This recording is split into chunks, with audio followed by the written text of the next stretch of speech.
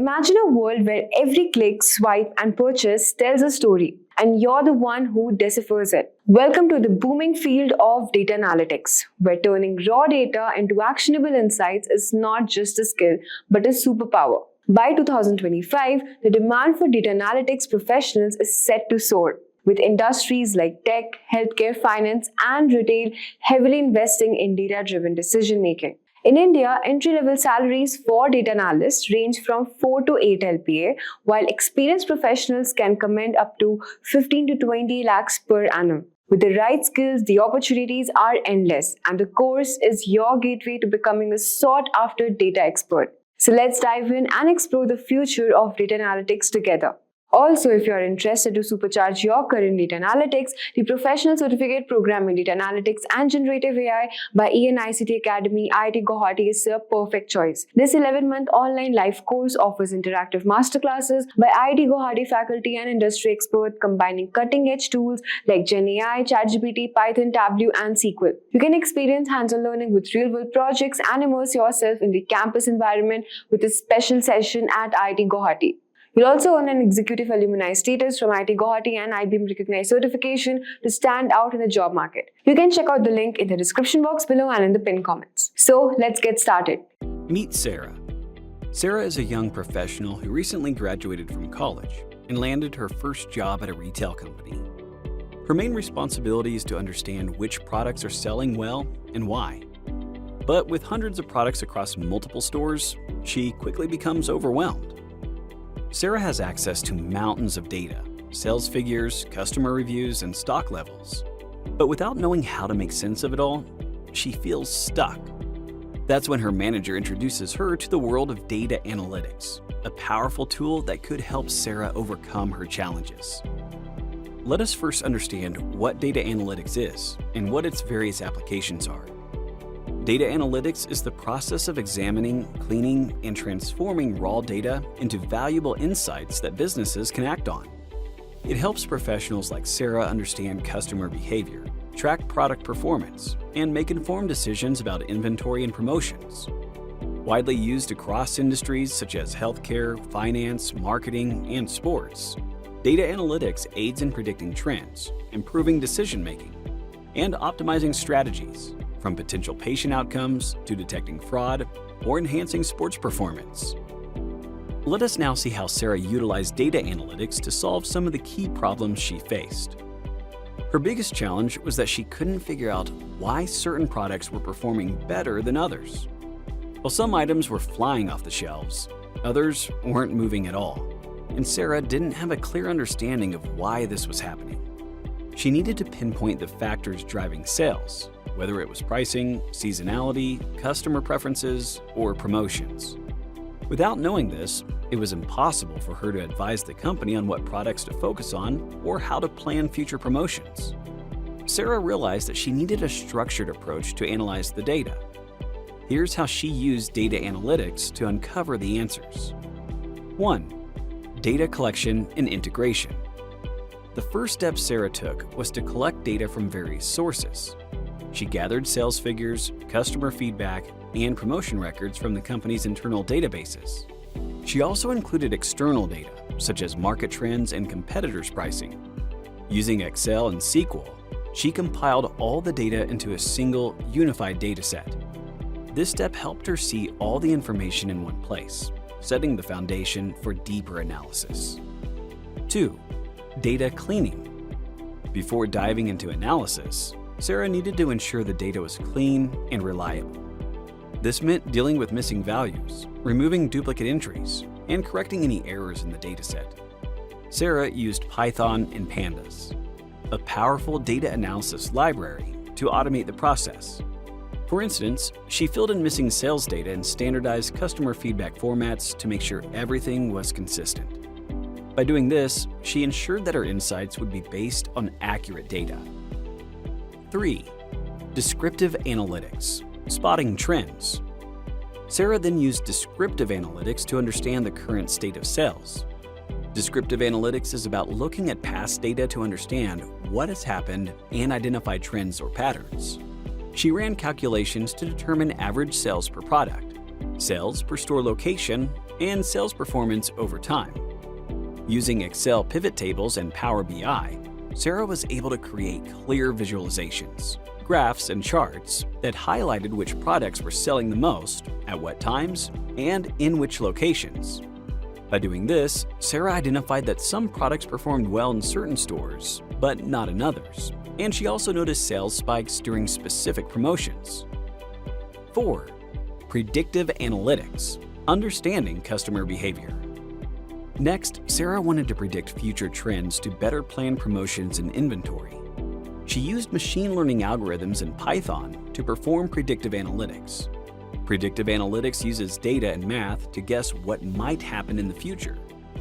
For example, using Simplilearn, which is a Python tool that helps build and test machine learning models easily, Sarah built a model that analyzed historical sales data, customer demographics, and external factors, such as seasonality, to forecast future product demand. This helped her anticipate which products would likely sell better during the upcoming holiday season. 5. A/B testing, validating promotion strategies. Sarah's company often ran different promotions to boost sales, but she wanted to know which strategies were most effective. Using A/B testing, a technique that involves comparing two variations of a strategy, Sarah was able to analyze the impact of different discount levels on sales. She ran tests where one group of customers received a 10% discount, while another group received a 20% discount. By tracking the sales performance using Google Analytics and SQL, she discovered that a 15% discount yielded the highest sales without significantly cutting into profit margins. Through the use of data analytics, Sarah was able to pinpoint the factors driving product sales. Her analysis revealed that products that were marketed heavily during promotional periods, especially with a discount of around 15%, saw the highest sales. Additionally, she found that certain items sold better in specific regions, likely due to local preferences. With this insight, Sarah recommended the company focus their marketing efforts on high-performing regions and adjust their promotion strategies to maximize sales without eroding profit margins. By using data analytics tools like Excel, Python, and Power BI, Sarah not only overcame her initial challenge, but also transformed how her company made business decisions. Her ability to turn raw data into actionable insights helped the company improve inventory management, optimize promotional strategies, and ultimately drive higher profits. On that note, here's a quiz for you. What is the purpose of data cleaning in Sarah's analytics process? A. To remove irrelevant data points. B. To ensure insights are based on accurate and reliable data. C. To improve data visualization. D. To filter out high sales data. Make sure to comment your answer in the comments section below, and we will give a 500 rupees Amazon voucher to one winner who gives the correct answer. If you want to learn and master data analytics just like Sarah, then you can enroll in Simplilearn's Data Analyst Master Program. Companies around the world are generating vast volumes of data every hour. This data could be in the form of log files, web server and transactional data, as well as various customer-related data. Also, data is being generated at a rapid rate from social media websites and applications such as Facebook, Instagram, Twitter, and WhatsApp. Companies want to use this data to derive value out of it and make business decisions. That's where data analytics comes into use. Data analytics is the process of exploring and analyzing large data sets to find hidden patterns, unseen trends, discover correlations, and valuable insights to make business predictions. Data analytics improves the speed and efficiency of your business. A few years ago, a business would have gathered information manually, performed statistical and complex analytics, and unearthed information that could be used for future decisions. But today, that business can identify insights on the fly for immediate decisions. Most organizations have big data, and many understand the need to harness that data and extract value out of it. So, they use a lot of modern tools and technologies to perform data analytics. Some of the tools I will discuss in detail later in this tutorial. If you categorize the steps to become a data analyst, these are the ones. Firstly, you need to focus on skills. Followed by that, you need to have a proper qualification. Then test your skills by creating a personal project, an individual project. Followed by that, you must focus on building your own portfolio to describe your caliber to your recruiters. And then target to the entry level jobs or internships to get exposure to the real world data problems. So these are the 5 important steps. Now let's begin with the step 1, that is skills. So skills are basically categorized into 6 steps: data cleaning, data analysis, data visualization, problem solving, soft skills, and domain knowledge. So these are the tools: Excel, MySQL, R programming language, Python programming language, some data visualization tools like Tableau, Power BI, and next comes the problem solving. So these are basically the soft skill parts. Problem solving skills, domain knowledge, the domain in which you're working, maybe a pharma domain, maybe a banking sector, maybe automobile domain, etc. And lastly, you need to be a good team player so that you can actively work along with the team and solve the problem collaboratively. Now, let's move ahead and discuss each and every one of these in a bit more detail. Starting with Microsoft Excel. While advanced tools are prevalent, proficiency in Excel remains vital for data analysts. Excel versatility in data manipulation, visualization, and modeling is unmatched. It serves as a foundational tool for initial data exploration and basic analysis. Data management. Database management skill is indispensable for data analysts. As data volumes soar, efficient management and retrieval from databases is critical. Proficiency in database systems and querying languages like SQL ensures analysts can access and manipulate data seamlessly. Followed by that, we have statistical analysis. Statistical analysis allow analysts to uncover hidden trends, patterns, and correlationships within data, facilitating evidence-based decision making. It empowers analysts to identify the significance of findings, validate hypotheses, and make reliable predictions. Next, after that, we have programming languages. Proficiency in programming languages like Python is essential for data analysts. These languages enable data manipulation, advanced statistical analysis, and machine learning implementations. Next comes data storytelling, or also known as data visualizations. Data storytelling skill is paramount for data analysts. Data storytelling bridges the gap between data analysis and actionable insights, ensuring that the value of data is fully realized in a world where data-driven communication is central to business success. Data visualization skill is a cornerstone for data analysts. As data complexity grows, the ability to present insights clearly and persuasively is paramount. Next is managing your customers and problem solving. Managing all your customers' data and companies' relationships is paramount. Strong problem solving skills are important for data analysts. With complex data challenges and evolving analytical methodologies, analysts must excel in identifying issues, formulating hypotheses, and devising innovative solutions. In addition to the technical skills, data analysts in 2025 will require strong soft skills to excel in their roles. Here are the top ones. Data analysts must effectively communicate their findings to both technical and non-technical stakeholders. This includes presenting complex data in a clear and understandable manner. Next soft skill is teamwork and collaboration. Data analysts often work with multidisciplinary teams alongside data scientists, data engineers, business professionals. Collaborative skills are essential for sharing insights, brainstorming solutions, and working cohesively towards common goals. And last but not least, domain knowledge. Knowledge on domain in which you're currently working is really important. It might be a pharmaceutical domain, it can be an automobile domain, it can be banking sector, and much more. Unless you have a basic foundational domain knowledge, you cannot continue in that domain with accurate results. Now, the next step, which was about the qualification to become a data analyst. Master's courses, online courses, and boot camps provide strong, structured learning that helps you gain in-depth knowledge and specialized skills in data analysis. Master's programs offer comprehensive, academically rigorous training and often include research projects, making sure you're highly competitive in the job market. Online courses allow flexibility to learn at your own pace while covering essential topics, and bootcamps offer immersive, hands-on training in a short period focusing on practical skills. All 3 parts enhance your credibility, keeping you updated on industry trends and make you more attractive to potential employers. If you are looking for a well-curated all-rounder, then we have got you covered. Simplilearn offers a wide range of courses on data science and data analytics, starting from master's, professional certifications, to post-graduations and boot camps from globally reputed and recognized universities. For more details, check out the links in the description box below and comment section. Now, proceeding ahead, we have the projects for Data Analyst. Data Analyst projects demonstrate practical skills in data cleaning, visualization, and analysis. They help build a portfolio showcasing your expertise and problem-solving abilities.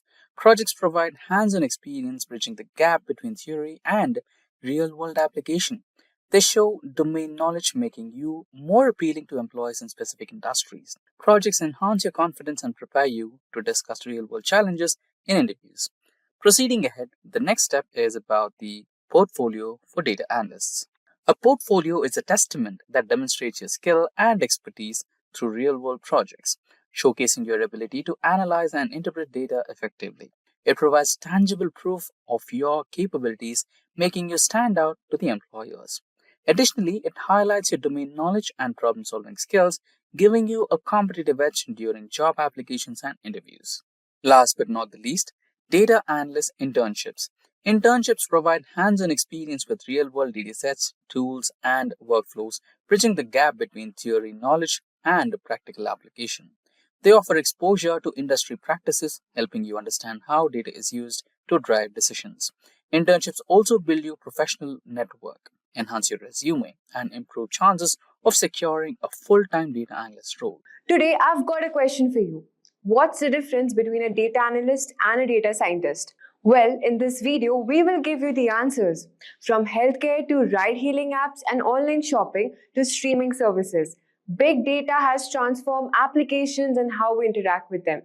Two key fields underpinning this transformation are data science and data analytics. Now, I know these concepts can be a bit tricky to grasp at first, so let's use a fun analogy to make it more clearer. Imagine for a moment that a business is like a human body. In this scenario, a data scientist would be a general practitioner, while a data analyst would be more like a specialist consultant. Both play crucial roles in keeping the body, or in our case, the business, healthy and functioning well. Think of the data scientist as the GP who looks at the entire body. They need to understand how all the different parts work together and how external factors affect overall health. This big picture views allows them to ask important questions about the body's well-being that others might miss. On the other hand, the data analyst is like a specialist focusing on a specific part of the body, let's say the heart or the brain. They dive deep into the area of expertise, answering specific questions and solving particular problems. For example, if there's an issue with the heart, the data analyst or heart specialist would be the go-to expert. But remember, while the specialist focuses on the area, the GP will still keep an eye on the overall health. They work together, each bringing the unique skills and keeping the body or the business in top shape. So in a nutshell, data scientists and data analysts both play vital roles in keeping a business healthy. The data scientist looks at the bigger picture while the data analyst dives deep into specific areas. Throughout this video, we will explore these roles in a more detail, looking at the specific tasks, skills they need, and how they contribute to the data-driven world we live in. So let's discuss the differences between data analytics and data science. Imagine a thriving social media app with millions of users sharing photos, videos, and messages every day. At this company, we have two data heroes, Alex, the data analyst, and Chris, the data scientist. They both work with data, but their roles are quite different. Alex is like the app's detective. Their job is to figure out on how many people are using the app right now. Alex looks at two things. Firstly, which features are most popular? When do most people log in? And how long do users spend on this app? Alex digs through user activity logs, engagement metrics, and customer feedback to answer specific questions. This helps the team make the app better today. That's what data analysts do. They solve current puzzles using existing information. Now, Chris, they're more like the app's fortune teller and inventor rolled into one. Chris takes all the data Alex collects, put a whole lot and more, and tries to predict the future. They ask big questions like what new features will users want next year? How can we use AI to make the app more fun? What if we could predict trending topics before they explode? Chris uses complex mathematics, machine learning, and computer programming to spot trends and create new ideas. That's what data scientists do. They use data to predict the future and innovate. Both Alex and Chris are crucial for the app's success. Alex helps the app run smoothly and keeps user happy day to day. Chris helps the company plan for the future and stay ahead in the competitive tech world. Let's look at the key definitions of how they differ from each other. Comparing data science versus data analytics. Data science and data analytics, while related, serve distinct purposes. Data science is a broad multidisciplinary field encompassing areas like machine learning, artificial intelligence, and computer science. It involves researching vast amounts of unstructured data to ask and answer strategic long-term questions. Data scientists often build complex models and algorithms focusing on innovation and strategic decision making, and they usually hold senior roles. In contrast, data analytics is a specialized discipline with data science that focuses on analyzing existing structured data to answer specific and immediate questions. Data analysts interpret data, identify trends, and provide actionable insights using tools like SQL and Excel.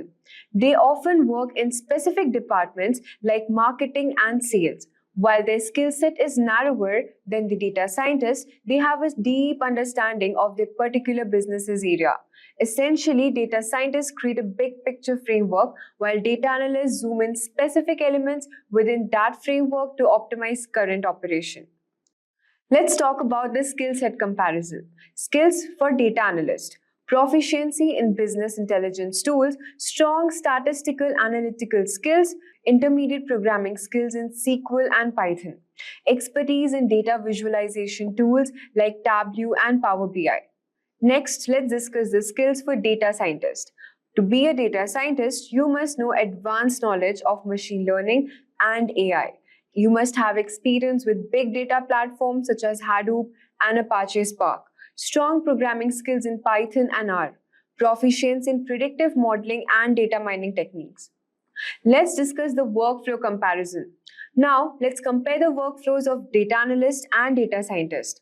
The workflow of data analyst typically begins with data collection, where they gather data from various sources to ensure they have all the necessary information. Next comes data cleaning, a crucial step where they remove any errors and redundancies from the dataset to ensure accuracy. Following this, they perform data analysis, using statistical methods to interpret the data and uncover patterns and trends. To present their findings effectively, data analysts then engage in data visualization, creating charts and graphs that make complex data more understandable. Finally, they provide actionable insights, offering recommendations that can be implemented immediately to improve business operations. In contrast, the workflow of a data scientist starts with identifying the problem, where they define a strategic question or opportunity that needs to be addressed.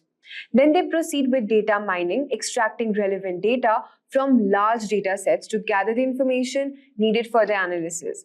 Similar to data analysts, data scientists also perform data cleaning to prepare the data for analysis. However, they take it a step further with data exploration, conducting exploratory analysis to understand the depth of data. Next, we have feature engineering, where they create new features from raw data to enhance their models. And then they build predictive models to forecast future outcomes based on the data. Once the models are ready, they deploy the model into production and start generating insights in real time. The final step is their workflow to monitor and iterate, continuously improving the model based on the new data and ensure it remains accurate and effective. Let's discuss the tools and techniques. Let's explore the tools and techniques used by data analysts and data scientists. Data analysts like Alex uses a variety of tools to handle and analyze data efficiently. They often use Excel for data organization and basic analysis due to their accessibility and functionality. For querying databases, SQL is the go-to language, enabling them to extract and manipulate data effectively. To visualize data and create insightful dashboards, Tableau is commonly employed using robust data visualization capabilities. Additionally, Python is used for more advanced data manipulation and analysis, making it a versatile tool in Data Analyst toolkit. On the other hand, data scientists like Chris rely on slightly different set of tools to handle their more complex tasks. Python is a staple for data manipulation, machine learning, and artificial intelligence thanks to the extensive libraries and frameworks. R is also a key tool particularly for statistical analysis and visualization, providing powerful statistical techniques. For processing large data sets, Hadoop is indispensable. Enabling scalable and distributed computing, Apache Spark is used for large-scale data processing, offering speed and ease of use for big data analytics. Lastly, we have the TensorFlow, which is important for building and deploying machine learning models, making it essential for AI-related tasks. Let's discuss the application comparison. Let's see how the work of data analysts and data scientists relies in real-world scenarios. Data analysts like Alex plays a vital role in understanding user behavior. For example, they analyze which app features are most popular among users, providing insights that can enhance user experience and app's functionality. In the realm of sales, they identify trends and optimize marketing strategies, ensuring that the company targets its audience effectively and maximizes revenue. Moreover, by analyzing customer feedback, data analysts help improve product features, ensuring the company meets customer needs and expectations. Conversely, data scientists like Chris engage in more predictive and innovative application. They use predictive analysis to forecast future trends and behaviors, allowing companies to make informed strategic decisions.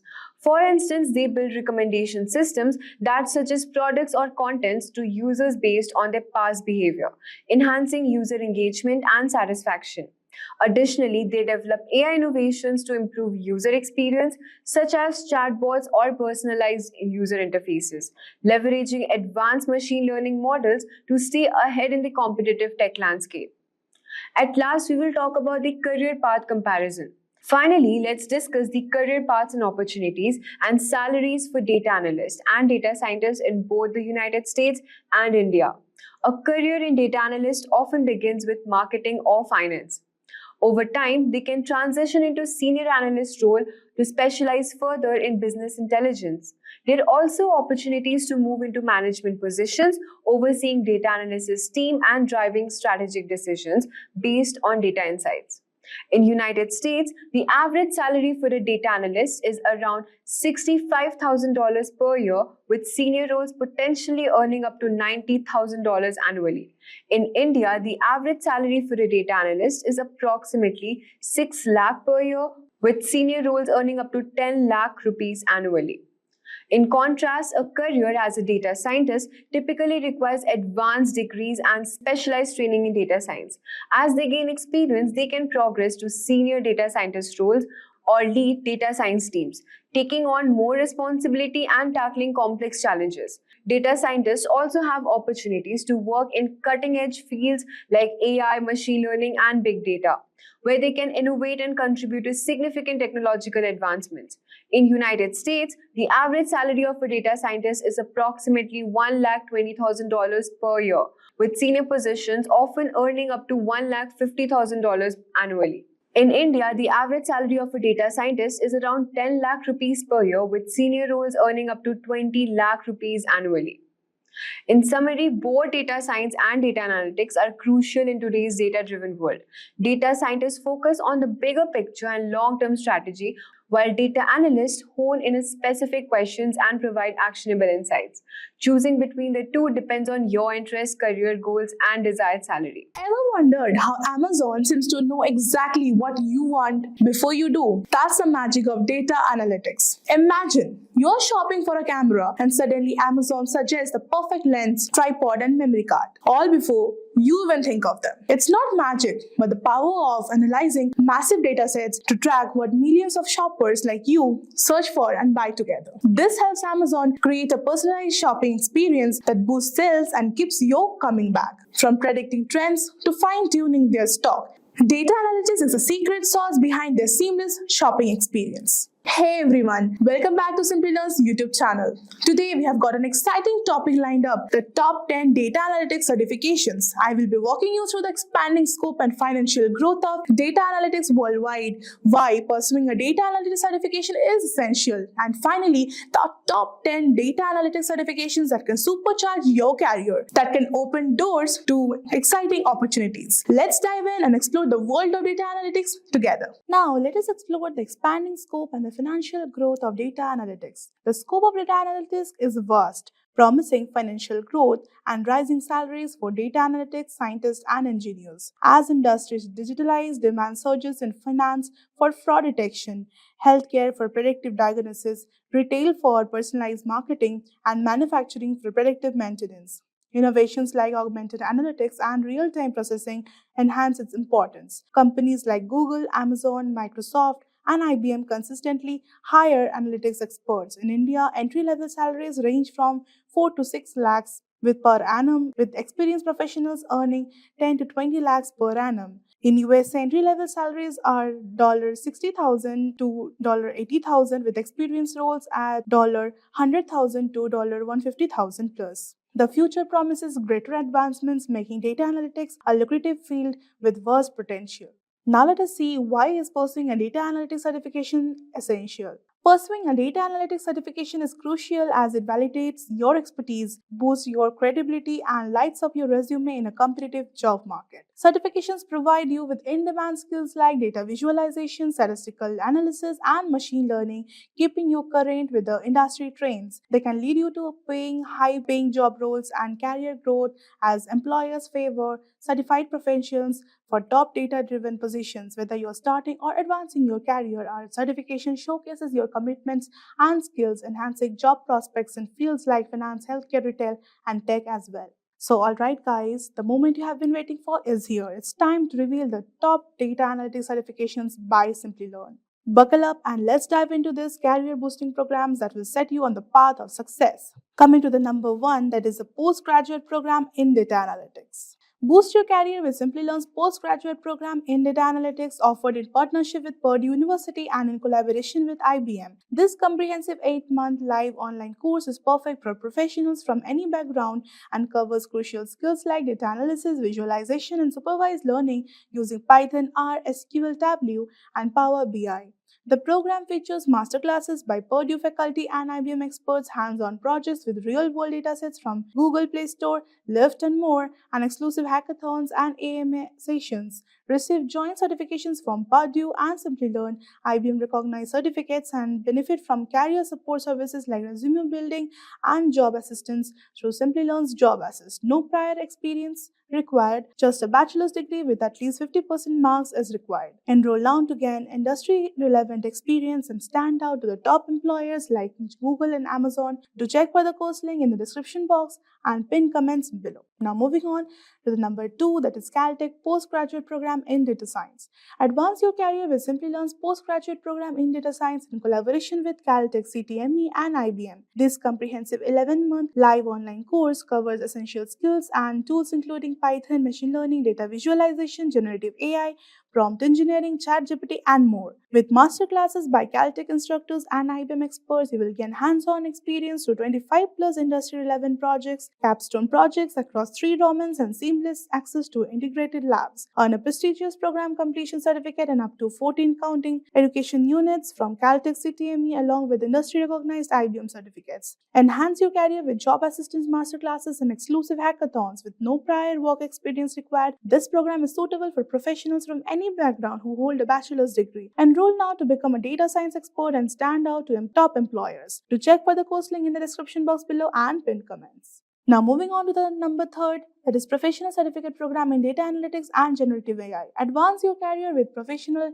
Certificate Program in Data Analytics and Generative AI by Simplilearn in collaboration with E&, ICT Academy, IIT Guwahati, and IBM. This comprehensive 11-month live online program is designed to equip you with cutting-edge skills in data analytics and generative AI, covering essential tools like SQL, Excel, Python, Tableau, Power BI, and more. Learn from distinguished IIT Guwahati faculty and IBM experts through interactive masterclasses, hands-on projects, and capstone experiences. Gain practical expertise with exposure to GenAI tools such as ChatGPT and Gemini, and earn industry-recognized certifications from IBM along with the executive alumni status from IIT Guwahati. Enhance your professional profile with Simplilearn's job assist, resume building, and job placement support to get noticed by the top hiring companies. Enroll now to elevate your career and join a network of industry leaders. Do check for the course link in the description box below and pinned comments. Moving on to the number 4, that is Professional Certificate Course in Data Science. Master Data Science with the Professional Certificate Course in Data Science by Simplilearn in collaboration with ENICT Academy IIT Kanpur. This comprehensive 11-month live online program equips with essential skills and tools such as Python, Power BI, Tableau, ChatGPT, and more. Benefit from the masterclasses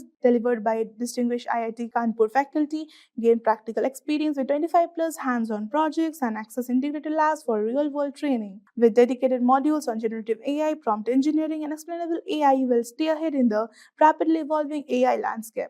Earn a prestigious program completion certificate from ENICT Academy IIT Kanpur and take advantage of Simplilearn's job assist to enhance your professional profile and stand out to recruiters. Apply now to enhance your career in data science and AI. Do check for the course link in the description box below and pin comments. Now moving on to the 5th one, that is the postgraduate program in data science. Supercharge your career with the postgraduate program in data science by Simplilearn in collaboration with Purdue University and IBM.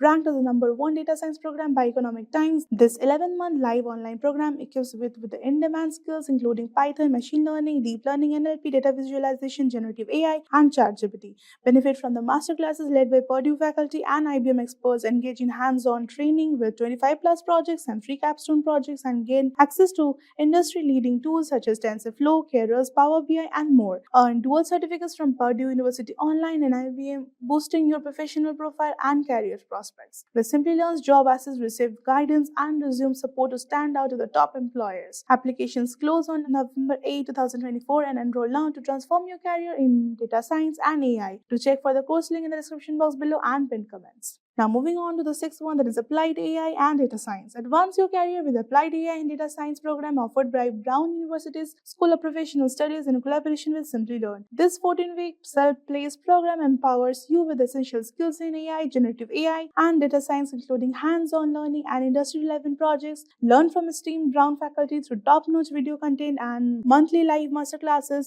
covering tools and concepts such as Python, machine learning, neural networking, and GPT models. Benefit from a curriculum designed to refine your expertise, supported by integrated labs and exclusive content on generative AI. Earn a prestigious certificate of completion from Brown University and a creditly badge upon program completion. Enhance your profile with Simplilearn's job assist, resume building support, and exclusive IIM job membership to stand out in today's competitive job market. Enroll now to gain the cutting-edge knowledge and take your career in AI and data science to the next level. Do check for the course link in the description box below and pinned comments. Now moving on to the next, that is the Data Analyst. Elevate your career with Simplilearn's Data Analyst certification, ranked number 1 by Career Karma. This comprehensive 11-month program is designed to transform you into a data analytics expert with practical training in SQL, R, Python, data visualization, and predictive analytics. Learn through live interactive classes, capstone projects, and 20 plus hands-on projects that ensure real-world experience.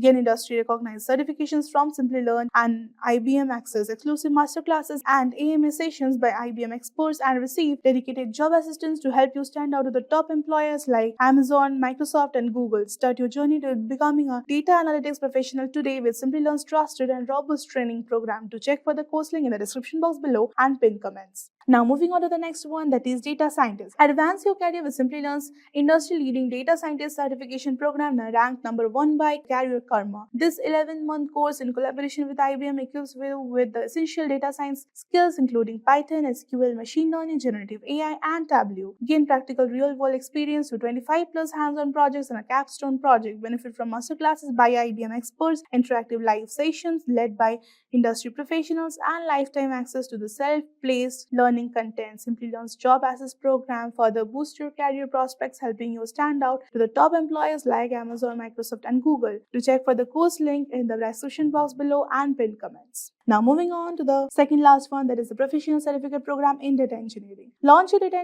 engineering career with Simplilearn's Professional Certificate Program in Data Engineering, offered in partnership with Purdue University Online. This 32-week program equips with the in-demand skills covering Python, SQL, NoSQL, Big Data, AWS, Azure, and Snowflake fundamentals. Aligned with industry-recognized certifications like AWS Certified Data Engineer, Microsoft DB 203, and Snow Pro Core, this course ensures comprehensive learning through live online classes, practical projects, and a capstone experience. Gain access to Purdue's Alumni Association, exclusive masterclasses, and Simplilearn's job access for career support. Join now to become a certified data engineer and fast-track your career to high-impact roles in the field. Do check for the course link in the description box below and pinned comments. Now moving on to the last but not the least, the Microsoft Certified Azure Data Engineer Associate DP 203. Advance your career with Simplilearn's Microsoft Certified Azure Data Engineer Associate DP 203 training aligned with the official certification. Master essential Azure skills like data integration, transformation, and storage while gaining hands-on experience with the key services such as Azure Synapse Analytics, Data Factory, and Azure Databricks. Benefit from live online classes led by Microsoft certified trainers, access to official Microsoft handbooks, practice lab, and comprehensive practice tests to help you excel in DP 203 exam. This course designed for real-world application ensures you develop job-ready skills and earn an official course completion badge hosted on the Microsoft Learn portal. Enroll now to elevate your data engineering expertise. Do check for the course link in the description box below and pinned comments. So getting a data analytics certification can be a game changer for your growth. However, choosing the right certification is crucial. It's like finding the perfect key to unlock your potential. Select the one that best aligns with your career goals and skill set to maximize your journey in data analytics. Now, let's discuss the various steps involved in the data analytics process. As you can see on the screen, there are 5 process steps. Now let me make you understand each of this one by one. So the first step is to understand the problem. Before starting with the analysis, you need to understand the business problem and define your goals. Asking questions at the outlet is vital because this would address issues such as how can we reduce production costs without sacrificing quality?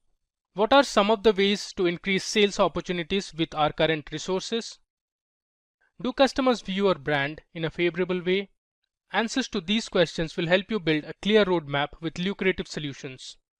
Also, try to find out the key performance indicators and consider the matrix to track along the way. The second step in the process is data collection. After you have finalized your goals, it's time to start looking for your data. Data collection is the process of gathering information on targeted variables identified as data requirements. The emphasis is on ensuring accurate and right data is collected. Data collection starts with primary sources, which are also known as internal sources. This is typically structured data gathered from CRM software, ERP systems, marketing automation tools, and others. These sources contain information about customers, finances, gaps in sales, etc.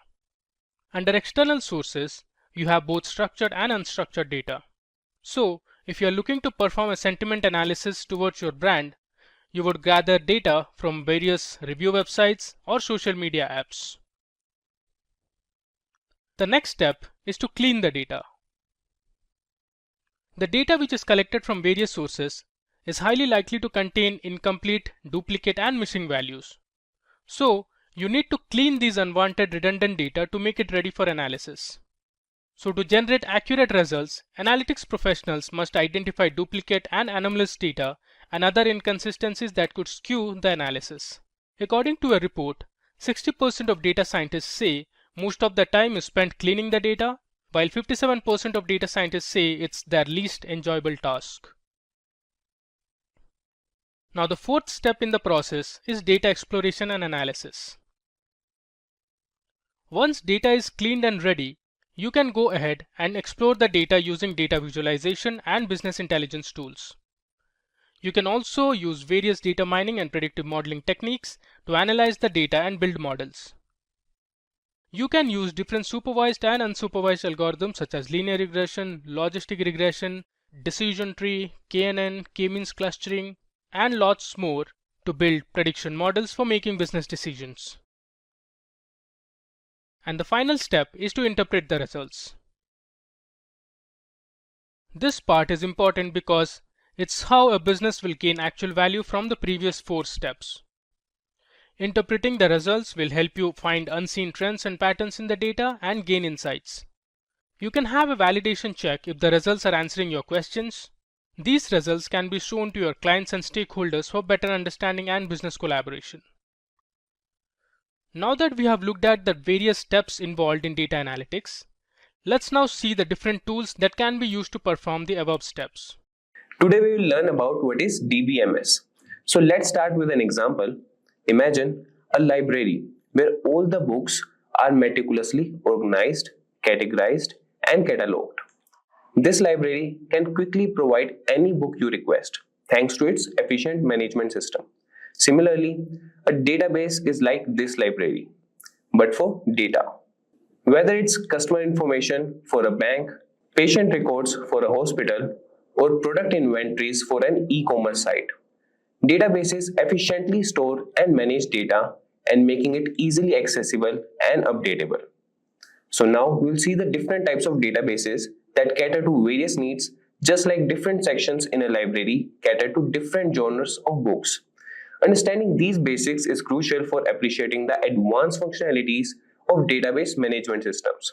So in technical terms, a database is an organized collection of data, generally stored and accessed electronically from a computer system. Databases can store various types of data, such as text, numbers, images, and more. So let's begin with understanding what a DBMS really is. Essentially, a DBMS is software designed to manage databases. It helps in storing, retrieving, and updating data efficiently. Think of a DBMS as a sophisticated library system, where each book is a piece of data, and the DBMS ensures that each book is organized properly and can be easily found and is kept secure. Imagine you walk into a massive library filled with millions of books. Each book represents a piece of data. In this library, there are librarians who know exactly where each book is and can quickly find any book you need and ensure that the books are safe and well organized. This library is like a database, and the librarians are like a DBMS. And in the 1960s, as the amount of data grew exponentially, we needed something more efficient than manual methods. This led to the creation of DBMS, a software specifically designed to manage, retrieve, and secure data efficiently. Today, examples of popular DBMS include MySQL, Oracle, and SQL Server, which power many of the applications we use daily. Now that we have a clear understanding of what a DBMS is and it's important in managing data, let's delve deeper into the heart of these systems. Just like any complex machinery, a DBMS is made up of several key components, each playing a crucial role in ensuring the smooth operation and management of databases. So let's explore these components in detail. So DBMS consists of several key components that work together to manage data efficiently. Let's look at these components. Number one is database engine. This is the core service for assessing and processing data. And then comes the database schema that defines the logical structure of the database. Then comes the query processor that interprets and executes database queries. Additionally, there are other components like the storage manager, which manages the physical storage of data, and the transaction manager, which ensures data consistency and handles transactions. So let's understand this with the help of an example. Imagine a DBMS as a factory that processes raw materials into finished products. The database engine is like the factory floor where all the action happens. The database schema is the blueprint outlining how everything should be organized. The query processor acts like the machinery executing specific tasks based on instructions. And the storage manager is the warehouse ensuring all raw materials and finished products are stored correctly. Lastly, the transaction manager. It's like the quality control team, ensuring everything is consistent and transactions are smoothly handled. Now let's explore the core functions of Database Management System, or DBMS. These functions are crucial for efficient data management and ensure that the systems operate smoothly and effectively, from storing and retrieving data to managing transactions and ensuring data integrity and security. Each function plays a vital role in the overall operation of a DBMS. So let's start with the functions of DBMS. So DBMS stores large amounts of data in a structured way and retrieves data efficiently and allows update to be made easily. So let's start with the functions of DBMS. The functions are data storage, retrieval, and update. So DBMS stores large amounts of data in a structured way, retrieves data effectively, and efficiently and allows update to be made easily. Then comes the transaction management that handles multiple operations on the database while ensuring data consistency. It manages transactions to ensure they are processed accurately and securely. Then comes the data integrity and security that ensures that data remains accurate and consistent throughout its lifecycle. That implements security measures to protect data from unauthorized access and breaches. Now moving to the advantages of using DBMS. So using a database management system offers numerous advantages that enhance the efficiency, security, and usability of data. So let's explore these benefits in detail, from ensuring data consistency and integrity to improving data sharing and providing robust security measures. DBMS plays a crucial role in modern data management. Additionally, it offers data abstraction and independence, making data handling more flexible and manageable. So imagine you are running a large company with numerous departments with hundreds of employees. Managing data manually would be chaotic and error prone, but with a DBMS, data consistency and integrity are maintained, ensuring that everyone works with accurate and up-to-date information. The system also promotes improved data sharing, allowing different departments to collaborate seamlessly. Enhanced security features protect sensitive data from unauthorized access, just like having a robust security system for your company's valuable assets. Furthermore, the separation of data from applications, known as data abstraction and independence, allows you to update or change your applications without affecting the underlying data structure, making your data management more flexible and efficient. So now moving to types of DBMS, that is database management system types. Data management systems comes in various types, each designed to handle different kinds of data and use cases. So let's explore the main types of DBMS. Number one is relational DBMS, then comes NoSQL DBMS, then we have object-oriented DBMS, and then we have hierarchical DBMS and network DBMS. Each type has its unique features and applications, making them suitable for different scenarios. So let's start with relational DBMS. It stores data in tables with rows and columns and uses SQL, that is structured query language, for querying and managing data. Examples are MySQL, Oracle SQL Server, and then coming to NoSQL DBMS, that is designed for unstructured data and big data applications. And it supports a variety of data models including document, key value, column family, and graph.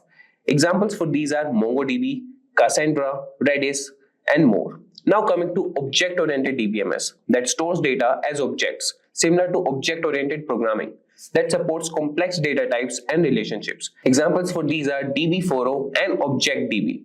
Now moving to hierarchical DBMS that organize data in a tree-like structure with parent-child relationships, and that is efficient for specific applications like directory services. And the examples are IBM Information Management System, that is IMS. Now moving to the next, that is network DBMS, that uses a graph structure to represent data and its relationships, and it supports many-to-many relationships between data. And the example for these are Integrated Data Store, that is IDS.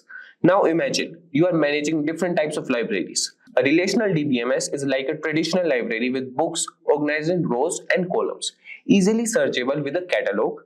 Now coming to NoSQL. So NoSQL DBMS is like a digital library that supports various media types and formats, handling massive and unstructured collections efficiently. Then comes object-oriented DBMS. That's like a specialized library for complex collections, where each book is an object with detailed attributes and relationships. Then comes hierarchical DBMS. That is similar to an archive with a tree-like organization, making it easy to navigate through related documents. Finally, a network DBMS. That's like a web of interconnected libraries, supporting many-to-many relationships, making it easier to explore interconnected collections. So with that types of DBMS, now coming to common use cases of DBMS. So database management systems are widely used across various industries to handle massive amounts of data efficiently and securely. So let's look at some of the use cases where DBMS plays a vital role. From banking systems and airline reservation systems to telecommunication networks and financial systems, DBMS ensures data is managed effectively to support critical business operations. So talking about banking systems, it manages customer data, transaction records, and financial statements to ensure accurate and secure banking operations.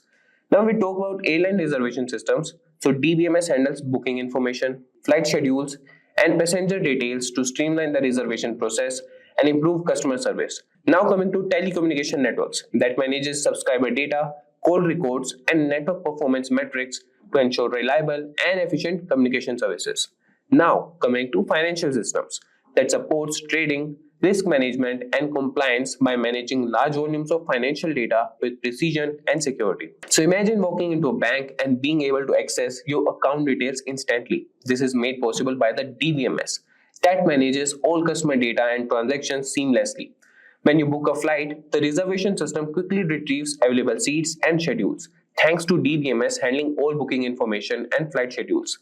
In the telecommunication sector, DBMS ensures your call records and subscriber data are managed efficiently, providing you with reliable service. And similarly, in the financial industry, DBMS supports various operations like trading and risk management by securely managing large volumes of data. These are just a few examples of how DBMS support critical operations across different industries. And with that, guys, now we will discuss the future trends in DBMS. So as technology continues to evolve, so do database management systems. So let's explore some of the emerging trends in DBMS that are shaping the future of database management system. These trends include big data and NoSQL databases, distributed databases, cloud databases, and the integration of machine learning. So talking about big data and NoSQL database that is designed to handle massive volumes of unstructured and semi-structured data that support for various data models like document, key value, column family, and graph. Examples are MongoDB, Cassandra, Hadoop. Now coming to distributed databases. So these databases that run on multiple servers or nodes, providing high availability and scalability. So in this, data is distributed across different locations but appears as a single database to users. Examples are Google Spanner, Apache Cassandra, and Amazon DynamoDB. Now coming to cloud databases. So these databases are hosted and managed on cloud platforms, offering flexibility and scalability that eliminates the need for physical infrastructure and allows for easy scaling and maintenance. Examples are Amazon RDS, Microsoft Azure SQL Database, and Google Cloud Spanner. Now coming to machine learning integration.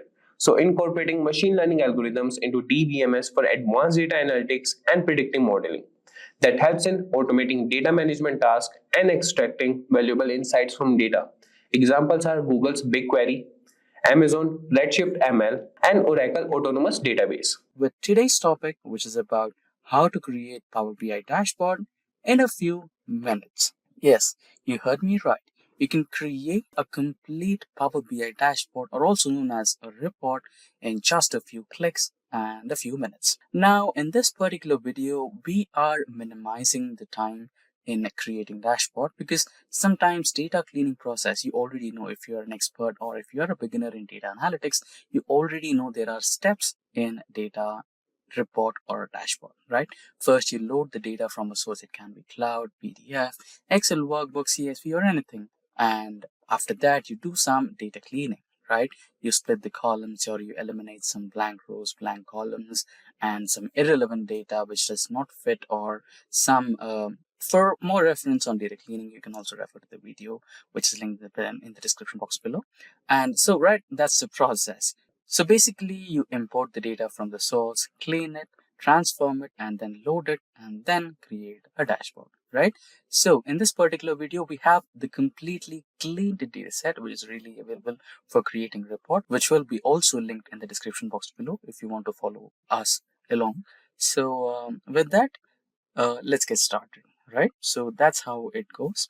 Now let's have a look at our data.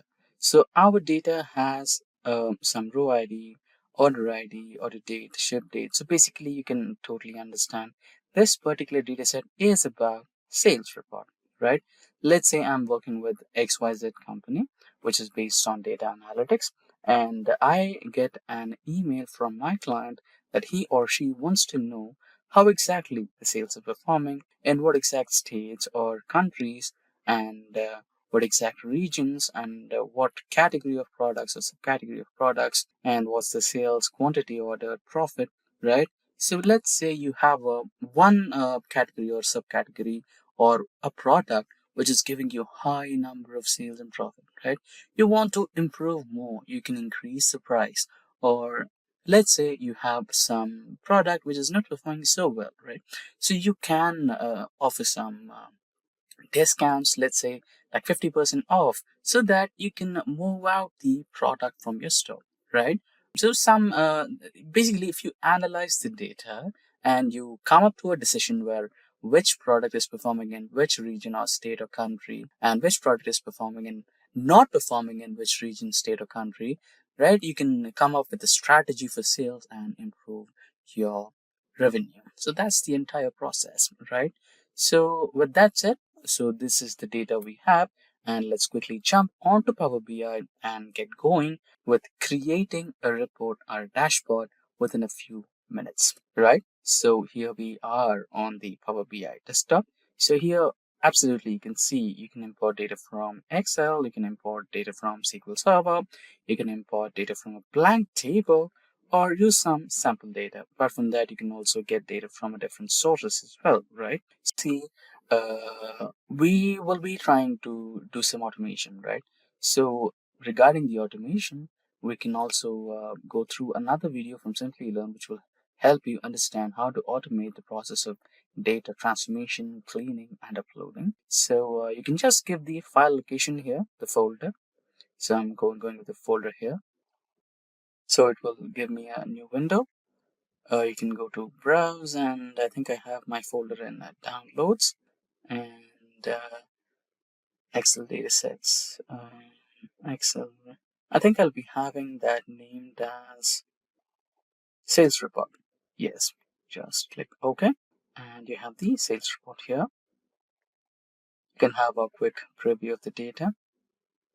So here you have the options: combine, load, transform data, right? You can just directly load, because I've said you that this particular data set is completely clean and is ready for reports, right? So you can just select the data you want and just load, right? I'm doing it this way because let's say for let's not let's say we have the data here in a form, in such a form that the data is from last 3 to 4 years, right? So let me select it this way. So in this case as well, it will take the Excel file, and even if you add some more data to it, it will apply the changes to it, right? So let's say we have the data for the last 4 years: 2020, 2019, 2021, 2, and 3. And since 2024 is not completed yet, we are not taking that data. Let's say we enter into 2025, then the new data for 2024 gets updated and loaded onto the same data table. And you don't have to process the data once again, clean it, transform it, load it. No, that's not gonna happen. You can just load the data, you can just drop the data on the Excel spreadsheet, and your dashboard or report will reflect the new changes automatically just by refreshing your dashboard, right?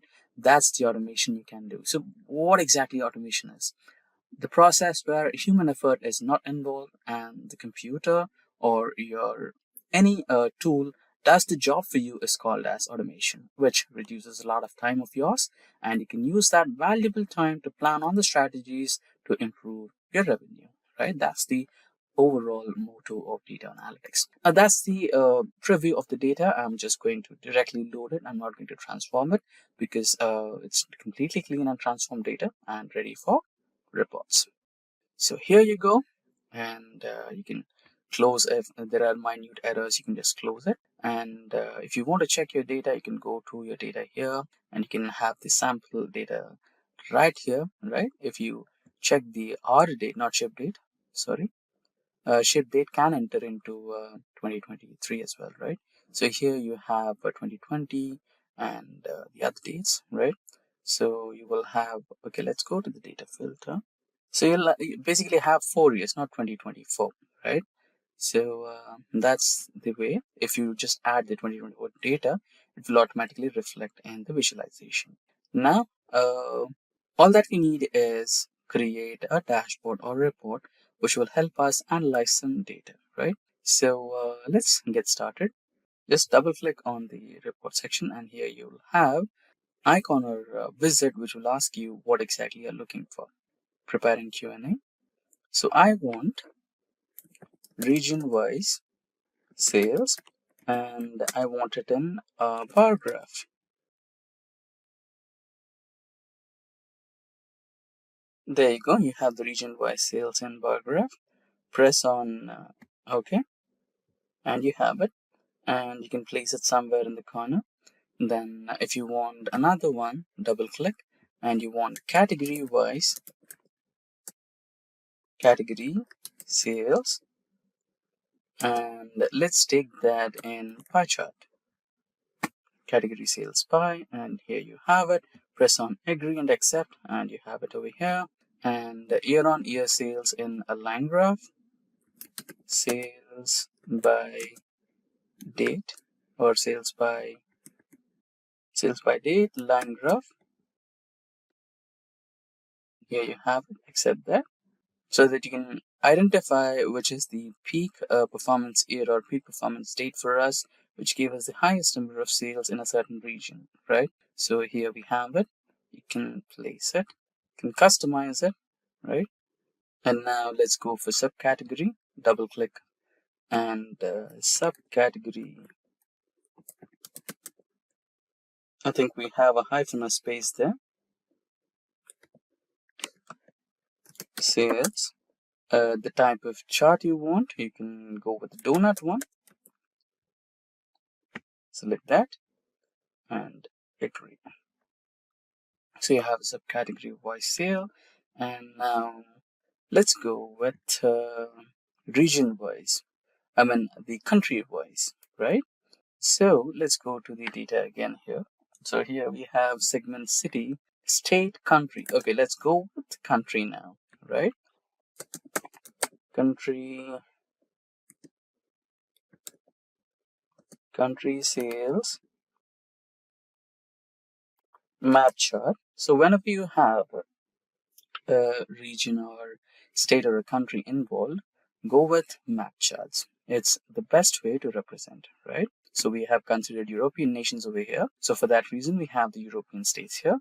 And now we can let's go with the data once again and have a look what else we can do. And shipment mode, right? So you have the shipment mode as well. So you can identify what type of shipment mode customers are majorly preferring. Shipment mode, bar graph, agree. So basically, I think we have 3 types of shipment mode. Let's check the column name of shipment mode properly. Ship mode. It's not shipment mode, it's ship mode, right? So let's type again. Ship mode, bar graph. Okay, shipment mode sales, bar graph. There you go. So agree, accept it. So you have standard shipment is the most preferred one. Now we have this, so let's add some KPIs here. So KPI of sales, you will adjust that, agree, there you go. And let's add a KPI for profit, and you have it, agree. KPI for revenue, double click.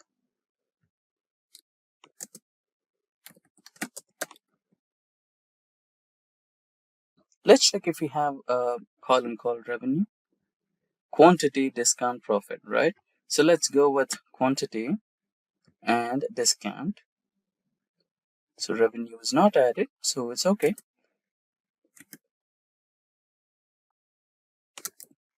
So you can identify which product or subcategory is highly selling in number of quantities.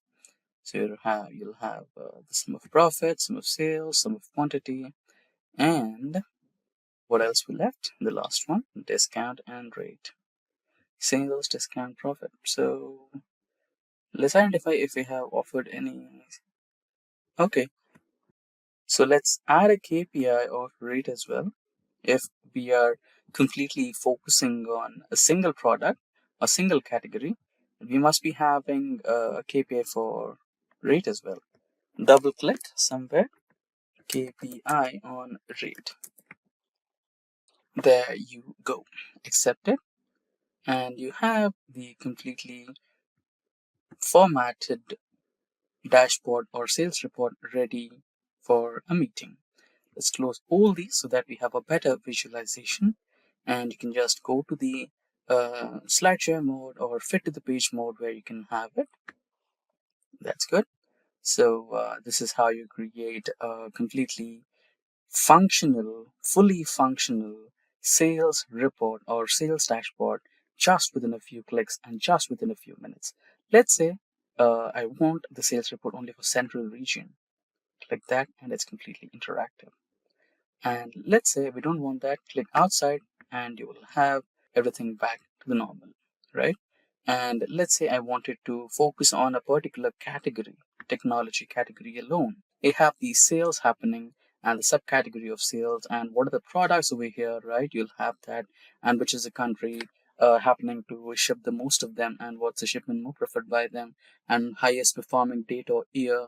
So here you can see 2022 June was the highest performance for sales, and the lowest one is somewhere here in March 2020 or something, right? So that's how you can create a fully interactive dashboard or report based on sales data in a few minutes and in a few clicks. And that brings us to the end of this tutorial on the topic how to create a completely functional sales report or sales dashboard in a few clicks and in a few minutes. Moving on, who is a data analyst? A data analyst collects, analyzes, and interprets data. A data analyst will convert raw data into useful information. Data analysts are in high demand because every industry uses data analysis. Work of a data analyst. As a data analyst, you will work closely with the raw data and generate valuable insights to help companies decide their future goal. If you like thinking out of the box, you are the perfect fit for this domain. Data analysts help maximize output when it comes to generating revenue, working closely with both business and data. Nevertheless, this field boasts handsome salaries for all levels of expertise. Can you become a data analyst without prior experience? Yes, anyone can become a data analyst if they enjoy solving real-world problems, have a strong background in statistics, and have a creative mind. If you feel you don't have it, you can definitely develop it. So let us know the skills in detail. What are the basic skill sets required for a data analyst? Data analyst must know basic mathematics and statistics, programming skills, machine learning, and also data visualizations tools. So let us know what are the basics that you need to learn as a data analyst.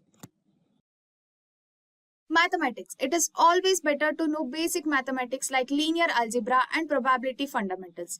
Linear algebra is used in data pre-processing and transformation, which is the critical process of every data analyst. Statistics, a branch of mathematics that deals with collection, analysis, presentation, and implementation. Probability. We know that probability is the study of how likely something will happen, which is essential for concluding. Both probability and statistics are the backbones of data analysis. It is feasible to become a data analyst with only a basic understanding of these three areas of mathematics. But in order to remain relevant and grow as a data analyst, one's mathematical knowledge should not be restricted. Compulsorily use some of the tools as a data analyst. What are that? First is Microsoft Excel.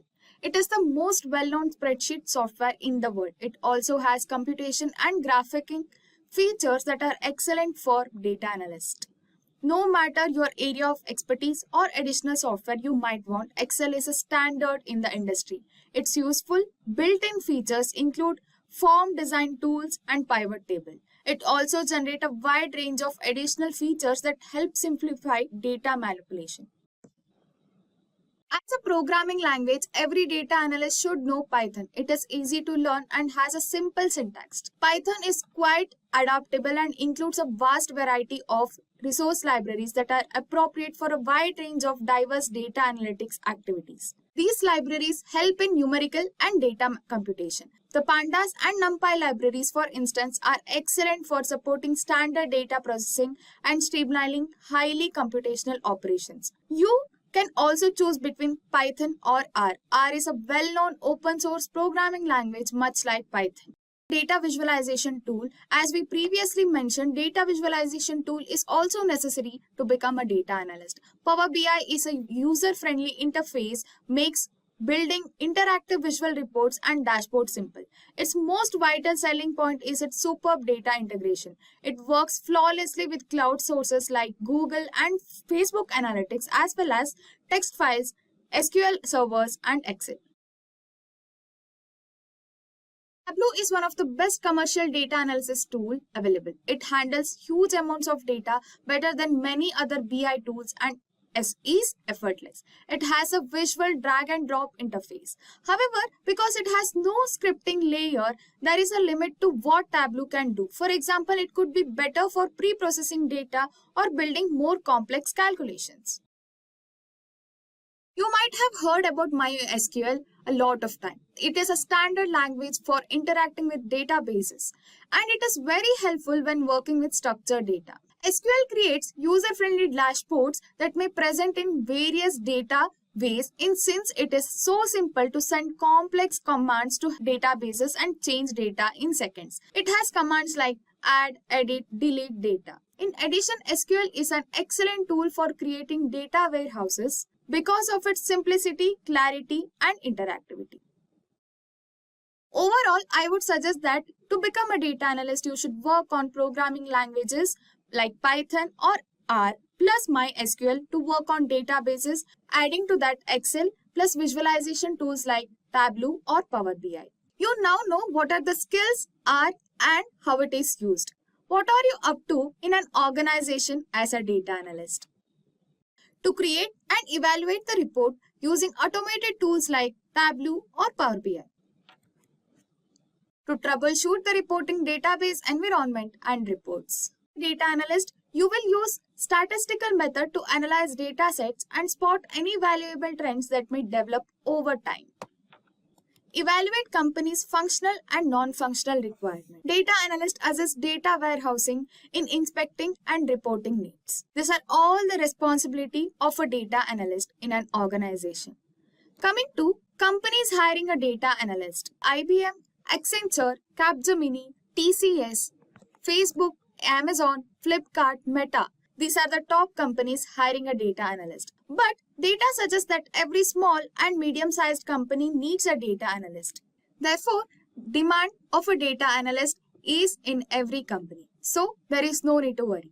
Job and salary of a data analyst. This is the final part. The salary of a data analyst is high all over the world. When it comes to the USA, the average salary for a data analyst as a beginner is going as high as $70,000 plus per annum. For experienced professional, it is going as high as $120,000 per annum. In India, for a fresher, it is going as high as 8 lakh per annum, and for experienced professionals, it is 20 lakh plus per annum.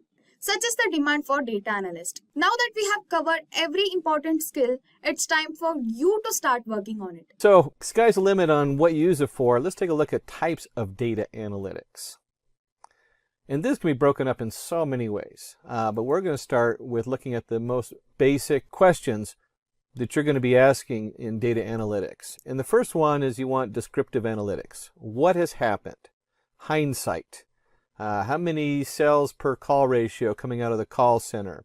If we have 500 tourists in a forest and you have a certain temperature, how many fires were started? How many times did the police have to show up to certain houses? All that's descriptive. The next one is predictive. Predictive analytics is what will happen next. We want to predict. This is great if you have an ice cream store and you want to predict how many people to work at the ice cream store on a certain day based on the temperature coming up and the time of the year. And then one of the biggest growing and most important parts of the industry is now prescriptive analytics. And you can think of that as combining the first two. We have descriptive and we have predictive, and then you get prescriptive analytics. How can we make it happen? Foresight. What can we change to make this work better? In all the industries we looked at before, we can start asking questions, especially in city development. There's a good one.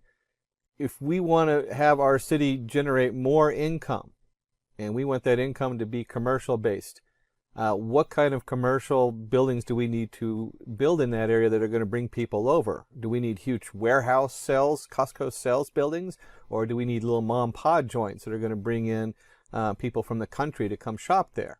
Or do you want an industrial setup? What do you need to bring that industry in there? Is there a car industry available in that area? If it's not a car industry, what other industries are in that area? All those things are prescriptive. We're guessing. We're guessing what can we do to fix it? What can we do to fix crime in an area with education? What kind of education are we going to use to help people understand what's going on so that we lower the rate of crime and we help our communities grow better? That's all prescriptive. It's all guessing. We want foresight into how can we make it happen? How can we make this better? And we really can't not go into enough detail on these three, because a lot of people stumble on this when they come in and are doing analytics. Whether you're the manager, shareholder, or the data scientist coming in, you really need to understand the descriptive analytics, where you're studying the total units of furniture sold and the profit that was made in the past. Here we go into predictive analytics, predicting the total units that would sell and the profit we can expect in the future, gear up for how many employees we need, how much money we're going to make, and prescriptive analytics, finding ways to improve the sales and the profit so we can sell maybe a different kind of furniture. We're going to guess at what the area is looking for and how that marketing is going to change. Hello everyone, we welcome you all to this video by Simplilearn. In today's session, we will learn a really interesting topic, that is the top 10 skills to become a data analyst in 2022. In today's digital world, data is being generated by companies and individuals every second, so the role of a data analyst holds supreme importance. So if you're looking for a career in data analytics, this video will help you learn what a data analyst does and the various skills you need to possess to become a data analyst in 2022. Before we get started, make sure you subscribe to the Simplilearn channel and hit the bell icon to never miss an update from us. Let's look at the agenda for this video. First, we will understand who a data analyst is. Then we will understand the top 10 data analyst skills for 2022. Moving on, we will look at the salary of a data analyst. And finally, we will look at the companies hiring data analysts. So now let's understand who is a data analyst. A data analyst is a professional who collects business data from various sources, interprets it, and uses various statistical tools and techniques to extract insights and useful information from it. They acquire data from primary or secondary data sources and maintain databases. They also recognize and understand the organization's goal and collaborate with different team members such as programmers, business analysts, and data scientists to build an effective solution to a business problem. Now, with this basic understanding of who a data analyst is, let's learn the top 10 data analyst skills for 2022. At number 1, we have Structured Query Language or SQL. SQL is a top skill that every data analyst should have. Data analysts use SQL commands and functions to store, process, analyze, and manipulate structured data using relational and NoSQL databases. They also build data models and write complex SQL queries and scripts to gather and extract information from several databases and data warehouses. Some of the popular databases a data analyst should be familiar with are Microsoft SQL Server, MySQL, PostgreSQL, and IBM DB2. The second important skill for a data analyst is Microsoft Excel. Microsoft Excel is one of the most popular and oldest spreadsheet applications for creating reports, performing calculations, and analyzing data. Data analysts need to know how to handle tabular data in Excel.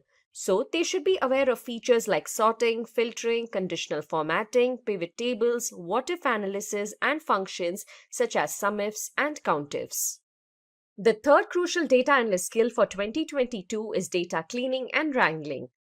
Usually, the data collected by analysts from various heterogeneous sources is often messy and contains a lot of missing values. So, it is always crucial to clean the data and remove noise, missing, or erroneous elements. It is also important to format data using tools and methods before using it for analysis. They are responsible for data mining as well. The data mined from various sources are organized in order to obtain new information from it. Some of the tools you need to know for data cleaning and wrangling are Excel Power Query and OpenRefine. The fourth skill on our list is mathematics and statistics. Data analysts often work on data for higher dimensions that are greater than 3. In order to interpret such data, they need to be good at linear algebra and calculus. They also build predictive models and statistical models such as linear regression, logistic regression, naive Bayes, and k-means clustering. In order to understand the working of these algorithms, they must have knowledge about statistics and probability. Coming to the fifth important skill for a data analyst in 2022, we have programming. Data analysts need to master at least one programming language, preferably Python or R. In order to work with complex business problems, analysts need to write scripts and user-defined functions to automate tedious tasks. Python and R language provide a collection of different libraries and packages such as NumPy, Pandas, dplyr, matplotlib, ggplot, which data analysts can use to discover trends and patterns from complex data sets. After this, we have data visualization as our sixth skill. Another data analyst job role is to visualize large volumes of data and prepare summary reports and dashboards for the leadership team and clients so that they can make timely business decisions. To do this, data analysts use various data visualization tools such as Power BI, Tableau, and QlikView. Using these tools, data analysts can integrate various data sets, apply joint conditions, sort and filter data, as well create different visualizations using charts and graphs. The seventh skill for a data analyst is industry knowledge. Data analysts should have good knowledge and understanding of the industry or domain they are working in. For example, if you're working in a healthcare domain, you need to know how healthcare analytics can be applied to improve patient care. You should have knowledge about the challenges faced in healthcare and how you can leverage data and analytics to solve the issues. Only if you have strong industry knowledge can you try to improve the business. The eighth skill that is important for a data analyst in 2022 is problem solving. A business deals with several problems on a daily basis.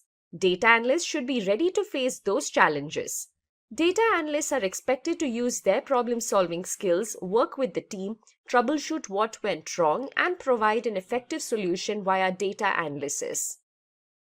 A data analyst with good problem-solving skills can help a business identify current and potential issues and determine a viable solution based on the data it collects. The ninth skill on our list is analytical thinking. Data analysts need analytical thinking ability to break down a complex problem into simple components and resolve these components one by one. It is a must-have skill for data analysts. Analytical thinking includes deciding the parameters that need to be considered for defining data sets, analyzing them from different perspectives, and determining variable dependencies.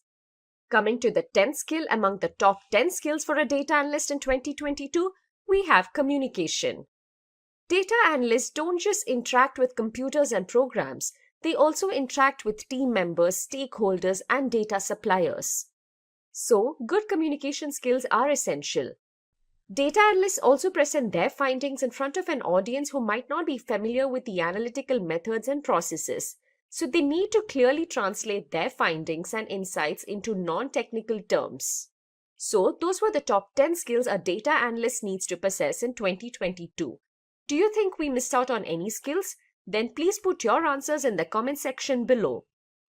Now, let's look at the salary of a data analyst. According to Glassdoor, the average annual salary for a data analyst in the United States is $69,517, while in India, you can earn nearly 7 lakh rupees per annum. Finally, let's look at the top companies that are hiring data analysts in 2022. Here we have the consultancy and Big Four giant Deloitte and the pharmaceutical company Cerner Corporation. Then we have the tech giant IBM, retail company Walmart, and the e-commerce leader Amazon. To achieve the goals of data analysis, we use a number of data analysis tools. Companies rely on these tools to gather and transform their data into meaningful insights. So which tool should you choose to analyze your data? Which tool should you learn if you want to make a career in this field? We will answer that in this session. After extensive research, we have come up with these top 10 data analysis tools. Here, we will look at the features of each of these tools and the companies using them. So let's start off.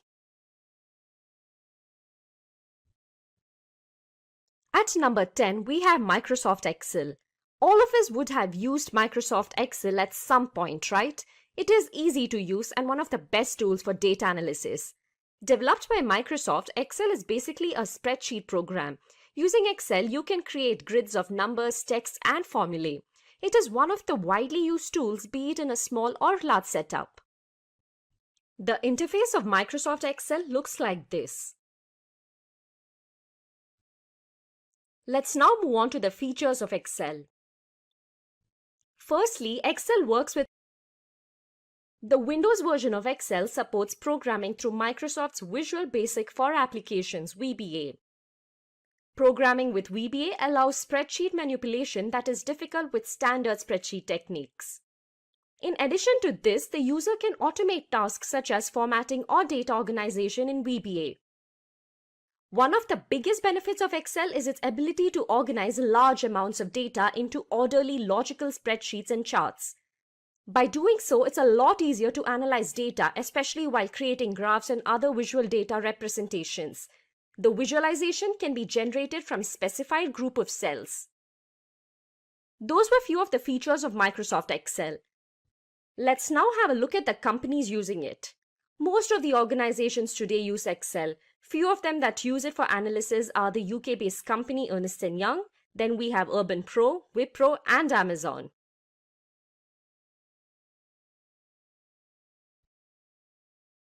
Moving on to our next data analysis tool, at number 9, we have RapidMiner.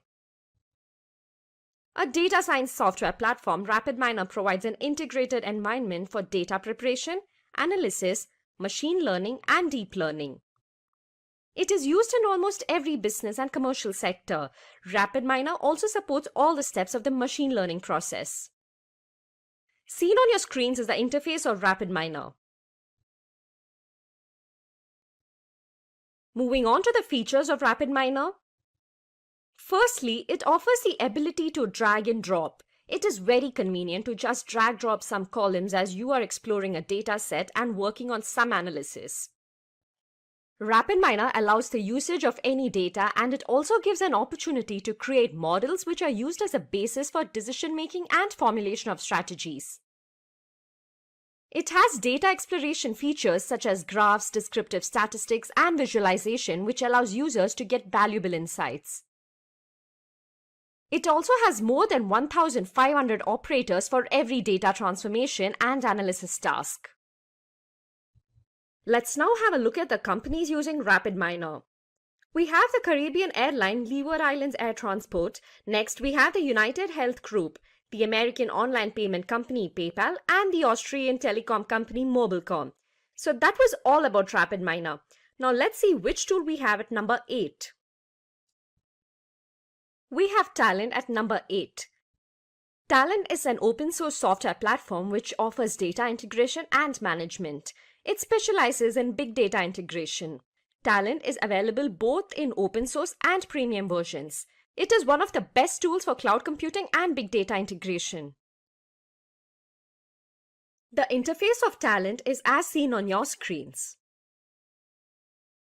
Moving on to the features of Talent. Firstly, automation is one of the great boons Talent offers. It even maintains the tasks for the users.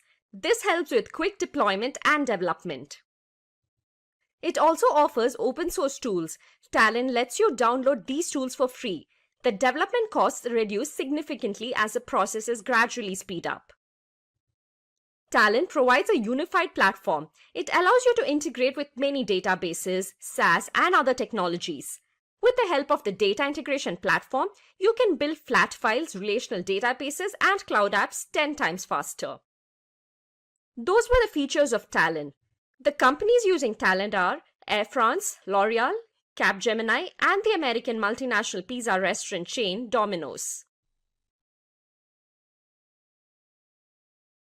Next on the list at 7 we have KNIME. Constance Information Miner or KNIME is a free and open source data analytics, reporting and integration platform. It can integrate various components for machine learning and data mining through its modular data pipelining concept. KNIME has been used in pharmaceutical research and other areas like CRM customer data analysis, business intelligence, text mining, and financial data analysis. Here is how the interface of KNIME application looks like.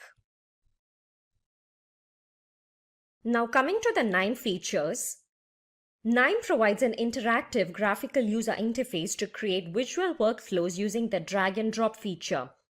Use of JDBC allows assembly of nodes blending different data sources, including pre-processing such as ETL, that is extraction, transformation, loading, for modeling, data analysis, and visualization with minimal programming. It supports multi-threaded in-memory data processing.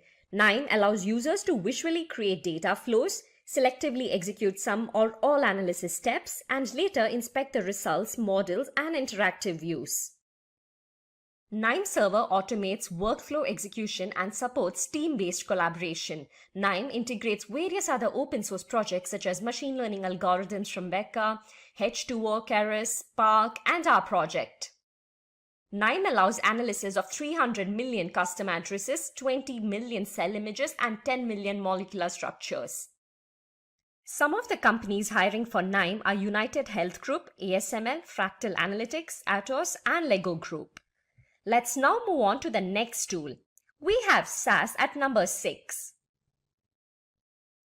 SAS facilitates analysis, reporting, and predictive modeling with the help of powerful visualizations and dashboards. In SAS, data is extracted and categorized, which helps in identifying and analyzing data patterns. As you can see on your screens, this is how the interface looks like. Moving on to the features of SAS. Using SAS, better analysis of data is achieved by using automatic code generation and SAS SQL. SAS allows you to access through Microsoft Office by letting you create reports using it and by distributing them through it. SAS helps with an easy understanding of complex data and allows you to create interactive dashboards and reports. Let's now have a look at the companies using SAS. We have companies like Genpact, IQVIA, Accenture, and IBM to name a few. That was all about SAS. So for all those who joined in late, let me just quickly repeat our list. At number 10, we have Microsoft Excel. Then at number 9, we have RapidMiner. At number 8, we have Talent. At number 7, we have KNIME. And at number 6, we have SAS. So far, do you all agree with this list? Let us know in the comment section below. Let's now move on to the next 5 tools in our list.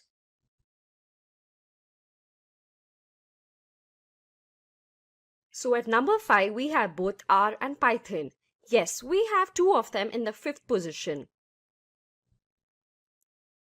R is a programming language which is used for analysis as well.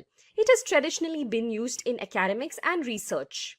Python is a high-level programming language which has a Python data analysis library. It is used for everything starting from importing data from Excel spreadsheets to processing them for analysis.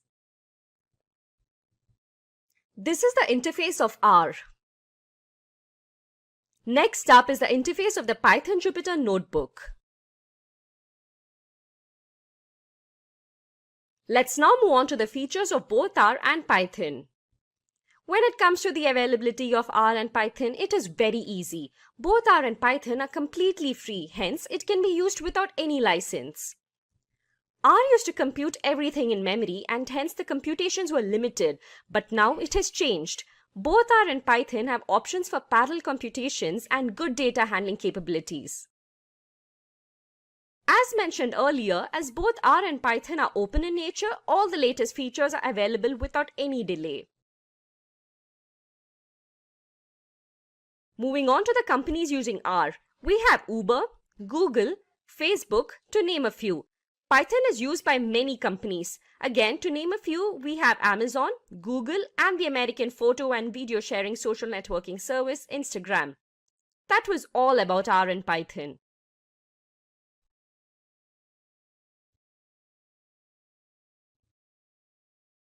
At number 4, we have Apache Spark. Apache Spark is an open source engine developed specifically for handling large-scale data processing and analytics. Spark offers the ability to access data in a variety of sources, including Hadoop Distributed File System HDFS, OpenStack Swift, Amazon S3, and Cassandra. It allows you to store and process data in real time across various clusters of computers using simple programming constructs. Apache Spark is designed to accelerate analytics on Hadoop while providing a complete suite of complementary tools that include a fully featured machine learning library, a graph processing engine, and stream processing. So this is how the interface of Apache Spark looks like.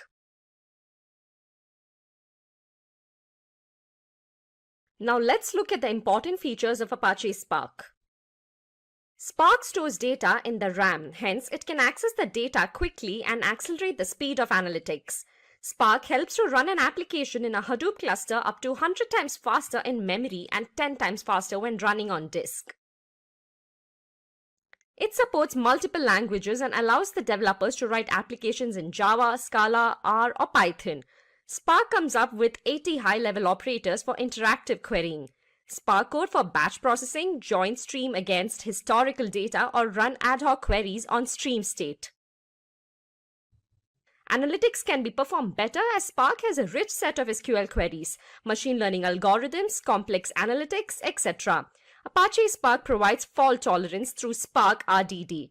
Spark resilient distributed data sets are designed to handle the failure of any worker node in the cluster.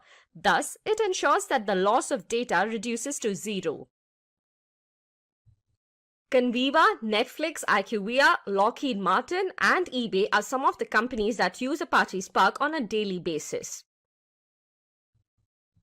At number 3, we have another important growing data analysis tool, that is ClickView. ClickView software is a product of Qlik for business intelligence and data visualization. ClickView is a business discovery platform that provides self-service BI for all business users and organizations. With ClickView, you can analyze data and use your data discoveries to support decision-making. ClickView is a leading business intelligence and analytics platform in Gartner Magic Quadrant. On the screen, you can see how the interface of ClickView looks like. Now talking about its features.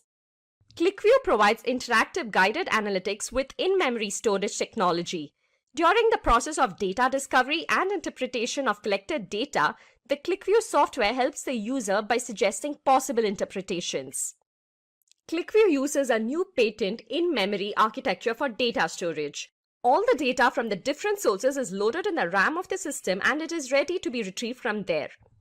It has the capability of efficient social and mobile data discovery. Social data discovery offers to share individual data insights within groups or out of it. A user can add annotations as an addition to someone else's insights on a particular data report. ClickView supports mobile data discovery within an HTML5-enabled touch feature which lets the user search the data and conduct data discovery interactively and explore other server-based applications. ClickView performs OLAP and ETL features to perform analytical operations, extract data from multiple sources, transform it for usage, and load it to a data warehouse.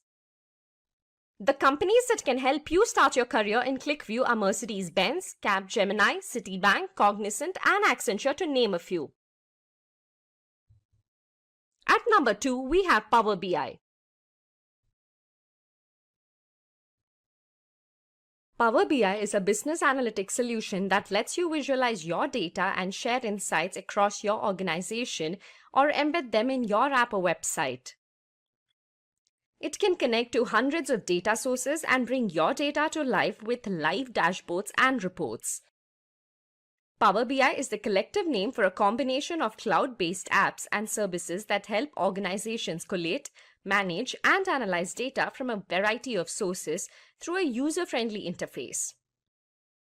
Power BI is built on the foundation of Microsoft Excel and has several components such as Windows desktop application called Power BI Desktop, and online software as a service called Power BI Service, mobile Power BI apps available on Windows phones and tablets, as well as for iOS and Android devices. Here is how the Power BI interface looks like.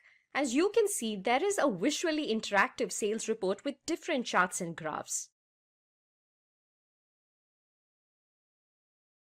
Moving on to the features of Power BI. It has an easy drag and drop functionality with features that make data visually appealing. You can create reports without having the knowledge of any programming language. Power BI helps users see not only what's happened in the past and what's happening in the present, but also what might happen in the future. It offers a wide range of detailed and attractive visualizations to create reports and dashboards. You can select several charts and graphs from the visualization pane. Power BI has machine learning capabilities with which it can spot patterns in data and use those patterns to make informed predictions and run what-if scenarios. Power BI supports multiple data sources such as Excel, Text CSV, Oracle, SQL Server PDF, and XML files. The platform integrates with other popular business management tools like SharePoint, Office 365, and Dynamics 365, as well as other non-Microsoft products like Spark, Hadoop, Google Analytics, SAP, Salesforce, and MailChimp. Some of the companies using Power BI are Adobe, AXA, Carlsberg, Capgemini, and Nestle. Moving on to the next tool. So any guesses as to what we have at number 1? You can comment in the chat section below. Finally, on the top of the pyramid, we have Tableau. Gartner's Magic Quadrant of 2020 classified Tableau as a leader in business intelligence and data analysis. Tableau Interactive Data Visualization Software Company was founded in Jan 2003 in Mountain View, California.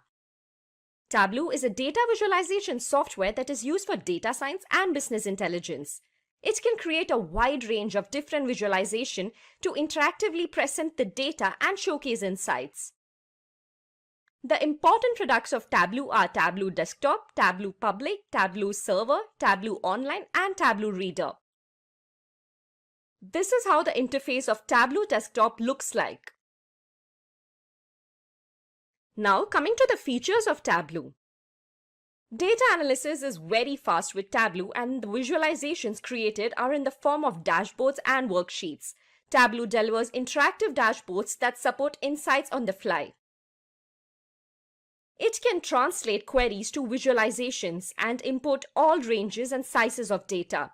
Writing simple SQL queries can help join multiple datasets and then build reports out of it. You can create transparent filters, parameters, and highlighters. Tableau allows you to ask questions, spot trends, and identify opportunities. With the help of Tableau Online, you can connect with cloud databases, Amazon Redshift, and Google BigQuery. The companies using Tableau are Deloitte, Adobe, Cisco, LinkedIn, and the American e-commerce giant Amazon, to name a few. And there you go, those are the top 10 data analysis tools. R is a statistical programming language and environment that integrates statistical computing and graphics.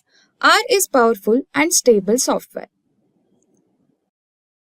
Python can also be called as a general-purpose programming language for data analysis and scientific computing. Python can be considered as the best player in machine learning. Python is an expressive language with many built-in functions. Both are open source software and platform independent.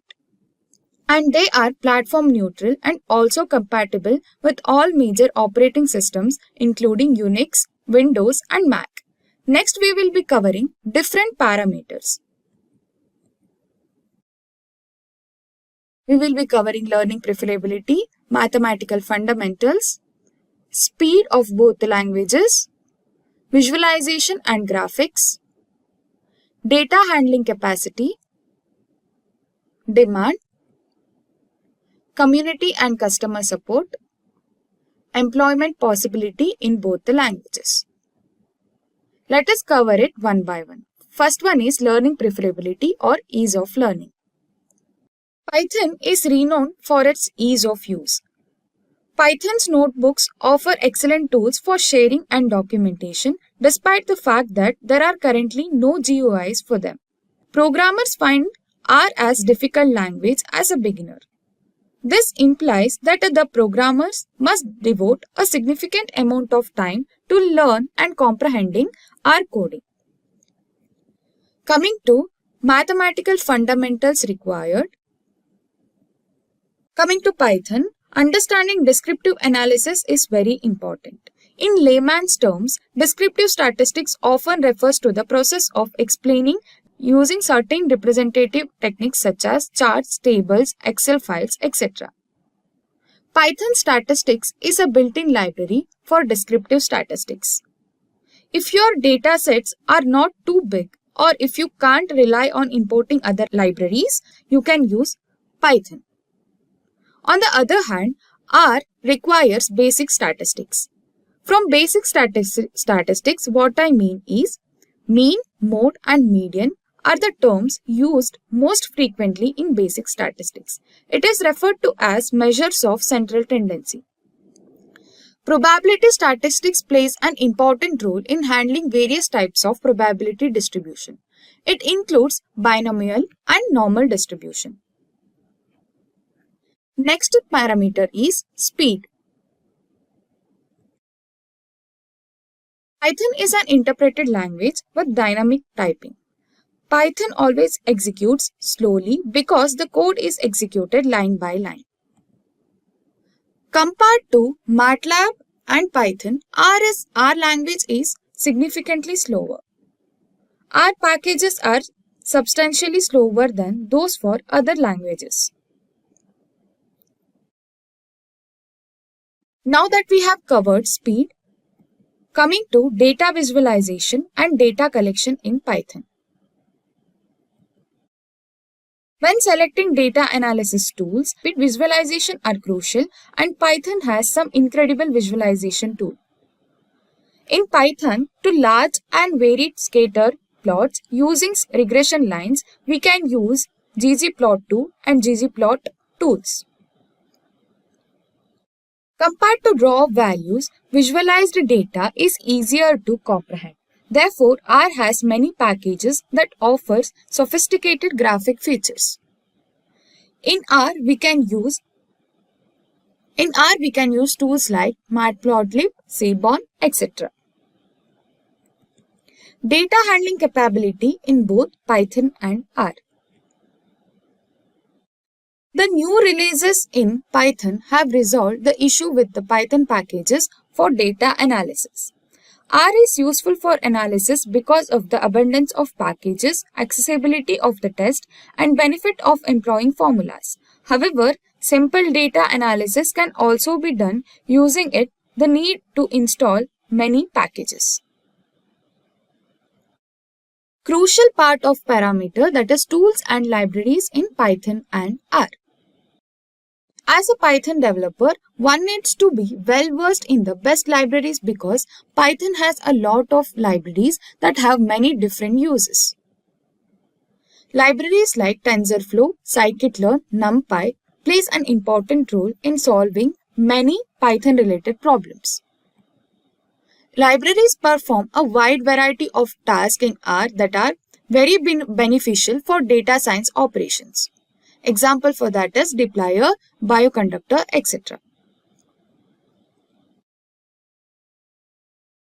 Community and customer support index offered by Python and R. Compared to R, Python has a larger community. For assistance, we can contact www.python.org. For any queries regarding Python and help, you can you can visit support.realpython.com. For any help and queries, R offers you with RStudio community. R provides assistance through its official website. For queries and community-related issues, we can contact www.r-project.org. Next is job opportunities in Python and R. A recent survey from Indeed.com predicts that at least 55,000 Python jobs in the USA with exponential pay rates are available. Big tech companies like Google, Amazon, Twitter, Facebook requires Python developer to handle massive amount of data. Position provided for a Python developer is software engineer, data analyst, data scientist, and many more. Career in R is an excellent job opportunity for you as a beginner. Big tech companies like Google, Twitter, Facebook are using R. Position provided by companies as a R developer is data scientist, data analyst, data visualization analyst, etc. Moving on, let us wrap up an important topic, which language to be used between R and Python. There is no right or wrong way to study both Python or R. Both are in demand skills that will enable you to complete almost any data analytics work you come across. It ultimately depends on your background, interest, and career objectives that which one is better for you. But compared to R, Python is easy to learn. Let's compare its strengths and weaknesses. It is used to handle large amount of data. Python performs non-statistical functions and it is best suitable for programming.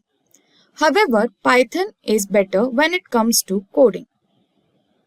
Whereas R is used in data visualization graphics, R is a widespread language in the statistical community. It is used to accomplish many mathematical tasks. So before concluding the topic, let me answer the query that I have asked regarding R and Python. Do you guys remember the question? The query was, R language is superficially related to which language? So the answer for the question is C language. Imagine you are trying to figure out what most people in your neighborhood love to eat for dessert. You could ask everyone, right? But how do you make sense of all of these answers? That's where statistics comes in. It's like your personal data detective, helping you gather, organize, and analyze all the information to spot patterns and trends. With statistics, you can easily discover if most people love ice cream or if brownies are the hidden favorite. All about turning numbers and facts into useful insights, helping you make smarter decisions and understand the bigger picture. Hello guys, welcome back to Simplilearn's YouTube channel. And today I will walk you through the basic understanding of descriptive statistics, inferential statistics, frequency statistics, and kurtosis statistics, and more. Then I will take you through the differences among the various types. By the end of the video, you will know all you want to know about statistics and its types. Without any further delay, let's get into the video. First things first, let us understand what statistics actually is. Statistics is a branch of mathematics that help us collect, organize, and analyze data, understand patterns, trends, and make decisions. It's like having a big group of information and breaking it down to learn something useful. For example, if we survey 100 people about their favorite fruit, statistics help us figure out what most people like, what fruit is least liked, and how confident we are about these results here. After we have a basic idea of statistics, let us get into the various types of statistics. The first one is descriptive statistics. Descriptive statistics is a branch of statistics that focuses on summarizing and describing the main features of a dataset. This is further divided into measures of central tendency, measures of spread, and data distribution. Let's start with measures of central tendency, and this is further divided into three types. The first one is mean, the average of all data points. The second one is median, the middle value when data is arranged in order.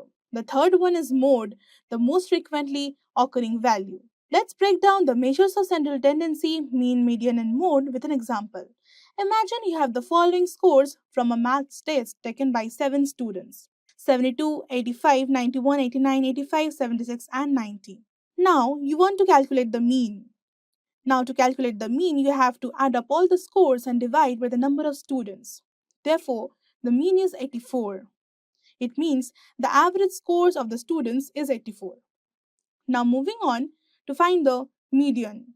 To find the median, we need to take the same example and we have to arrange the scores in ascending order. The median is the middle value, so in this case, the middle value is 85, since it is the fourth number in a list of 7. So, half of the students scored above 85 and half scored below 85. Now, moving on, the next is to calculate the mode. The mode is a score that appears most often. So, we take the same example and we see that 85 occurs twice more than any other score. So the most common score in the test is 85.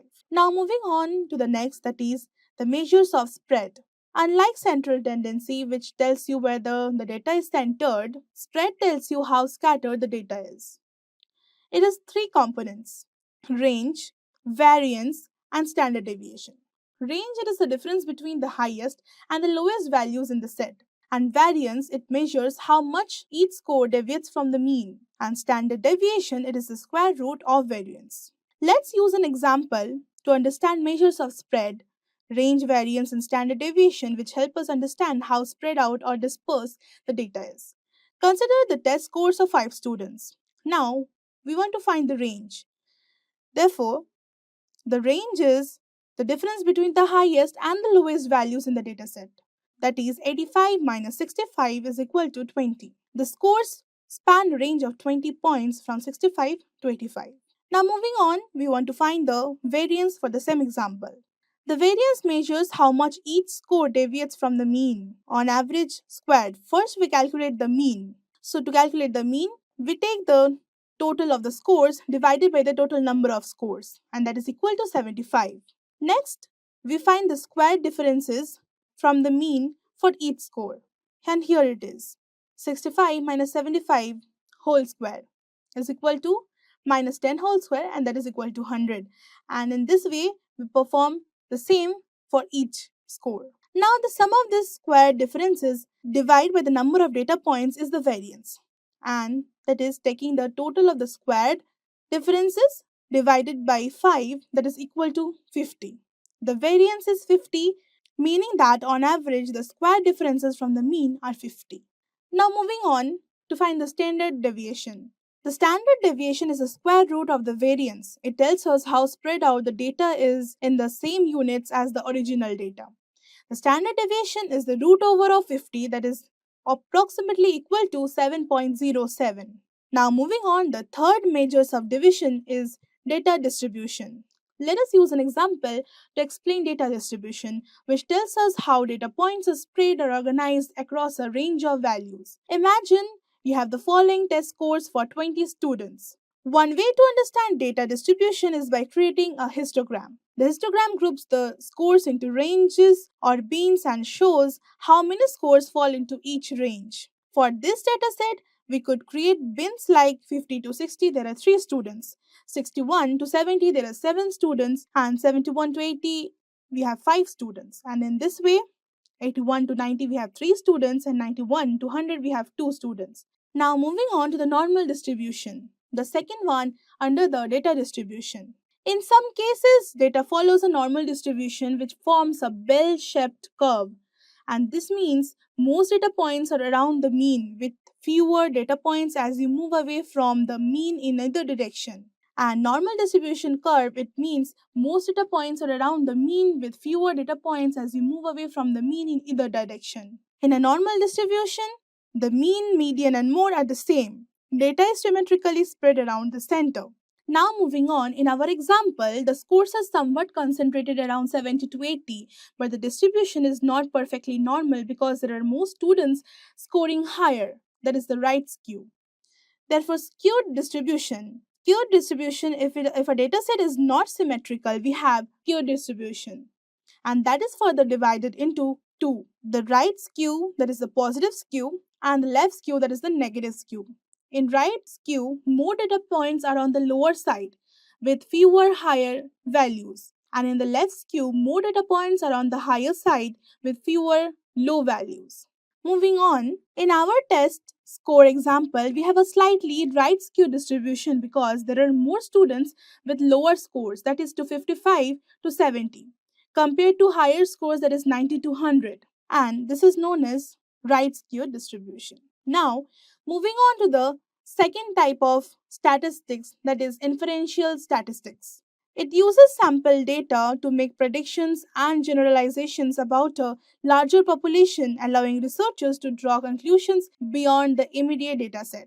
Inferential statistics comprises several techniques for drawing conclusions. Here are some common types. Hypothesis testing, second one is confidence intervals, and the third one is regression analysis. Now moving on to hypothesis testing. Hypothesis testing is a statistical method used to determine whether there is enough evidence in a sample of data to support a specific claim about a population. Let's work through the process of testing whether a new teaching method improves student test scores, breaking it down step by step with some explanations to make it easier to follow. Step number 1 is hypothesis. We always start by stating what we want to test. In this case, we want to see if the new teaching method helps students score better compared to the traditional one. To do this, we set up two hypotheses. H0, that is the null hypothesis, and that is the average test score with the new method is equal to 75. This means that the new method has no impact and there is no improvement in the test scores. H1, that is the alternative hypothesis. The average test score with the new method is greater than 75. This suggests that the new method does improve test scores. In simple terms, we are trying to figure out if the new method makes any difference compared to what we normally expect, which is a score of 75. Now moving on to the next step, that is significance level. Next, we need to decide how confident we want to be in our conclusion. The significance level helps us measure this. It tells us the probability of mistakenly rejecting the null hypothesis when it's actually true. Type 1 error. A common choice for this significance level is 0.05 or 5%. This means we are willing to accept a 5% chance of making a mistake by rejecting the null hypothesis when it is true. So we said alpha is equal to 0.05. Step 3. Collect data. Now we need some actual data to test. Let's say we taught 30 students using the new method and their average test score came out to be 78. This is our sample data and we will compare it to the population mean, which is 75, the traditional method score. Now moving on to the next step, that is perform statistical test, the t-test. With the data in hand, we need to perform a statistical test. For this test, we will use a t-test which will help us compare the sample mean 78 to the population mean 75. The t-test checks if the difference between the two means is significant or if it could just be due to random chance. Moving on to the next step, that is the p-value. The p-value from the t-test is the number that tells us the probability of getting the sample data if the null hypothesis is true. Let's say the t-test gives us a p-value of 0.03. This means there is 3% chance of seeing this level of improvement if the new method doesn't actually improve scores. Now moving on to the last step, that is decision. Now we compare the p-value to our significant level alpha. If the p-value is smaller than 0.05, it means the results are statistically significant and we can reject the null hypothesis. In our case, the p-value is 0.03, which is less than 0.05. So we reject the null hypothesis. Now moving on to the second part, that is confidence interval. A confidence interval is a range that tells us how sure we are about an estimate from sample data.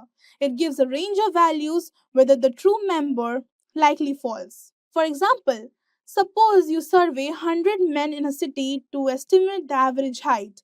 The average height from your sample is 175 centimeter and the standard deviation is 10 centimeter. You want to calculate 95% confidence interval to estimate the true average height of all men in the city.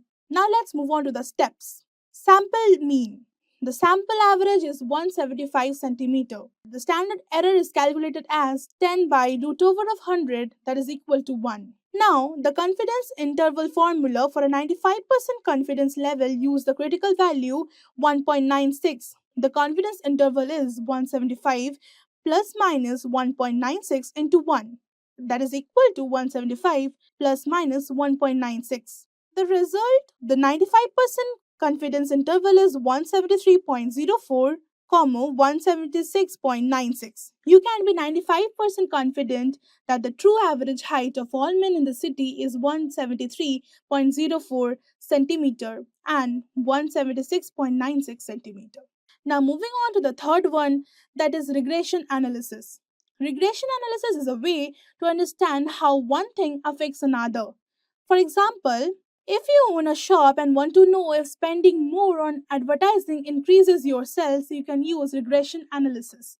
In this case, advertising spending is a thing you control, that is the independent variable, and sales is what you want to predict. By analyzing the past data, regression helps finding a pattern or relationship. For example, you might discover that for every $100 you spend on advertising, your sales increase by $200. This means you are positive relationship between advertising and sales. Now, if you plan to spend $500 on advertising, you can predict an increase in the sales by applying that relationship. Regression analysis gives you a formula or model to make such predictions based on the pattern you identified. In short, regression helps you logically predict how changes in one factor affect another. Next, I will be talking about is frequency statistics. In statistics, frequency refers to how often something occurs in a dataset. It simply counts how many times each value or event appears. Frequency is useful for understanding the distribution or pattern of data. Let's say you surveyed 10 people about their favorite food and the results were 4 people chose apples, 3 people chose bananas, 2 people chose oranges, and 1 person chose grapes. Here's how frequency works. Apples have a frequency of 4 as 4% chose it. Bananas have a frequency of 3, oranges have a frequency of 2, and grape has a frequency of 1. In this simple example, frequency helps you see that apples were the most popular fruit choice, while grapes were the least popular. Last but not the least, let's talk about kurtosis statistics. Kurtosis is a statistical term that describes the shape of the distribution of data, especially how the data is concentrated in the tails. It helps us understand if the data has more or fewer extreme values compared to a normal distribution. It is further divided into high kurtosis and low kurtosis. High kurtosis has more extreme values, and in low kurtosis, the data has fewer extreme values. In short, high kurtosis means more extreme heights, while low kurtosis means more consistent, evenly spread heights. By now, you must be curious to know about the differences among all the types of statistics. So here we go. Differentiating them on the basis of purpose. Descriptive statistics summarizes the main features of a dataset, for example, mean, median, and standard deviation. Inferential statistics makes predictions or generalizations about a population based on sample data. Frequency statistics counts when specific values or events occur in the dataset. Kurtosis describes the shape of the distribution, focusing on the tails and extreme values, differentiating them on the basis of data focus. Descriptive statistics deals with the entire dataset at hand. Inferential statistics uses a sample to infer conclusions about a larger population. Statistics focuses on the frequency of individual values or categories. Kurtosis focuses on whether the data has many or few extreme values. Now differentiating them on the basis of common metrics. In descriptive statistics is the mean, median, mode, and standard deviation and range. In inferential statistics, it is hypothesis testing, confidential intervals, regression analysis. In statistics, it is frequency counts, frequency tables, histograms, bars, and charts. In kurtosis value, high kurtosis is equal to more extreme values and low kurtosis is equal to fewer extremes. Now, differentiating on the basis of complexity. Complexity in descriptive statistics is simple and straightforward, summarizes the observed data, and in inferential statistics it is more complex, and in statistics it is simple counting and displaying of occurrences. Kurtosis requires statistical analysis to determine the distribution's tailedness. Now finally, differentiating them on the basis of visualization. Descriptive statistics, it is the box plots, pie charts, and summary tables. Inferential statistics, it is confidence intervals, regression lines, p-values, and more. And in statistics, it is bar charts, histograms, frequency tables. And kurtosis, it is histograms, distribution plots to visualize outliers. So here is a question for you guys. I hope everyone will comment your answers in the chat section and let's see how many of you really understood the topic. So the question is, which of the following is not a measure of central tendency? And the options are mean, median, mode, and standard deviation. Participate in the quiz and I hope to see your answers in the comment section. We will reply to whoever provides the correct answer and the wrong answers will be corrected for sure. I will provide you 1 minute to write your answers in the comment section.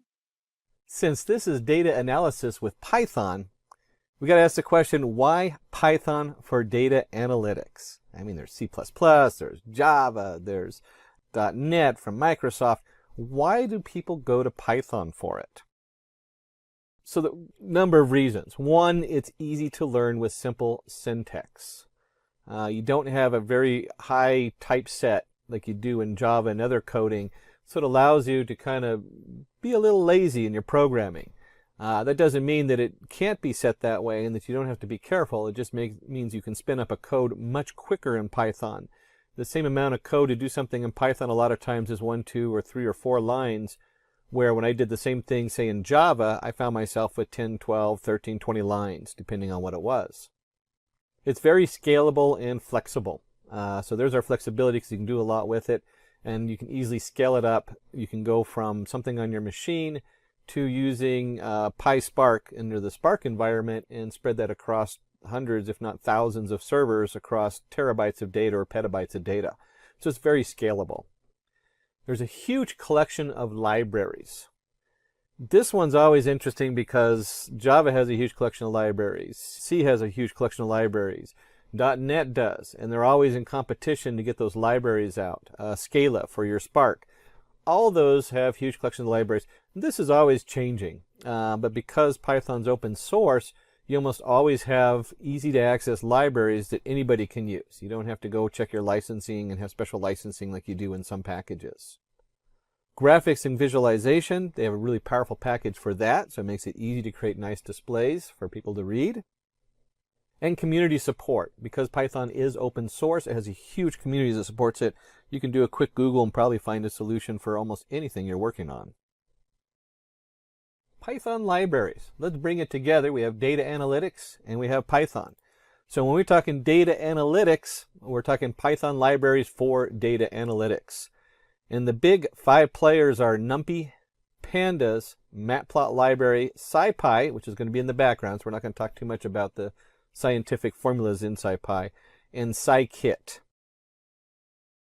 So NumPy supports n-dimensional arrays, provides numerical computing tools useful for linear algebra and Fourier transform. And you can think of this as just a grid of numbers. And you can even have a grid inside a grid, or data. It's not even numbers because you can also put words and characters and just about anything into that array. But you can think of a grid, and then you can have a grid inside a grid, and you end up with a nice 3-dimensional array. If you want to talk 3-dimensional array, you can think of images. You have your 3 channels of color, 4 if you have an alpha, and then you have your XY coordinates for the image we're looking at. So you can go X, Y, and then what are the 3 channels to generate that color. And NumPy isn't restricted to 3 dimensions. You could imagine watching a movie. Well, now you have your movie clips, and they each have their X number of frames, and each of those frames have X number of XY coordinates for the pictures in each frame, and then you have your 3 dimensions for the colors. So NumPy is just a great way to work with n-dimensional arrays. Now closely with NumPy is Pandas. Useful for handling missing data, perform mathematical operations, provides functions to manipulate data. Pandas is becoming huge because it is basically a data frame. And if you're working with big data and you're working in Spark or any of the other major packages out there, you realize that the data frame is very central to a lot of that. And you can look at it as a Excel spreadsheet. You have your columns, you have your rows or indexes, and you can do all kinds of different manipulations of the data within, including filling in missing data, which is a big thing when you're dealing with large pools or lakes of data where they might be collected differently from different locations. And Matplot library. We did kick over the SciPy, which is a lot of mathematical computations, which usually runs in the background of NumPy and Pandas. Although you do use them, they're useful for a lot of other things in there. But the Matplot library, that's the final part. That's what you want to show people. And this is your plotting library in Python. Several toolkits extend Matplot library functionality. There's like 100 different toolkits to extend Matplot library, which range from how to properly display star constellations from astronomy. There's a very specific one built just for that, all the way to some very generic ones. We'll actually add Seaborn in when we do the labs in a minute. Several toolkits extend Matplot library functionality, and it creates interactive visualization. So there's all kinds of cool things you can do as far as just displaying graphs, and there's even some that you can create interactive graphs. We won't do the interactive graphs, but you'll see, you'll get a pretty good grasp of some of the different things you can do in Matplot library. Let's jump over to the demo, which is my favorite. Roll up our sleeves and get our hands in on what we're doing. Now, there's a lot of options when we're dealing with Python. You can use PyCharm as a really popular one. And you'll see this all over the place. So it's one of the main ones that's out there, and there's a lot of other ones. I used to use NetBeans, which has kind of lost favor. Don't even have it installed on my new computer. But the most popular one right now for data science. Now, PyCharm is really popular for Python general development. For data science, we usually go to Jupyter Notebook or Anaconda.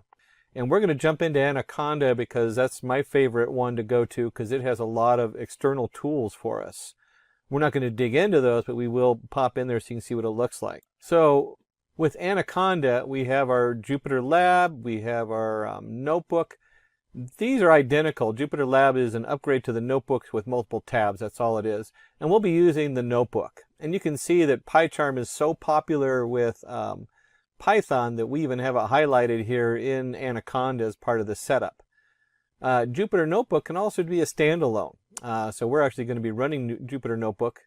And then you have your different environments. We're going to be under main Py36. There's a root one. And I usually label it Py36.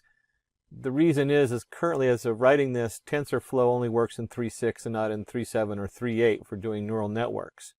But you can actually have multiple environments, which is nice. They separate the kernels, so it helps protect your computer when you're doing development.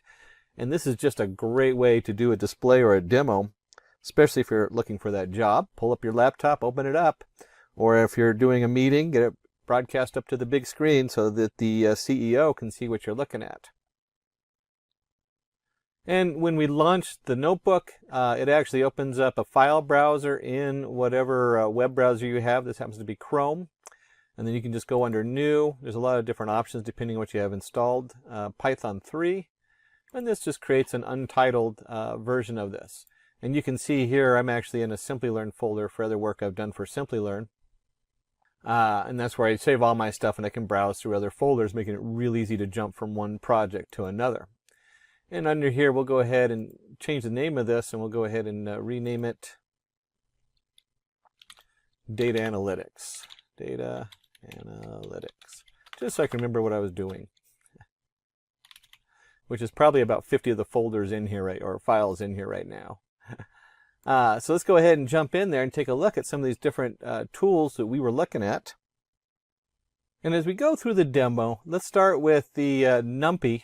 The least visually exciting. And I'm going to zoom in here so you can see what we're doing.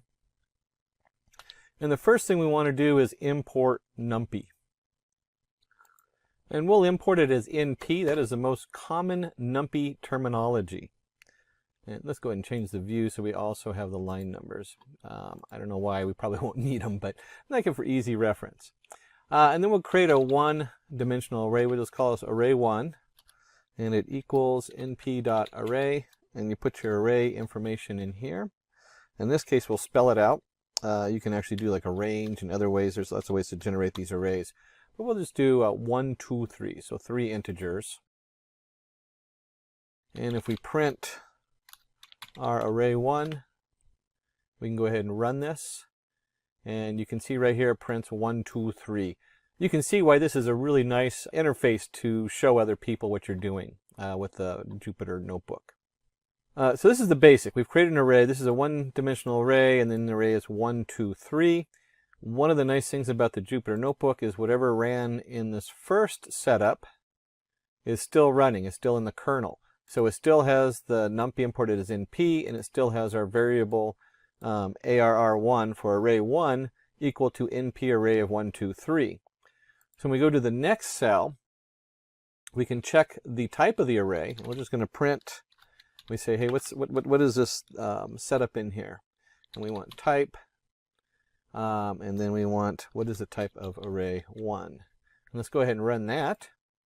And it says class numpy nd array. So it's its own class. That's all we're doing is checking to see what that class is.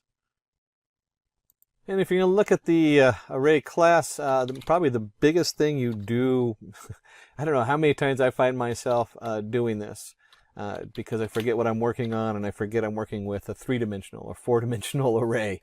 And I have to reformat somehow so it works with whatever other things I have. And so we do the array shape. The array shape is just 3 because it has 3 members and it's a 1-dimensional array. That's all that is. And with the numpy array, we can easily access, we'll stick with the print statement. If you actually put a variable in Jupyter Notebook and it's the last one in the cell, it will be the same as a print statement. So if I do this, where array 1 of 2, it's the same as doing print array of 2. Those are identical statements in our Jupyter Notebook. We'll go and stick with the print on this one. And it's 3. So there's our print space 2. And we have 0, 1, 2. 2 equals 3. We can easily change that. So we have array 1 of place 2 equals 5. And then if we print our array 1, you can see right down here when it comes out, it's 1, 2, and 5. And there I left the print statement off because it's the last variable in the list. And it'll always print the variable if you just put it in like that. That's a Jupyter Notebook thing. Don't do that in PyCharm. I've forgotten before doing a demo. And we talked about multiple dimensions, so we'll do an array, 2-dimensional array. And this is again a numpy array. And in the numpy array, we need our first dimension, we'll do 1, 2, 3, and our second dimension 3, 4, 5. And you can see right here that when we hit the, we'll do this, we'll just do array 2.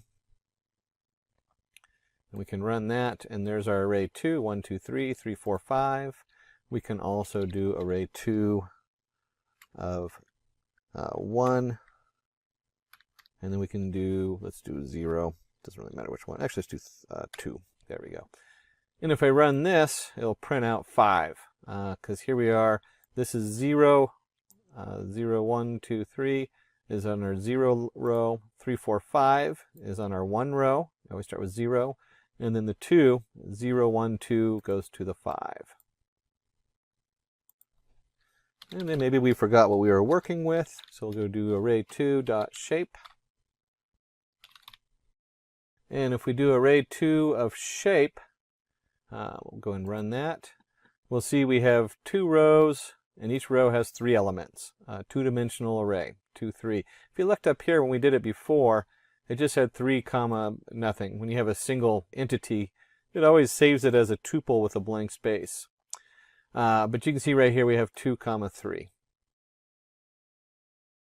And if you remember from up here, we just did this array 2 of, let's go, what is it, 1 comma 2.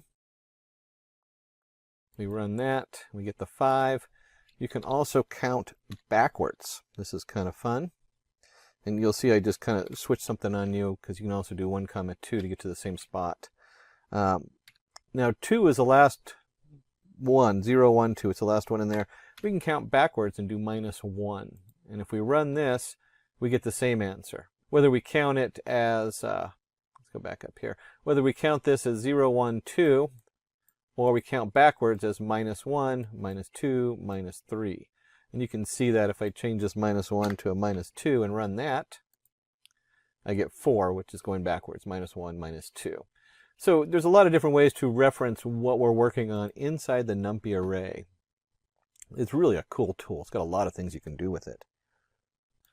And we talked about the fact that it can also hold things that are not values, and we'll call this array ask for strings equals np.array Put our setup in there, our brackets, and let's go China, India, USA, Mexico. It doesn't matter, we can make whatever we want on here. And if we print that out, we run this, you can see that we get our NumPy array, China, India, USA, Mexico. It even gives us our D type of a U6. And a lot of times when you're messing with data, we'll call this array R for range, just to kind of keep it uniform. np.arange. So this is a command inside NumPy to create a range of numbers. And if you're testing data, maybe you want, maybe you have equal time increments that are spaced a certain point apart. But in this case, we're just going to do integers. And we're going to do a setup from 0 to 20, skipping every other one. And we'll print it out and see what that looks like. And you can see here we have 0, 2, 4, 6, 8, 10, 12, 14, 16, 18. Like you expected, it skips every one. And just a quick note,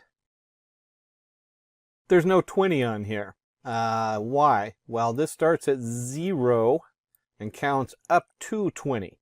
So if you're used to another language where it explicitly says less than or less than equal to 20, like for x equals 0, x plus plus, x is less than 20. That's what this is. It just assumes x is less than 20 on here.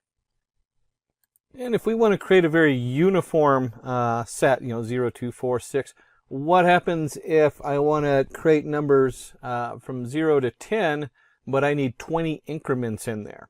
We can do that with line space. So we can create an R, we'll call this L, equals, I don't think we'll actually use any of this again, so I don't know why I'm creating unique identifiers for it. But we'll do NP, lin space, and we're going to do 0 to 10, or 0 to 9. Remember, it goes up to 10. And then we want to, let's say we have 20 different increments in there. So we're creating we have a data set, and we know it's over a certain time period, and we need to divide that time period by 20. And it happens to just have 10 pieces in it. And here we go. You can see right here, we have 20, or it has 20 pieces in it, but it's over 10 years. And we got to divide it in the middle. And you can see it goes 0.52. Remember, yeah, there's our 10 on the end, so it goes up to 10. And then we can also do random. There's np.random. If you're doing neural networks, usually you start it by seeding it with random numbers. And we'll just do np.random, and we'll just call this array. We'll stop giving it unique numbers. We'll print that one out and run it. And you can see we have random numbers. They are 0 to 1. So you'll see that all of these numbers are under 1. And you can easily alter that by multiplying them out or something like that if you want to do like 0 to 100. You can also round them up if it's integers 0 to 100. There's all kinds of things you can do, but it generates a random float between 0 and 1. And you have a couple options. You could reshape that, or you can just generate them in whatever shape you want. And so we can see here, we did 3 and 4, and so you can see 3 rows by 4 variables. Same thing as doing a reshape of 12 variables to 3 and 4. And if you're going to do that, you might need an empty data set. I have had this come up many times where I need to start off with 0, and I don't know, because I'm going to be adding stuff in there, or it might be 0 and 1, where 1 is, if you're removing the background of an image, you might want the background is 0, and then you figure out where the image is, and you set all those boxes to 1, and you create a mask. So creating masks over images is really big, and doing that with a NumPy array of 0. And we can also give it a space. And we'll just do this all in one shot this time. And we'll do the same thing like we did before, zeros. And in this case, we'll do 2, 3. And so when we run this, forgot the asterisks around it. I knew I was forgetting something. There we go. So when we run this, you can see here we have our 10 zeros in a row, And maybe this is a mask for an image, and so it has 2 rows of 3 digits in it. So it's a very small image, little tiny pixel. And maybe you're looking to do something the opposite way. Instead of creating a mask of zeros and filling in with ones, maybe you want to create a mask of ones and fill them in with zeros. And we'll just do, just like we did before, we'll do 3, 4. And when we run this, you'll see it's all ones. And we could even do this even, we'll do it this way. Let's do 10 by 10 icon, and then you have your 3 colors. So it creates quite a large array there for doing pictures and stuff like that when you add that 3rd dimension in. If we take that off, it's a little bit easier to see. We'll do 10 again. And you can easily see how we have 10 rows of 10 ones. And you can also do something like create an array. And we'll do 0, 1, 2. And then in this array, we actually, we'll print it right out. We want a repeat. And so you can actually do a repeat of the array. And maybe you need this array, let's repeat it 3 times. So there's our repeat of an array, repeat 3 times. And if we run this, you'll see we have 0, 0, 0, 1, 1, 1, 2, 2, 2. And whenever I think of a repeat, I don't really think of repeating being the first digit 3 times, the second digit. I really always think of it as 0, 1, 2, 0, 1, 2, 0, 1, 2. It catches me every time. But the actual code for that one is going to be tile. And again, if we do arrange 3 and we run this, you can see how you can generate 0, 1, 2, 0, 1, 2, 0, 1, 2. And if you're dealing with an identity matrix, we can do that also if you're big on you're doing your matrices. And we'll just identity. I guess we'll go ahead and spell it out today. Matrix. And the command we're looking for is EYE. And we'll do 3. And then we'll just go ahead and print this out.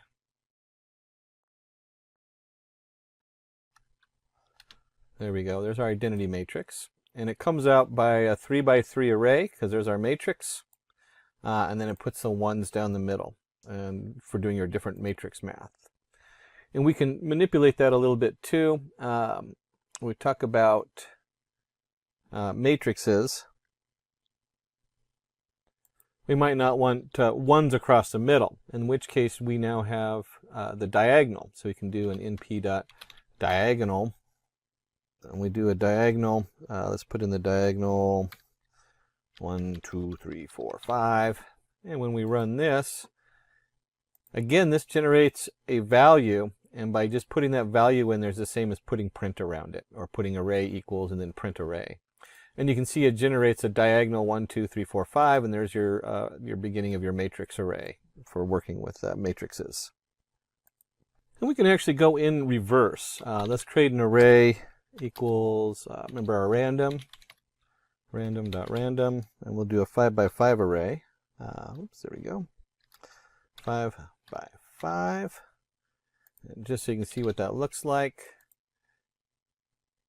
Helps if I don't mistype the numbers, which in this case I just need to take out the brackets. And there you go. You have your 5 by 5 array set up in there. And we can now, because we're working with matrices, we might want to do this in reverse and extract the diagonals, which would be the 0.79, the 0.678, and so on. And we simply type in np.diagonal. We put our array in there. And this will, of course, print it out because it returns it as a variable. And you can see here, here's our diagonal going across from our matrix.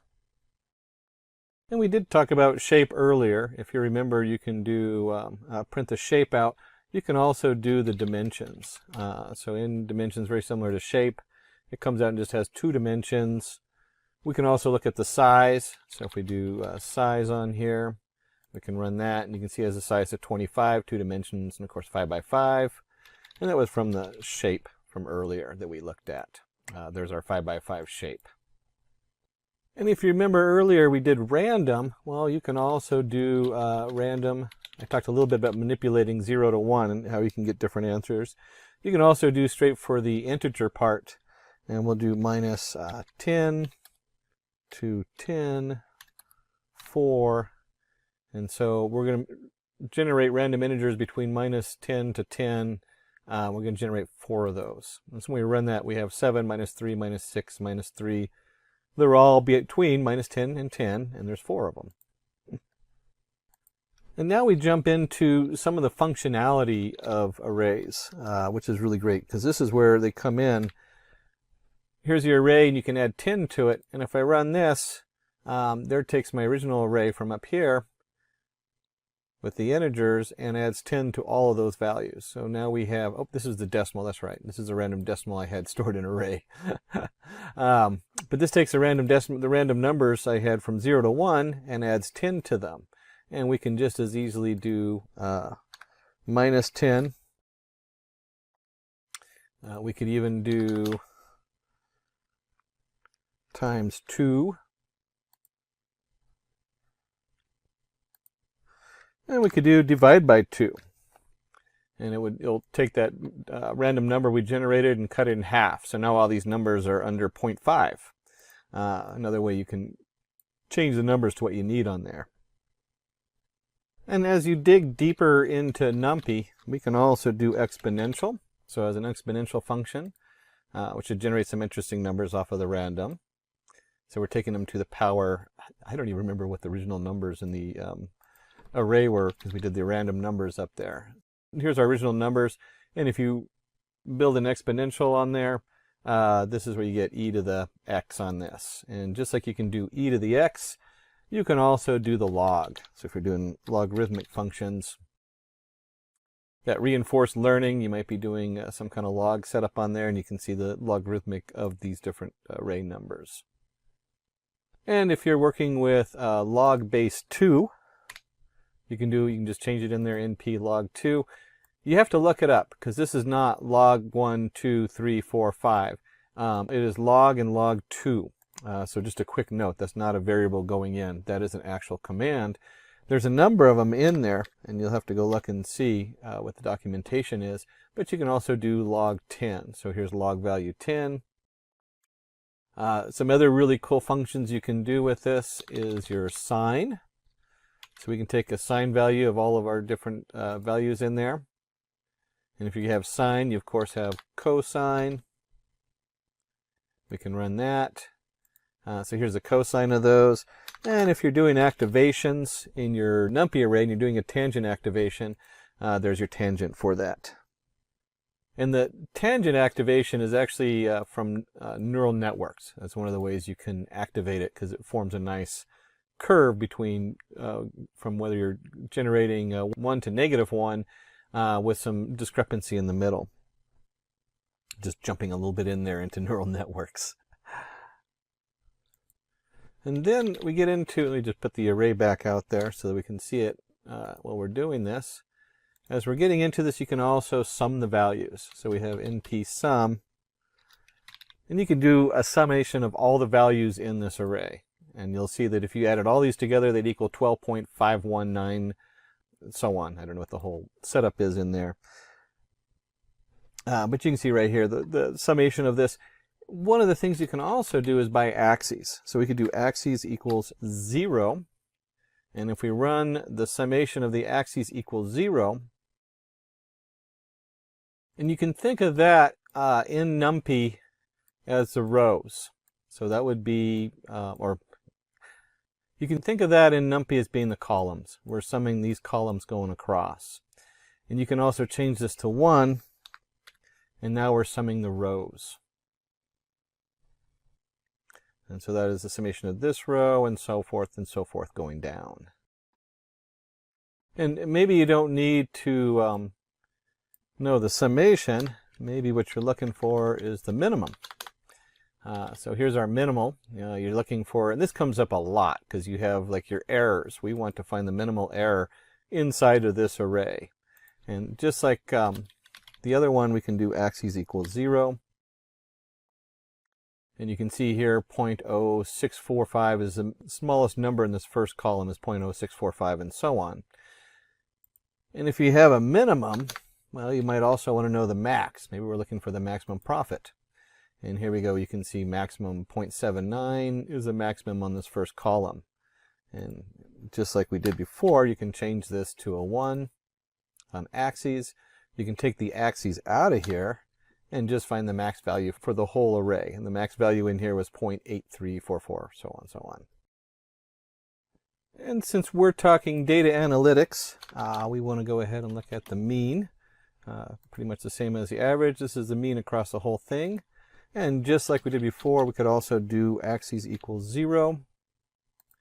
And then you'll see this is the mean of this axis and so on. And we have mean. We might want to know the median.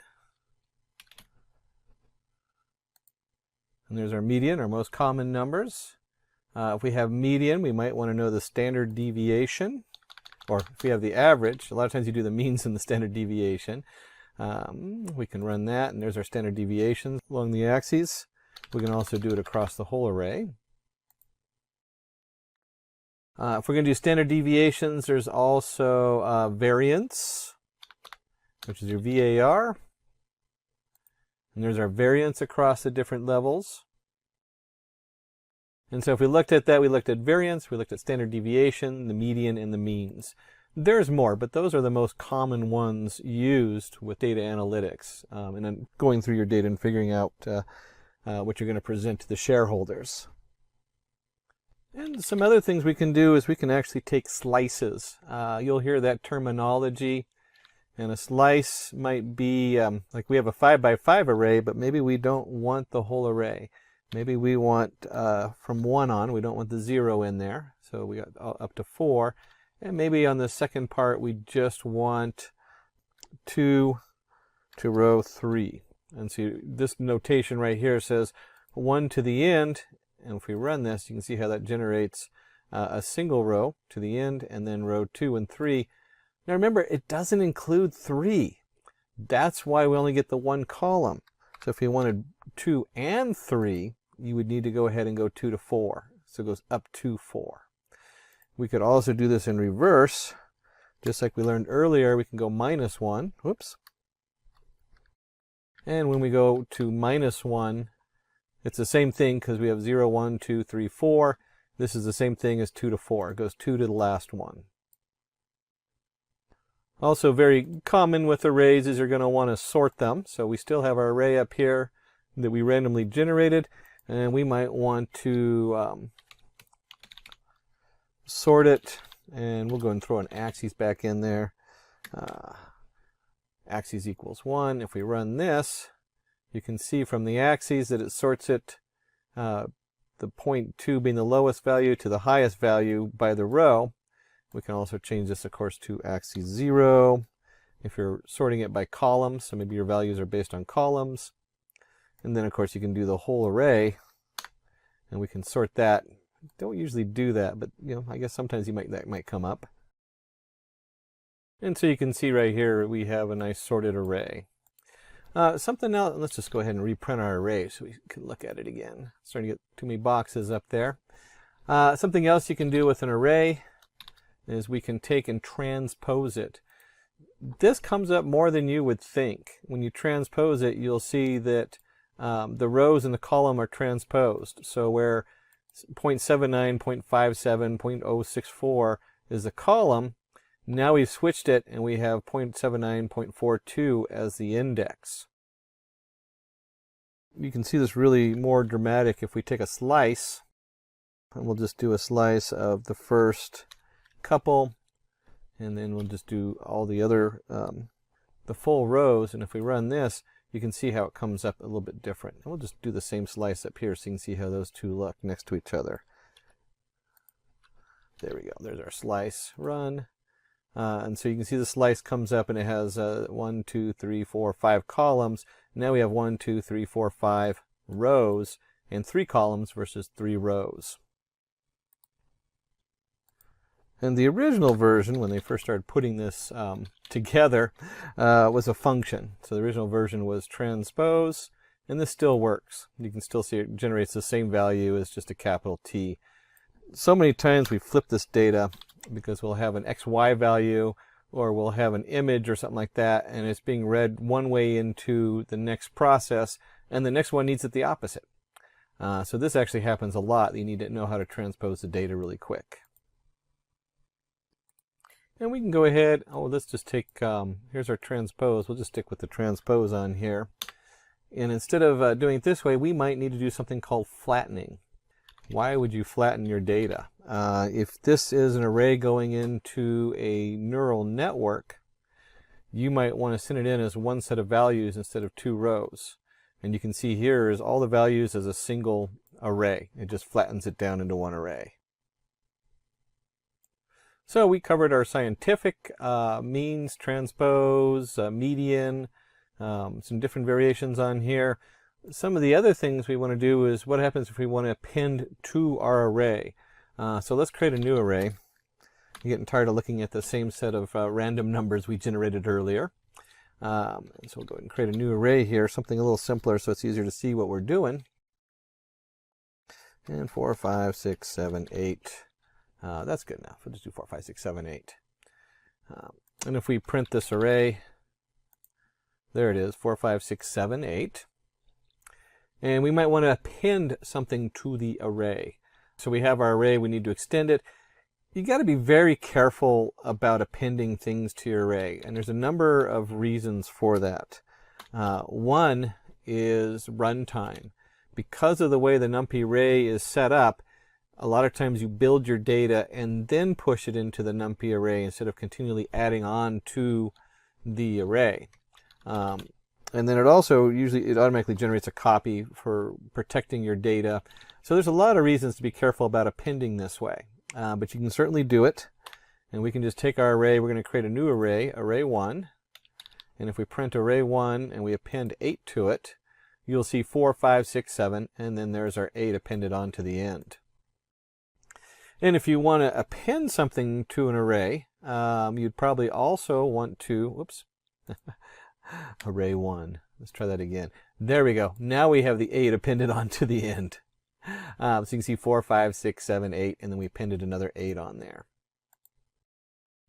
And if you're going to append something, you might want to go ahead and insert. Instead of appending, it might be you need to keep a certain order.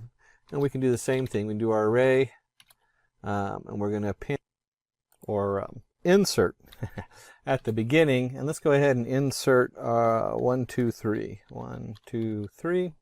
And we go ahead and print our array 2, and we run it, and you can see 1, 2, 3 is inserted at the beginning.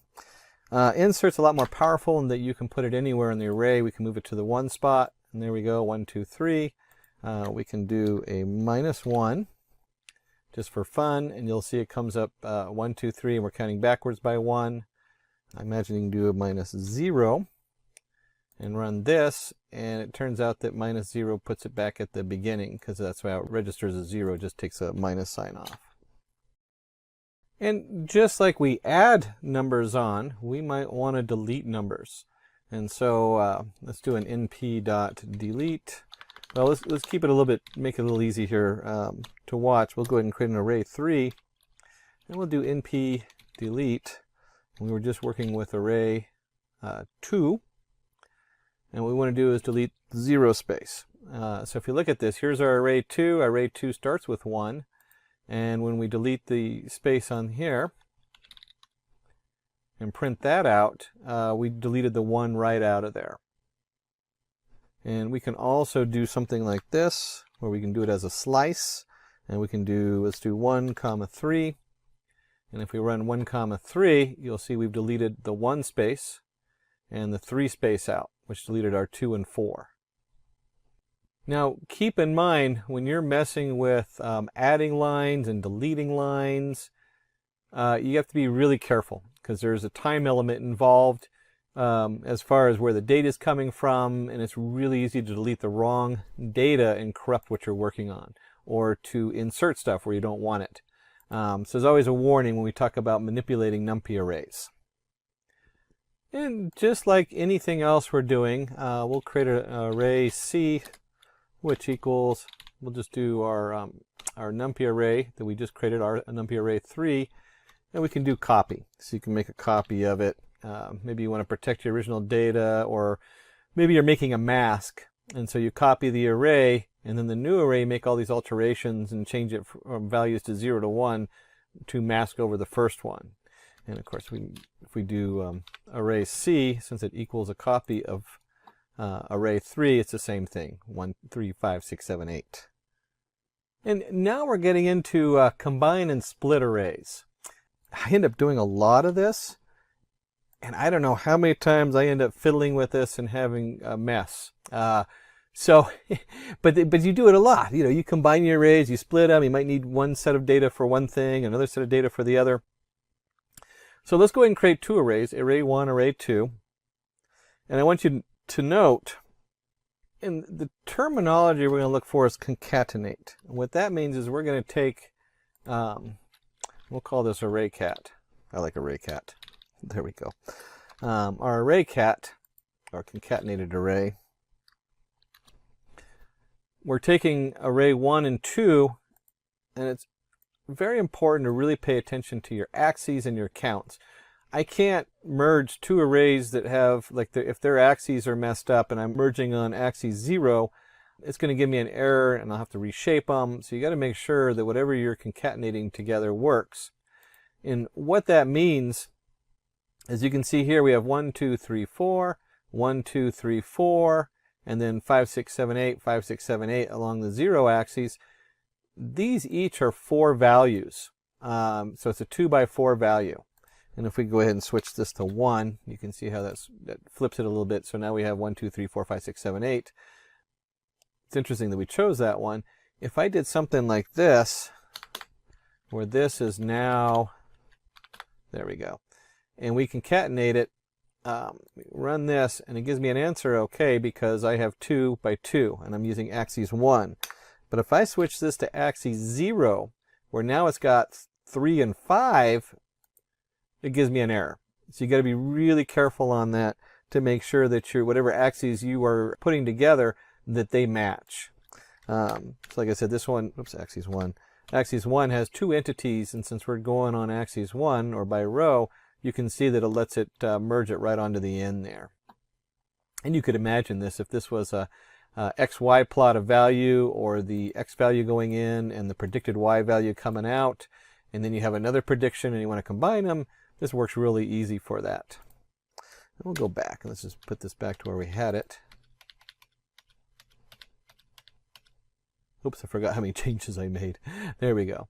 We'll just put it, whoops, I messed up in my concatenation order here.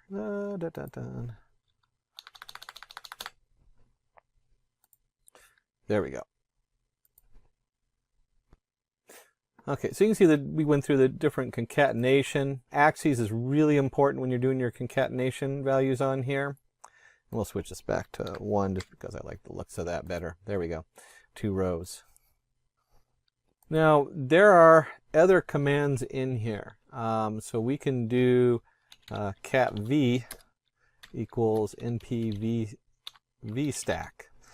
This is nothing more than your concatenation, but instead we don't have to put the axes in there because v stands for vertical.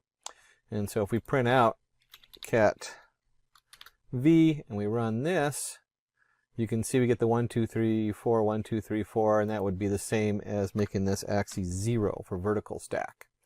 And if you're going to have a vertical stack, you can also have an H stack. So if we change this from V stack to, oops, here we go, H stack, and we'll just change this from cat to cat, and I run this, it's the same as doing axis 0. The process is identical in the background. This is like a legacy setup, your V stack and your H stack. Most people just use concatenate and then put the axes in there because it's has a lot more clarity and is more commonly used nowadays. The last section in NumPy we're going to cover is kind of data exploration, and that'll make a little bit more sense in just a moment. Sometimes they call them set operations, But let's say we have an array, 1, 2, 3, 4, 5, 6, 3, whatever it is. You can see we generate a nice little array here. And what I want to go ahead and do is find the unique values in that array. So maybe I'm generating what they call a one-hot encoder. And so these values then all become, I need to know how long my bit array is going to be. So each word, each word is represented by a number, and then I want to know just how many of those words are in there. If we're doing word count, very popular thing to do. And you can see here when we do unique, we have 1, 2, 3, 4, 5, 6. Those are our unique values. Some of the things we can do with the unique values is we can also, instead of doing just unique, we can do uniques, our unique values, and counts of each unique value. And this is very similar to what we just did up here, where we're doing NP unique. But we're going to add a little bit more into there, and it's just part of the arguments in this, and we want to do return counts equals true. So instead of just returning the unique values, we want to know how many of those unique values are in each one. And we'll go ahead and print our uniques and print our counts. When we run that, you can see here we have our unique value 1, 2, 3, 4, 5, 6, just like we had before. And then there's two of the first of 2 1s, 2 2s, 2 3s, 2 4s, 1 5, 2 6s, and so on. And you can go through and actually look at that if you want to count them. But a quick way to find out your distribution of different values. So you might want to know how often the word the is used versus the word and, if each word is represented as a unique number. And along the set variables, we might want to know, let me just put a note up here. We're going to start looking at intersection, and we might want to also know differentiation, and neither. So when we're, neighbor, neither. So when we're looking at now is we want to know, hey, where do these two arrays intersect? And we have 1, 2, 3, 4, 5, 3, 4, 5, 6, 7. We might want to know what is common between the two arrays. And so when we do that, we have NP intersect, and it's a 1D array, one-dimensional array. And then we need to go ahead and put array 1, array 2. And if we run this, we can see they intersect at 3, 4, 5. That's what they have common. And because we're going to go ahead and go through these and look at a couple different options, let's change this from intersect 1D. And we'll do the same thing. We'll go ahead and print this. So we might want to know the intersection where they have commonalities. Another unique word is union of 1D. So instead of intersect, we want to know all the values that are in both of them. So here's our union of 1D. When we run that, you can see we have 1, 2, 3, 4, 5, 6, 7. So it's all the different values in there. And one of the last words, we have 2 more to go, is we want to know what the set difference is. And so that's where you'll see that, if you remember set, we talked about that being what they call these things. So the set difference of a 1D array, when we run that, you can see that 1 is only in one array and 2 is only in one array. And if we want to know what's in array 1 but not in array 2, we might want to know what is in array 1 but not 2 and what's in 2 but not 1. And this would be the set XOR 1D on here. So we have the 4 different options here where we can do an intersection. What do they both have in common? We can do a union. What are all the unique values in both arrays? We can see the difference, what's in array 1 but not array 2, so set diff 1D. And then set XOR, what is not in 1 but is in 2, and what is not in 2 but in 1.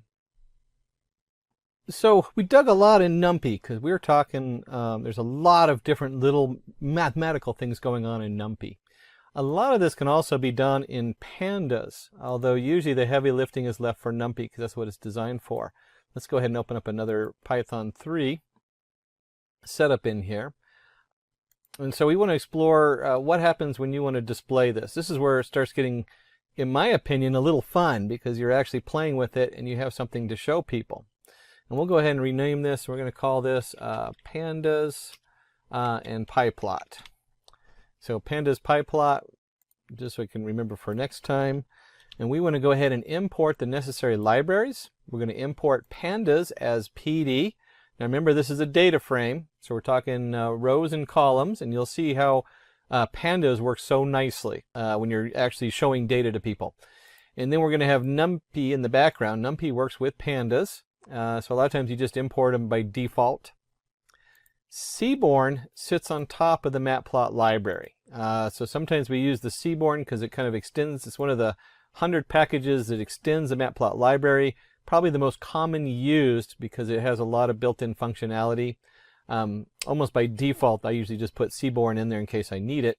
And of course we have Matplot library as PyPlot, as PLT. And note we have as PD, as NP, as SNS, as PLT. Those are pretty standard. So when you're doing your imports, I would probably keep those just so other people can read your code and it makes sense to them. That's pretty much a standard nowadays. And then we have the strange line here. It says ampersand Matplot library inline. That is for Jupyter Notebook only. So if you're running this in a different package, you'll have a pop-up when it goes to display the Matplot library. You can, with the most current version of Jupyter, usually leave that out and it will still display it right on the page as we go. And we'll see what that looks like. And then we're going to go ahead and just do the Seaborn, the SNS.set, and we're going to set the color codes equals true. Let them just keep the default ones so we don't have to think about it too much.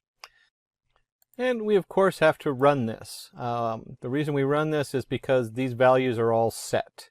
If we don't run this and I access one of these afterward, it'll crash. The cool thing about Jupyter Notebooks is if you forgot to import one of these, you forgot to install it, because you do have to install this under your Anaconda setup or whatever setup you're in, you can flip over to Anaconda and run your install for these. And then just come back and run it. You don't have to close anything out.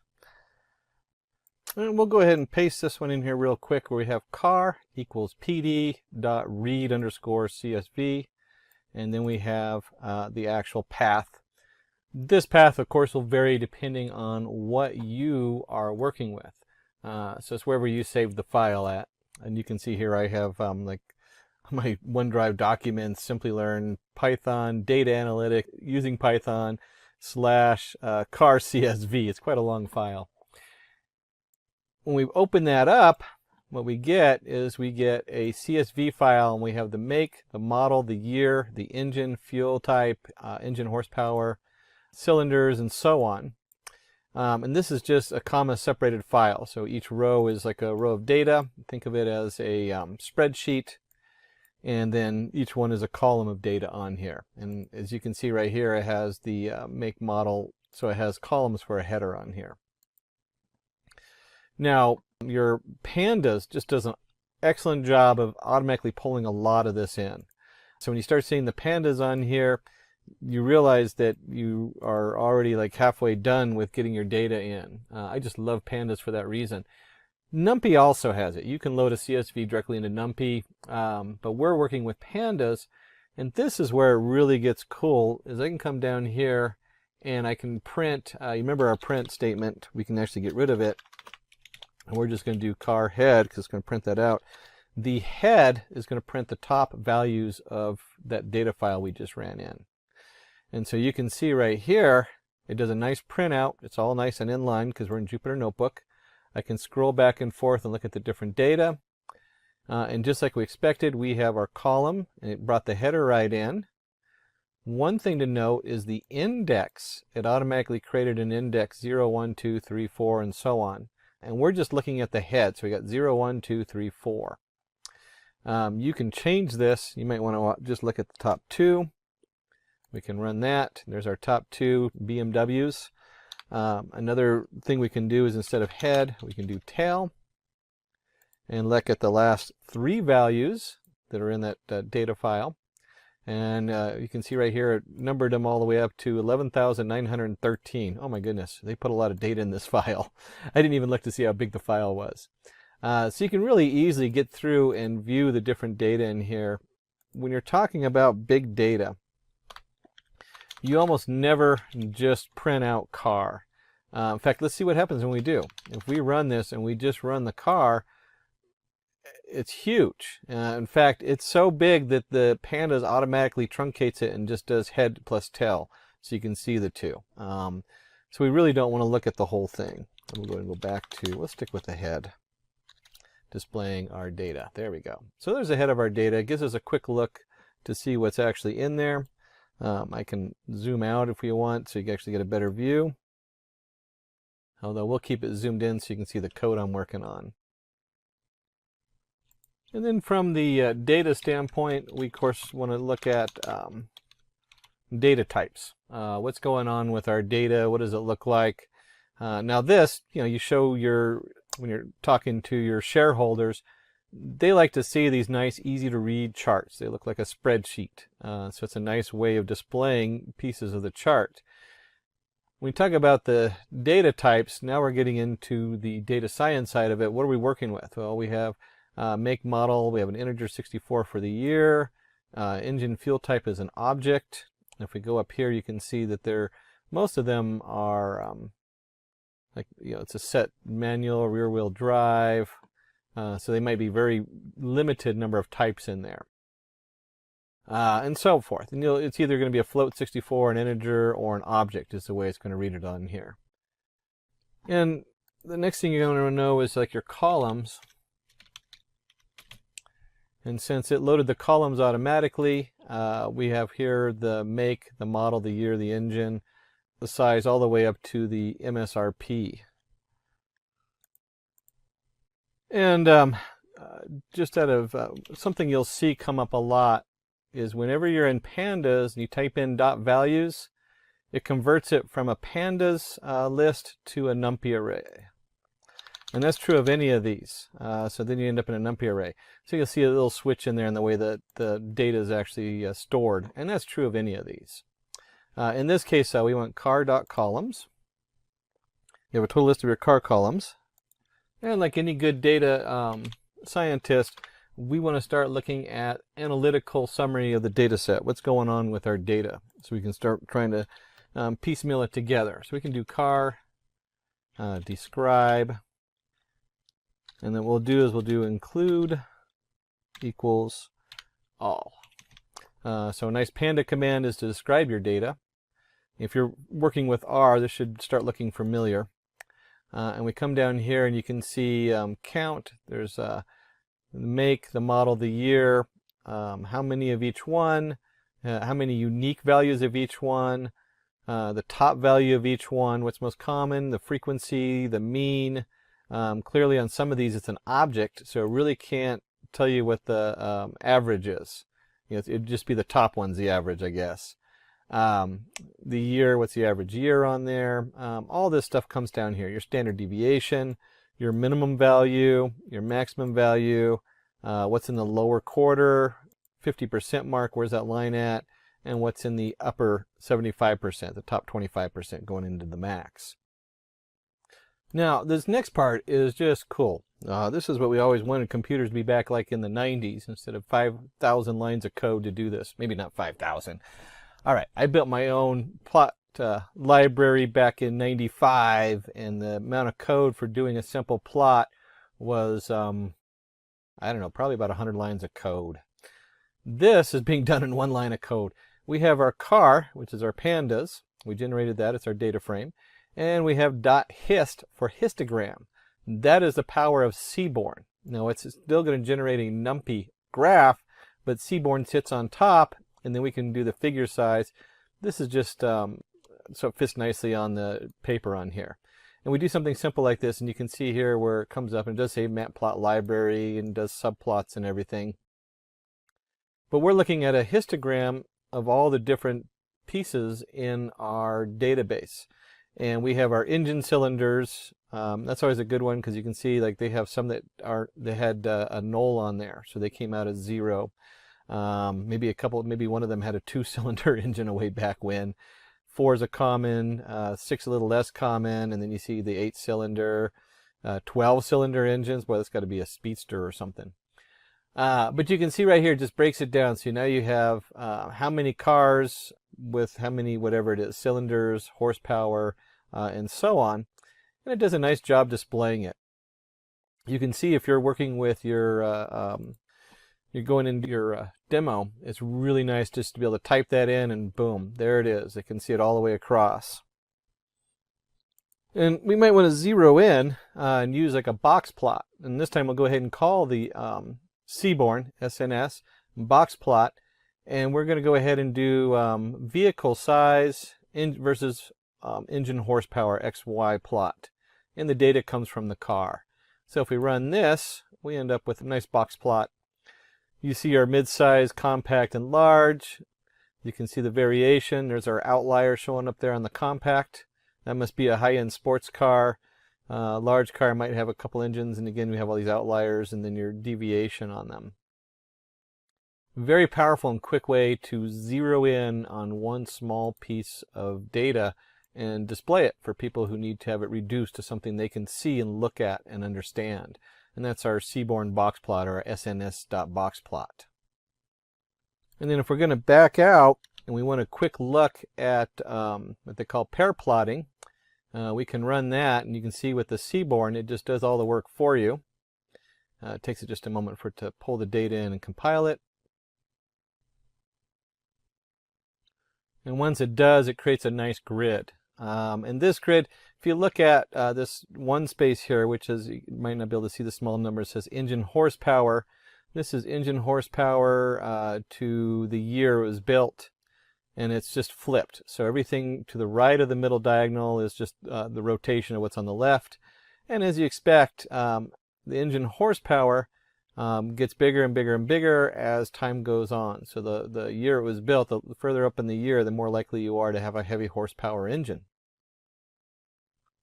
And you can quickly look at trends with our pair plot coming up. And look how fast that was. It took it a couple, moment to process. But right away, I get a nice view of all these different information, which I can look at visually and kind of see how things group and look. Now, if I was doing a meeting, I probably wouldn't show all the data. One of the things I've learned over the years is people, myself included, love to show all our work. We were taught in school, show all your work, prove what you know. The CEO doesn't want to see a huge grid of graphs, I guarantee it. So what we want to do is we want to go ahead and drop the stuff that might not be interested in. And I'm not really a car person. Our guy in the back is, obviously. So you have your engine fuel type. We're going to drop that. We're going to drop market category, vehicle style, popularity, number of doors, vehicle size.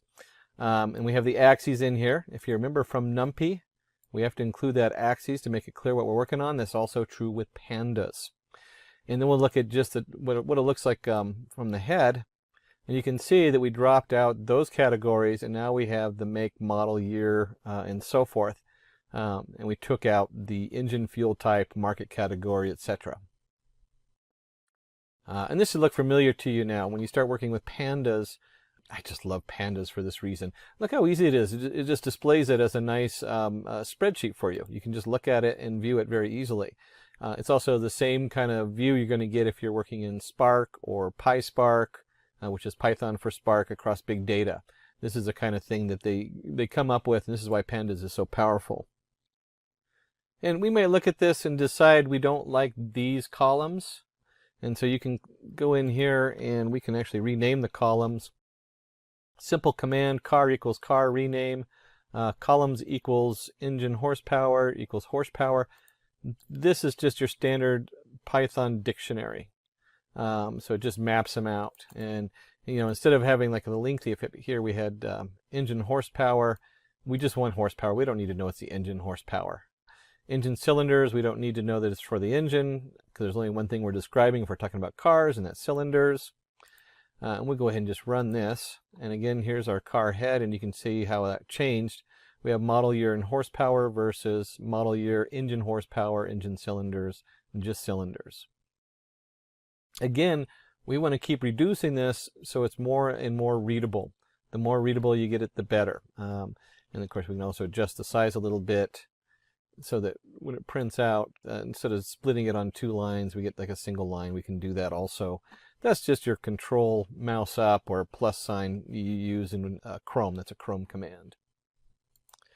And if you remember from NumPy, we had shape. Well, Pandas works the same way. We can look at the shape of the data. So we now have 11,914 rows and 10 columns.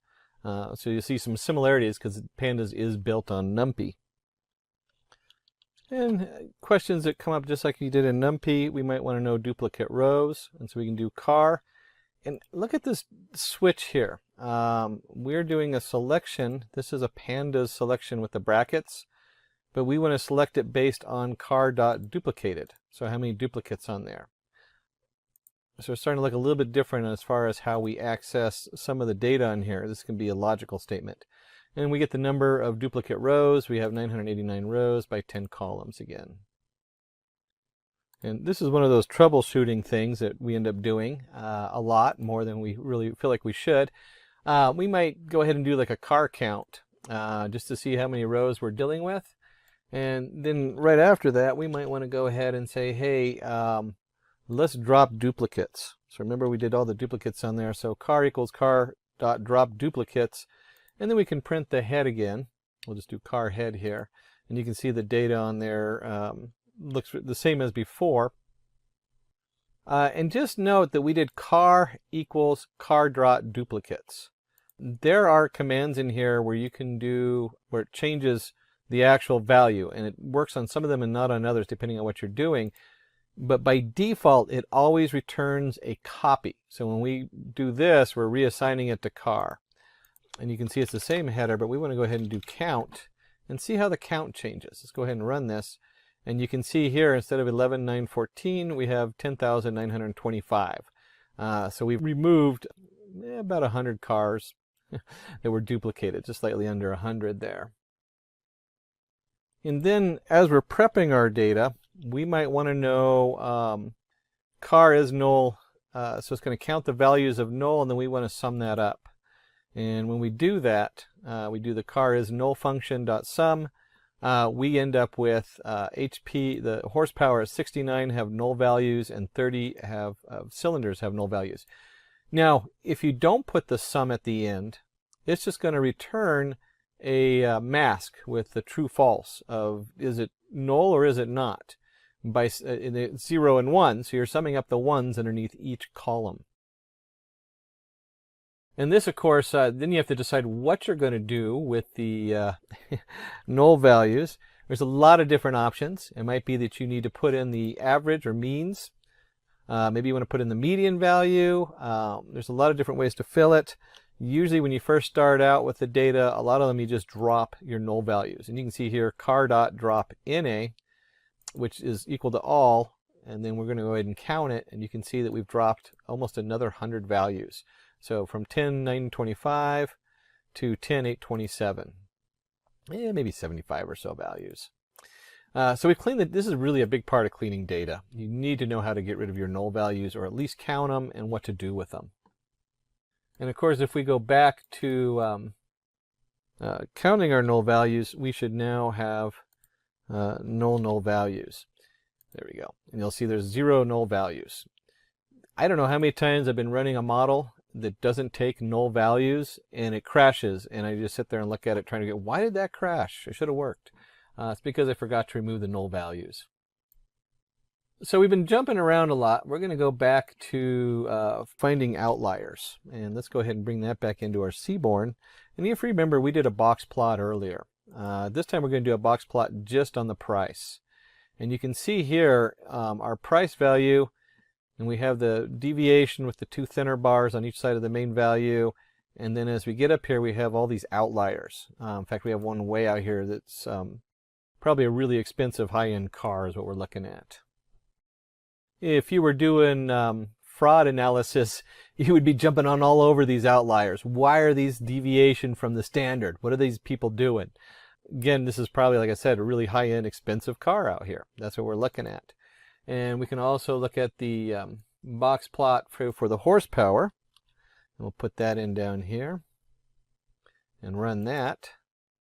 And you can see again, here's our horsepower, and it just jumps, and there's these really odd, huge muscle cars out here that are outliers. And we're going to jump into making this a little bit more, as you start displaying your data or your information to your shareholders. We're going to look at plotting a histogram for the number of cars per brand. And the first thing we want to go ahead and do is we have with our car, go back over here, here we go. We have our make value counts, largest plot, and we want to do a kind equals bar, figure size 10.5. And right off the bat, we jump up here and we see Chevrolet. It's going against, what was it? It's configuration, the value counts, and we want the largest value. So here's our value counts and compared to what the different cars are. Chevrolet puts out a lot of different kinds of cars. I didn't realize that they made that many cars or different types. And then for readability, let's go ahead and add a title, number of cars by make, number of cars, and make. If you had looked at this the first time, you would have been like, well, what the heck am I looking at? Well, we're looking at the number of cars by make. And then you can see here, now we're talking about the type of cars and the different ones were put out. Lotus, I guess, only had a few different kinds of cars over there. Very high-end cars. And then as doing data analytics and as a data scientist, one of the things I am most interested in is the relationship between the variables.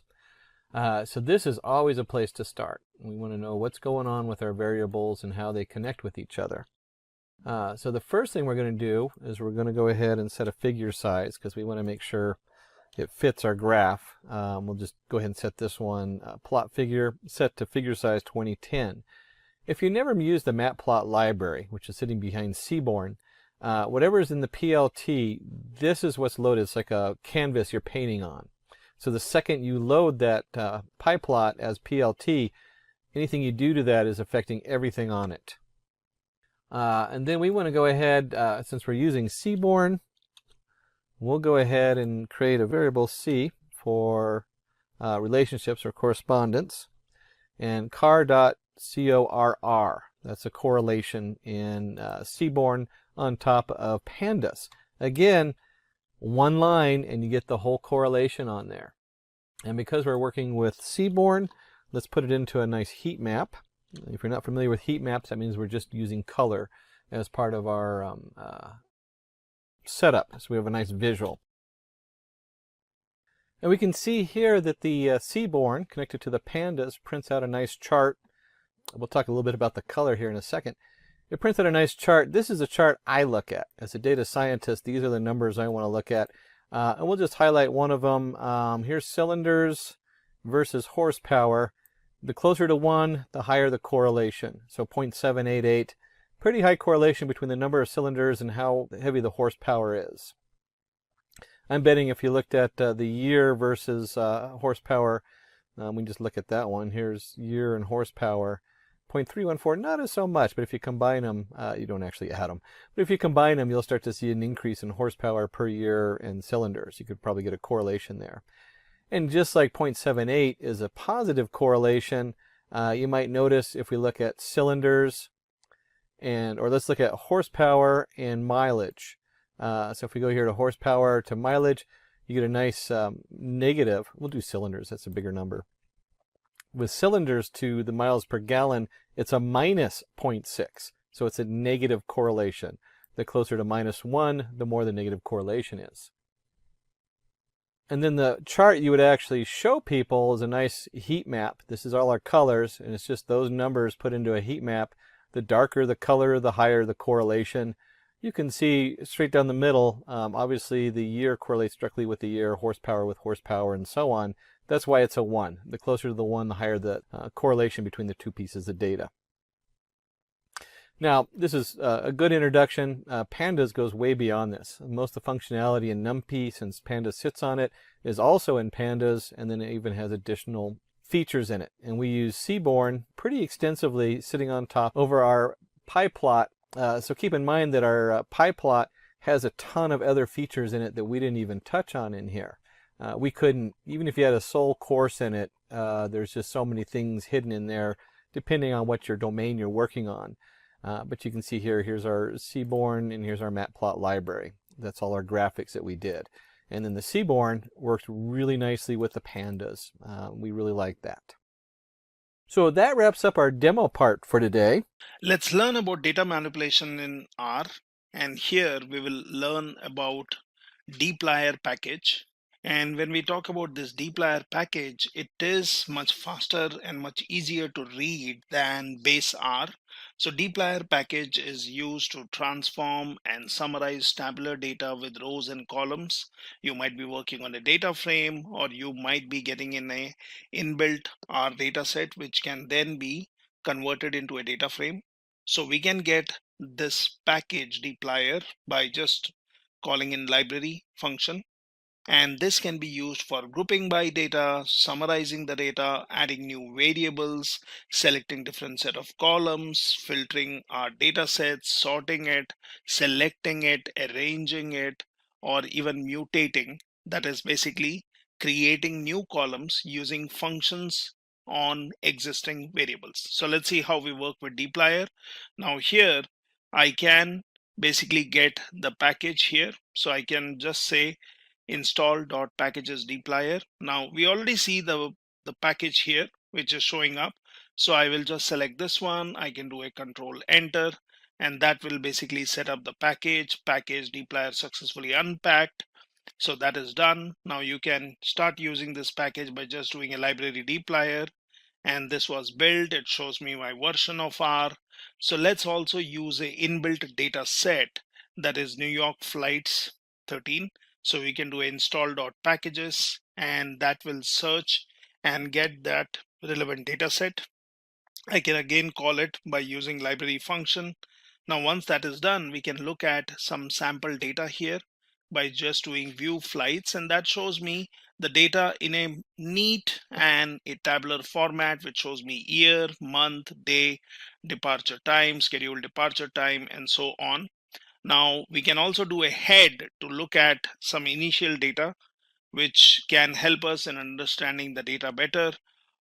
So what is this data about? How many columns we have? What are the data types or object types here? It shows me how many variables we have. So this is fine. Now we can start using dplyr, and in that we can use, say, filter function if we would want to look in for specific value. Now here we have the column as month, so I will do a filter. Now I'm creating a variable f1. I'm using the filter function on flights, which we already have. And then what we can do is we can basically look at the month, where the month value is 07. So let's look at that. And this one, you can do a view on F1, which shows me the data wherein you have filtered out all the data based on month being 7. So this is a simple usage of filter. We can take some other example. We may want to include multiple columns. So we can say F2 filter flights, and here we will say month is equal to 7, day is 3, and then look at the value of F2 if you are interested in seeing this. And that tells you the month is 7 and day is 3. You could also look into a more readable format by using view on F2, and that gives me my selected result. So we are just extracting in some specific value. We can keep extending this. So here we can say flights is what we would want to work on. I'm using the filter function, so I can straight away, instead of creating a variable and then doing a view, I can also do a view in this way. I can just pass in my filter within the view, and within this I'm saying filter. I would want to look at the flights, month being 09, day being 2, and origin being LGA, and then that shows me the value here. And obviously you can scroll and look at all the columns, and if you see the origin column, it shows the selected value. So now we have filtered our data based on values in 3 different columns. Now what we can also do is we can use AND, or we can use OR operators. So I could have done this in a little different way. So I could have said head, which shows me initial result. I will do a flights. So within my head function, I'm passing in this. And what does that contain? So you are saying flights. And in this flights data set, you would want to pick up the month being the column. So we use the dollar symbol here. We give in a value and I'll say and I'll again say flights, wherein I will select the day being 2 and remember, when you talk about and, it is going to check if all the values are met true. So then you say flights origin, LGA, and you look at the value. So in this way, I can filter out specifically multiple values by specifying columns. Now we could have done it in this way. We could have created a view, or we could have assigned this to a variable and then done a view on that, where we could have selected month being day and origin. Or you can be more specific in specifying all the columns. It makes the code more readable. So let's look at the values, and here you are looking at head, which shows me based on month, day, and then you can look for further columns for other variables, that is origin being LGA. Now what we can also do is we can do some slicing here to select rows by particular position. So I can say slice, and I would want to look at rows 1 to 5, and I can do this. So you can always assign or look at the view of this. I can just do here. So when I did a slice 1:5, it shows me my entries for 1 to 5. Now similarly, we can do a slice 5 to 10, and now you're looking at 5 to 10 values. So you can always look at the complete data and then you can slice out particular data. Now mutate is usually a function which is used when you would want to apply some variable on a particular data set, and then you would want to add it to your existing data frame, or you would want to add a new column. So this is where you use mutate, which is mainly used to add new variables. So let's see how you work on mutate. So it's pretty simple. So you create a variable over delay. Now I would want to do a mutate so that it adds a new column. So I'm selecting my data, which is flights. I will call the new column as overall delay, and then basically I can look at overall delay being arrival delay minus departure delay. So let's create this and let's look at view of this, which shows me, or which should show me, my new column, which is overall delay, which was not in my original data set. So you can anytime do a head on this one to compare the value. So this one shows me arrival delay, and then there are many other variables. What you can also do is you can do a view, and you could have just look at flights if you would want to compare. So you can look at the flights, and this one would not have any overall delay column. So it basically shows me 19 columns only, what we see here. And if you do a view on overall delay, then that basically shows me 20 columns. So we know that the new column has been added to this overall delay. So if you would want to work with 20 columns, you will use overall delay. If you would want to work with your original data set, you will use flights. Now you can also use a transmute function, which is used to show only the new column. So we can do an overall delay, and at this time we will say transmute, we will say flights, overall delay. The computation remains same, but at this time, if I look at view on overall delay, it only shows me the new column. So sometimes we may want to compute result based on two variables or two columns and just look at the new value, and then we can decide if we would want to add it to our existing structure. Now you can also use summarize, and summarize basically helps us in getting a summary based on certain criteria. So we can always do a summarize, and what we can do is we can look at our data and we can say on what basis we would want to summarize this particular data. So we can do a summarize function. Now summarize on flights, I will say average air time, and I would want to calculate an average. So for that, I'm using an inbuilt function called mean. I will do that on airtime column.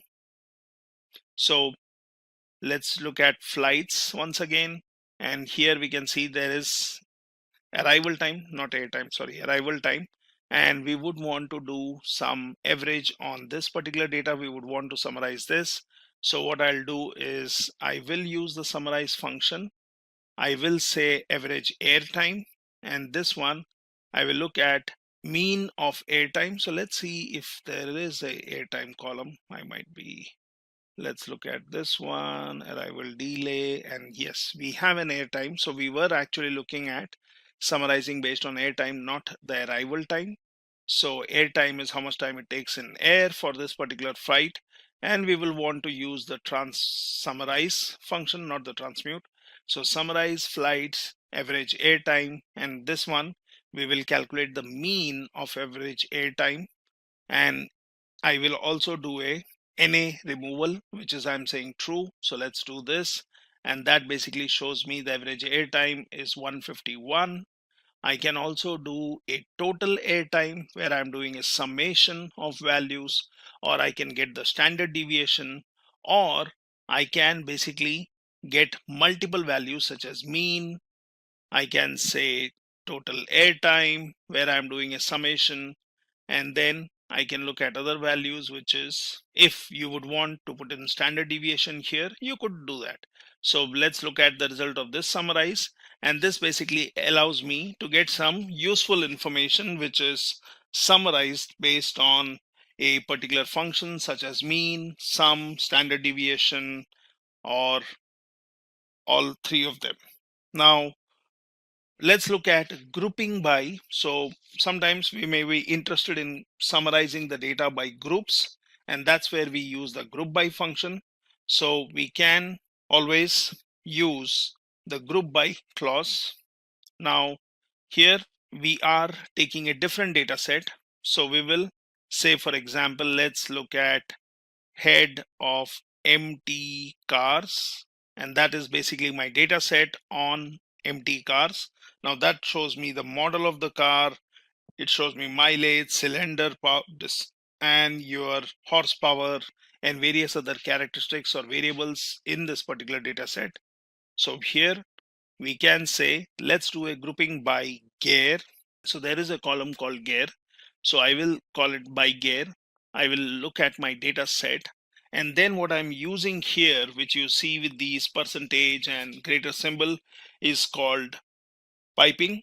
So that basically feeds your previous data frame into next one. So this is sometimes useful, and you can get this by just saying Control Shift and M, and you can then use this. So we are going to have piping. So I'm saying empty cars. Now this is my original data set where I did a head, or I could have done a view on this one if you would want to see it in a more readable format, and that basically shows me the data.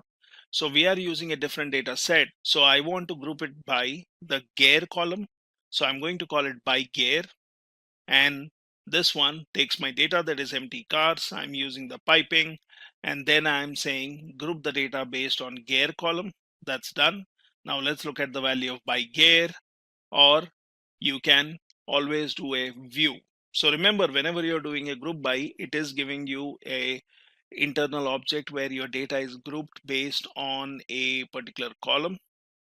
So we can look at the values here. You can do a view that shows you your data grouped based on a particular column. Now I can again use the summarize function where I would want to now work on the new one where it was grouped based on gear. So I'm doing a summarize, and here I'm going to say gear 1, which will be having the value of summation on the gear column, and then I'm saying gear 2, which is mean. Well, you could give some meaningful names to this, and let's look at the value of this one where we are basically now looking at the values, which is sum and mean values based on the gear. Similarly, we can look at different example. So we can say by gear, and I'm again using piping, but earlier we had taken gear we had grouped the data and we called it by gear. So we took our original data set empty cars, but now within this particular data, which was grouped by gear, I will take this data set, I will use the piping and I will summarize it where I am saying within this particular data set, I would want to get the sum or I would want to get the mean, and then you can look at the values. So what you're doing is you are either looking at your original data set or you're looking at the data which was already grouped, and then you can look at the values. Now here what we can do is we can group by cylinder. Say might be you are interested in looking at data which is summarized based on the cylinder column, you can do that. And then for this by cylinder, I'm doing a piping where I'm using the summarize function, and summarizing will then be done based on the mean values of the gear column or the horsepower. So let's do this, and then you can basically look at the value. At any point you may want to look at the data set again, so just do a head and you can look at what does the value contain, and by cylinder or by gear and do a head, and it gives you the value. So you can always do some summarizing or grouping in these ways. Now here we are going to use sample underscore n function and sample underscore fraction for creating samples. So for this, let's take the flights data set again, and we would want to get 15 random values. Now that is done, and it shows me 15 rows with some random values from the data. What you can also do is you can do a portion of data by using sample underscore fraction, and here I'll say flights, I'll say 0.4, which will return 40% of the total data. So this can be useful when you are building your machine learning, where you would want to split your data into training and test. Might be you are interested in some portion of the data, so you can do this, which is very useful function, and then you can look at the value of that. Now what we can also do is we can use a range function. So like we were doing a grouping by, or we were trying to pull out a particular column. So in the same way, we can use a range, which is a convenient way of sorting than your base R sorting.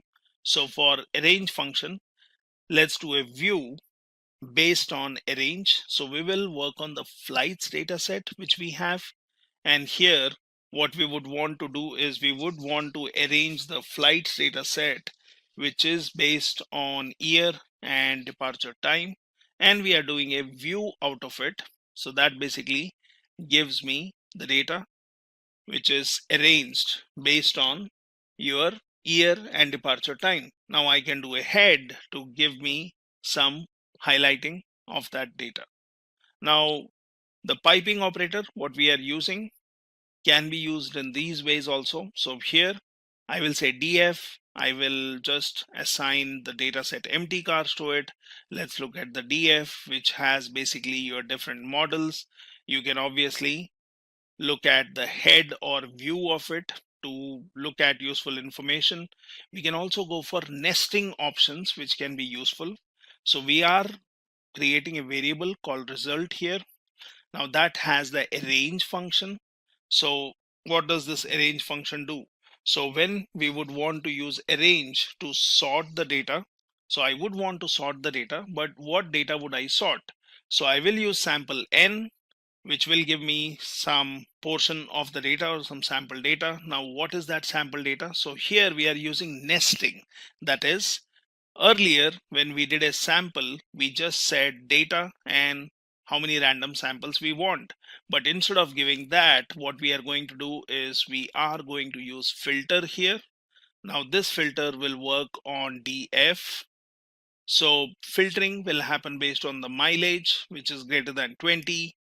I will say size is 5, and I would want to basically arrange this in a descending order. So I'm using the des on this particular mileage column. By default, it is always ascending. So let's get the result out of this, which will basically show me the mileage details in a descending order. So this is my data frame, and now we can look at the result, what we have created. So just do a view or do a head and look at the view. So here you see mileage, where the highest value is on the top, and we were only interested in 5 values in our random sample. So that's why when you did a view, it shows your 5 values, and it shows in a descending order based on mileage. So we have not only used an inbuilt function, we have not only arranged the data, that is, we have sorted the data, but we have sorted the data based on a descending order on a particular column. We have said the value should be greater than 20, and we have also said we just need 5 random samples. Now let's look at some other examples. So you can always do a multi-assignment. So I can say filter, wherein I'm going to use DF, which was assigned empty cars. I'm going to say mileage should be greater than 20. Then I say B, which is going to get a sample out of A, and I just want 5 random values. So let's look at that. So we have B, which is going to get a set of 5 values from A. Now I will create a result variable which will arrange B, which is sample data, in a descending order. Now let's look at the result of this, and that basically shows me what we were seeing earlier. So you can do a multi-assignment where you can create a variable, get a sample out of it, and then basically whatever is that result, you can arrange that or sort that in a descending or by default descending order. So same thing, we can do it using pipe operator. So piping. So here I will say result. I'm passing in my DF, that's the data set. I'm using piping, and which basically tells what you need to do on this particular data set. So I'm going to filter out the data based on mileage 20. Then I'm going to push that or forward it to get the random sample, and whatever is this random sample is going to be pushed.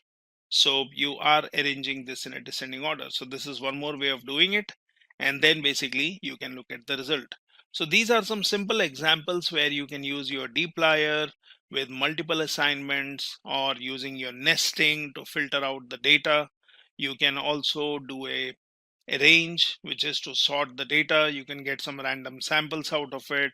You can summarize the data. You can also summarize the data based on 1 or 2 or multiple columns. And you can use some inbuilt functions to summarize the data based on some functions which are applied on the variables or on the columns. You can transmute it, where you would be interested in only looking at one column. You can mutate it, where you want to add a new column.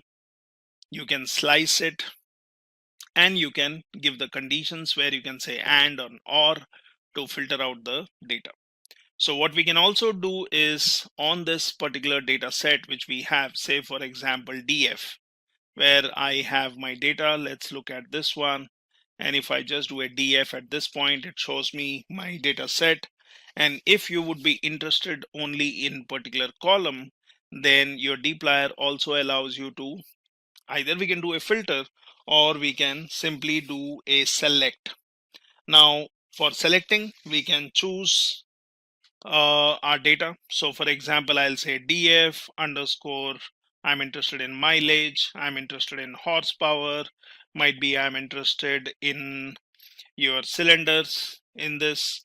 And for this one, what I can do is, when I would want to do a select, I can basically say selected df, let's call it some name. I can say control shift m, which is for piping. And then basically what you can do is you can do a select, and you can choose your columns. So I was interested in mileage, I was interested in horsepower, I was interested in cylinder. And here what I'm doing is I'm using a select, where I can look at the new data frame. So let's do this. And I'm sorry, here we will have to give it df. This is where you are passing in your data. Yeah, now this one is done, and we can look at the value of this one by just doing a df or head, on df underscore mileage horsepower cylinder and look at the selected result. So you can be looking at selective columns. I could have done this filter, but filter will always look for a condition. Say your mileage is greater than 20, or might be your cylinders are more than 4 or something else. But when you do a select, you are selecting specific columns. So view always gives you all the columns, head gives you highlight, but then select can be useful when we are interested in looking at only specific data. So this is how you can use dplyr for manipulation, for your data transformation, for basically filtering out the data by selecting particular data and then working on it. Hey everyone, welcome to Simplilearn's YouTube channel. Today we will learn about data transformation in Power BI. That said, if these are the type of videos you'd like to watch, then hit that like and subscribe buttons and the bell icon to get notified. So what exactly you mean by data transformation in Power BI? So data transformation can be a little similar to data cleaning. So before any kind of data analytics, you might be receiving raw data from a website source, a SQL database, or an Excel file, or multiple sources, right? Once after you receive the data, whether it is batch mode data or streaming data, you are supposed to clean it, right? You might have to clean up the discrepancies like the blank rows or the blank cells or any irregularities in data, such as wrong data type, right? Such discrepancies from the data should be eliminated in the first stage of data analytics. So that's exactly where data cleaning and data transformation comes into the picture. So you have various tools for data cleaning and data transformation like Excel, SQL, but if you are a Power BI user, then good news for you. Power Query in Power BI can assist you in terms of data transformations. So in this tutorial, we will be discussing the most important day-to-day data transformations which a data analyst takes care of in the process of data analysis is what we are going to discuss today. So let's quickly switch to Power BI. But before that, let's have an overview of what kind of data we are exactly dealing with today. So we are dealing with Superstore dataset, and that's in Excel format. So this is our Superstore dataset, and we have 4 tabs here. The first one is Orders tab, where we have Customer ID, Order ID, Date, Ship mode, and Customer name. And in the second tab, we have Stores dataset, which has the details about the customer, from where he or she is, the state, city, postal code, and which category or subcategory did they purchase, and order, sales, discount, profit, everything, right? And here we have some information about any of the orders which were returned and some people over here. So these are the 4 tabs that we are dealing with today. Now that we have an overview on the data that we're dealing with, let's quickly now switch to Power BI. So now we are on the Power BI window. You can just discuss changes.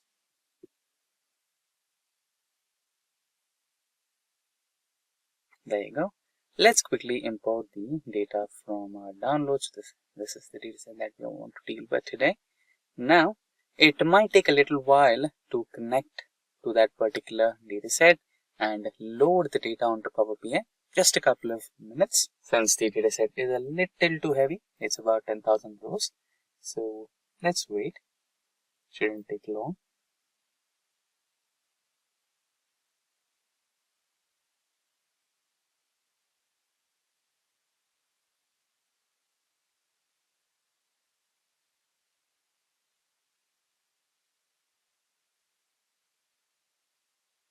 There you go. The data got successfully loaded.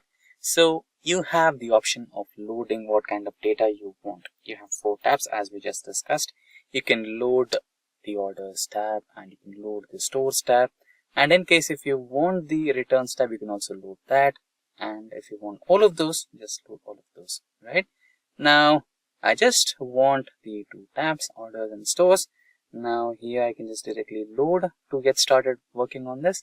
But in case I don't want any kind of discrepancies, in case if I have a doubt that this data might not be cleaned, I shall go with data transformation. So ideally you should go with data transformation. Check your data first before any kind of analytical processes. So let's go with that. Transform data. And shortly we should be having the Power Query window open on our desktop screens.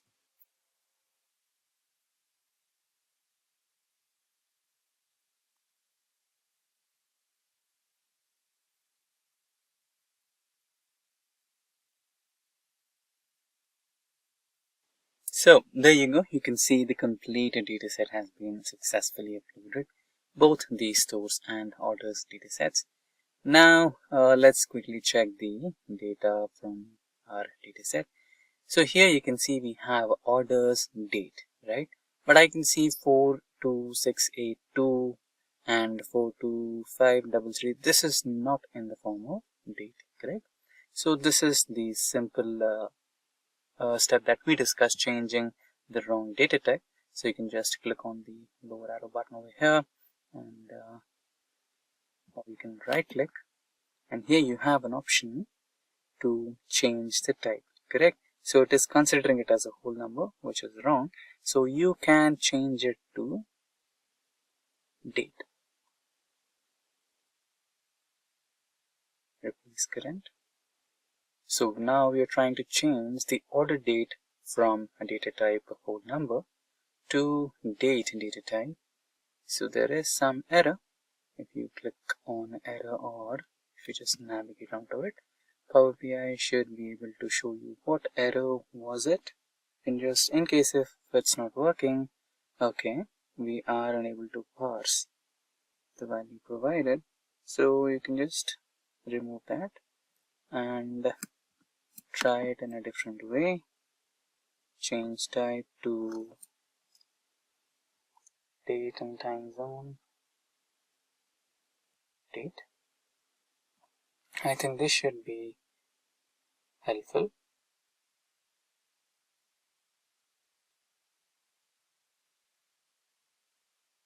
Or if it's not working here, let's quickly check what could be the error. Date time.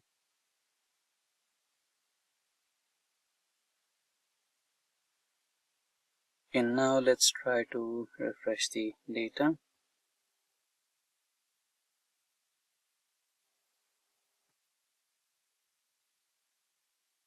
It is taking a little while. We also have another information that to deal with. We have the first row as row headers. So we should be declaring Power BI that we also have a row header over here. It's taking a little while to refresh. Meanwhile, let's quickly check into the stores data, and here we have customer name. So let's try to apply second type of data transformation, which will be like, let's say, split column. We have the complete name of the customer. Let's try to split it into first name and second name. So by delimiter, and we can give multiple options over here. Leftmost delimiter, let's say a person has three parts of his name: first name, middle name, and second name, or the last name. So, but we just wanted to split it into first and second name. So we would go with the first leftmost delimiter and split the data set. Press OK, and it should help us to split the data, first name and second name, and we can also name the columns separately as first name and second name instead of customer name. It's taking a little while than the ideal time, but it's completely alright, since considering the 10,000 rows of stores data and 10,000 rows of orders data, it is alright, not a problem. Now let's try to take a look at the orders dataset if it has successfully changed it. No, it is still showing us an error. I don't know what's wrong here. It's maybe incomplete.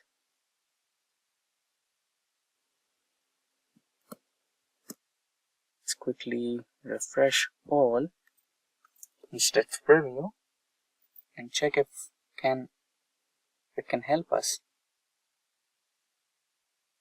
So there you go. After refreshing, the first order date is changed to date data type. So what we missed is when you change the type, you're supposed to add a step. So what exactly I mean by that? Now we are trying to change the second one as well. So just wait for a while and it will give us a choice if we want to add a new step or not. That's when we select the option yes, please add a new step. So what do I mean by steps? So applied steps, you can see something over here, right? So every alteration, every change, or every modification that you're doing, every transformation you're including onto your data will be recorded as a macro. So that can be implemented if you are loading a similar data set for the next batch. Let's say this is 2022 data, and if you're trying to analyze the 2023 data and every column is similar, then you can just follow these applied steps and the same implementation will be automated. You don't have to spend time in doing the same process once again. There you go. So this time it has recorded this step and it automatically has taken a new step over here. Change type step 1, change type step 2. If you don't want the step to be added, you can just select the red X mark over here. It will remove it. And similarly, when you go back to the stores data set, here you have the first name and second name split successfully. And now let's say you want to have unique customer data, right?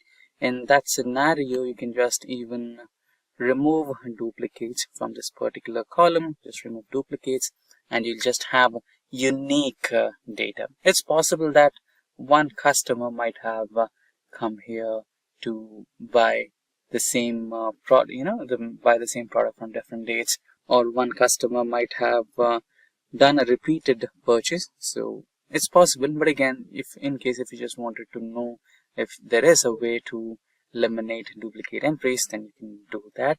So for now, let's not delete the customer IDs here, because one customer might have visited the same store for multiple times and might have purchased a different product, or might have made the same order with multiple products, right? So there is a possibility for that. Let's not disturb the dataset. So I just wanted you to know if there is a way to eliminate the duplicates from the dataset. Yes, it is. Now let's also check another possibility of data transformation. So let's say you wanted to add a new column and identify or include some mathematical operations. For now, let's say I have sales, quantity, discount and profit, but I don't know what's the rate, right? So here the sale is for $261 and quantity is 2, but I don't know what's the rate of one product. So I can include that. You can just select the last column, or where you want a new column, just go to the add new column here, and here you can just choose the custom column. Should be somewhere over here. Yeah, this is the custom column. And now if you click on the custom column, you can rename the custom column to rate of product, and here you can choose the mathematical operations to be applied on the columns. So sales column, insert or double click, divided by quantity. Okay, now it should give you the rate of each product, individual product.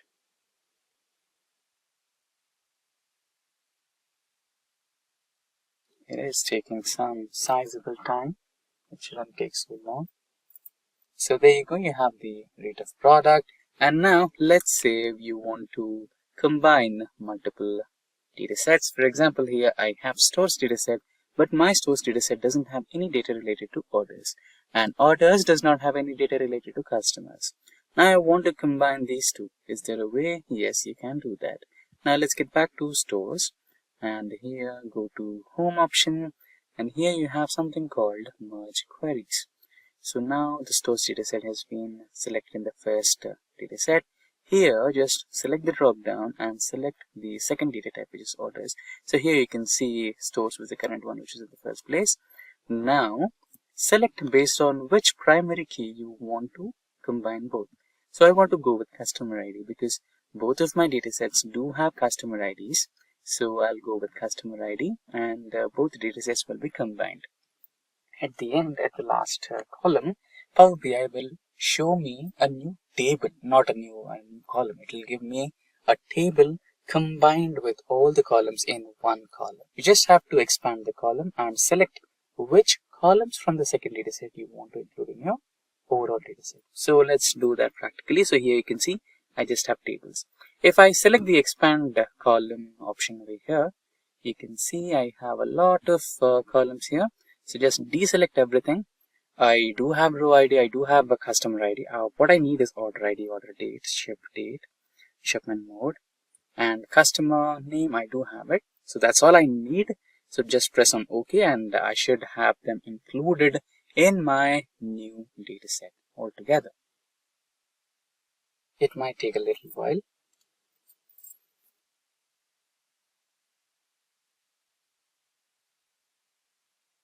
So there you go, we have the new orders ID, order date, ship date and ship mode added to our dataset. Now just click on close and apply. And your dataset is all ready for data analysis. Apply changes, so it is taking a little time. So at the end, you just have to click on the apply changes and your data will be ready for analysis. So that's exactly how you can perform data transformation in Power BI desktop version.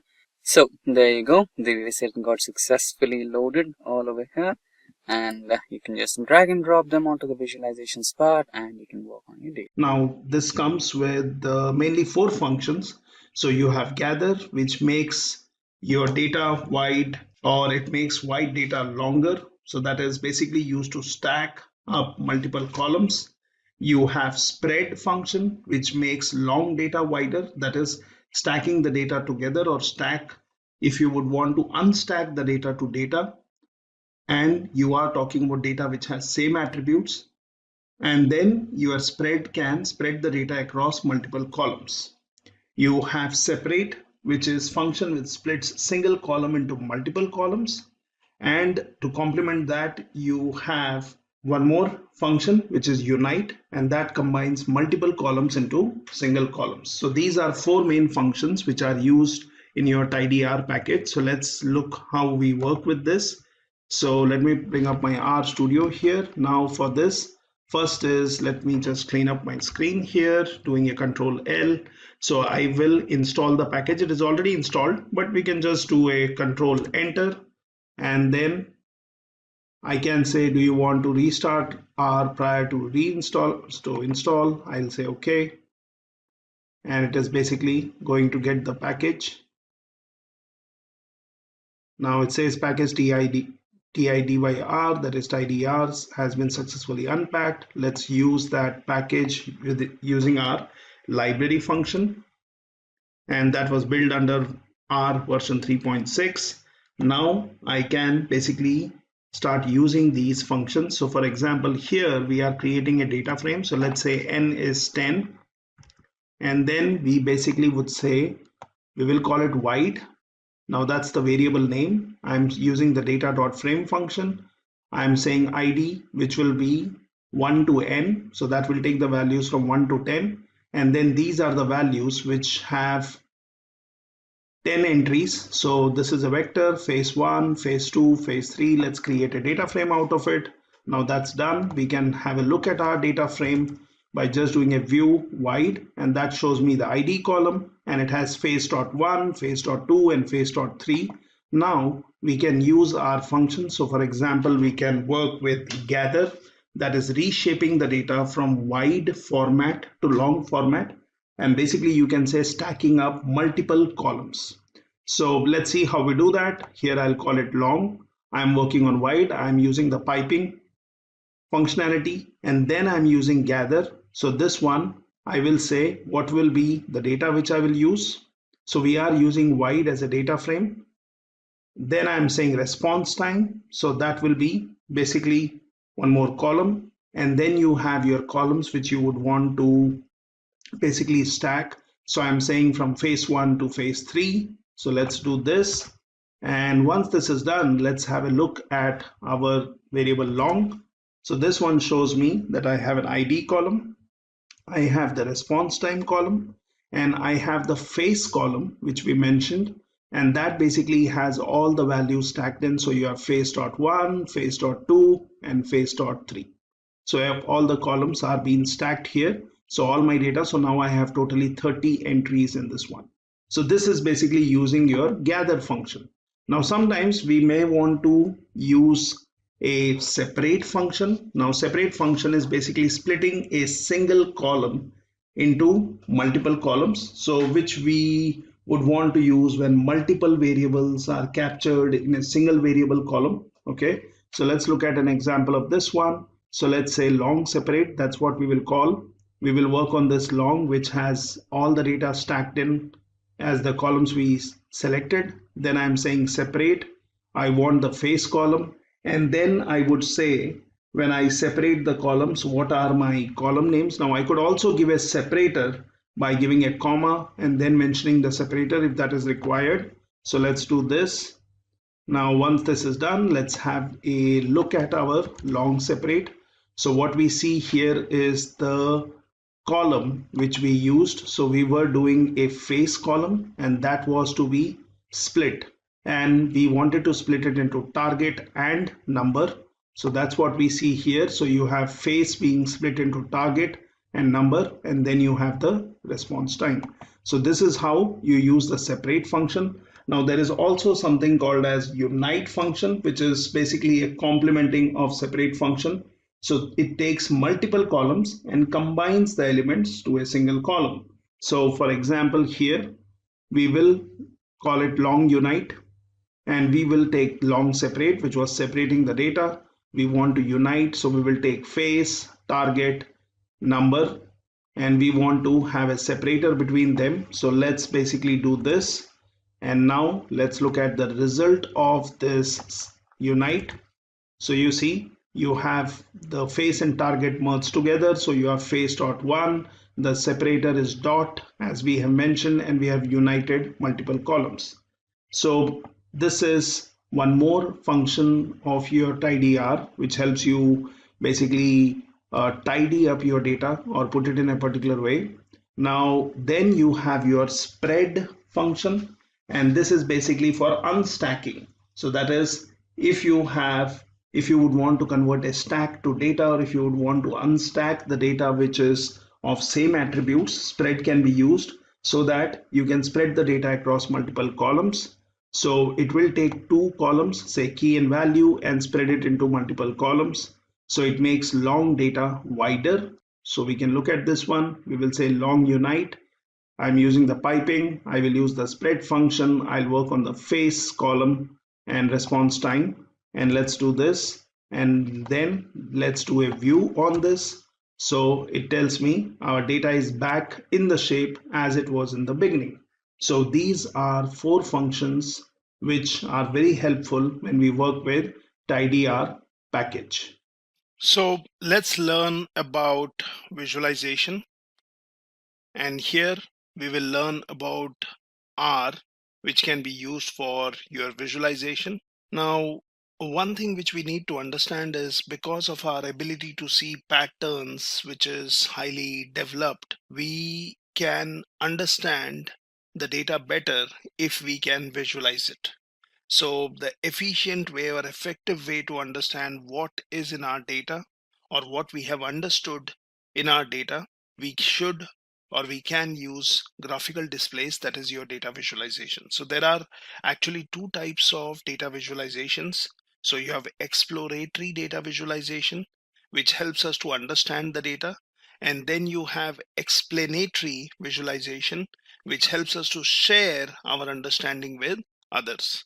So when you talk about R provides various tools and packages to create data visualizations, and which can be used for both kind of data analysis or both kind of visualizations. So when you talk about exploratory data visualization, the key is to keep all the potentially relevant details together.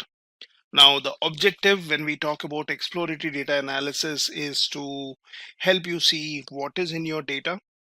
And the main question is, how much details can we interpret?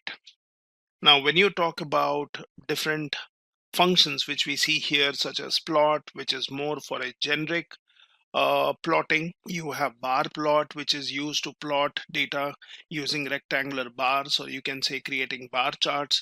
You have histogram or hist function to create histograms, where you look at the frequency of the data, or basically used to look at the central tendency of the data. You have box plot, which is used to represent data in the form of quartiles. You have ggplot, which is a package which enables the user to create sophisticated visualizations with the little code using the grammar of graphics. And then you have plotly or plotly. It creates interactive web-based graphs via the open source JavaScript graphing library. Now, before we see some examples here, let's also talk about, when you talk about plotting, let's also try to understand what kind of plots you can have and what kind of techniques you have. So let me open up my RStudio here. Now, for example, I can pull out a particular data set and let's look at this one. So here I can look at all the panes and that shows me the information. Now what I can do is I can install and get the inbuilt data sets, and then I can simply do a plot wherein I am doing a plot on chick-weight data set. So let's see what does that show. It summarizes the relationship between 4 variables in chick-weight data frame, which is in R's built-in dataset package. Now from these plots, we can see, for example, weight varies systematically over time. You can also see that chicks were assigned to 4 different diets. Now, when we talk about explanatory data analysis or visualization, that shows others what we found in the data. This means we need to make some editorial decisions, what features we would want to highlight for emphasis, what features are distracting or confusing and you want them to be eliminated, right? So there are different ways of doing it. Now, when you talk about your graphics or visualizations, you have, I would say, 3 different types, or you can say 4. So you have the base graphics, which is easiest to learn. Now here we are having an example of base graphics where I can use the base graphics. I can get a data set using library. Then I can simply create using plot function to generate a simple scatter plot of calories with sugar from US serial data frame in the mass package, and then I can give it a title. So this is basically a simple example of base graphics. Now you also have what we call as grid graphics, which is powerful set of modules for building other tools. Now you also have lattice graphics, which is general purpose system based on grid graphics. And then you have your ggplot2, which implements grammar of graphics and is based on grid graphics. So you have different ways. Now here, since I already have used library and I have the data set, I can just do a X. So I can assign the sugar related values to X and calories related value to Y. Then I can use one more, which is library function and calling in grid. Now I can basically use functions such as push viewport if I would want to create a plot using your grid graphics to create the similar kind of plot which we created using base graphics, but this will give you much more power than base graphics. It will have a steep learning curve, but it is usually useful. So I can do this where I'm saying push viewport. Then I can basically say I would want to have a data viewport. I would say different functions of your grid package. So I'm saying rectangle, you have x-axis, y-axis, given some points here. And then basically you can add details to the graph by giving the names to the columns, and you can basically create a simple grid graphics based plot here. Now, there are different other options which we can use to create plots. Now, before we go into understanding how you create plots, let me just give you a brief on what are the different kind of plots and how they can be used. So here we will look at these different plots. Now, for example, we have a bar chart, which is a graph which shows comparisons across discrete categories.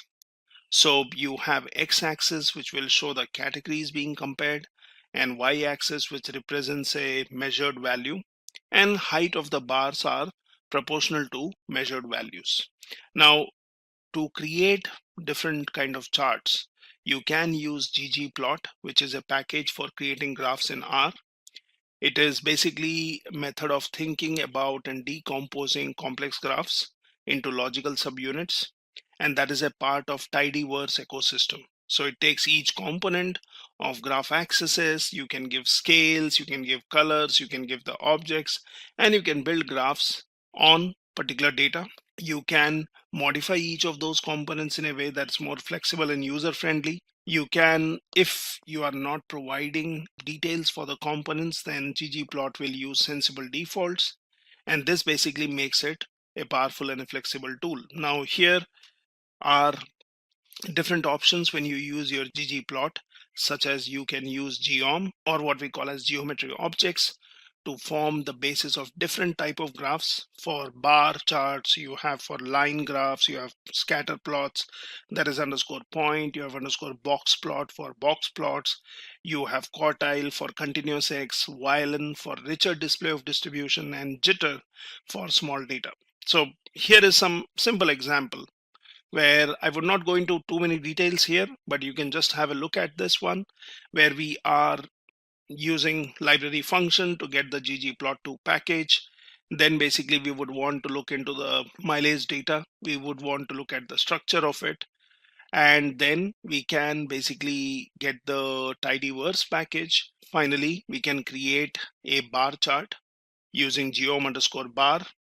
And we can basically also mention what would be in x-axis. Now you can also give different colors to basically add more meaning to your data. You could also go for stacked bar charts. So here we are actually telling ggplot to map the data in the drive column to fill the aesthetic. So here I am giving aesthetic access class, and I'm saying what is the data we need to have, and then we are using geom underscore bar. So you can also have dodged bar in your ggplot, that is not bar charts which are stacked but next to each other, and you can create that by using your position as position underscore dodge. Okay, now you can obviously use your different packages which are inbuilt, and you can create your bar charts. And you have other kind of graphs such as line graph, which is basically a type of graph that displays information as a series of data points connected by straight line segments, such as this one. And for this one we are using, if you see, geom underscore line. Now you can also create a scatter plot, which is a two-dimensional data visualization that uses points to graph the values of two different variables, one on an x-axis, one on y-axis, like what we saw in base graphics example. And they are mainly used if you would want to assess the relationship or lack of relationship between two variables. And you also have histogram, which I mentioned is mainly to look at the distribution of a data, to look at the central tendency of the data, basically looking at your large amount of data or for a single variable. You would be interested in saying where is more data found in terms of frequency, where is lesser data found in the graph, how close the data is towards its midpoint, or what we call as mean, median, mode. So you can use histogram, where you can categorize the data in what we call as bins. So these are some basics on different kind of graphs. Now we can look at some examples and see how that works. So what we were seeing is some quick examples of base graphics or grid graphics. Now here, let's do an example of pie chart for different products and units sold. So you want to create a graph for this. First, let's create a vector and pass in the value here. Now I can also create labels which I would want to assign to these values. And then basically I can plot the chart by saying pi. So that's the kind of chart which I would want to create. And I would say the data would be X and labels. So let's do this, and that shows me a simple pie chart. Now I can also give main details here. So instead of just doing a pie X comma labels, I can say what is the main and then what kind of coloring it should follow. So this is the way you can create a simple plot. Now I can also find out what is the percentage, and then basically I would be interested in plotting the pie chart, which takes X, which takes the labels, which will be the percentage, which we are calculating here by doing a round function. And then you can basically give details to your graph. You can say what color it follows. You can basically look at the legend where it needs to be in your chart. What are the values? and then basically fill up the colors. So let's run this one, and that shows me the percentage which was calculated, and it gives me the details, and we can always have a look at our plot. Now, if you would want to go for a 3D pie chart, then you can get the package which is Plotrix. Let's use that by calling in the library function. Let's pass in some data to X, and let's give some values or labels which will make more meaning to the data. And then let's plot the 3D graph. So I'm saying pi 3D here, where I'm using X and labels.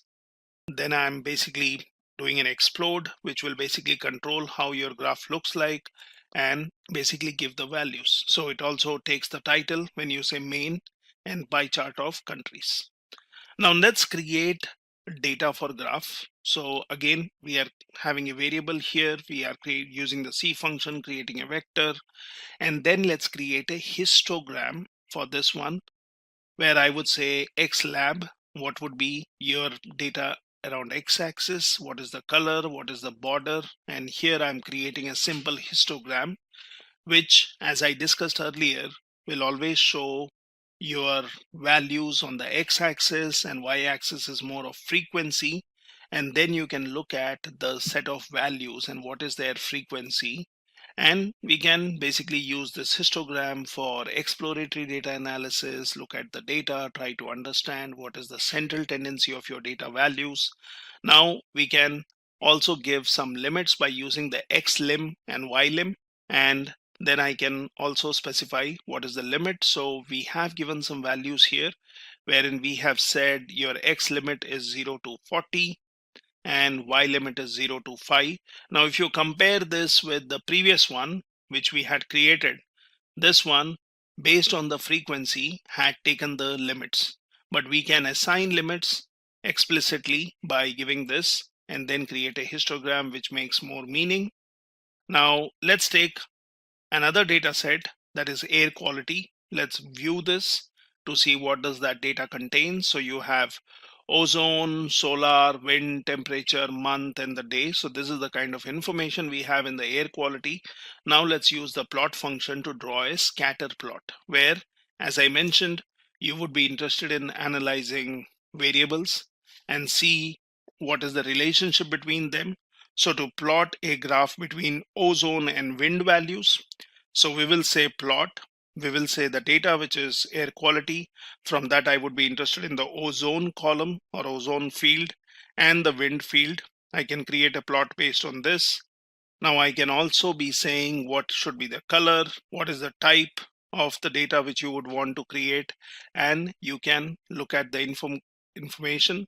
So you can create a histogram, you can create a scatter plot to basically understand the data better and then infer some information from that data. So let's take the air quality data set itself without specifying any particular column, and you can create a plot which shows me all the different values which you have in the data, and it basically shows you the difference. This is more of an example like what we did for chick weight, where we did a base graphics. Now you can assign labels to the plot. So that is when you are creating a plot, you can say air quality, you will say ozone, and then that's your ozone concentration. You have your ylab, which is the number of instances. You have what is the title, ozone levels in New York City, what is the color. So these are the details what we have given with our plot function. And let's look at the data. So it just tells me that this is the ozone concentration, the number of instances what you have, and you are looking at the data.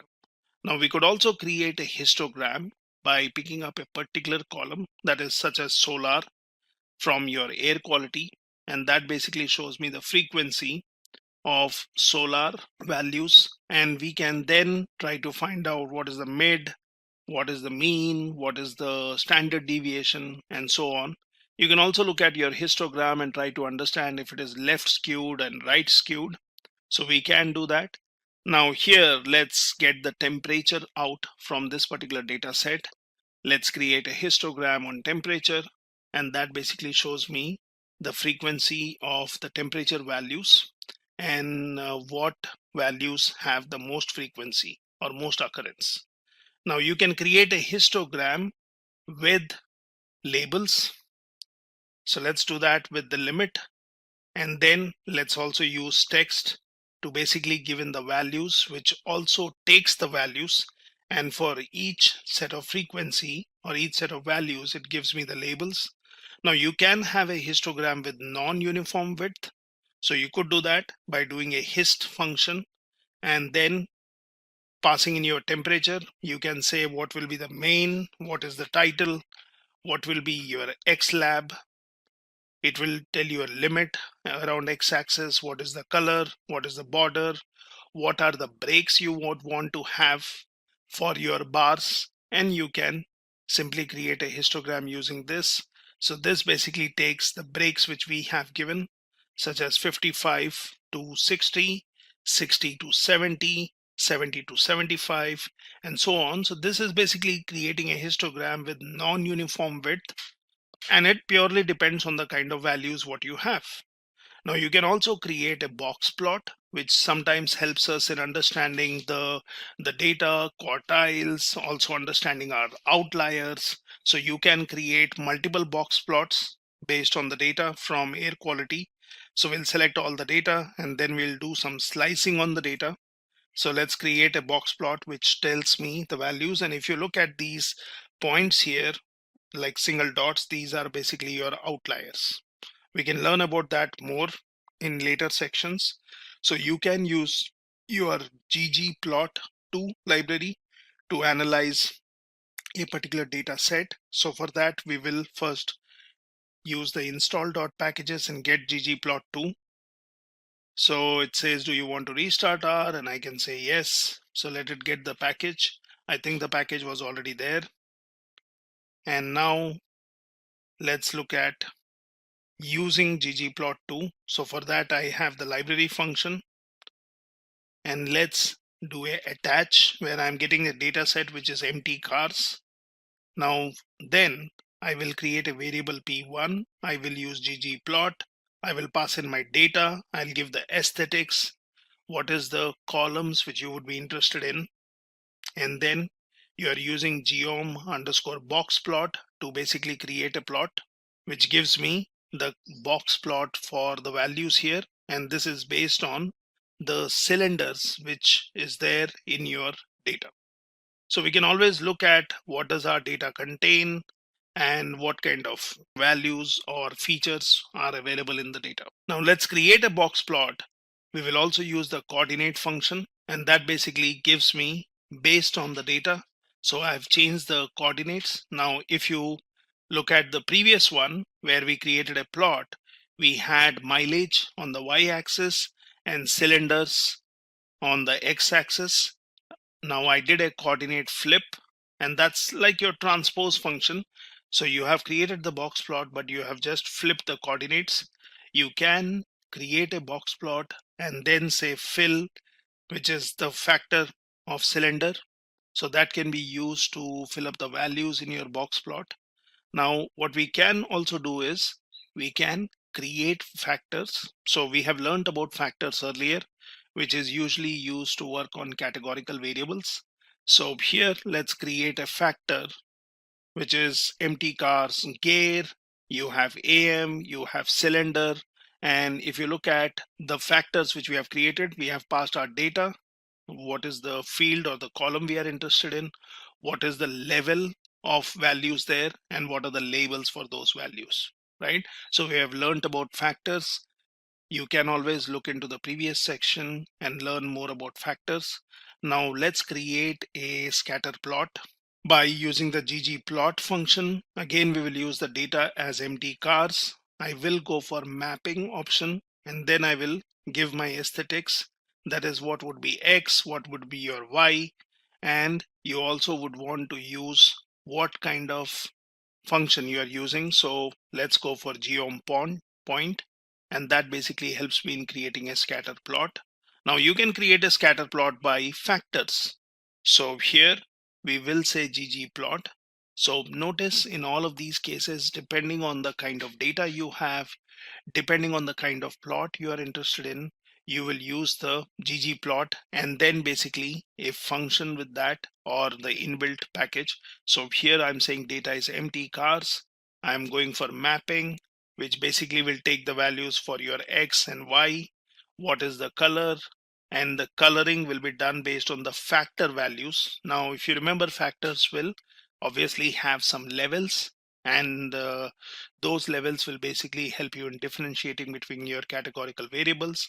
So I'm saying as dot factor on cylinder, and then I'm using geom point to basically create this scatter plot. So let's do this, and I can look at the values of this one. So it says must be, there is an error which says must at least one color from the hue palette. So let's look at that one. So the error which we were facing when we gave color as the factor values was because when you look at these factors which were created with some labels, if we look at the values of these, it tells me there are any values in that particular column. Similarly, your gear, or similarly, you can completely look at the complete data set. It tells me cylinder, you have AM, you have gear. Now these have some, we have created some labels, but these have NA values. So what we can do is we can create a scatter plot as we did earlier by giving the aesthetics, and that's a simple scatter plot wherein I'm also using geom point so that I can have these points by defaults or with defaults.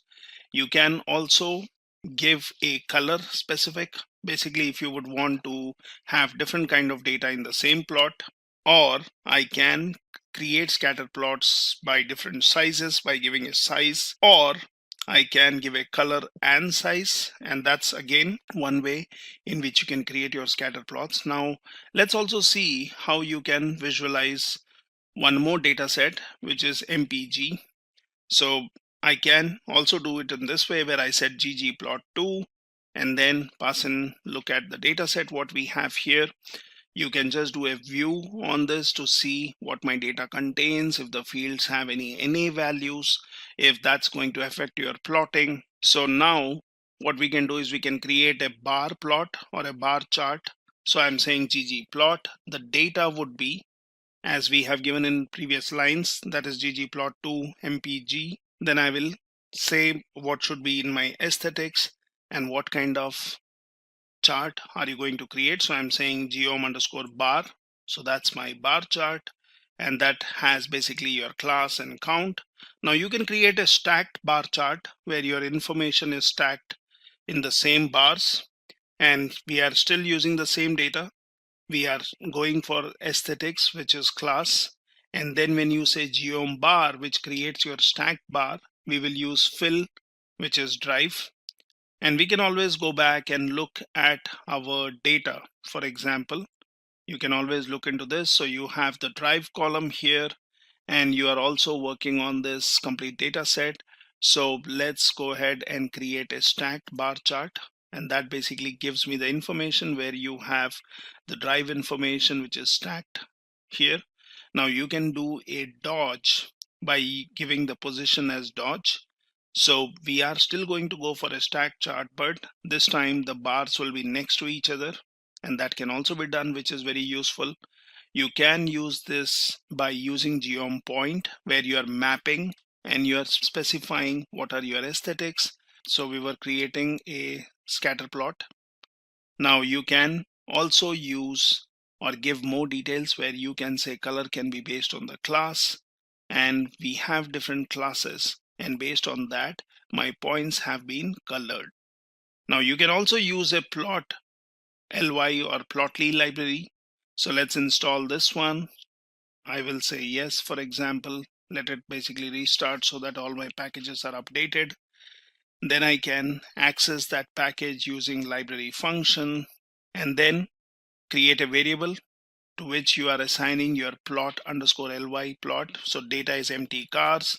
What will be your x-axis, what will be your y-axis, and details on your marker, which we have given, wherein I will give a list which is size, color, which is a combination, and then you have your line, what kind of color it will have, and what will be the width. So this is where I'm going to use plot ly, and let's look at this plot. So it basically gives me some information. Now we see some warnings which are getting generated, but you don't need to worry about that. So you can look at the packages, what you have, and what options you are using. So similarly, we can create one more plot using plot ly and look at the values of those. So that's a plot with a trend which explains me about my data. So this is a simple small tutorial on understanding or how you can have your graphics or visualization used to understand your data. Obviously, there are much more examples, much more ways in which you can pass into your plot functions or your ggplot and the inbuilt packages which are available in R for your visualization. Now that could be for exploratory data analysis or explanatory data analysis. So try these graphs and see if you can change these options and try or create new visualizations. Good morning and good evening, everyone. So welcome to this session where we will learn on time series analysis using R programming language. So this is basically a mini project where we will look at time series data and how we can analyze it, visualize it to basically find some important information or gather insights from the data. Now, when you talk about time series analysis, time series is basically any data set where your values are measured at different points in time. So when you talk about time series data, data is usually uniformly spaced at a specific frequency. For example, hourly weather measurements, you have daily counts of website visits, monthly sales total, and so on. So when you talk about time series, that can also be irregularly spaced and sporadic.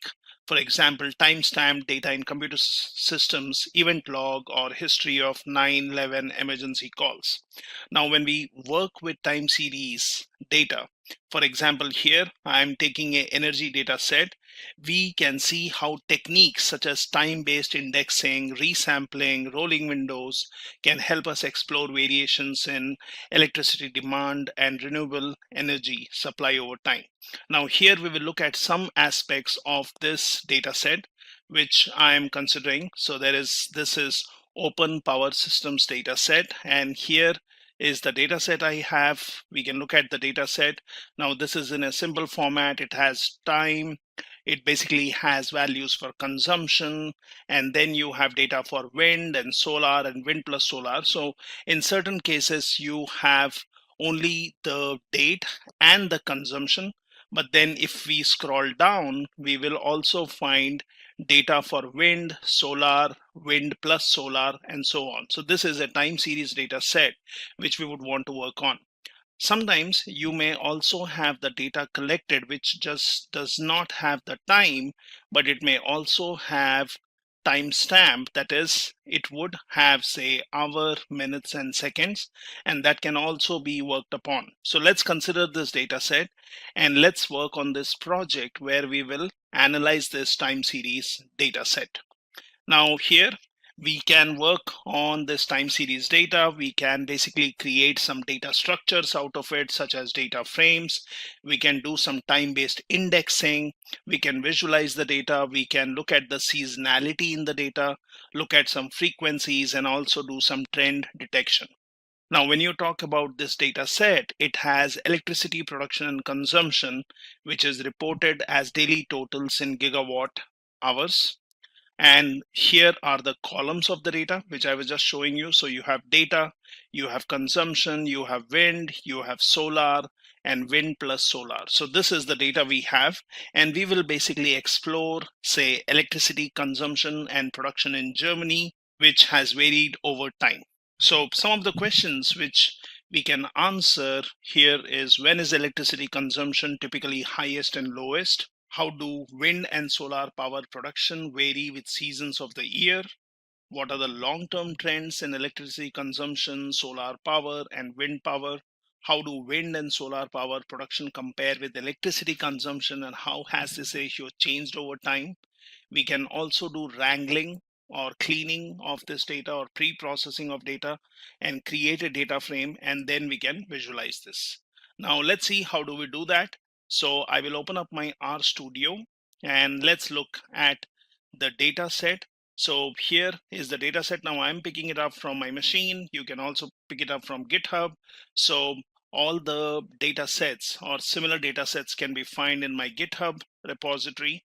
And here I can look in the data sets. You will find a lot of different data sets here. There are some time series data sets such as power. I can search for power, or you have basically coal, or you have this OPSD Germany daily data set, and there are many other data sets which you can work on. Now, to get the documentation on this project, you can also look in my GitHub repository and you can search for repositories, and then basically you can look in data science and R, and here there is a project folder where I've given the documentation, sample data set, and also your time series analysis related document. This is also the code which you can directly import in your RStudio, and you can practice or work on this project. So let's see how does that work. So first thing is we will create a data frame from this data set. Now here, if you see, I am using header as true so that it understands the heading of each column. I'm also giving row dot names and I'm specifying date. So there is this date column in the data set as I showed you earlier. Let's look at it again. So you have date, consumption, wind, solar, wind plus solar. So you can suggest that date should become the index column, which can be useful. So you can do this. Now let's just create this. Let's look at what does this data frame contain. And here, if you see, it shows me some data which has been now as a part of this data frame structure.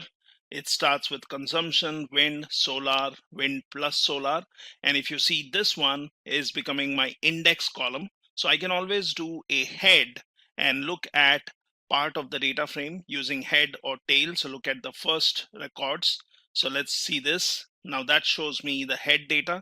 I can also do a tail and look at the ending values. So if you closely see here, we have wind, solar, wind dot solar, and that basically has NA values. So there are missing values, but let's look at the tail, and that tells me that there is some data available for wind and solar and wind solar.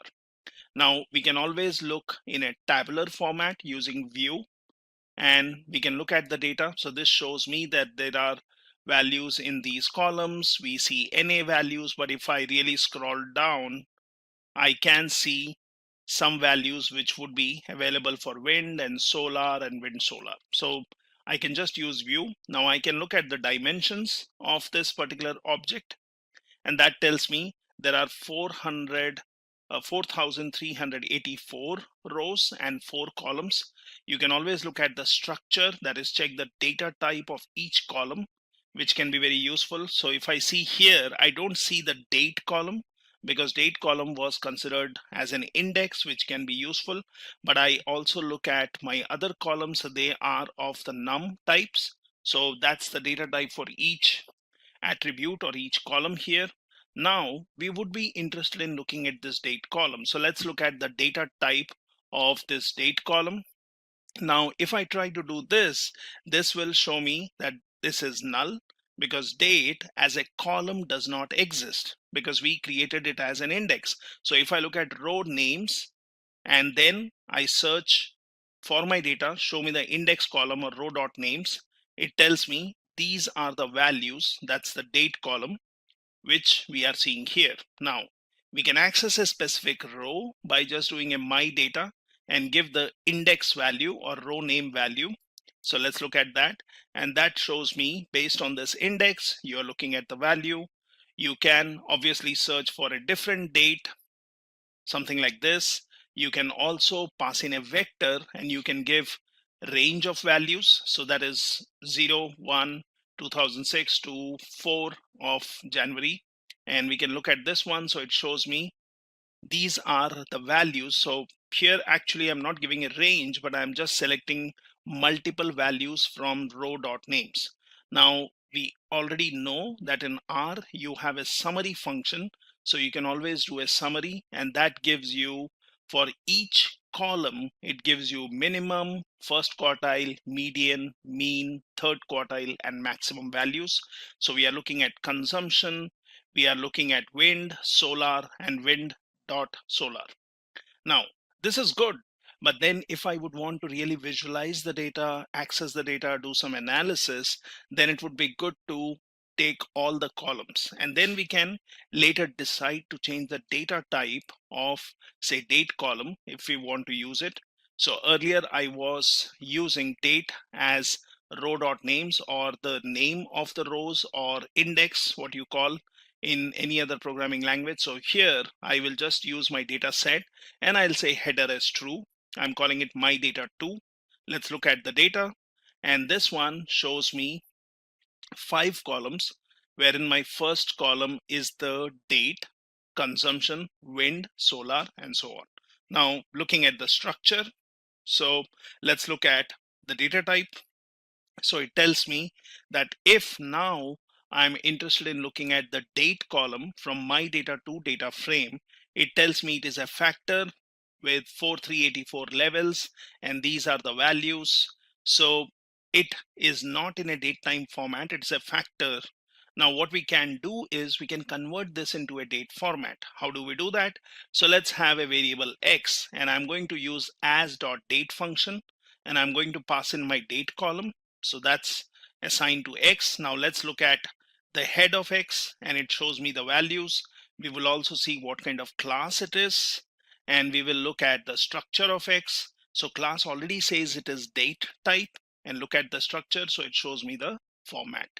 Now we have converted this column or column related value into x. Now how do I basically extract values out of it or make it a part of data frame? So first I will use, so all once it has been converted in date format, I will go for as.numeric, and here I will create a variable called year, and I will just do a format on x, which is basically of date type, and then I'm saying %y, so that will get me the year component out of this. Let's look at the values. That shows me year component. Now similarly, we can get the month out of this, and then basically look at the month values.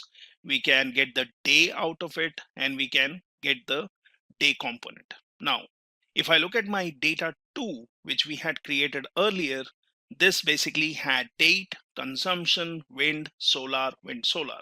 So what I can do is I can add these extracted columns such as year, month, day to my data frame using a cbind, that is column bind, and I will assign it to my data 2 again. So let's do this, and now if you look at head, it shows me date, so that should be date format, consumption. Now this one might not be date format, but we'll see.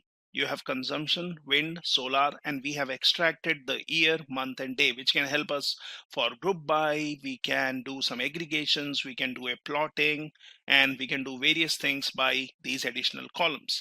Now let's look at first 3 rows here. So I'll say 1:3 for my data 2, and that shows me some data here. You can always do a head and look at the sample of data. So that basically shows me month, day, your columns, and then you have your date. Now what we can do is we would want to visualize this data. We would want to basically understand the consumption. Now as I said, if we want to visualize the data, say for example I want this, which is consumption of data over years, and this one is in terms of gigawatts per hour, as we were mentioning here, gigawatt hours. So if I would want to create this visual to basically understand the pattern of the data, how do we do it? So we can create a line plot of full time series of Germany's electricity consumption using the plot method. Now how do we do that? So here one of the option is I can straight away use the plot method. I can then say what would be in my x-axis, what would be on my y-axis, what would be the type of graph I would want to plot, what is my name on x-axis, y-axis, and this is the simplest way. So I'm saying my data 2, I'm extracting the year column, and here I'm taking the consumption. So let's create a plot. And here, if you see, we are looking at a plot. We do see some tick times, and we see that the data has been divided with every 2 years. So from 2006 onwards to 2016. But then really this data does not give me, a very useful way of looking at the data or understanding it. Might be what I can do is I can use the same way, but I can give, apart from x-axis and y-axis, I can say the limits, that is x limit is 2006 to 2018 and y limit is from 800 to 1700. So we can do this, and let's look at this again. This is a plot, but it really does not help me in visualizing and understanding the data. So what are the better options? I can go for multiple plots in a window. As of now, we are just sticking to one plot in window. So if you would want to have multiple plots, you can always change the value here and make it 2 or 3. That will say how many rows and how many columns. So as of now, we will just keep it as it is, par mf row. Now, if I would want to plot, I can straight away give the column name. So I'm interested in getting the consumption. Now I can just do a plot. I'll say my data 2, and I will choose the second column, which is consumption, which we saw here from our data. So consumption was the second column. So I can just do a plot in a straightaway way without mentioning your x-axis, y-axis, limits, and so on. And if you look at this one is giving me a pattern. Now here I am looking at x-axis, y-axis, which is not really named. We do not have a name to this graph, and we are looking at the data. It does show me some kind of pattern, but might be we can make it more meaningful. So I can do it this way, where I say my data second column, let's give axis as year, x-axis, y-axis is consumption.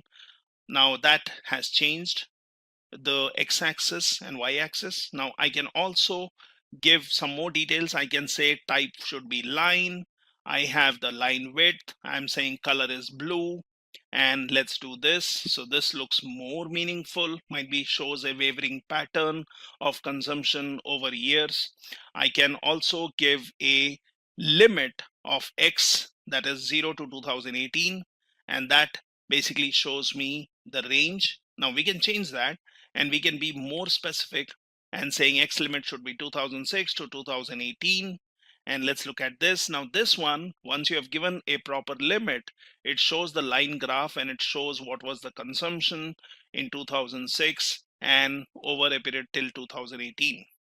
I can then use any of these options are fine, but it depends on what and whom you are presenting the data or what kind of analysis you're doing. So I can do a plot. I can choose column second, X lab, which is x-axis, y-axis, type is line, width, giving a X limit, Y limit, and then I'm giving a title to this, which is consumption graph. And then basically you are looking at the line graph. Now, those are the options which you can do. Either you could be very specific, or you could just give your column which you want to plot, or obviously make it more meaningful by giving all the details. Now, what we can do is, if we would want to look at this data and understand it better, rather than just looking at a simple line, I can take the log values. So here I'm saying log of my data 2 second column. So I'm taking log values of consumption, and I'm taking the difference of logs. So I can say difference, and then you can basically increase or decrease this by multiplying it by some number. So rest remains the same. I'm changing the color, and let's look at this plot.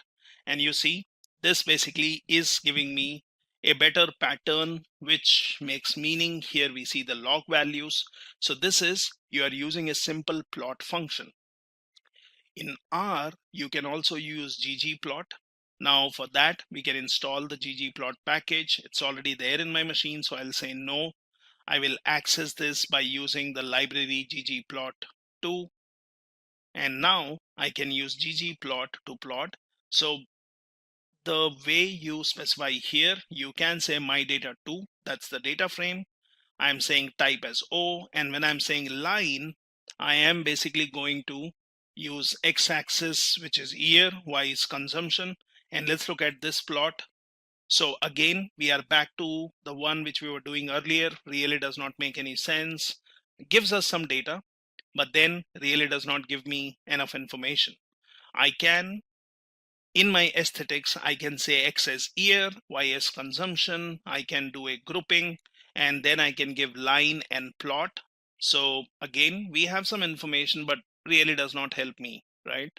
Now let's look at other example. So I'm just doing the same thing here, and I'm looking at line type being dashed. I'm using the ggplots other methods such as geom_line and geom_point to give me more information. And if I look at the plot, it does give me data. It tells me what are the different values. It gives me some kind of pattern, but I would still prefer the way we were doing with plot. Now we can change the color and obviously add details to it.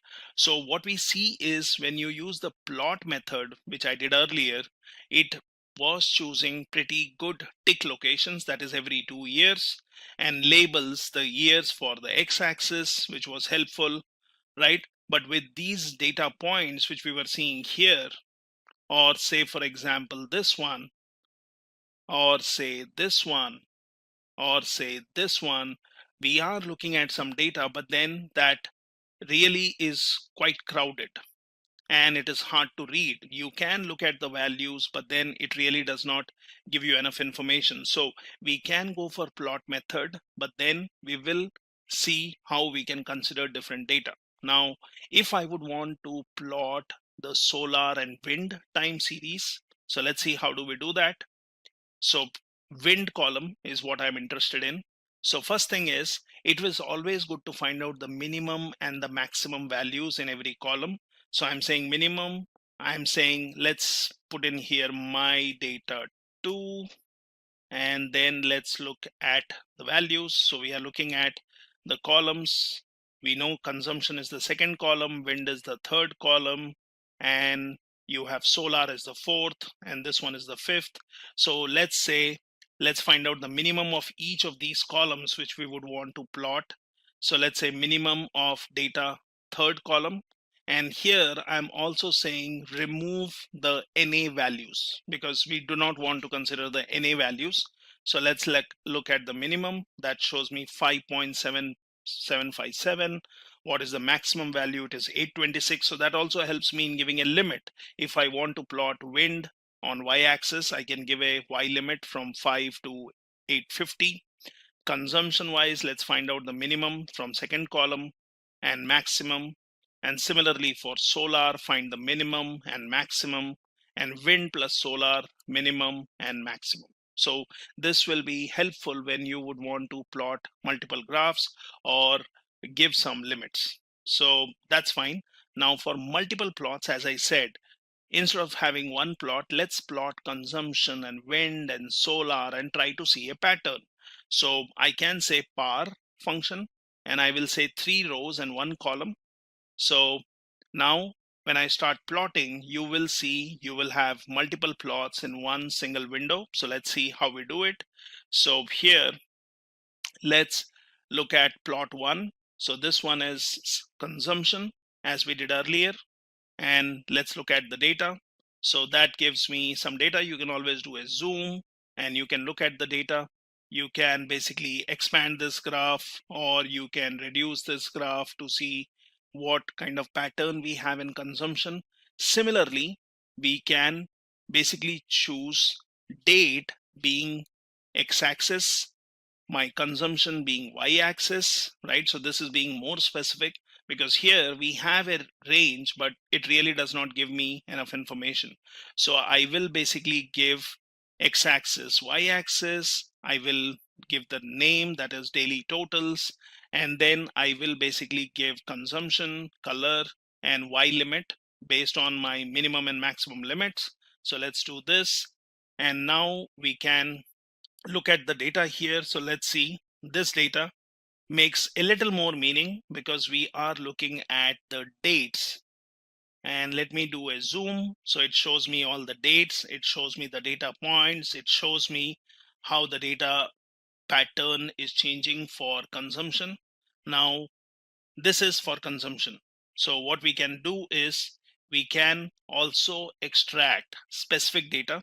So if you see here, I have done some testing where I'm saying, okay, I would want to get a date specifically. I would want to extract some value. So we are looking at the date column, but if you remember, we did not change the data type.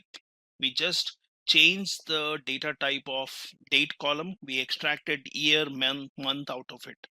It would be good if we can convert a column into date time format and put that in our data frame. Now, let's look at the plot 2. This is mainly for your column, which should be consumption and wind and solar. So here I see it is solar data, and I can plot this one to see how it looks like. And that tells me from 2006 onwards, we have some pattern. I can be more specific where I say I would be giving date and then the column for solar, x-axis, y-axis, what is the type, what is the y limit, and what is the color. It is always good to specify your x and y axis, give a name rather than let it automatically pick up. Now this makes more meaning because it shows me some dates. Similarly, we can do for wind. So either you do it just by giving the column or you give your x and y axis. So let's look at this one. And this shows me the data. So we can choose plot 3. This one we can choose plot 2. We can choose plot 1, and we can put all that data in one graph. So that's when you are putting in multi plots in one particular graph. You can always do a zoom. You can always look at the data, right? And this is usually useful to look at the pattern, what kind of pattern we see, what data we have, and so on. Now, moving forward, so we have seen how you are creating these plots all in one window. Let me reset this back to one plot per window. And let's basically plot time series in a single year. So what we have seen is that when you look at the plot method, it was quite crowded. Then we looked at solar and wind. And if you compare that, you will see your consumption pattern, your solar pattern, your wind pattern, and basically we can see from this particular data some kind of pattern. So electricity consumption is highest in the winter, where we will see what is the consumption. Is it highest in winter or is it in summer? We can see that by breaking a year further into months. We can see that, but we see a pattern which goes for every year or every 2 years being highest at a particular point of time, and then it drops down. So electricity consumption is highest in winter, and that might be due to electrical heating and increased lighting usage, and lowest in summer. Now, when you look at electricity consumption, it appears to split into two clusters. We can always look at the consumption, one with oscillation centered roundly around 1400 gigawatts. So you can always look at 1400 gigawatts and you see all the values here, which are in that particular consumption. Another with fewer and more scattered data points, centrally roughed around 1150. So if you really expand this, you can see you will have a lot of data points at this point. Now, we might guess that these clusters correspond with weekdays and weekends, which we can see if you break that data into yearly, monthly, weekly, and so on. Now, if you look at solar production, that is highest in summer when sunlight is most abundant, and lowest in winter. So obviously when you're making or gathering some insights, when you're looking at the data, you are also using your domain knowledge, your business knowledge, your knowledge of business to understand how this goes. If you look at wind power production, that's again highest in winters and drops down in summer. So due to stronger winds and more frequent storms, and lowest in summer. So there is some kind of increasing trend in wind power production over years, which we can see here over the years. And all the time series data what we are looking at is referring or showing us some kind of seasonality. That is, we are looking at seasonality in which a pattern is repeating again and again at regular times, at regular intervals. So if you look at consumption, solar, and wind time series, that oscillates between high and low values on a yearly time scale, which we can break down and see. I'll show you that. It corresponds with the seasonal changes in weather over the year. So seasonality does not have to correspond with meteorological reasons. For example, if you look at retail sales data, that will show you yearly seasonality with increased sales in particular months. So seasonality, when we say, can occur on other time scales. So the plots, what we are seeing here, they are fine. But if you look at those plots, they might show some kind of weekly seasonality also. So in your consumption corresponding to weekdays and weekends. So let's plot for one single year. Now, how do I do that? So first is I will look at my data 2. That shows me the structure. It shows me date, which is factor, other columns, which are all numerics. Now, like we did earlier, I'll repeat this step where I'm going to convert the date column into date type.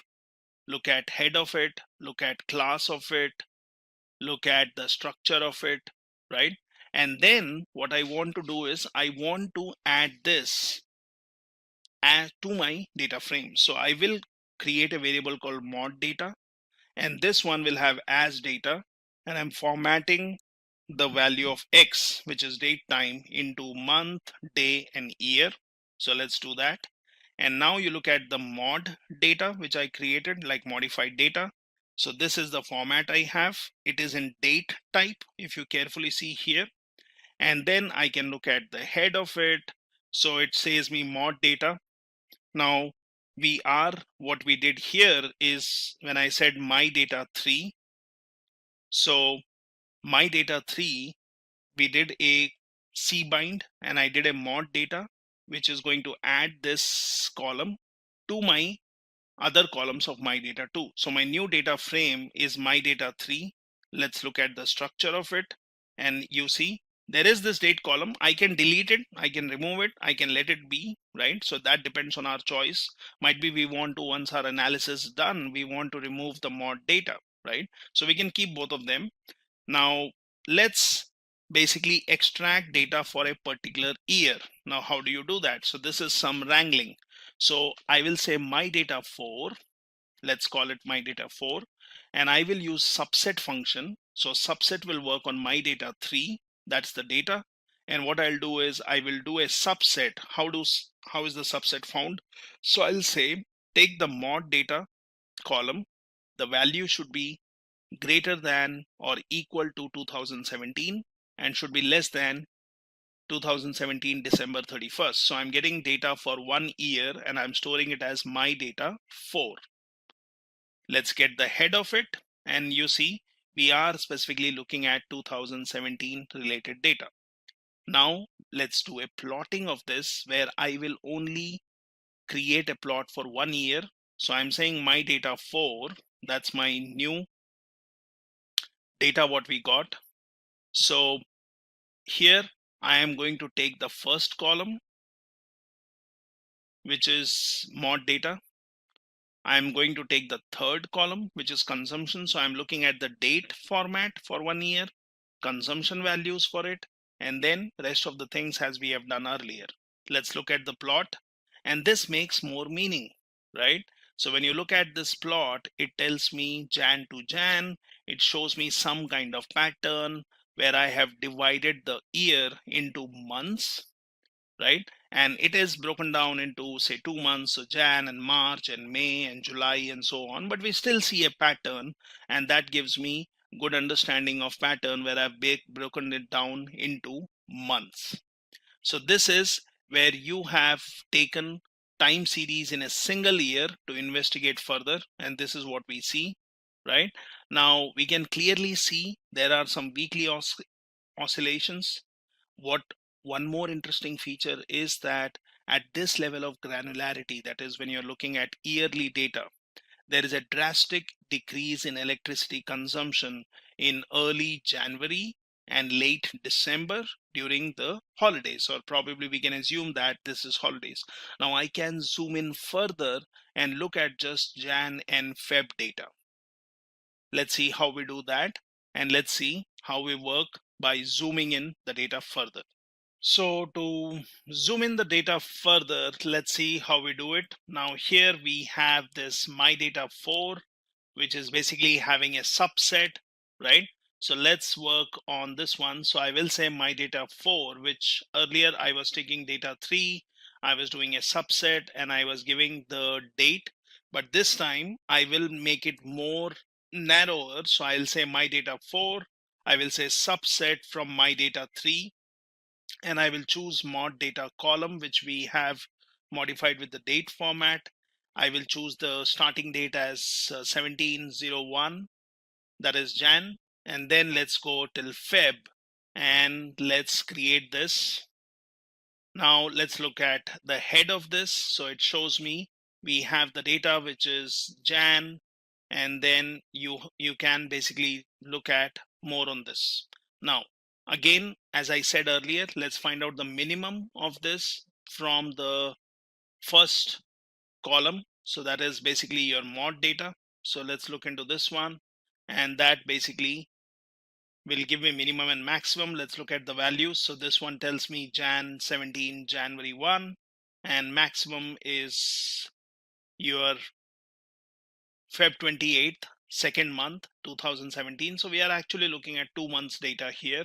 Let's look at the Y minimum. So this is, I will look at column 3. Now what is column 3? Consumption. So let's look at the minimum value for consumption, maximum value of consumption. Let's look at the values which can be given as our limits. Now this is the minimum and maximum. Now let's do a plotting for this data which has been narrowed down for consumption based on my data. So I'm saying my first column, which is mod data, and then third column, which is consumption. I'm giving some naming convention for, namings for your x-axis, y-axis, what is my consumption, or what is my title here, what is the color, and then you see I'm using X limit to give the minimum and maximum limit and Y limit. So let's look at this data. And if you look at this data, it is specifically for 2 months. And again, I can look at the pattern here. What I can also do is I can add some grid here. So I can basically look at this data and make more meaning out of it. So it is bi-weekly data, you can see. Now I can add a line here using ab line, and then I can basically choose what lines I would want to add horizontally. So that basically allows me to dissect the data and look at data in a more meaningful way. I can also add vertical lines. So vertical lines is, I'm saying sequence will be minimum, maximum, and I'm saying an interval of 7. So let's do this. And this basically has added some lines every week. And you can see at the end of week, it is dropping and then it is starting again. It peaks somewhere in the mid of the week and again it drops down. So this is, you're looking at your consumption data, right? Now what we can also do is we can create some box plots. So when we looked at zooming in data for Jan and Feb, you can add some data points like this. So consumption is highest on the weekdays, as I showed you here, and lowest on the weekends. So this is what we are seeing when we are breaking the data or zooming it further for a couple of months. So we have vertical grid lines, and we have nicely formatted tick labels, that is Jan 1st, Jan 15th, Feb 1st, and so on. So we can easily tell which days are weekdays and weekends with use of these grid lines and basically breaking it down. So there are many other ways to actually visualize your time series data, depending on what patterns you're trying to explore. You can use scatter plots, you can use heat maps, you can use histograms, and so on. Now, moving further, we would want to explore the seasonality, right? So when you further explore the seasonality of our data, we can use box plots basically to group the data by different time periods and display the distribution for each group. Now, how do we do that? Let's come here And let's see how box plot works. So I can just do a simple box plot, and I can choose my consumption column, and that gives me just the consumption data, but this really does not give me any meaning. I can look at solar data, I can look at the wind data, and we can also see some outliers here. So we can create box plots, but if we would want to do a box plot, what is box plot? It is basically a visual display of your 5-number summary. That is, you want to look at your mean, median, you want to look at your 25th percentile, 50 percentile, or 75th percentile. So we can use a quantile function, use the consumption column, and then you basically give a vector which shows you 5-number summary. So that's your quantile. And then let's do a box plot. So if you are looking at quantile, it tells me what is the minimum, what is 25th percentile, 50, 75th, and 100. That's from my consumption column. So let's create a box plot for consumption. Let's give it a name as consumption. Let's give y-axis as consumption and a limit for y-axis. Now that's my consumption graph. So I can look at yearly data. Now that will make more meaning rather than just looking at the complete consumption data. So how do we do it yearly? So we will say consumption, and then I will say the year column. So it is consumption, but grouped based on year. So here I can give x-axis, y-axis, and I can give y limit. So let's create this, and this makes more meaning. We can give some coloring scheme here, but now I'm looking at 2006, 2007, 8, 9, and so on. And we can look at the data. What is the range, right? It gives me 5-number summary of the data per year, and it basically allows me to look at the seasonality of this. Similarly, we can create box plot by just giving consumption, yearly grouped, and here I'm giving the title as consumption, y-axis, x-axis, and y limit, wherein I can also use las. So this is one more feature which you can do, and that basically will give me the tick points. If you compare this one to the previous graph, so when I created this previous graph, I had 2006, 2008, and I had from 600 to 1800. And if I go for the next one, I am basically seeing more useful information. Now let's look at monthly data. So I would want to group it based on months, and let's create that. So this gives me the monthly data where I'm looking at months, and I could select a particular year, or I can just do a grouping based on months. So I can have multiple plots to see a difference here. So let's do this. Now let's create a box plot for consumption, which is monthly data, and let's give it a color. Let's look at the wind data, which is again grouped monthly, and let's look at the solar data, which is grouped monthly. Now, if I zoom in, it basically gives me the seasonality of the data for your wind, for your consumption, for your solar. So what we are doing is we are creating these box plots which are giving us values. Now what I can also do is I could look at the day wise also. But before we look into this, how do I infer some information from these box plots which are being created? So this is what we have done, where we are looking at the data for month, and these box plots give me year seasonality, which we were seeing in earlier plots, but give some additional insights. So if I look at the data here, it tells me the electricity consumption is generally higher in winter. Now this is based on months, so we can see consumption is higher in winters and lower in summer. So we can obviously look at our plot, we can see where it is lower, where it is higher, and then we can look at the median and lower two quartiles are lower in December and January compared to November and February. So that is, you look at the quartiles and you will see that the median and lower two quartiles are lower in December and January.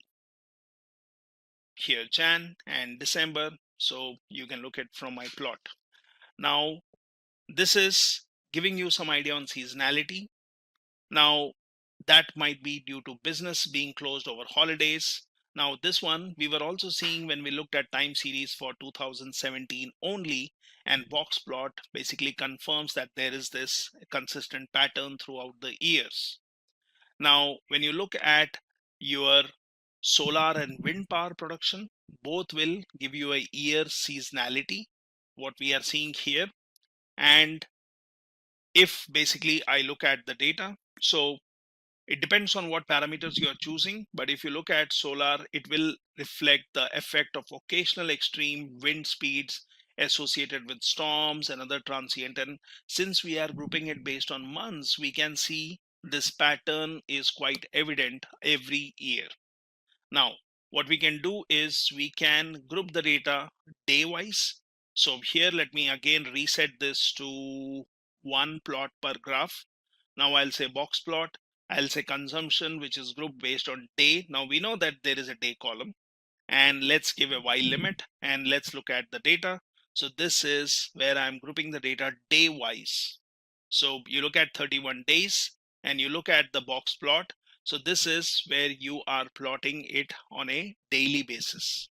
So you can look at the data, you can break it down to a particular week. So here I have given day and I have chosen all the 31 days, but I can break it down to a week and I can look at the data. So if we look at the data per week or per day, we can basically infer that electricity consumption, where I'm doing a consumption group by day, is higher on weekdays than on weekends. So time series with strong seasonality can often be represented with models that can decompose signal into seasonality and long trend. Now this is an easy way. Now, how do we look at the frequency of the data? That could be interesting to see. So let me look at, say, the yearly data, which we were seeing here.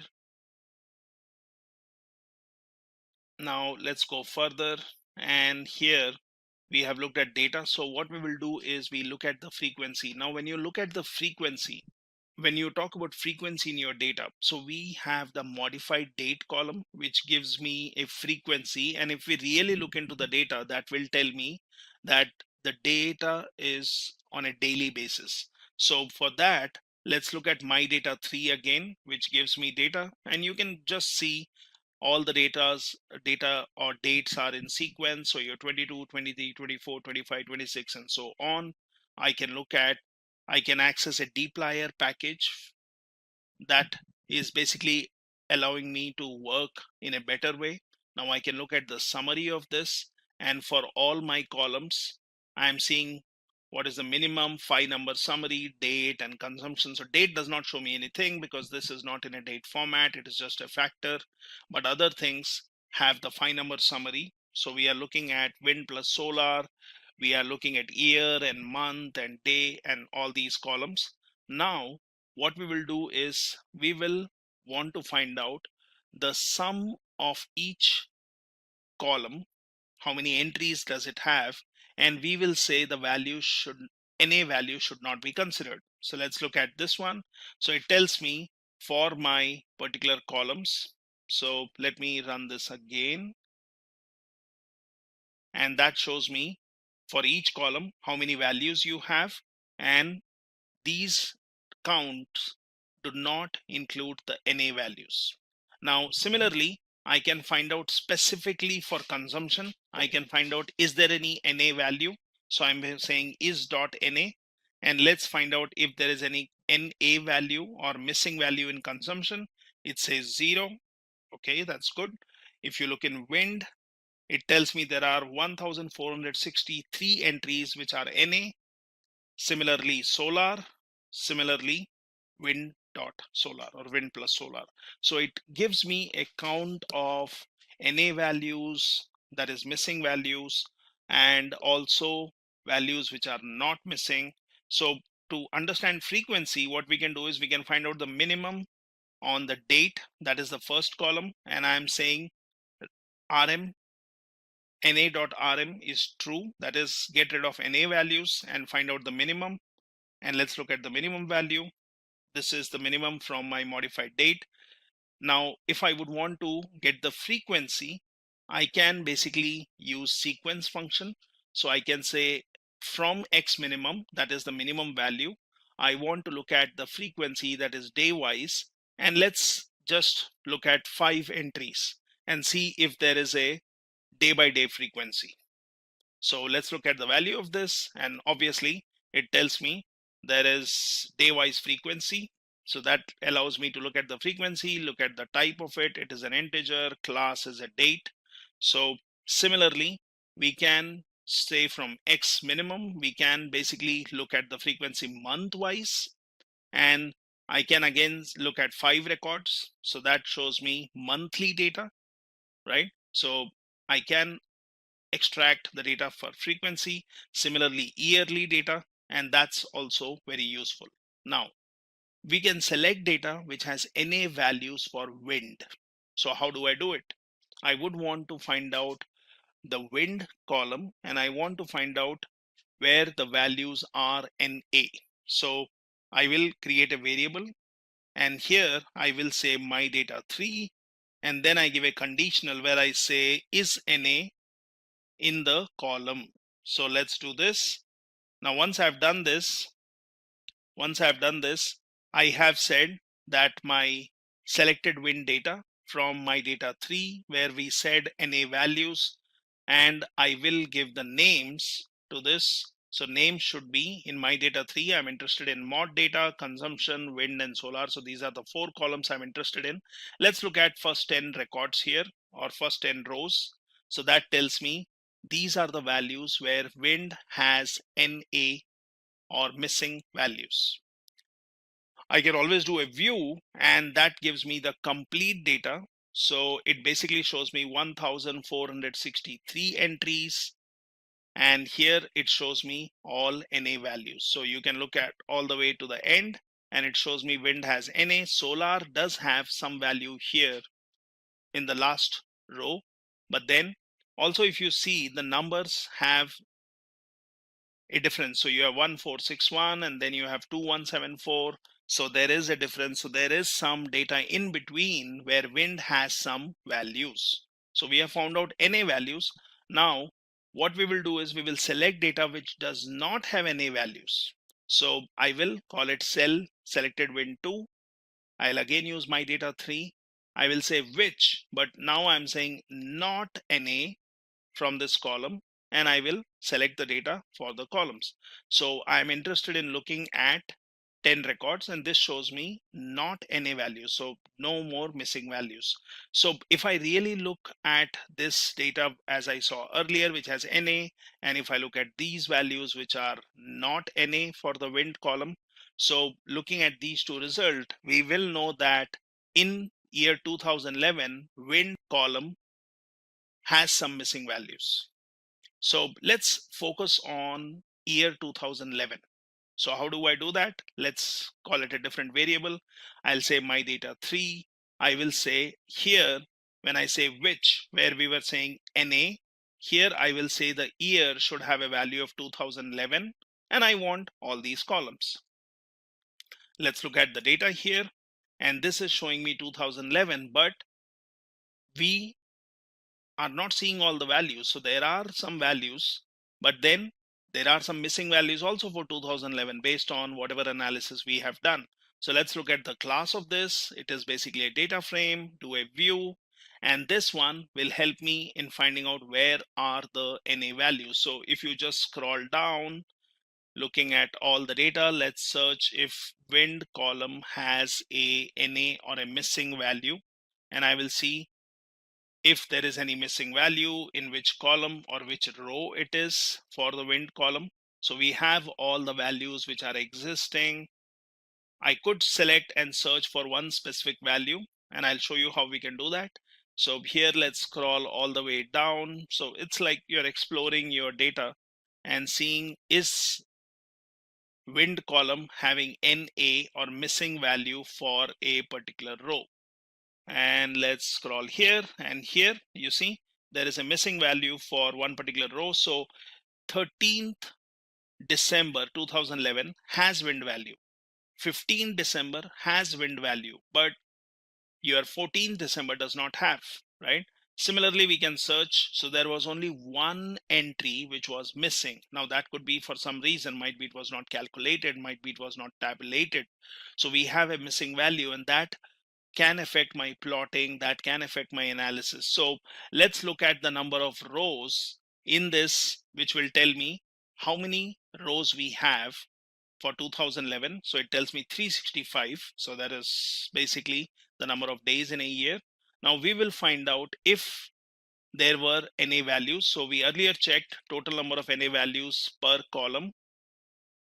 That is in your row number 265 to 269. We can see here 265 to 269. So this is where we were seeing, are there any NA values, right? So let's go back here, and we want to find out the number of NA values for a particular year. How do I do it? So I can just do a sum. I will say is NA. Now I'm interested in my data 3 wind column, and I'm saying my year has to be 2011, but I'm finding out the NA values. So let's do this, and it tells me 1, and that's right. That's what we saw when we did a view. Let's see how many non-NA values you have, and that is 364. So that basically satisfies my logic. So it's 364 plus 1 missing, so there are 365. Let's look at the structure of this. It tells me you have modified date and date format, you have consumption, wind, and solar. Now let's create a variable, selected wind 4. I will say wind 3, that is, which was having all my NA and non-NA values for 2011. I will say, let's find out the NA value, because I'm interested in finding out that particular row. So I'm saying find out where the value is NA, and I want all the columns. Let's look at this one, and this is my specific row which has a NA value. Now we know that data follows a day-wise frequency, which we have clearly seen. Now let's select data which has NA and non-NA values. So let's call it test 1. I will use wind 3, which has NA and non-NA values. But now I will say I want the modified date, which should be greater than 12/12/2001. Now remember, we had, when we were doing a view, we saw that one particular day, or what we see here, 14th of December, there is no date. So I will select a subset of data which includes this NA and non-NA. That is, might be I can take 13th of December and 15th of December. So let's start from 12/12. So the date should be greater than 12/12. That means 13th, and it should be less than 16th. So that is 15th, and the columns, right? So now we have some data. Let's look at this. So I've selected a subset of data. I could have done this using subset also. So I have NA and non-NA values. Now, why are we doing this? So sometimes you might have some data for a particular column, and you may want to find out if there are any missing values. Might be you want to fill them up or replace them with something. So that is usually useful when you are doing a trend detection. So say, for example, you have data for every month, and might be in one of the months you have missed, or might be you have data for every year collected monthly, and then in one of the years for a couple of months you don't have the data. Like I can say 2016, I have data for all 12 months, 2017, all 12 months, 2018, might be I don't have data for March and June, 2019, I don't have data for same months. So I can forward fill or backward fill them using the previous year's same month data. So we can do that. So here I have test data where I've extracted a subset of data. I can look at the class of this. It is a data frame. Structure of this, it has the columns. Now let's use the library and function and use the tidyr package. And what we will do is we will fill it up. So I will use test 1. I will fill the wind column, which has a missing value. Now, once you do this, if you notice, it has done a forward fill. So it has taken the previous value and it has just filled up that. So you can fill up the data using different directions such as up and down, left and right, and so on. So we can take care of missing values in our frequency data, which allows us to basically analyze the data in a better way. Now, here we will want to also look at some more data. So this is to deal with frequencies of fill column, wherein you can take care of missing values forward filled. So filling values can be done in different directions, as I said, and you may want to first convert your time series to specified frequency if your data does not have a frequency, but we had. Now, if you do not have a frequency, might be you can convert it into a frequency such as weekly, daily, monthly, as I showed you, and then basically you can do a forward fill for the values. So for example, if I have my data, I can break it down into weekly and then look at the values. And if there are any values missing for weekly data, I can use a forward fill. So that can take care of my frequency data. Then let's look at the trends of the data, which is the last part of this project. So basically, let's look at the trend. So when you say trend, what does that mean? So in time series data, you always have some kind of trend. So that will exhibit some slow, gradual variability in addition to higher frequency variability, such as seasonality and noise.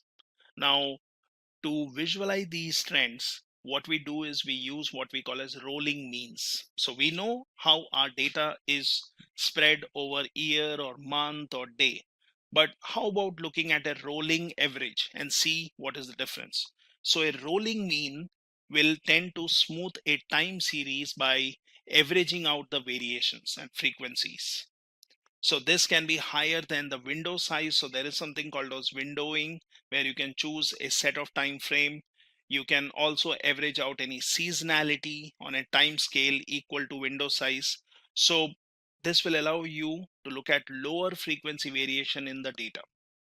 So when we are looking at electricity consumption time series, we already saw there is a weekly pattern, there is a yearly seasonality, which we saw using box plots. So we can also look at the rolling means of the time scales. How do we do that?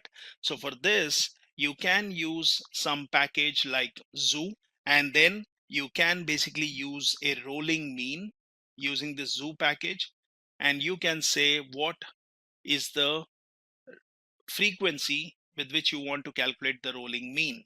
Now, how do we do this? Let's look at this data. So here I'm going to look at my data 3, which we have been using so far. Now let's call it a 3-day test. You can give it any name. I'm going to use my data 3. I'm using the pipe in function. Now I will use dplyr and I will arrange the data descending in year. Now you can always break it down step by step and you can see the result of this. So I'm going to arrange this data in descending order of year. So obviously my last one, 2017 or 2018, will be on the top. You want to group the data by year. So it depends on how many years we have, we'll see. So you can group the data by year. Now this data is then used to basically mutate. So mutate function is going to allow me to use this rolling mean. So I'll call it as says 03 day. So I'm going to calculate a rolling mean every 3 days for my consumption column. And basically let's ungroup this. So let's see how this works. Sorry. Yeah, let's look at this. And here, when I'm doing a 3-day test, let's look at the result of this and then I'll explain this. So if you see here, we have the test 3-day column. Now this has the rolling average. Now what does that mean? So first value here, what we see is 1367 is the average consumption in 2017 from the first date with a data point on either side of it. That is, you can look at this date, so 1130, then you look at you are looking at the value 1367 here. So you look at 1130, 1441, 1530. If I take a mean of these, so for example, if I would just do this part, and that is giving me mean, okay, because I have a comment. So let's basically add anything as comment, and then let's do this. So it says me 1367. That's what we are seeing here, right?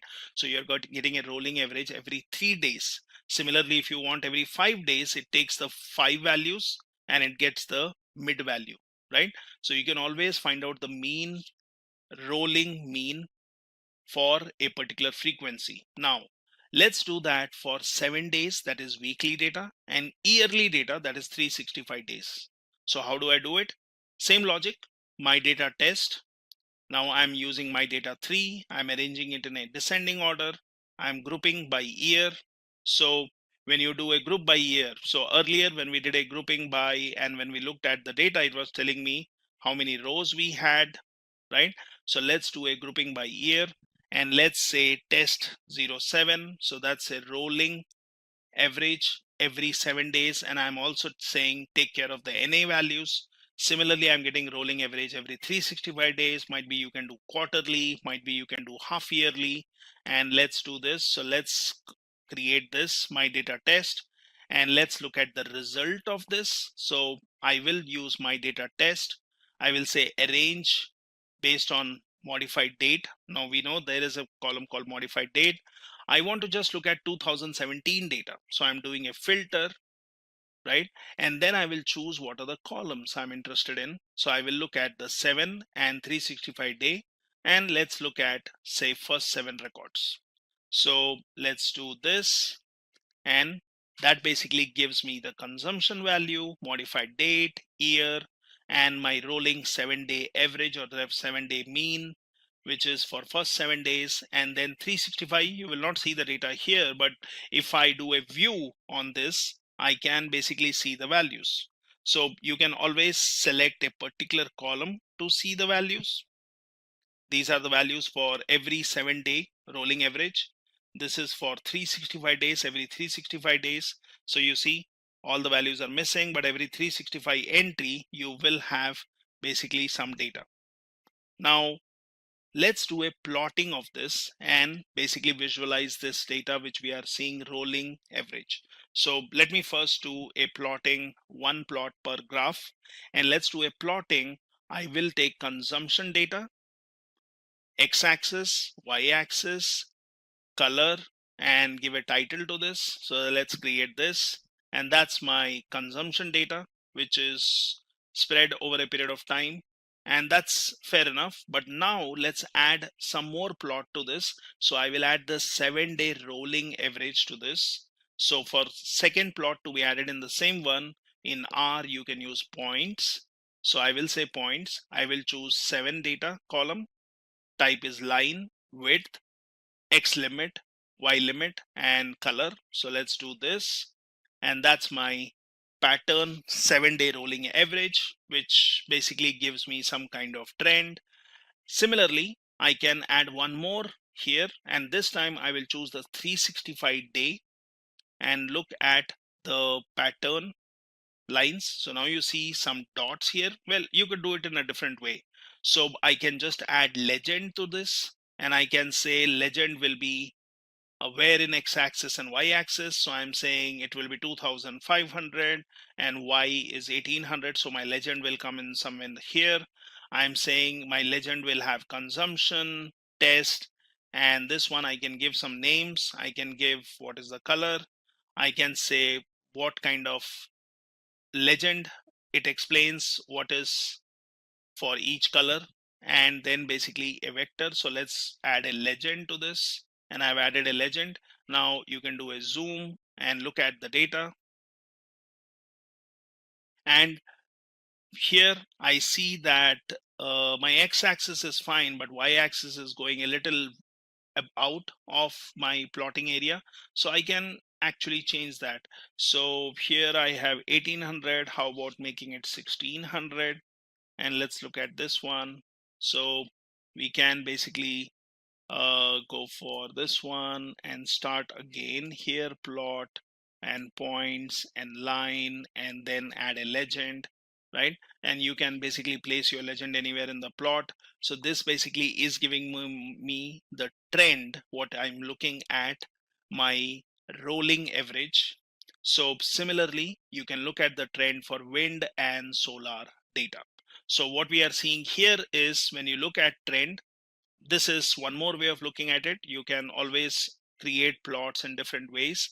So 7-day rolling mean has smoothed out all weekly seasonality, which we were seeing here in my graph, where you look at every 7-day, preserving the yearly seasonality. So 7-day will tell that electricity consumption is typically higher in winter and lower in summer. So better is you break it down yearly. So here, if you look at every year, you can see when is winter, when is summer, what is the seasonality, what your trend, what you're seeing here, and if there is a decrease or increase for few weeks every winter. So similarly, if you look at 365, now as I said, rolling average basically reduces the variation. So if I look at 365 rolling mean, we can see long-term trend in electricity consumption is pretty flat. Now that's what we are seeing. It's kind of pretty flat. There is not much variation over years if you really join these dots. So we can basically see some highs and lows, and that gives me a trend. Now this is how you can do a trend detection, and similarly we can do plotting for wind and solar. So this is a small project which I demonstrated using R.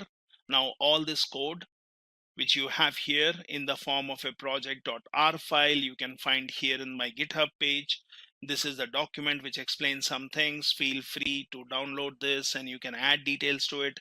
This is the sample data set, which you can also find in my repository in the datasets folder. So continue learning and continue practicing R.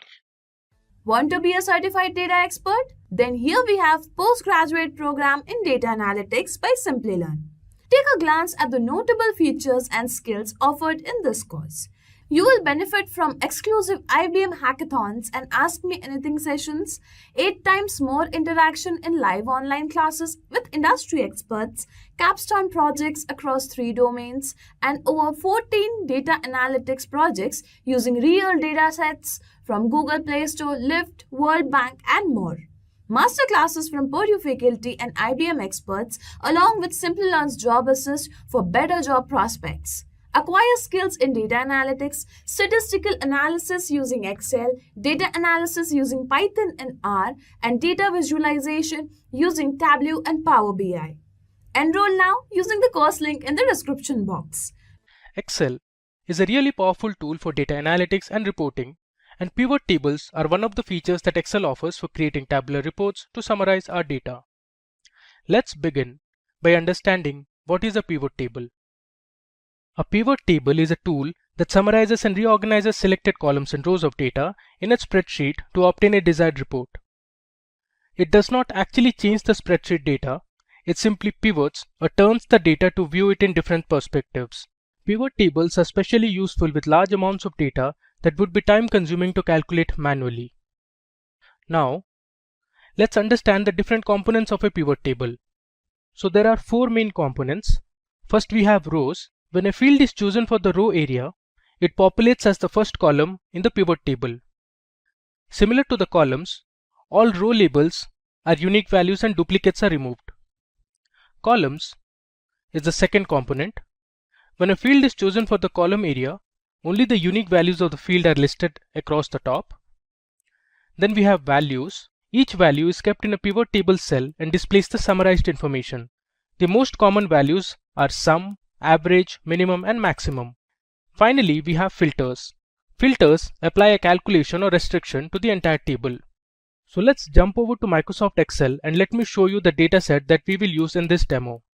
So with India being ready for its 16th census in 2021, that is next year, it is a good time for us to analyze India's last census data from 2011 and see where different states and cities across India stood in terms of population, literacy, and other socio-economic factors. We will analyze this data by creating different pivot tables in Excel and explore some of its features. So let's begin. First, I'll show you one of the features that Excel offers us. So suppose I click on any cell and hit Ctrl plus Q, you can see our entire table is selected, and at the right bottom there's an option of quick analysis. Now you can see by default Excel has prompted certain features such as formatting, we have charts, totals, and there's one more called tables. Now Excel by default has created some pivot tables for us.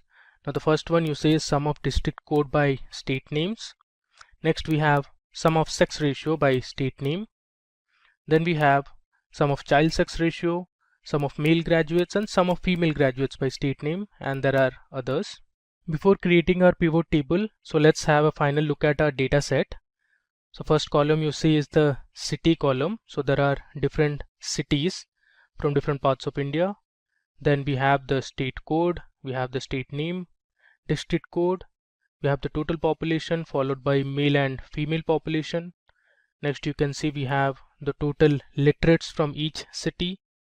Then we have the male and female literates. Next we have the sex ratio. Then we have the child sex ratio. Next we have total number of graduates. And finally you can see we have male and female graduates. So using this table we'll create several pivot tables. Now first of all, let's create a pivot table to find the total population for each state and sort it in descending order. So you can see here we have the problem statement. So our first pivot table will have the total population for each of the states in descending order. So to create a pivot table, you can click any cell in your data, go to the Insert tab, and here left you can see we have the option to create a pivot table. So let me select pivot table. Now my range is already selected, the entire table, and here I'll choose existing worksheet because I want to place my pivot table in the same worksheet, and I'll give my location, I'll point to cell Q5. Now let me click OK. You can see the pivot table fields appears here on the right. Now since we want to find the total population for each state, so what I'll do is I'll drag my state name onto rows. So here in our pivot table you can see we have the different state names listed. Now we want the total population for each of these states. So in the field list I'll search for total population, which is this one, and drag it under values.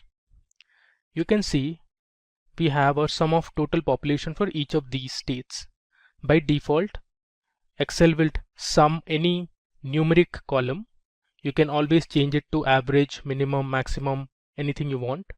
Now we want to sort this column in descending order. So I right click, go to sort option and choose Z to A, that is largest to smallest. You can see here in 2011 Maharashtra had the highest number of population, or the total population in Maharashtra was the highest. Then it was Uttar Pradesh, we had Andhra Pradesh, and if I come down we have Nagaland and Andaman and Nicobar Islands towards the end. So this is a simple pivot table that we created. Now the next problem we have is we want to find the total sum of literates in each city belonging to a certain state. So let's see how to do it. I'll click on any cell, go to Insert, and here I can click on pivot table. My range is selected. I'll choose existing worksheet and give my location, which is Q5. I click on OK. Now here we want to find the total sum of literates. So what I'll do is first let me drag total literates column to values. You have the total sum of literates from all the states. Next, I want to see the sum of total literates based on states and cities. So let me first drag state name onto rows, and then we'll drag city onto rows. You can see here we have our pivot table ready. To the left of the pivot table you can see we have the state names and the cities per state, and on the right you can see the total number of literates from each city. If I scroll down we have Assam, then you can see we have Bihar, and if I keep scrolling we have all the states, Haryana, Himachal Pradesh, there's Jammu and Kashmir, which has now become a union territory. We have Jharkhand, Karnataka and other states as well. Moving on. Okay, so the next thing we want to see is what is the average sex ratio and the child sex ratio for each state. With that, we also want to find the states that had the highest and lowest sex ratio in 2011. So let's create a pivot table for this. I'll click on any cell, go to insert, choose pivot table, click on existing worksheet. I'll select cell Q5 and click on OK. Now, since we want the average sex ratio and the child sex ratio, so first I'll drag those columns. Either you can manually scroll and drag it, or here you have the option to search for it. So if I look for child, you can see we have the same column listed. You can just drag it from there. Let me delete this. And I also want the sex ratio, so I'll place it on top of child sex ratio. Next, we want to see it based on different states. So what I'll do is I'll take state name and put it under rows. So here you can see we have our pivot table ready. On the left you can see we have the different state names listed, and on the right we have the values. Now we want to find the average. Now by default Excel will sum the numeric columns. You can see it tells you sum of sex ratio and child sex ratio. So what you can do, you can click on this drop down and go to value field settings, and here summarize values by, you can choose average. You can see the custom name, it says average of sex ratio. Click on OK. Our entire column is now giving us the average sex ratio. Similarly for this column, let me convert it into average. I'll again click on the drop down, go to value field settings, click on average and click OK. And you can see here we have the average of child sex ratio for each of the states. Now the next question says which states had the highest and lowest sex ratio. So we'll consider this column. So we'll sort it in any order you want. You can do it either ascending or descending. Let me sort it in descending order. You can see we have our column sorted now. So in 2011 Kerala had the highest sex ratio, and if I scroll down to the bottom you can see Himachal Pradesh had the lowest, which is around 818. Up next, let's explore one more feature of pivot table. So suppose you want to see the top or bottom few rows of a pivot table, you can do that as well. So here we have a question at hand. We want to find the top 3 cities with the highest number of female graduates. So let's see from the entire pivot table how we can filter the top 3 cities. So I'll go to insert, click on the pivot table option, go to existing worksheet, click on Q5 and hit OK. Now since we want to find the top 3 cities, I'll drag city column onto rows, and then we want the female graduates. So in the search bar I'll look for female and I'll choose this column, that is female graduates, and drag it here onto values. So I have the sum of female graduates for each of the cities. Now since we want to find the highest number of female graduates in the top 3 cities, so let me first sort this column.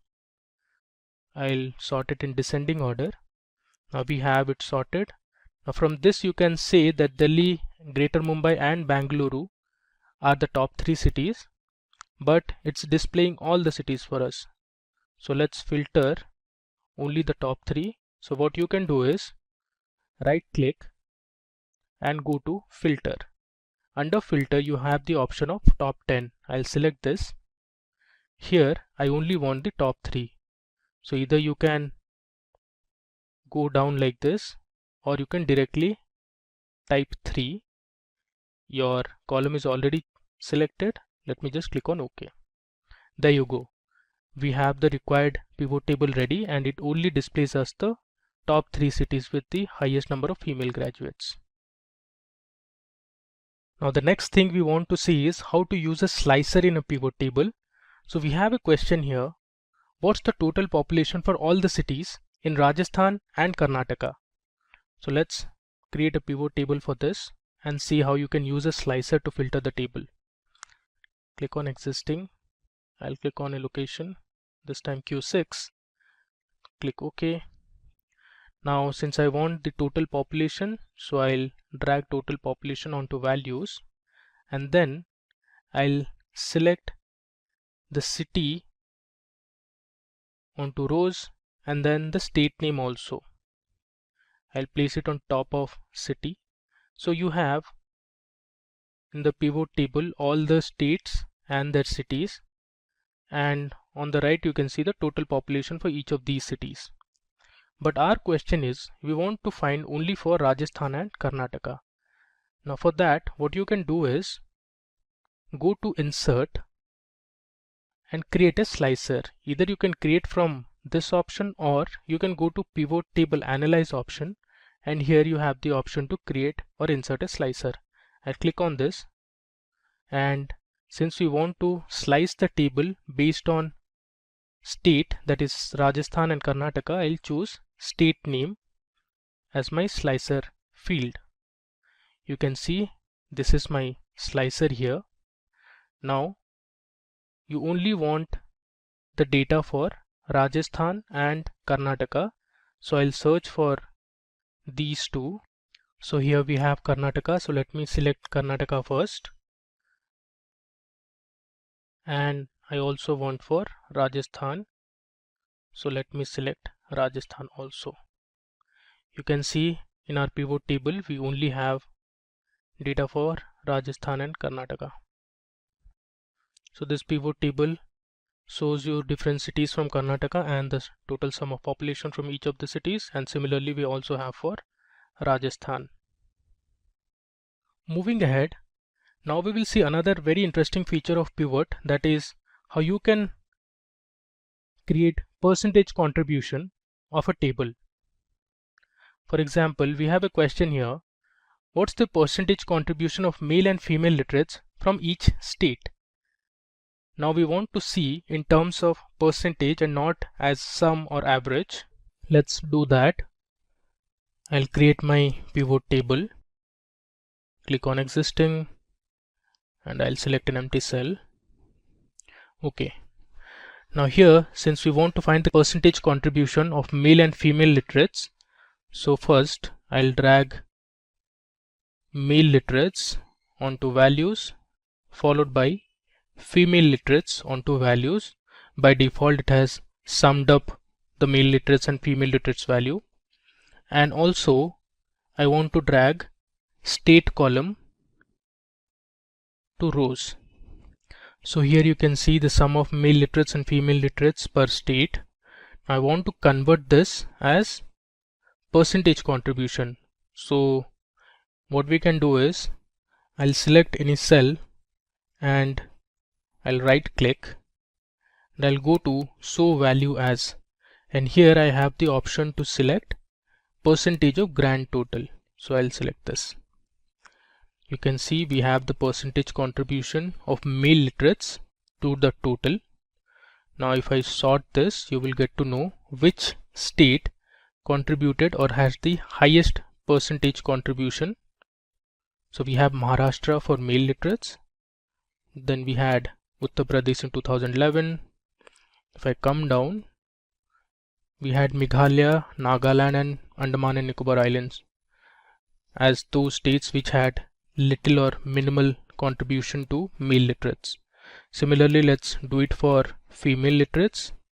I'll go to show value as and select percentage of grand total. So you can see here also Maharashtra, Uttar Pradesh, then Gujarat and all had the highest percentage contribution to female literates. So this is another good feature to convert your data and see it in terms of percentage.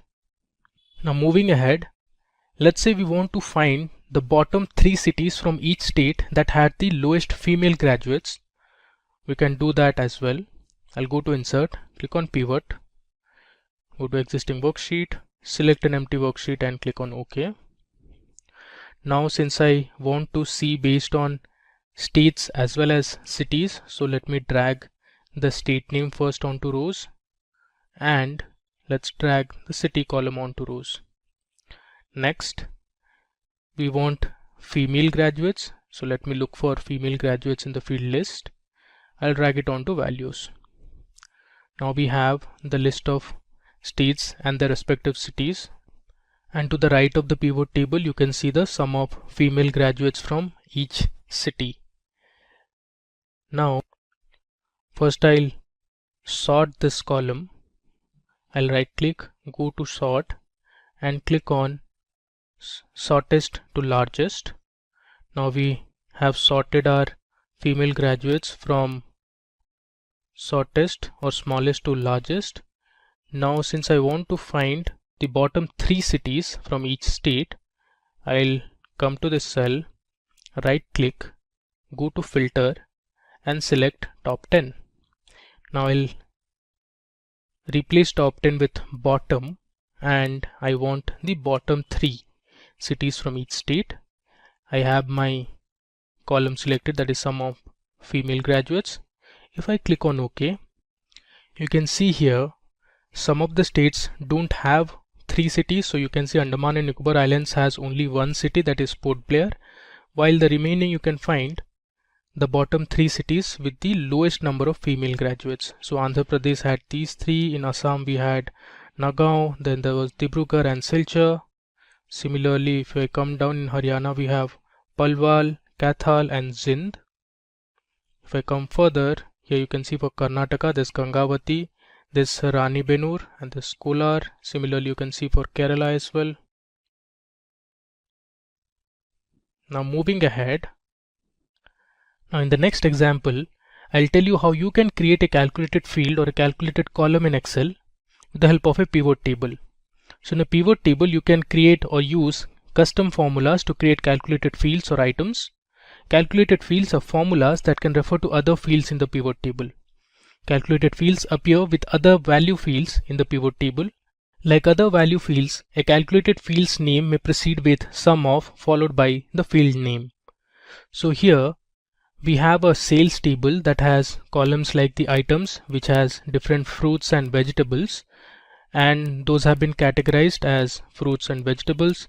We have the price per kg, and this is in terms of rupees, and we have the quantity that was sold. Now let's see, if you want to find the sales for each item in the table, you can create a calculated field. So your sales column is going to be the product of price per kg and quantity. So let me show you how you can do that with the help of a pivot table. I'll create a pivot table first. Click on an empty cell, hit OK. Now if you see on the top, under pivot table analyze and under calculations, we have the option fields, items and sets. If I click on this drop down, I get the option to create a calculated field or insert a calculated field. I click on this. I'll give my field name as sales and I'll select my formula. I'll first click on price per kg and hit insert field. I'll give a space, hit shift 8 to give the product symbol, and then I'll double click on quantity. Now this is my formula for sales, that is price per kg multiplied by quantity. I'll click on add and I click on OK.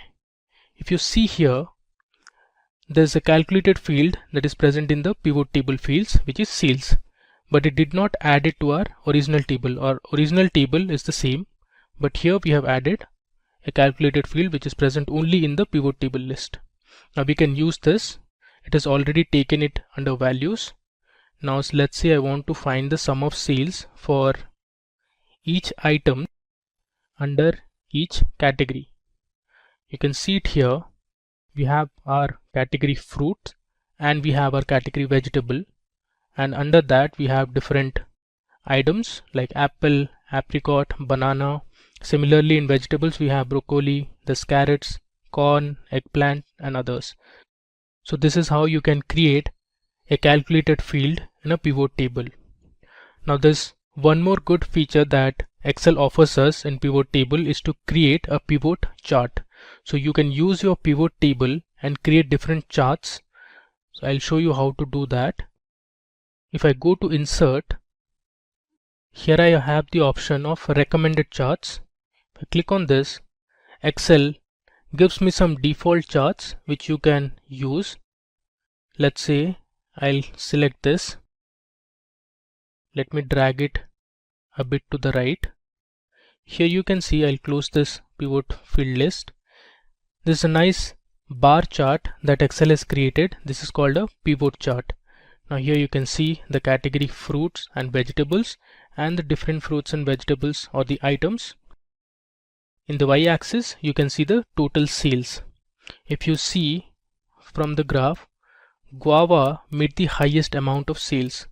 Now if I sort this, let's sort this first. You can see it here, fruit guava made the highest amount of sales. Now since I sorted and changed my pivot table, the pivot chart also automatically gets updated. Similarly, there are other charts also that you can create. Let's go to the insert tab and let's click on recommended charts again.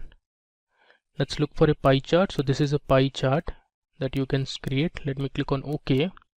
So here is our pie chart, and each pie represents a certain item, and the pie that has the highest area represents it had the highest amount of sales. In this case you can see it is guava, and similarly we have other items as well. This is fruit banana, that's corn, and we have spinach and others. Let's explore a few other charts. So first I'll click on my pivot table, go to insert, and under recommended charts let's now select a line chart. If I hit OK, move it to the right. So this is a line chart. You can see it starts from guava, which had the highest amount of sales, then it drops, and in the x-axis you can see the different items. Similarly, when it starts with the vegetables, broccoli made the highest amount of sales with 2,800 rupees, and our lowest was eggplant at 900 rupees. For fruits, papaya sold the least at 700 rupees. Let's take another chart. I'll go to insert. Under recommended charts, let's see, this time we'll see a bar chart. Now this is a horizontal bar chart and not a vertical one. We just saw a vertical column chart like this. This is an horizontal bar chart. Now you can always increase and decrease the size of these charts. Let's explore a last chart. Let's take the area chart for now. So this is an area chart. Again, it looks similar to the line chart. It starts with guava, which had the highest amount of sales. Similarly, papaya under fruits had the lowest amount of sales. Under vegetables it was broccoli, and finally eggplant made the lowest amount of sales under vegetable. Now let's go to our first sheet and summarize what we have done in this demo for pivot tables in Excel. So we had our data. This is 2011 census data from India. We had the different cities, the state names, and we had the total population, total literates, female literates, male literates. We had the sex ratio, total graduates, and other information. So we began by understanding how to create a simple pivot table where we calculated the total population for each state and sorted it in descending order. We found that Maharashtra, Uttar Pradesh had the total population in 2011. Then we saw another pivot table where we calculated the total sum of literates in each city belonging to a certain state. So you can see we had the different state names and the cities under each state. Then we saw another feature where you could calculate the average of a certain numerical column. So here we calculated the average sex ratio and the child sex ratio for each state and found out which one had the highest and lowest sex ratio. After that, we saw how you could find or filter tables we saw how to find the top 3 cities with the highest number of female graduates. We found out that Delhi, Greater Mumbai and Bangalore were the top cities with highest number of female graduates. Next, we saw how to use slicer in a pivot table. So we sliced our table based on Rajasthan and Karnataka state and saw the total population for all the cities in Rajasthan and Karnataka. In the next sheet, we explored another feature that was to find the percentage contribution of male and female literates from each state. Then here we saw how to find out the bottom 3 cities for each state having lowest female graduates. Now, one thing marked that some of the states did not have 3 cities. For example, Andaman had only 1 city, that was Port Blair, but the others we found out the bottom 3 cities that had the lowest female graduates. Finally, we looked at how to create a calculated field in a pivot table. So we saw how to create a calculated field called sales, and then we explored how to create different charts and graphs. So this was an area chart that we saw. There's a column chart. We also saw or looked at a bar chart, that was a horizontal bar chart. Similarly, we saw how to create a pie chart as well. In this video, we'll be creating 2 dashboards using a sample sales dataset. So if you want to get the data and the dashboard file that we'll be creating in this demo, then please put your email IDs in the comment section of the video. Our team will share the files via email. Now, let's begin by understanding what is a dashboard in Excel. A dashboard is a visual interface that provides an overview of key measures relevant to a particular objective with the help of charts and graphs. Dashboard reports allow managers to get a high-level overview of the business and help them make quick decisions. There are different types of dashboards such as strategic dashboards, analytical dashboards, and operational dashboards. An advantage of dashboards is the quick detection of outliers and correlations. With comprehensive data visualization, it is time-saving as compared to running multiple reports. With this understanding, let's jump into our demo. For creating our dashboards, we'll be using a sample sales dataset. Let me show you the dataset first. So here is the sales dataset that we'll be using for our demo. So this dataset was actually generated using a simulator and is completely random. It was not validated, though we have applied certain transformations to the data using Power Query features. So this data, as you can see, has 1000 rows. So using the simulator, we had generated 1000 rows of data. Similarly, if I go on top, you can see this dataset has 17 columns. Now let me give you a brief about each of the columns. So first we have the region column. So we have Middle East and North Africa, there's North America, Asia, Sub-Saharan Africa, and others. Similarly, we have the country names from which the item was ordered. The third column is the item type. So we have different items: cosmetics, vegetables, there's baby food, cereal, fruits, etc. Then we have the representative's name, or you can say this as the customer name who ordered the product. Then we have a sales channel column. So there are basically 2 channels, whether the item was sold offline or online. Next we have the order priority column. Now here C stands for critical. Then we have H, which is for high priority orders. Then we have M for medium priority orders, and finally we have L, which is for low priority orders. You can see the order date column. Then we have the order ID, the ship date. Next we have units sold, which is basically the total number of units sold for each item. Then we have the unit price column. This is the price at which each product was sold. Then we have the unit cost column, which is basically the production cost for each of the items. Next we have the total revenue. The total revenue is actually the product of units sold and unit price. Then we have the total cost column. Now the total cost column is actually the product of units sold and the unit cost. Similarly, we have the total profit column. So total profit is the difference between total revenue and the total cost. And finally, we have created 2 more columns, that is order year and then we have order month. Now these two columns were actually generated using the Power Query features. So we used the order date column, which is this column, and extracted order year and order month. So first, we are going to create a revenue dashboard where we'll focus on generating reports for revenue by order year, revenue by year and region, revenue by order priority, and much more. We'll create separate pivot tables and pivot charts and format them to make them look more interesting and presentable. We'll add slices and timeline to our dashboards in order to filter it based on specific fields. Now let's create our first report to see the total revenue generated each year. So we need to create a pivot table for this. I'll click on a cell in my dataset and then I'll go to the Insert tab. Here we have the option to select the pivot table. I click on this. You can see my table range is selected. Next, I want to place my pivot table in a new worksheet, and let's just click on OK. There you go. So we have a new sheet where I can place my pivot table.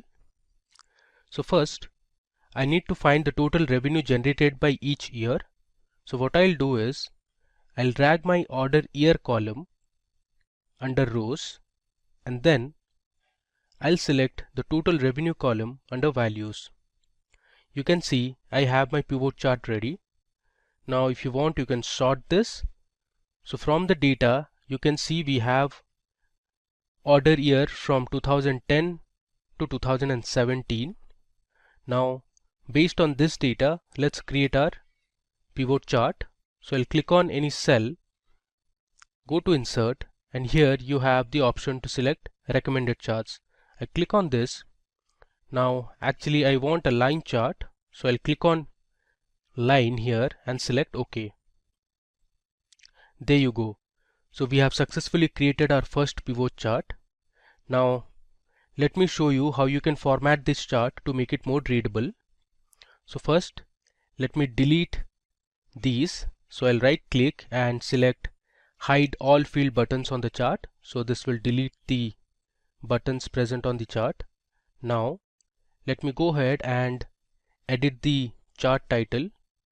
So the title I want is total revenue. I'll type it down by year. Alright. Next, let's do a few more transformations. So if I click on this plus sign, which is actually for chart elements, we have some options like to add axis, axis titles, chart title, data labels, this grid lines, legend, and others. Okay, so let's remove the legend now. You can see the total legend is gone.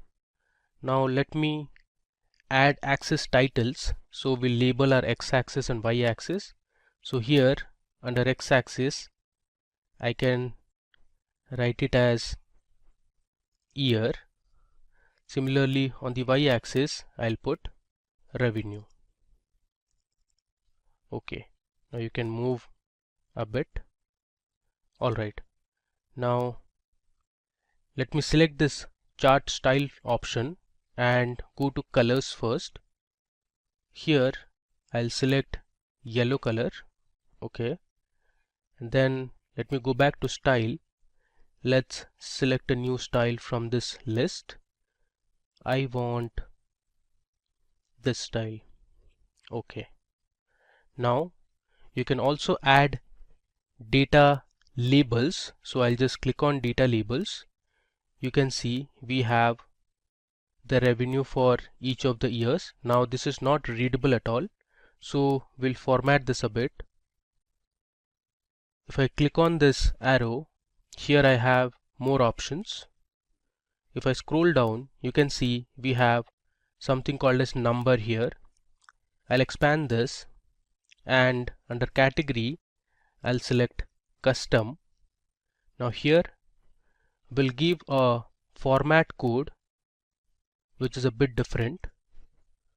So this is actually a kind of a formula. So I'll write if my revenue value is greater than, let's say, 9,99,000. Let me make sure there are 6 nines here, so 1 2 3 4 5 and 6. Okay, we are good to go. I'll close the bracket. I'll give a hash, give 2 commas. So if the revenue is greater than 9,99,000, I'll put it in the format of millions. So within double quotes I'll write M. I'll give a semicolon followed by another hash, and if the value is less than the desired number, it should be 0 million. Let me click on add. Alright, you can see how nicely we have formatted our data, and you see here we have added the new format which is in millions. Alright, now if you want, you can go ahead and adjust the boxes. Let me move this a bit up. I'll delete this. Now if you notice this line chart, you can make a few conclusions. For example, if you see here in 2010, the total revenue generated was nearly 175 million. Now this came down to 150 million in 2011. Then the revenue constantly grew from 2011 till 2014. It reached 195 million. And after 2014, it again came down to 180 million, and the revenue dropped significantly between 2016 and 2017. In 2017, the revenue was just 96 million. Now before moving ahead to my next chart, let me just rename this sheet. So I'll write it as revenue by year. Alright. Now let's analyze the revenue generated each year in different regions. So for this, we'll create another pivot table. Let me close this. I'll click on any cell, go to insert and select pivot table. I'll just click OK so that my pivot table is placed on a new sheet. Alright. Now this time we want the revenue by each year and region. So first of all, let's drag region to columns. Then let's drag the order year column under rows, and then I'll select total revenue onto values. So here you can see we have the pivot table ready. So for 2010, you can see in Asia, this was the revenue generated. Similarly, if you see for 2013, this was the total revenue generated in Europe, and we have for other years as well. Now let's create a line chart based on this pivot table. So I'll select any cell in the pivot table. I'll go to insert and I'll click on recommended charts. From this list, I'll select my line chart and click on OK. There you go.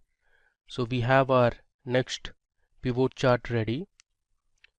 So on the right, you see the different regions that are present in different colors. Let me just expand it so that you can see all the regions we have. So in total, we have 7 regions, and each of the regions have been represented in different colors. So if you notice this graph, for the Sub-Saharan African region, in 2012, Sub-Saharan Africa made the highest amount of sales.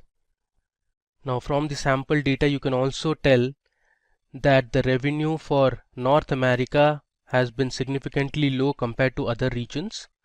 Similarly, if you see for Europe, this was the revenue trend between 2010 and 2017. So if you see here in 2011, the sales were at this level, then it significantly dropped in 2012. Then in 2013, there was a huge spike, and then again came down in 2015, and so on. So you can make your own conclusions by looking at these line charts. Now let's format this chart. So first of all, let's delete the field buttons present on the chart, and we'll also delete the legend. Alright, now let me just reduce the size of the chart. Next, we'll add a chart title. So we'll give the title as revenue by year and region. Okay.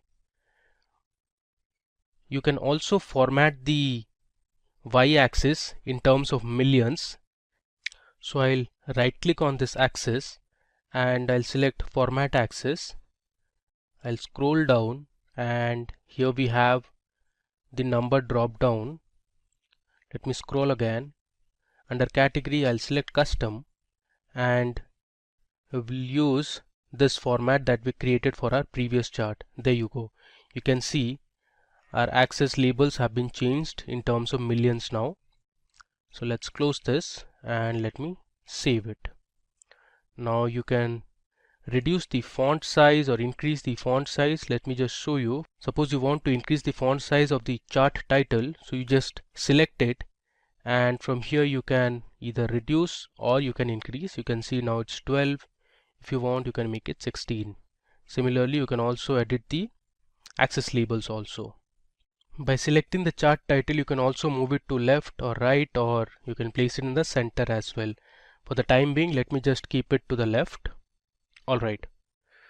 Now we'll see the revenue and total cost by each region and we'll create a combo chart for this. So let me show you how to do it. I'll go to my data sheet. I have my cell selected. I'll go to insert and click on pivot table. Let me just click on OK. Alright. So for this, I'll select my region onto rows and then I'll have two columns under values. The first one is going to be total revenue and the next column will be the total cost column. Alright. So here we have the pivot table ready. Now based on this pivot table, let's create our pivot chart. So I'll go to recommended charts and if you see below at the bottom we have combo chart. So this is the preview of the combo chart. Alright. Now let me just click on OK. There you go. So we have a nice combo chart ready here. Now the way to look at it is the bars represent the total revenue, which is this column. Now the line represents the total cost. So let me go ahead and edit this chart a bit. So first of all, let's delete the field buttons. Alright. And let's also remove the legend from here. Next, we'll add data labels. So I'll click on data labels here. Okay. So these are the data labels for the bars or the revenue column. Now let's format the data labels in terms of millions. So I'll click on this arrow, go to more options. If I scroll down, I have number. From here I'll select custom and I'll choose my type, that is in millions. Alright, so you can see we have formatted our data. Next thing, we'll add a chart title. So here I'll write as revenue by region. It's actually revenue and total cost by region. Before moving ahead, let me rename the sheets as well. I'll write revenue and total cost. Similarly, sheet 3 also I'm going to rename it as revenue by year and region. So this makes your sheet more readable. Alright, now moving ahead. Next, we are interested to get the revenue generated by order priority, and for this we are going to create a pie chart. So let's go to the data sheet and create our pivot table first. I click on OK. Now I'll select order priority under rows, and under values I'll select total revenue. So this is a very simple pivot table. So you have your order priority. So C is for critical, H is for high, L is for low, and M is for medium. Now based on this, let's create a pie chart. So I'll go to recommended charts, and here you have pie chart. I want to select this 3D type of pie chart, and I'll click on OK. Alright, so we have our pie chart ready. Let me just resize it, and from here I'll remove the field buttons, and I also don't need the legend, so I'll delete this as well. Alright, now let's give a chart title. So this is going to be revenue by order priority. Now let's add our data labels. I'll check this option. Okay, now let's again format this in terms of millions. So here I'll click on the last option, I'll go to numbers. Under category I'll select custom, and my type is going to be in terms of millions. There you go. Let me close this. I will just move this to the center. Alright. Now if you want, you can change the color of the text as well. So let's have it in white color and see how it looks. Okay, so this looks pretty decent. Cool. Now moving to our next report. So this time we are going to find the total revenue by countries. So we have multiple countries present in our data set. We want to visualize the revenue generated in each country. So for this we are going to create a horizontal bar chart. So let me show you how to do it. But before moving ahead, let me just rename this sheet. So I'll write revenue by, I'll just put OP, which stands for order priority. Alright, now let's create our horizontal bar chart. I'll go to insert, click on pivot table and select OK. So I want my revenue based on different countries. So I'll select country and put it under rows, and then I'll choose total revenue and place it under values. So here you have the different country names. We have Afghanistan, there's Albania. Let me scroll down. You have Bangladesh. There are a number of countries. You have Czech Republic, there's Estonia, France, Gabon. Similarly, if you scroll down, we have India, there's Jamaica, Italy, and all the way to the bottom if you go, we have New Zealand, there's Netherlands, Philippines, Portugal. We also have Singapore, lots and lots of countries. We have the UAE, United States of America, Zimbabwe, and others. Alright, let me go up. So based on this pivot table, let's create our pivot chart. So I'll go to insert and select recommended charts. From here I'm going to select the column chart. You can see the preview here, and let me click on OK. Alright, so here you can see the different country names at the bottom and the revenue for each of the countries. Let's go ahead and edit this chart. So first of all, I'll delete the field buttons. Okay, and let me also remove the legend. Here I'll write revenue by countries. This is going to be my chart title. Okay, let's format this chart a little more. So I'll click on this option and we'll select a new style. Let's say I'll select style 6. Okay, and let me now go under colors and we'll select the color of the bars. So let's choose this color. Okay, so you have a horizontal column chart ready, and at the bottom you can see the different country names, and we have the revenue. Cool.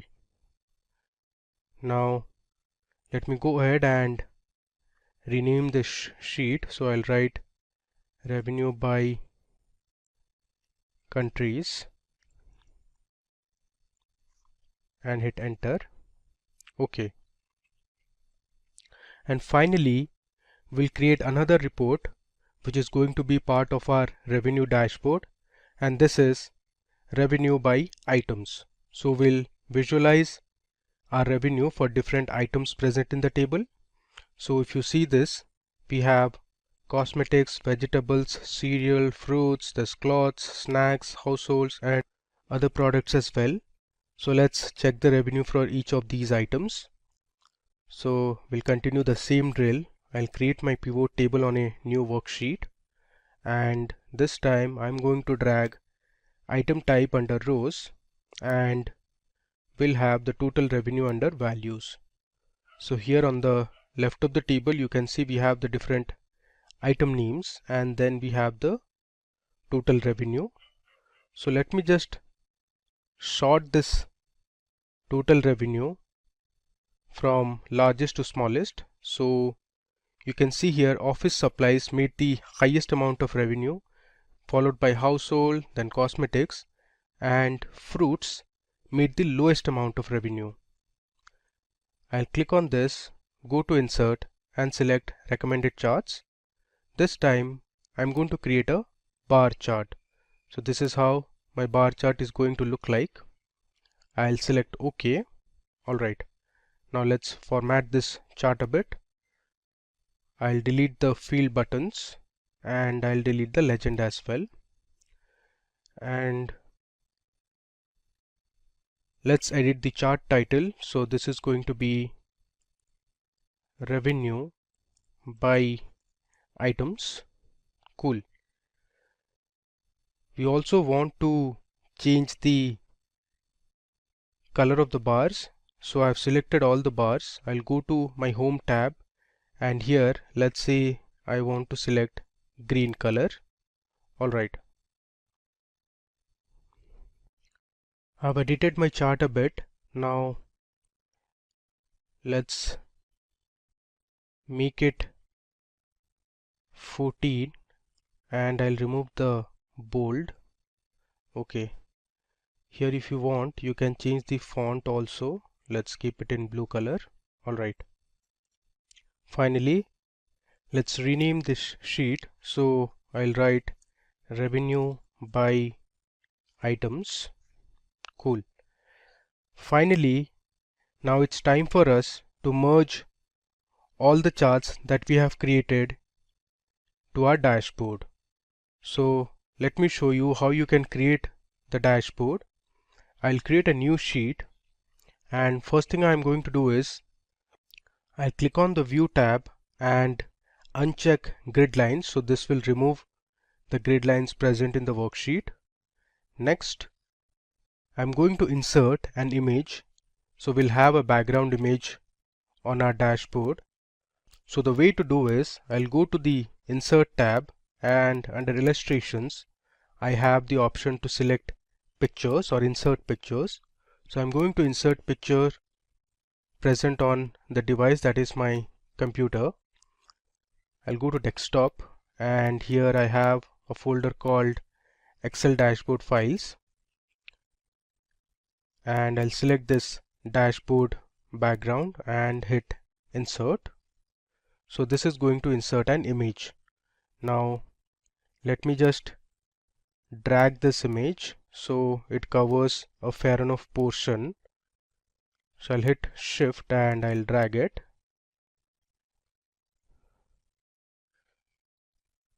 Alright, so you can see I have successfully added a background image. If you want you can still expand this background image a bit to the right.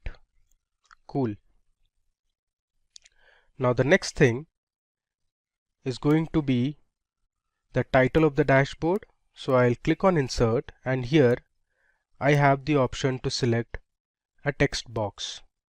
So I'll click on a text box, and I'm going to place a text box in the middle, and I'm going to name this text box as Excel Revenue Dashboard.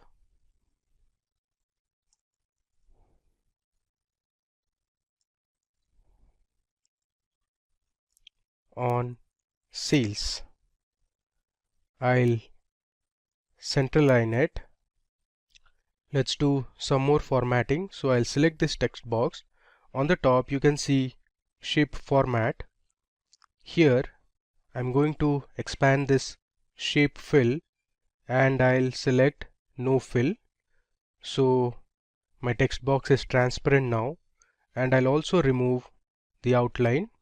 Alright, now let me just double click on the title of my dashboard and I'm going to select a font. You can select whichever font you want. Let me stick to Britannica Bold, and I'll increase the size to, let's say, 30.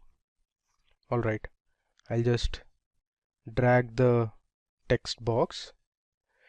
I'll make the text as white instead of black. Alright, so we have our title of the dashboard ready. Now if you want, you can also insert some icons to this dashboard. So I'll go to insert and I'll click on illustrations again and select pictures. I'm going to add these two pictures, which is of a store and a cart, to make it look visually appealing. So I'll place the icons here, and similarly let me just copy it and I'll place the cart and the store to the right as well. Alright, next the idea is to bring in all the charts that we have created and place it on the dashboard. So let me copy each of the charts and place it on the dashboard. So I'll hit Ctrl V to paste it, and we'll resize this as well. Alright, similarly let me bring in all the other charts as well. Alright, so now you can see I have added all my charts and graphs to this dashboard. So you can see here we have our line charts, our column charts, the combo charts, the pie chart, and others. Now let me go ahead and format these charts a little more. So you can see this looks a bit cluttered. So let's adjust the labels. Let me bring this down. Similarly, I'll bring 190 million a little below. Alright, this looks fine now. One more thing we are going to do is we'll remove the white background from each of the charts and make it transparent. So let me show you how to do it. So I'll select this chart, then I'll right click and go to Format Chart area. Here on the right you see we have an option called No Fill. So if I select No Fill, you can see the white background is gone now. Similarly, let me also remove the grid lines. So I'll select the grid lines and hit delete. So I've also removed the grid lines from here.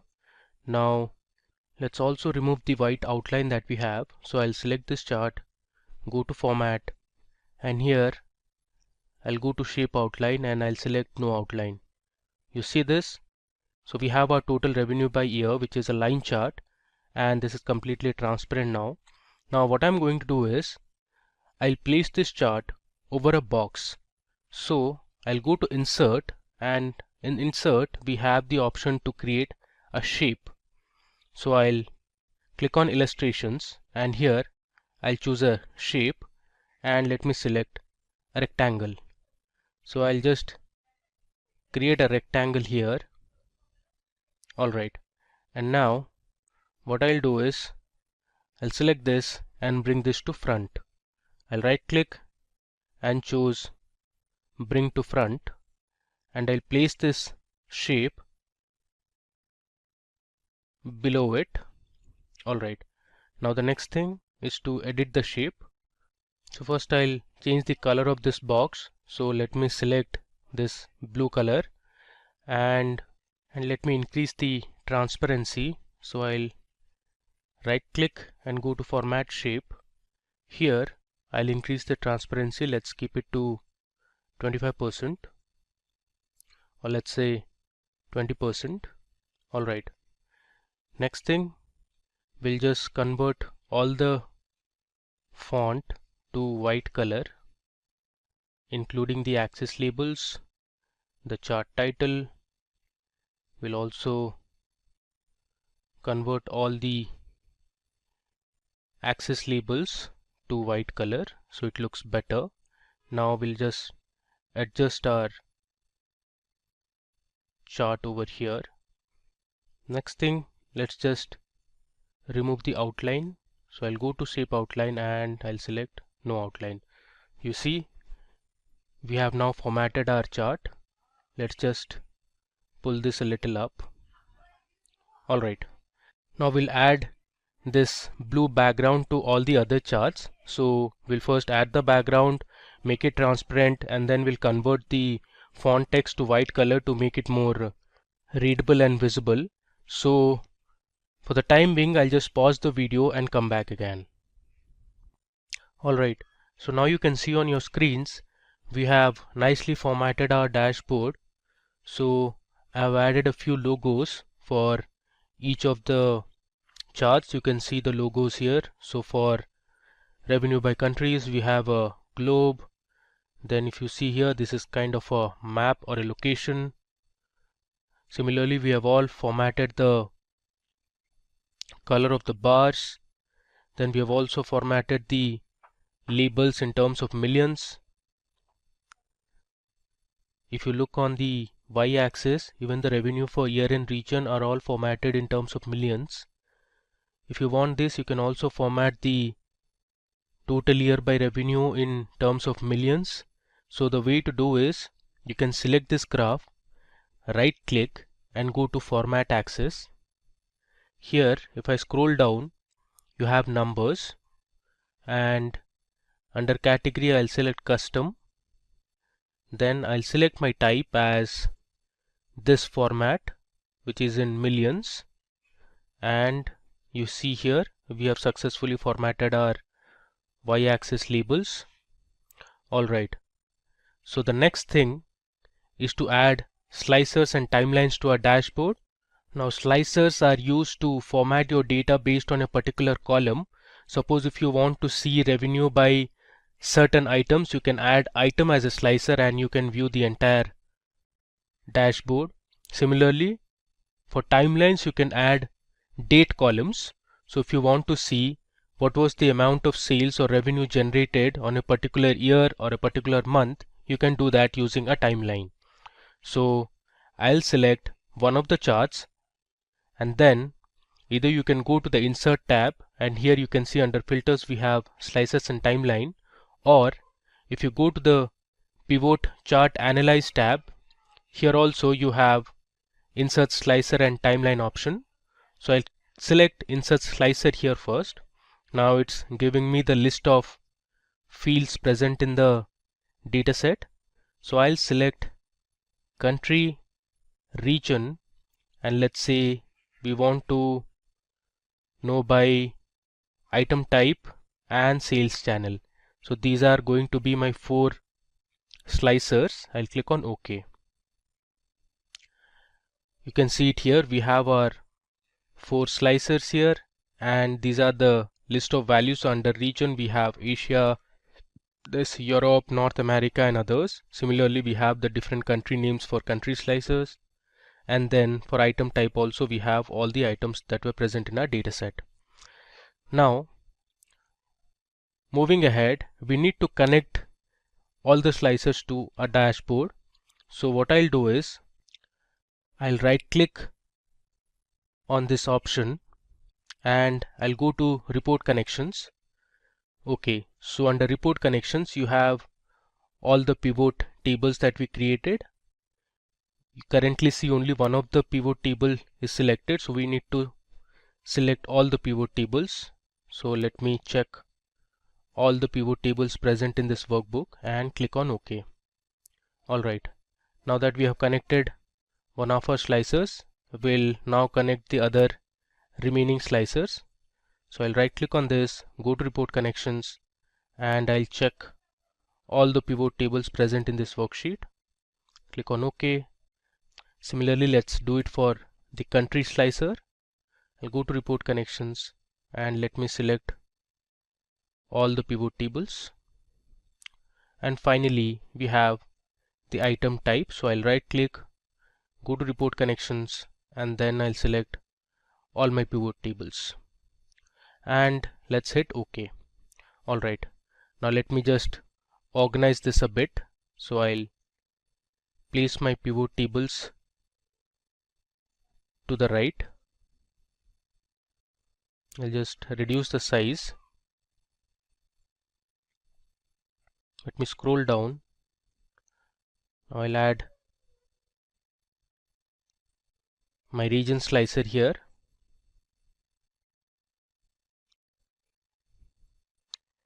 Similarly, I'll add my final slicer, that is sales channel. Now in our next dashboard, which is going to be the profit dashboard, I'll show you how to add a timeline. Alright, now I have arranged all my slicers. So let's say you want to find the revenue that was generated for an item type, let's say beverages. So you can just select beverages here, and all your charts show the respective revenues. So you have the total revenue by year for beverages only. Similarly, here you can see the revenue by year and region only for beverages item type. If I scroll down, now this chart represents the revenue that was generated in each of the countries only for item type beverages. Let me just uncheck it. Alright, let's say you want to see the revenue generated for a country like India. So I have selected India here, and now you can see my graph has changed only for country India. You can see here it is showing only for India now. Now similarly, you can also filter your revenues based on the different regions. Let's say you want to know the revenue generated based on sales channel. So we have two sales channel, that is offline and online. Suppose you want to know the revenue generated offline. So I'll just select offline. You can see the values have changed. So these were the revenues generated for each of the items only for offline. If you see here, now these were all the offline sales for the different regions. So this is our entire Excel revenue dashboard on sales. We created multiple charts and graphs. Then we applied different formatting. We added different icons. Then we formatted the labels also. Next, we added slicers, and finally we saw how we could filter our data based on these slicers. Likewise, now we are going to create a profit dashboard based on the same data. So before moving ahead, let me rename this sheet as revenue dashboard. I'll write REV dashboard. Okay. Now we'll move to our data sheet and start creating our pivot tables and pivot charts for the profit dashboard. Alright, so let me go ahead and create my first pivot table. So I'll create a new worksheet. This time I'm going to create a line chart to visualize the profit for each year. So I'll drag my total profit column to values and my order year to rows. So here you can see we have our pivot table ready. Now you can sort this data to get an idea as to which year had the highest profit and which year had the lowest profit. So from this pivot table you can see, since I've sorted this data in descending order, so 2014 had the maximum amount of profit and 2017 had the least amount of profit. I'll just do Control Z to undo it. Alright, now based on this pivot table, let me go ahead and create my pivot chart. So I'll go to recommended charts and click on a line chart. So this is the preview of the chart. I'll click on OK. Let me close this. Similarly, we are going to edit this chart now. So first I'll hide all the field buttons present on the chart, and I'll rename the chart title as Total Profit by Year. Next, I'm going to remove the legend, so I'll delete this. Let's do some more formatting. So I'll go to Style, and this time I'm going to select my style type. Okay, and if you want, you can choose the colors as well. For the time being, let's have this yellow color. Next, let me add the data labels. So again, if you see here, this is not formatted properly. So let's go ahead and format the data labels. So I'll click on number and I'll select custom here, and the type I'm going to select is in millions, and I'll click on close. So here you can see we have our line chart ready which shows total profit by year. Let's rename this sheet as profit by year. Alright, now let's move back to our data sheet again. Next, we are going to show the total profit by countries. For this, I'm going to create a map. So let me first create my pivot table. So I'll go to Insert and I'll click on Pivot Table. Let me click on OK. Since I want the country names, so I'll select country under rows, and then I have my total profit under values. The next thing I'm going to do is I'll just rename the row labels as countries, and then I'm going to delete the grand total which you can see at the bottom. So here we have the grand total. Let me just delete the grand total. So I'm going to select this pivot table, go to the design tab. Here we have subtotals and grand totals. I'll switch off the grand total. Let me just verify it again. I'll scroll down. You see the grand total has gone now. Alright, now we want to create a map out of this. The way to do is I'm going to select my data, copy it, I'll go on top and I'll paste it here. Using this data, I can create my field map now. So I'll go to Insert. Here we have the option to create a field map. There you go. You can see we have our map ready. I can expand this. Now as you can see, our map has a color scale which comes from light gray color to dark blue color. So the countries that are in gray, or you can say light blue, have the lowest amount of profit, while the regions or the countries that have been shaded in dark color or dark blue color have highest amount of profit. I will go ahead and delete this scale. Okay. Next, we need to connect this map to the original data source. So what I'll do is I'll right click on this map and I'll go to select data. Here, instead of the previous range, I'll give my new range now. So my new range will be my original pivot table that I had created. I'll go on top and click on OK. So we have our map ready now.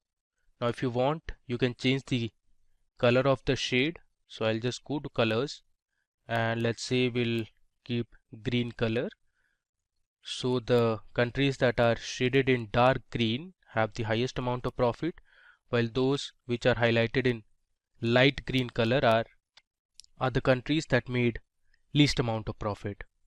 Okay, now moving on.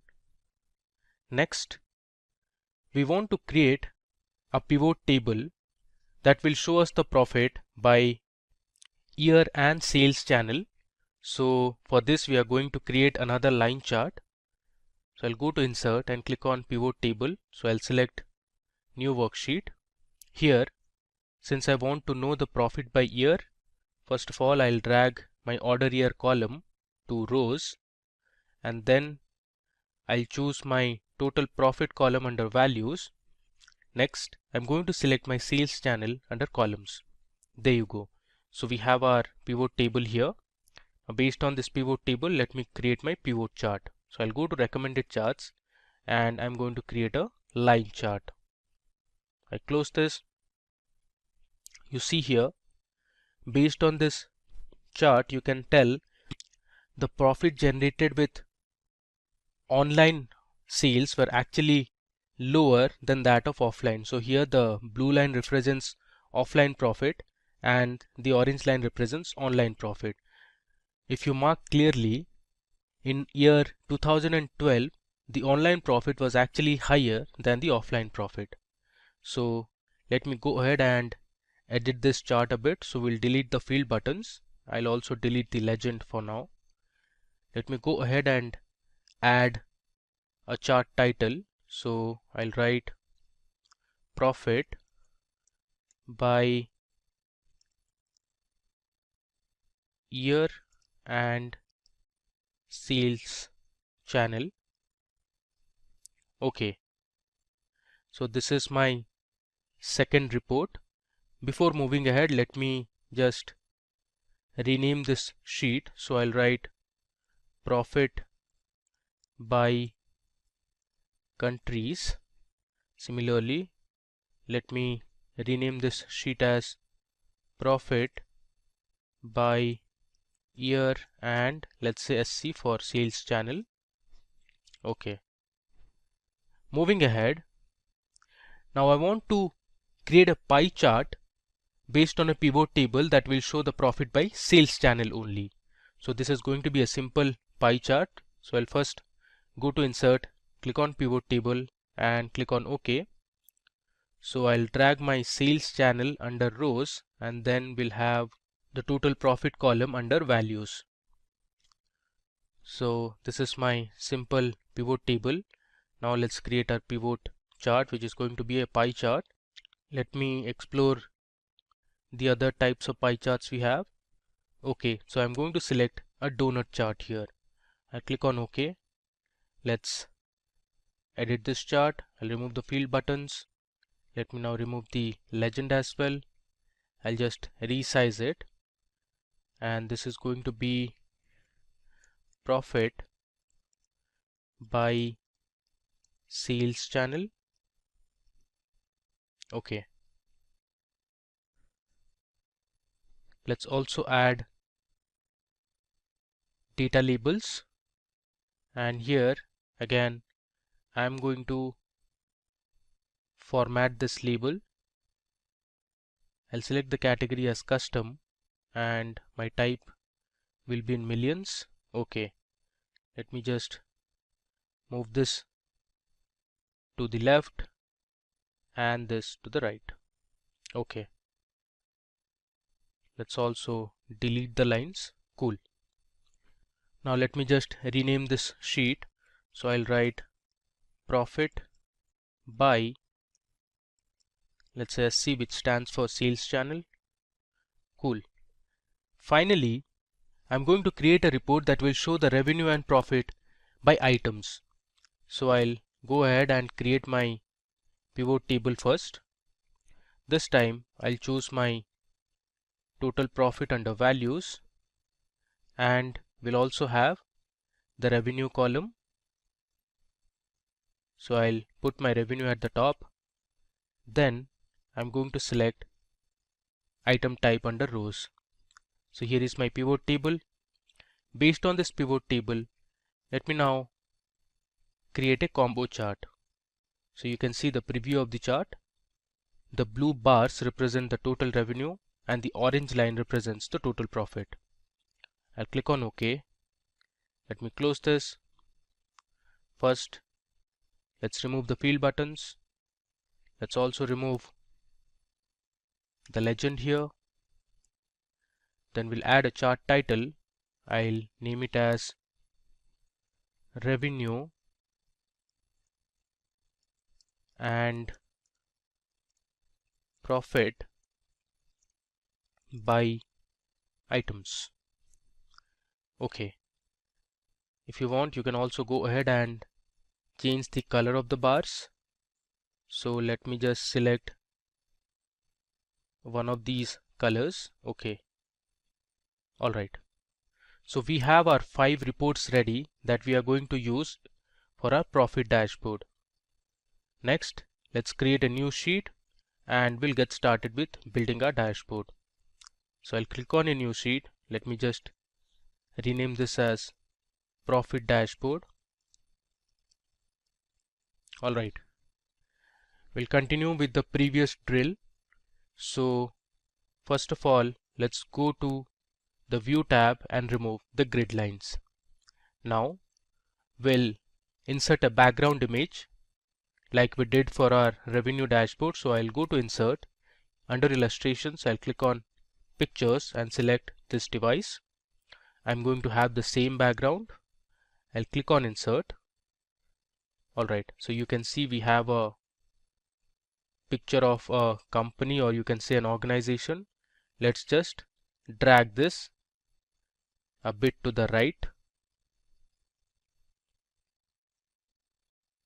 We'll adjust the size also. Alright.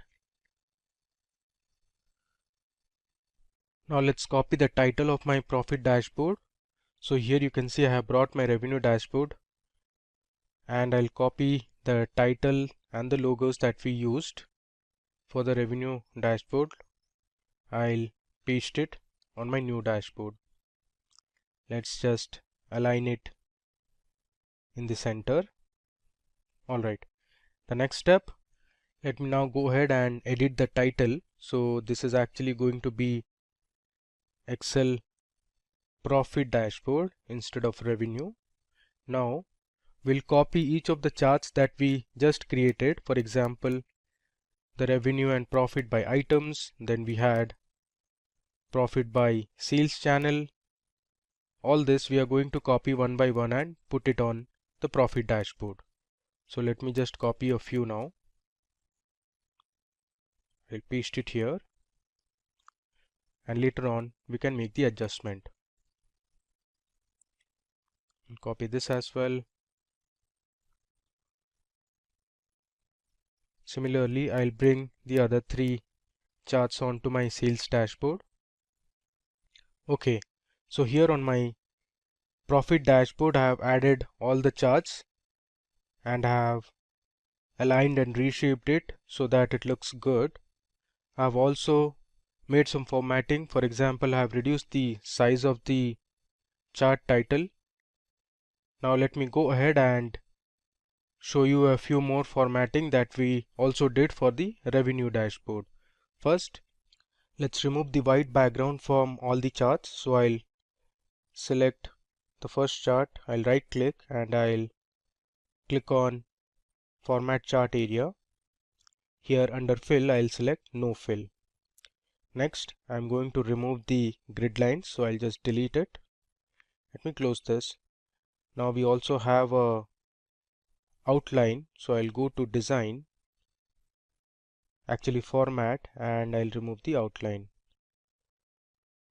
Next, I'm going to add a blue box at the back like how we did for the revenue dashboard. So let me select a blue box from here and I'm going to paste it here. Okay, now let me just select the chart and I'll bring this to front and I'll move this to the back. Next, I'm going to change the font color all to white so that it's clearly visible and it's more readable. I'll do it for the x-axis as well. Okay, so here I have my first chart ready.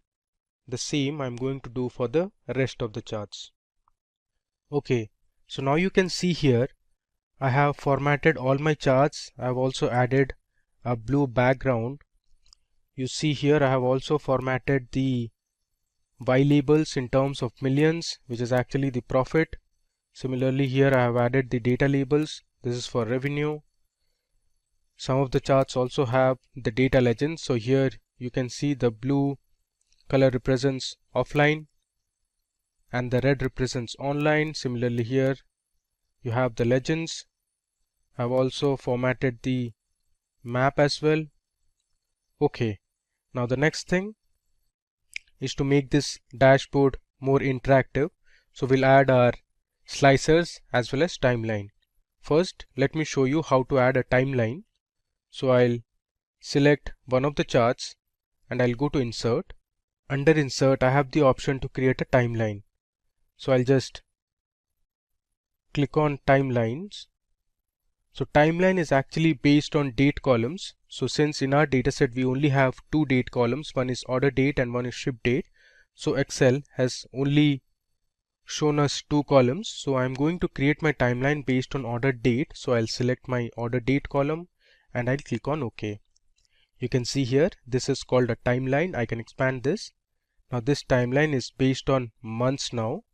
And if I scroll this timeline, you can see here I have my order year 2010 and I have all the 12 months. Similarly we have for 2011, then we have for 2012 all the way till 2017.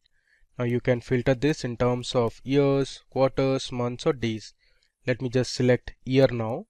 So I have years from 2010 till 2017. Let me just squeeze this and I'll place it somewhere here on the right.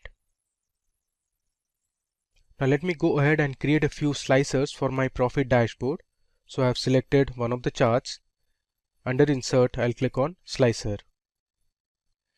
You can see it gives me the list of columns from which I want to create slicers. So I'll create a region. Let me also select country. Let's say I want the representative's name or the customer's name, and I'll click on OK. So here I have created three slicers. Let me first resize it and I'll place it on the right. Similarly, I'll place the country column also. Then we have the region slicer. I'll resize this and I'll bring it here. Okay. The next thing we need to do is I have to connect all the slicers and the timeline to the pivot tables for the profit dashboard. So I'm going to click on the multiple select option and go to report connections. Here I'm going to select all the pivot tables that are related to profit. So here I have selected 4 and I need one more, which is pivot table number 10. I click on OK. Similarly, let's create or connect my region filter to all the pivot tables. So I right click, go to report connections. Here I'll choose all my pivot tables which are based on profit. I'll click on OK. Let's do it for the country slicer as well.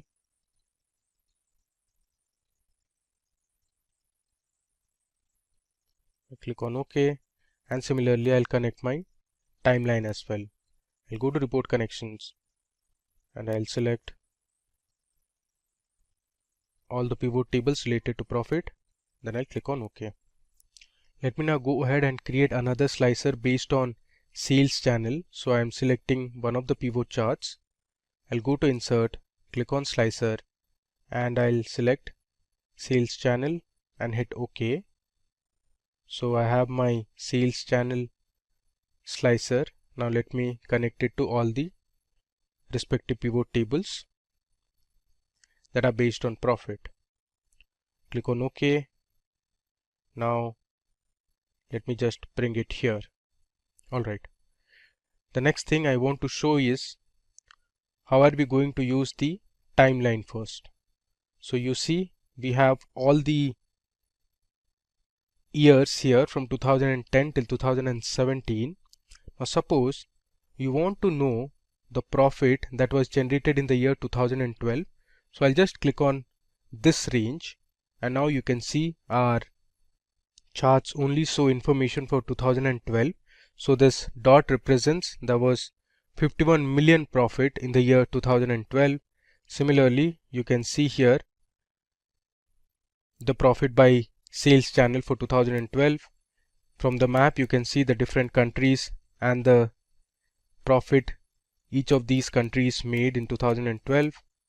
If I scroll down, you can see the revenue and profit by items.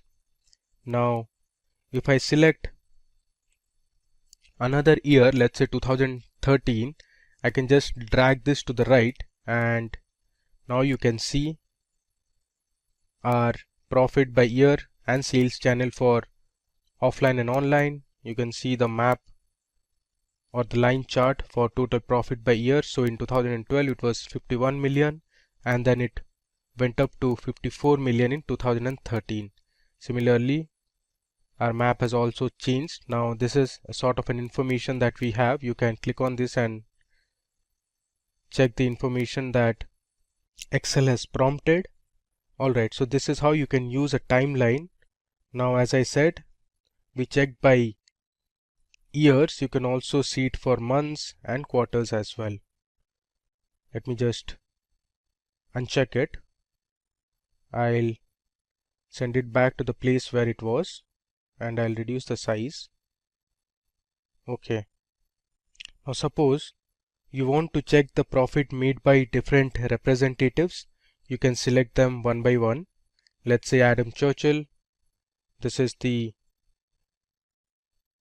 profit generated by Adam Churchill. Similarly, you can select multiple persons as well. Now suppose you want to see the profit by different countries, so you can use the country slicer. Let me just bring this to the middle, and let's expand our chart a bit. Okay, so here you have the profit by different countries chart. I'll just bring this to the front so that you can see it clearly.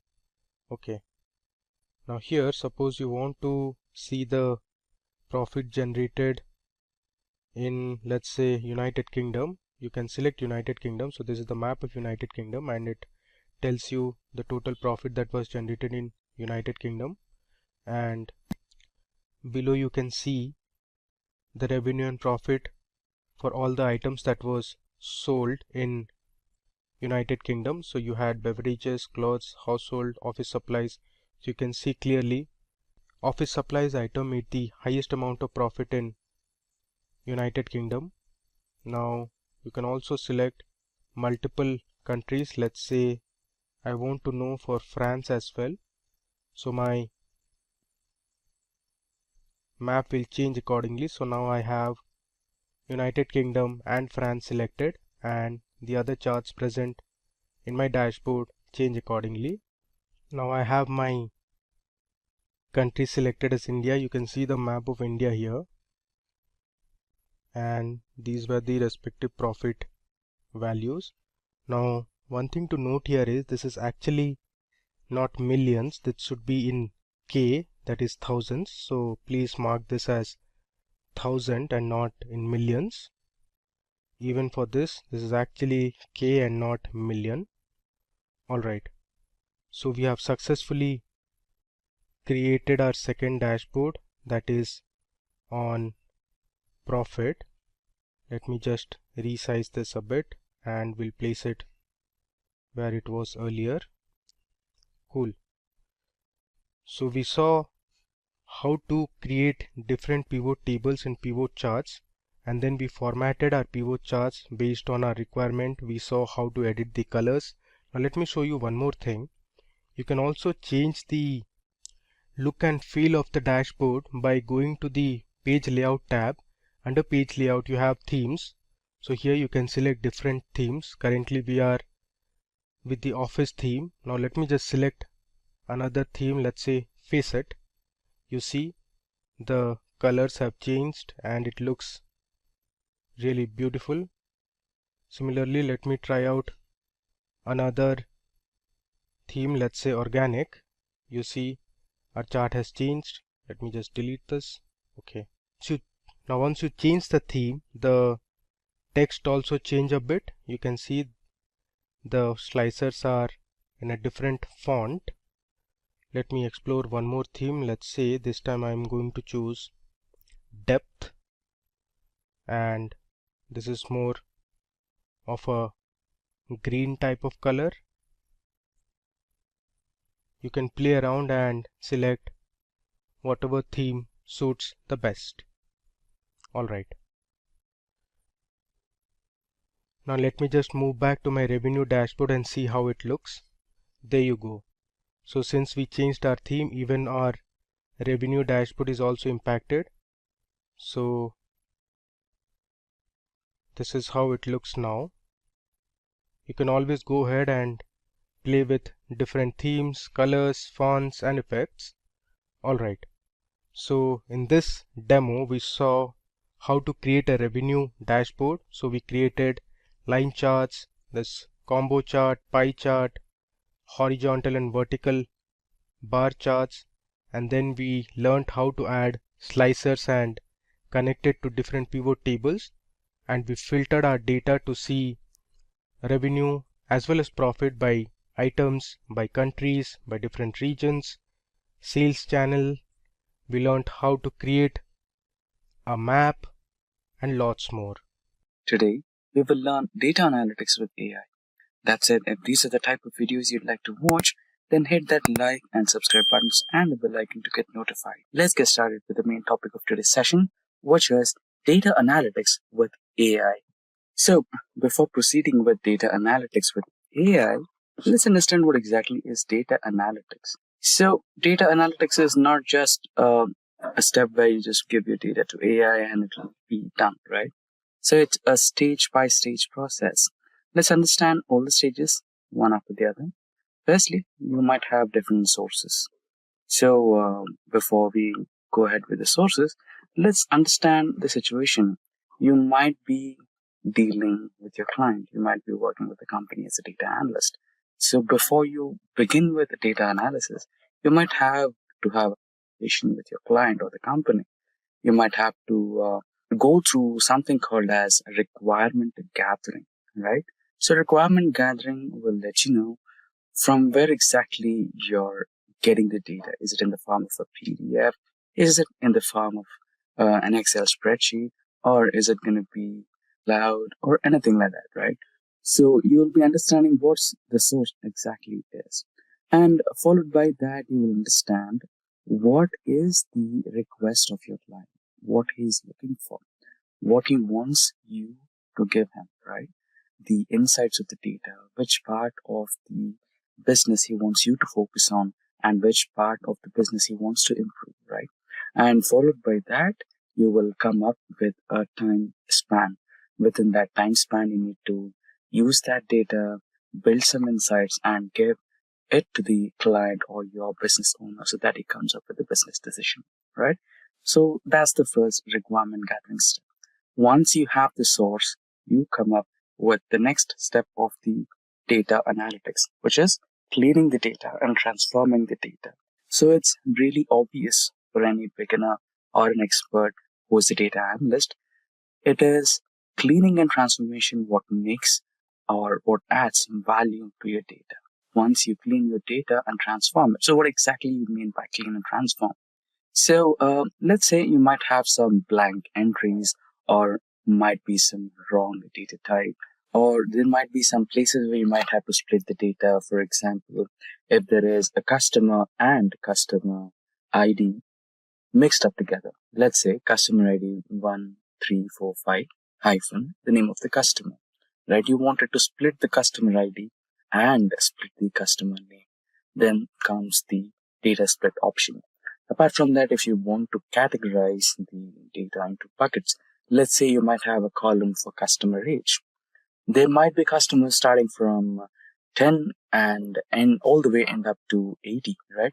In those scenarios, you might want to split the data into buckets. Let's say 10 to 20 are teenagers, and above 20 to 30 are youth, and above 30 to under 50 or under 60, let's say like 59 are adults, and after that maybe senior citizens, right?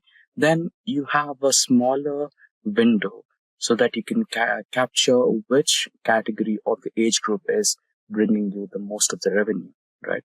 So these are the parts of cleaning the data and transforming the data. And once you're comfortable with it, then you can choose a platform where you want to analyze your data, which can be Tableau, which can be Power BI, ClickView, or Excel, or any of the tools that you might want to prefer. In our scenario, we want to go with AI, right? So AI can be anything. You can go with the Microsoft's Copilot. You can go with the OpenAI's ChatGPT. You can go with Google's Gemini, or any of the AIs which can perform data analytics. There are some AI tools out there which are dedicated for AI data analytics, right? And once you're done with it, and the final stage is analyzing the outcomes and reporting that to your business owner or client. So I hope I made myself clear with the stages of data analytics and reporting. Now let's look at an example to explain this a little better. So I have the dataset in Excel for now. This is our source, the first part of data analytics. Let's expand the columns. So there you go. I said something about data type. So here you can see we have some different data type which we don't want, which is in general. So we will change this data type to short date to make a little more meaning out of it. And after that, here we have customer ID, right?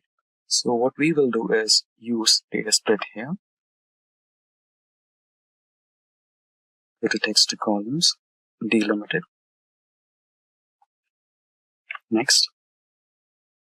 So we have other. So here's the preview. So you will be receiving it in this form. And if you want to format the data as you like, you can go ahead. So I'll leave it as general for now and finalize the data type after the split is finished. So what you can do is add a column, new column here, so that you can get an empty column here to split the data. Go to text to columns once again. Select delimited. Select next. And we have the input other. Next and finish. There you go. You have customer ID and you have customer name, the respective customer name here itself.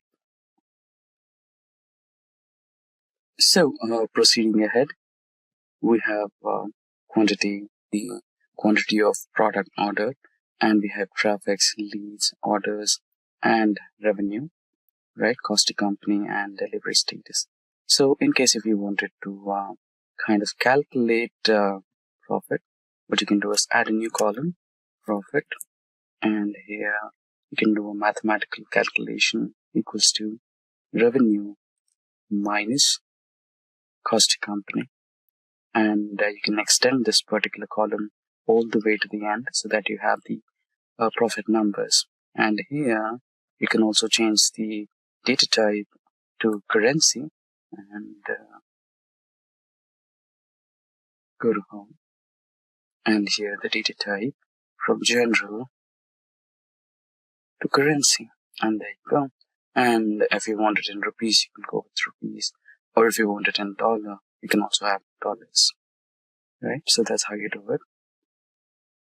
I would like to go with dollars, so more, and here go to currency, and in currency symbol I'll go with the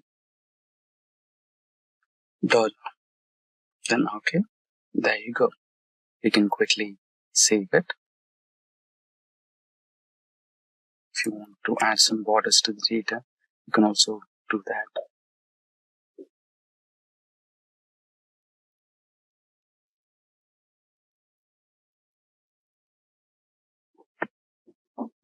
There you go. So far so good. So we are now good data. Now comes the next step, which is loading the data and analyzing it, right? So currently we choose the platform as Excel. So you can do this on Excel, Power BI, and ChatGPT as well. So let's go with the first one, which is Excel's AI. So here you can see analyze data, or also people call it the co-pilot of Excel, right?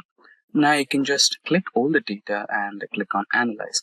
Basically what you can do is insert and go to the pivot table option, and here you can insert a pivot table, and after that you can find out the requirements what you want, the sales from the central region, south region, and which category of the products have been sold the highest, and what's the highest grossing product, what are the number of leads, and you can estimate the performance of traffic on a month-on-month basis, right?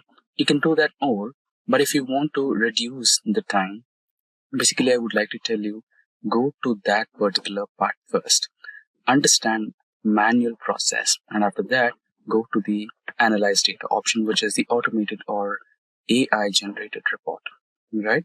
It will now read your data and it will give you some insights from the data given. Right here you can see the cost to company by order status, and here you can see you can set up a pivot table for that, and here you can see you can insert some graphs and charts here, bar graph, and here you have another one.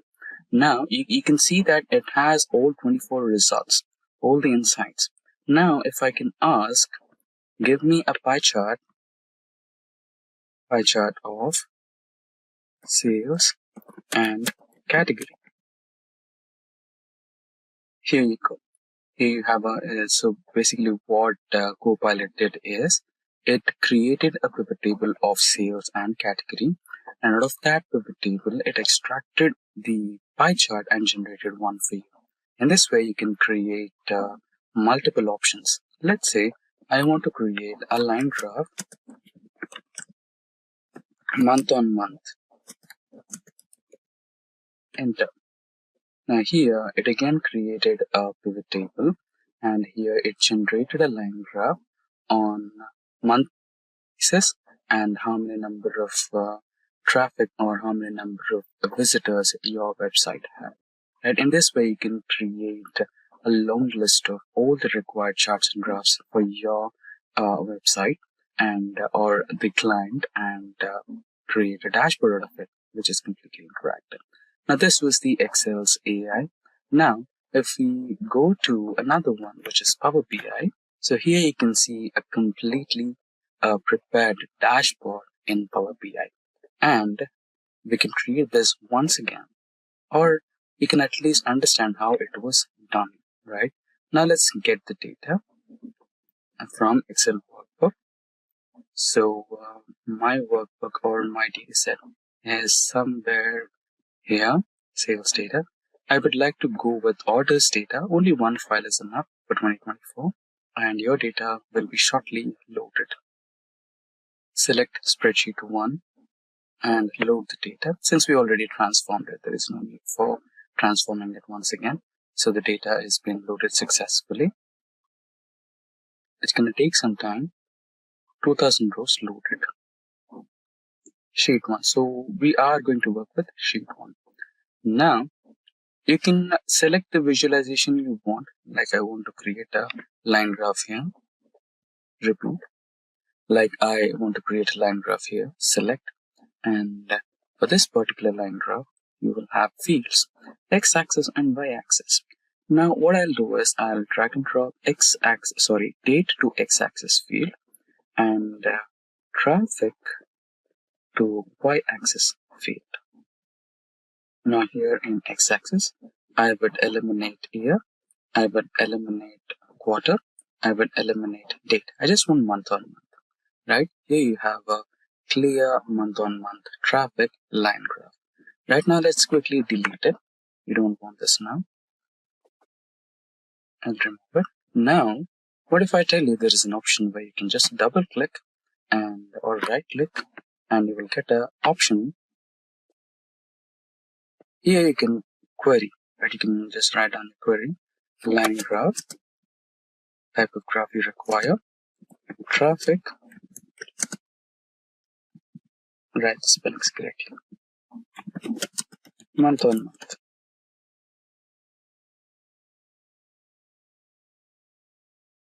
And enter, you will get the graph you are looking for. There you go. Right? So apart from this, let's put the month on month graph here. Apart from this, let's double click once again and category wise sales. Category sale pie chart. There you go. And now region wise, double click once again. Region wise sales bar graph. Select the first one and there you go. I think there is a small mistake in the selection spelling. Select the first one once again and there you go. You will have a bar graph in region wise basis.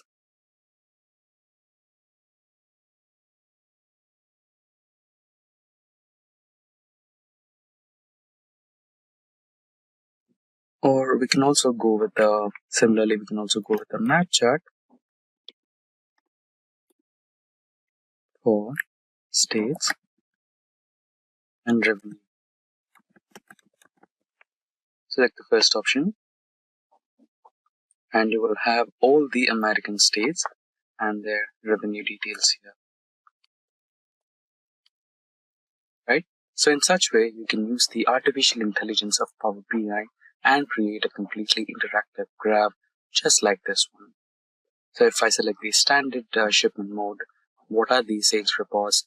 And if I select the entire shipment modes, what are the reports? And if I select the home category, what are the sales reports and which part of the nation and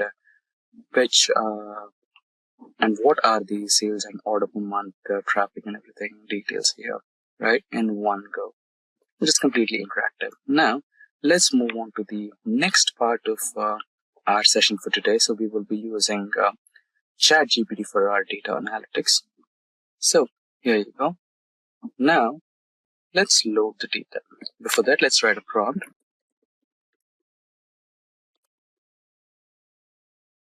Some data on sales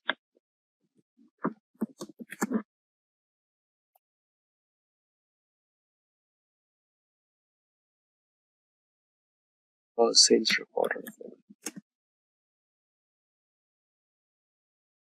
visualization. And now load the data. Upload from computer. And we have the sales data here.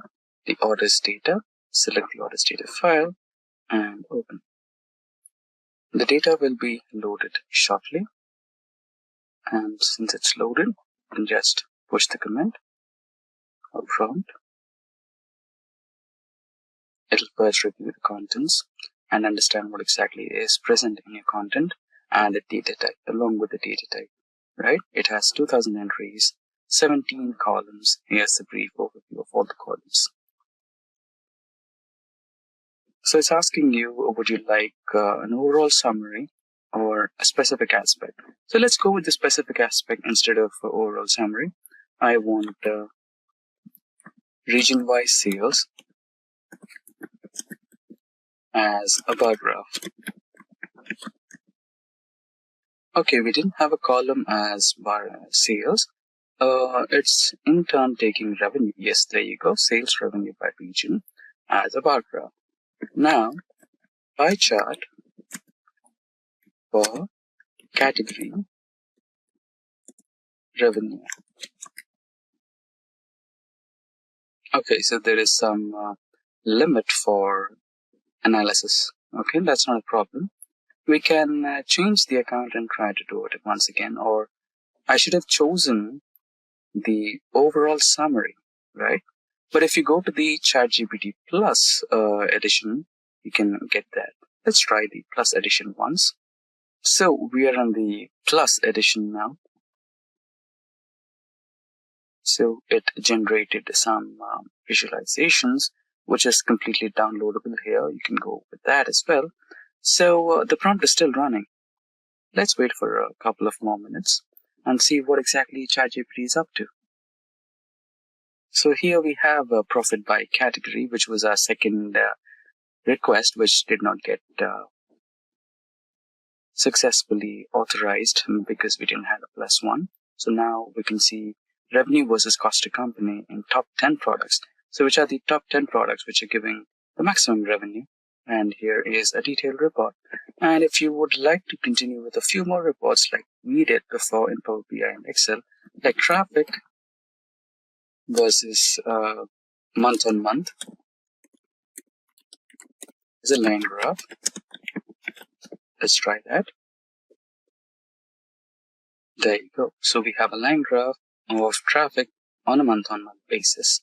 So that's how you can conduct some data analytics using different AIs on different platforms. So there are many number of platforms: Tableau, Power BI, ClickView, Excel, SQL, ChatGPT, Gemini, and a few more dedicated artificial intelligence tools which are for AI data analytics. And that brings us to the next part of data analytics with AI. So how does data analytics and AI work? So first, basically, once you load the data, AI will start preparing and processing your data, right? So the transformations, what you do, are also can be possible in AI as well. If you request AI to do the transformations, it can do itself. But I would recommend you perform the transformations because you know where the exact requirements are. Once your data is completely transformed, you can load it and get the reports. The next part of it is pattern recognition. As you've already seen, ChatGPT recognizes each and every aspect of your data, from the data type to the minute details like currency and everything. It understands the data first, and then it will request you. It will ask you if you want a complete summary or if you are looking for a particular aspect, right? Machine learning algorithms can identify patterns, trends, and relationships that may not be apparent to human analysts. And there is a possibility that ChatGPT can even identify a few more insights that you never expected to have, right? And moving on to the next part, predictive analytics. AI can also perform some predictive analytics and give you the forecast of what exactly is going to happen in the upcoming future in your business. That may or may not happen. If you find something is about to go down, you can prevent it by taking some predictive steps or measurable steps which can avoid that loss, right? And automated insights and reports. You can also request ChatGPT, right? In Excel, there is something called as Power Query. It acts like a macro or Excel VBA where it stores each and every transformation step you apply. In a similar way, each and every transformation or step that you apply to modify or try to add value to your data and teach that to your AI so that it can also understand that particular automated transformation steps and report to you on a month-on-month basis, right? So this will stop your month-on-month activity of cleaning your data, transforming your data, loading your data, analyzing, extracting some insights, and then creating a strategy. So all these steps will be eliminated because ChatGPT or any other AI will take care of it, and you can focus on implementing some business strategies. And we have decision making. So AI can also help you with some critical business strategies and also help you in decision making. AI algorithms can optimize complex processes and decision making by evaluating multiple variables and multiple scenarios. Now, last but not least, continuous learning. So AI is capable to adapt and learn new things in your business, like how it processes, how it functions, and what's the data source, and most of the aspects in which are involved in business and data analytics. AI systems have the ability to continuously learn and adapt based on the new data and feedback. Welcome to Simplilearn. In this video, we are focusing on ChatGPT and its groundbreaking role in data analytics. In a world where data is the new gold, understanding and analyzing this wealth of information is crucial. But as the volume of data grows exponentially, traditional analysis methods are being pushed to their limits. Enter ChatGPT, a revolutionary AI developed by OpenAI that's transforming how we approach data analytics. But what makes ChatGPT stand out in the crowded field of data analytics tools? How can it not only streamline complex processes, but also uncover insights that were previously hidden in plain sight. Stay tuned as we unravel the capabilities of ChatGPT, share real-world applications, and show you how it's being used by analysts and businesses alike to make smarter, data-driven decisions. And whether you are a data scientist, a business professional, or just a tech enthusiast curious about the future of AI in data analytics, this video is for you. So let's dive in and discover how ChatGPT is not just revolutionizing data analytics, but also how we understand and interact with the vast universe of data.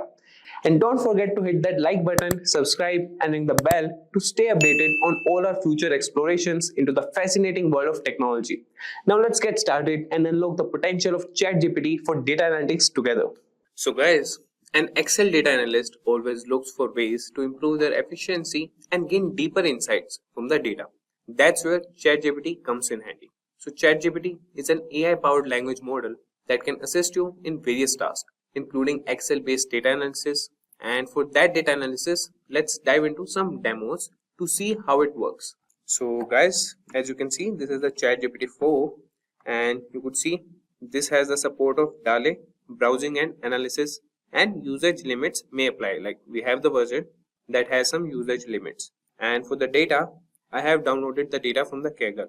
I will provide you the link in the description. If you want to download the same data, you can. And I have that in my downloads. So this is the data that we'll be using. So the first thing we'll be doing is data cleaning and preparation. So firstly, let's explore data cleaning and preparation. Before diving into analysis, it's essential to ensure our data is clean and ready for processing.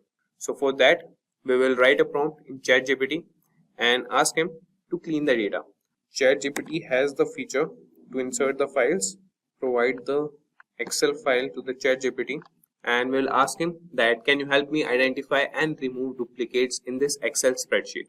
So let's ask him, can you help me identify and remove duplicates?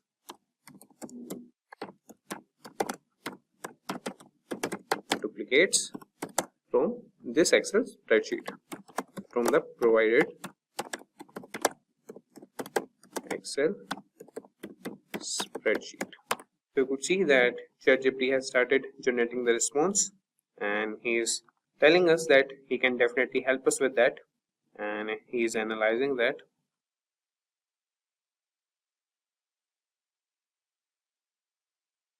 So you could see that ChatGPT has provided us the response. So let's first go to our spreadsheet.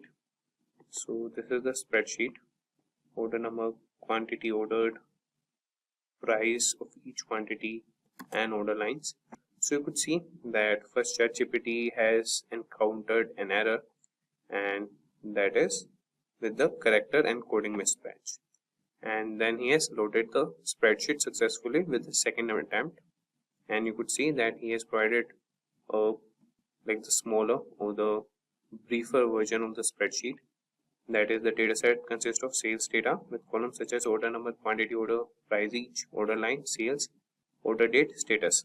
So he's asking us, could you specify how you would like to identify duplicates? For example, should we consider a row a duplicate if all its values match another row exactly, or are there specifically columns we should focus on to determine duplicates? So we should, or here we will be focusing on the column section. So here we want to identify column section.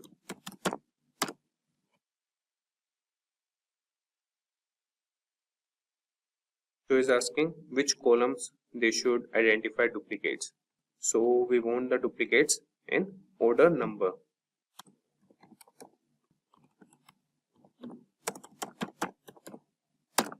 So the ChatGPT has started analyzing the spreadsheet. So you could see that ChatGPT has produced the response that they have identified a total of 2,807 rows in the spreadsheet that have duplicates based on the order number column. So this indicates that multiple rows share the same order number, suggesting there might be different items or transactions within the same order. Would you like to proceed by removing these duplicates while keeping either the first or last occurrence of each order number, or do you have another approach in mind for handling these duplicates. So before identifying the duplicates, what we'll do is we'll first get rid of the extra spaces.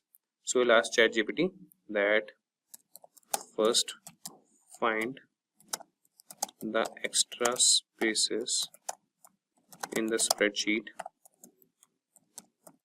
and help us remove them. So you could see that it has started analyzing it.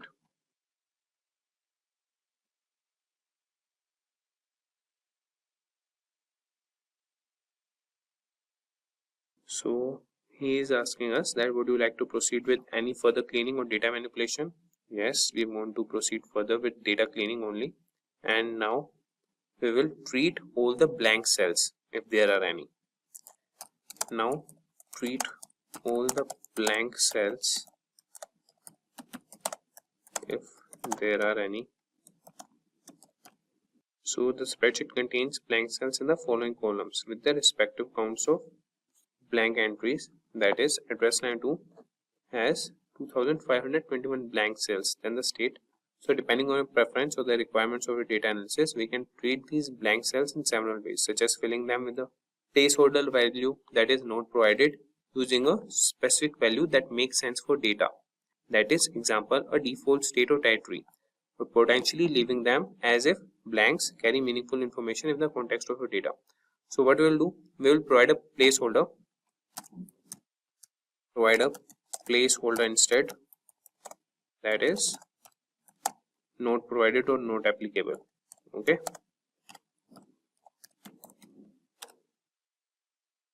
So you would see that ChatGPT has responded that it has replaced the blank cells in the columns, that is address line 2, state, postal code and territory, with the placeholder not provided.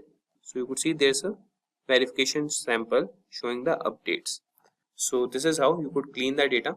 And now with ChatGPT, you can quickly identify and eliminate duplicates in your Excel spreadsheet using built-in functions and formulas, saving your time and effort.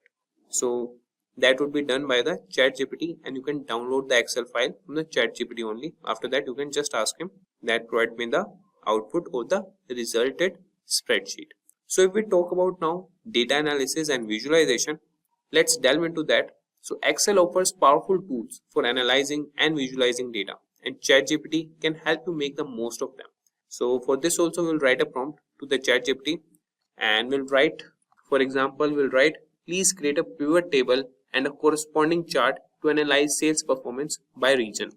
So let's see, like this prompt, what output does ChatGPT show to us? So let's ask him, please create a pivot table and a corresponding chart to analyze sales performance by region.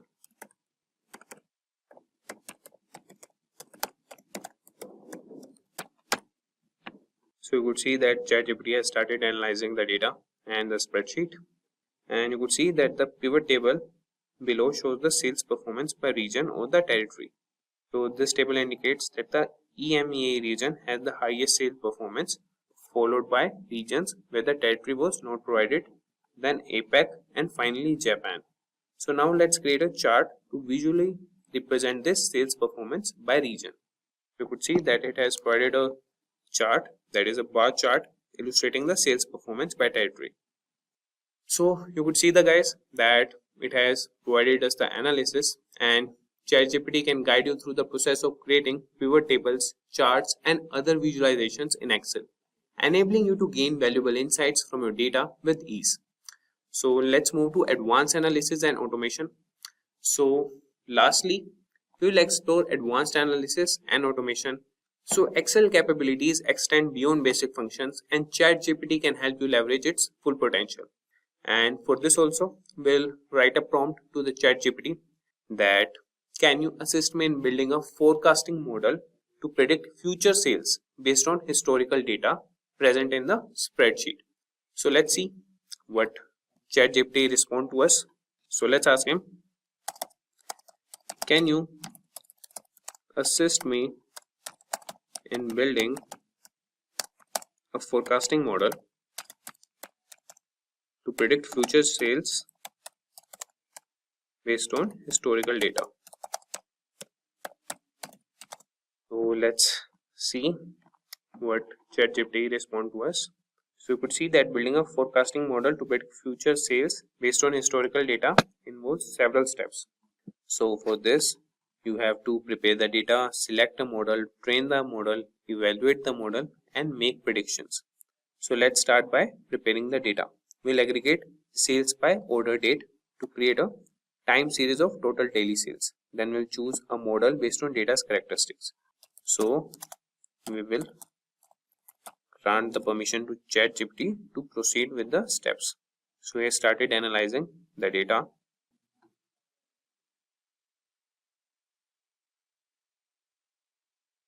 So you could see that the data has been prepared into a time series of total daily sales.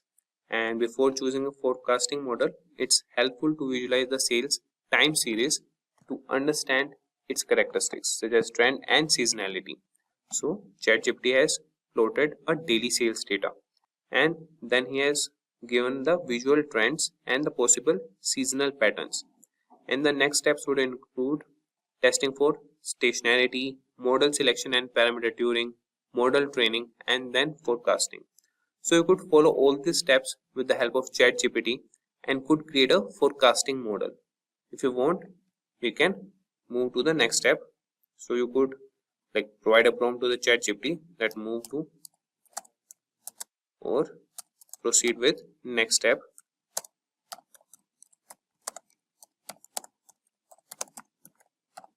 So step by step, ChatGPT will provide you a forecasting model, or it will help you create a forecasting model. As you can see, it has started analyzing it. So the augmented Dickey-Fuller, that is ADF test, gives up a p-value of approximately 0.0033. Since this p-value is less than the common significance level of 0.05, we can reject the null hypothesis that the time series has a unit root, meaning the time series is stationary. So you could see that he is asking us, shall we proceed with the SARIMA model parameter selection? Yes, here is the model parameter selection. So you could select any based on the trends and the bar graphs plotted by the ChatGPT. So you could see guys that the ChatGPT has analyzed the spreadsheet and provided the response that the grid search for the optimal SARIMA parameters based on the lower ACALI information criterion, suggests the best fit model uses the parameter 011 and for ARIMA and 01112, that is for the seasonal component. So you could see that it has provided the model and the parameters. Now it's asking us, shall we move on to forecasting future sales with this model? Yes, proceed with that. So you could see that with ChatGPT's assistance, you can build complex forecasting models in Excel, allowing you to make informed decisions and plan for the future effectively. So ChatGPT is a valuable tool for Excel users and data analysis, offering assistance in data cleaning, analysis, visualization, and automation. And by integrating ChatGPT in your Excel workflows, you can enhance your productivity and uncover new insights from your data. So you can try ChatGPT for Excel data analytics today and take your Excel skills to the new level. And you could see that there's an error in the analyzing, and he has encountered an error while trying to plot the forecast with its confidence intervals. So this type of error can occur due to data type issues, particularly when handling data indices and forecast. And despite this hiccup, the forecasting process using the SARIMA model was completed and we were able to generate forecast for the next 12 months. Unfortunately, due to the plotting issue, we couldn't visually display it. So we'll ask him, can you try once again? So you could see that this time ChatGPT has provided us the forecast for the next 12 months. That is, the forecast have been successfully plotted along with the historical daily data. So here we have our forecast model, and with the ChatGPT's assistance, we can move with other analysis also. In this session, we are going to learn about databases, how data is stored in relational databases, and we'll also look at some of the popular databases. Finally, we'll understand various SQL commands on MySQL server. Now let's get started with what is a database. So according to Oracle, A database is an organized collection of structured information or data that is typically stored electronically in a computer system. A database is usually controlled by a database management system or DBMS. So it is a storage system that has a collection of data. Relational databases store data in the form of tables that can be easily retrieved, managed, and updated. You can organize data into tables, rows, columns, and index it to make it easier to find relevant information. Now, talking about some of the popular databases, we have MySQL database. We also have Oracle database. Then we have MongoDB, which is a NoSQL database. Next, we have Microsoft SQL Server. Next, we have Apache Cassandra, which is a free and open source NoSQL database. And finally, we have PostgreSQL. Now, let's learn what is SQL. So SQL is a domain-specific language to communicate with databases. SQL was initially developed by IBM. Most databases use structured query language or SQL for writing and querying data. SQL commands help you to store, process, analyze, and manipulate databases. With this, let's look at what a table is. So this is how a table in a database looks like. So here you can see the name of the table is players. On the top, you can see the column names. So we have the player ID, the player name, the country to which the player belongs to, and we also have the goals scored by each of the players. So these are also known as fields in a database. Here, each row represents a record or a tuple. So you have the player ID, which is 103 here. The name of the player is Daniel. He is from England, and the number of goals he has scored is 7. So you can use SQL commands to query, update, insert records, and do a lot of other tasks. Now we'll see what the features of SQL are. SQL lets you access any information stored in a relational database. With SQL queries, data is extracted from the database in a very efficient way. The structured query language is compatible with all database systems from Oracle, IBM to Microsoft, and it doesn't require much coding to manage databases. Now we will see applications of SQL. SQL is used to create a database, define its structure, implement it, and lets you perform many functions. SQL is also used for maintaining an already existing database. SQL is a powerful language for entering data, modifying data, and extracting data in a database.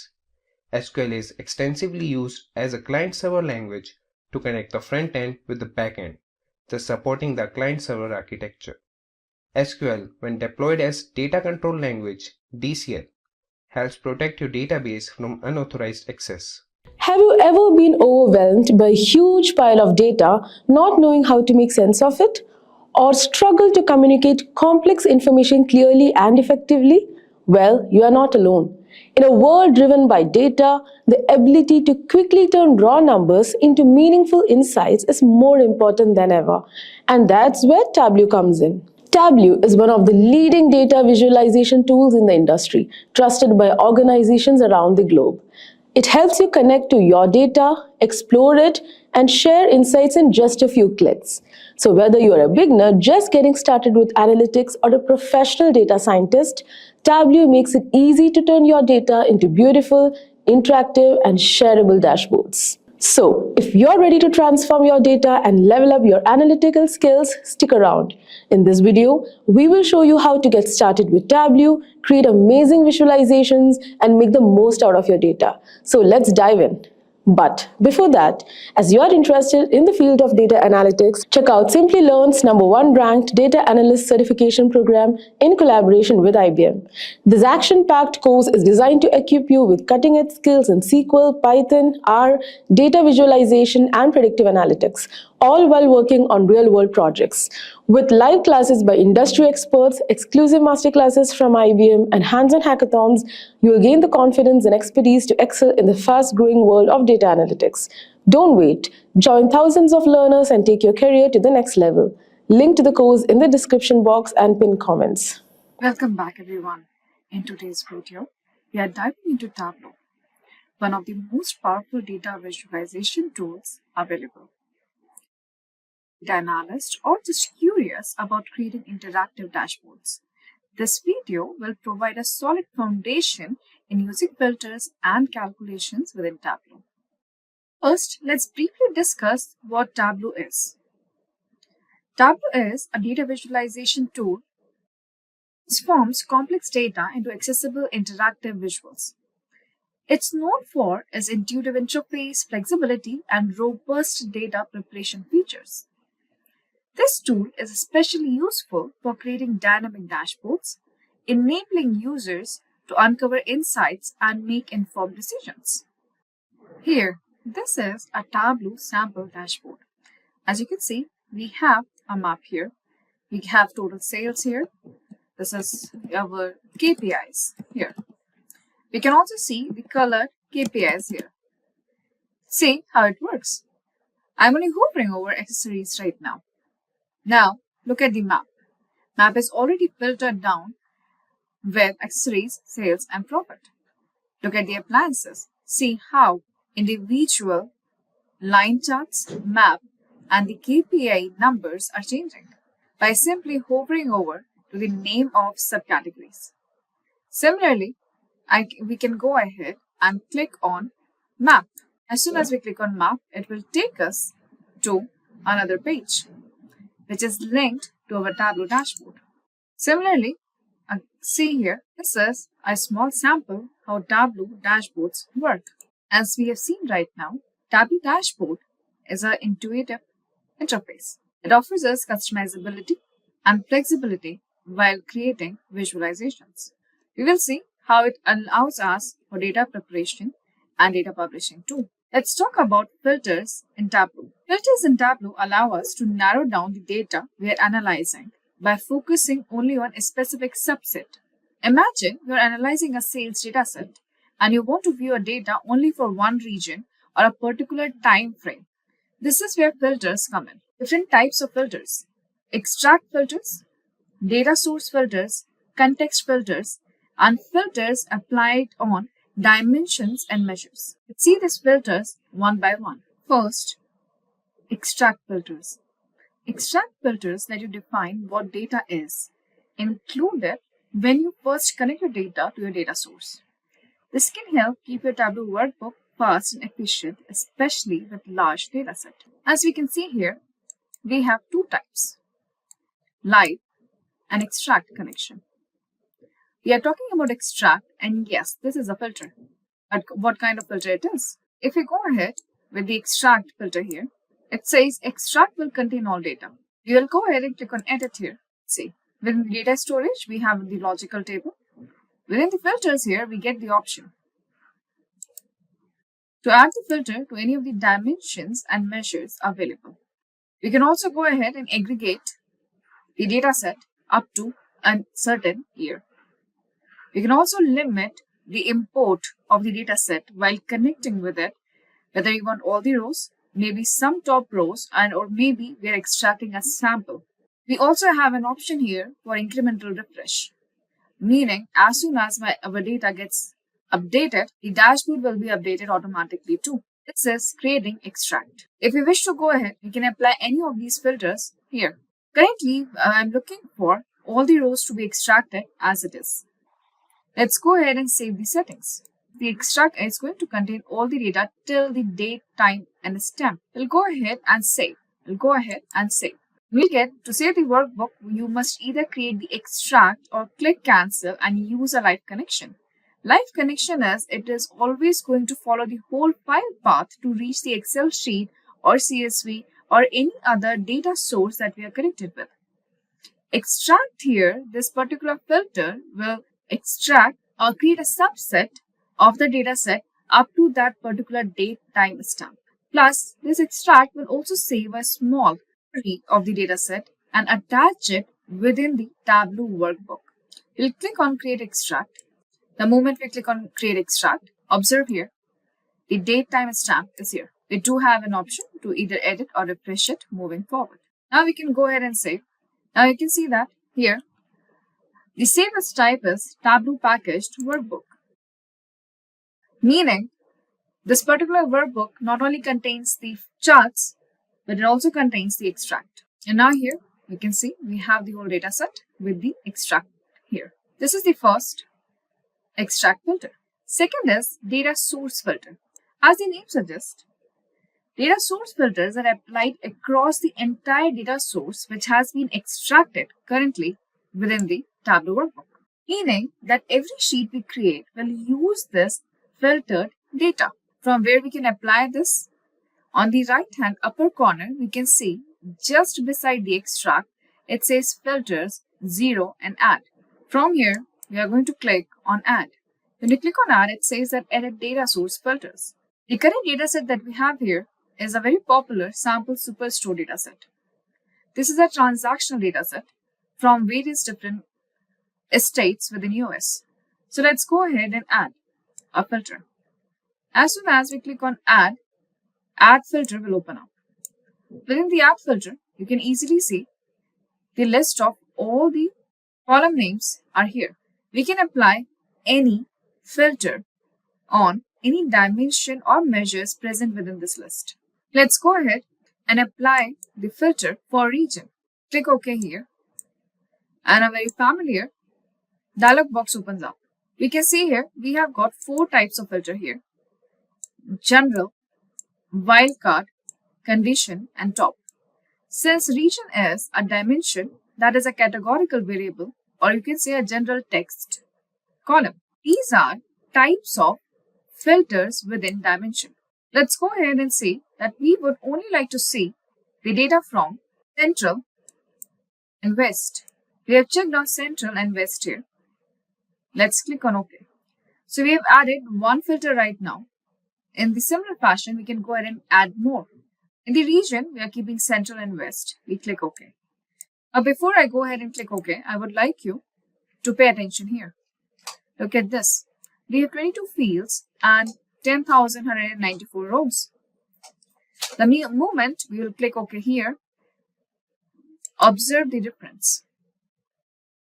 As soon as we click OK, you can observe here, now we have only 5,588 rows. We can also see now the row ID is not continuous, meaning the data has been filtered out only for 2 regions.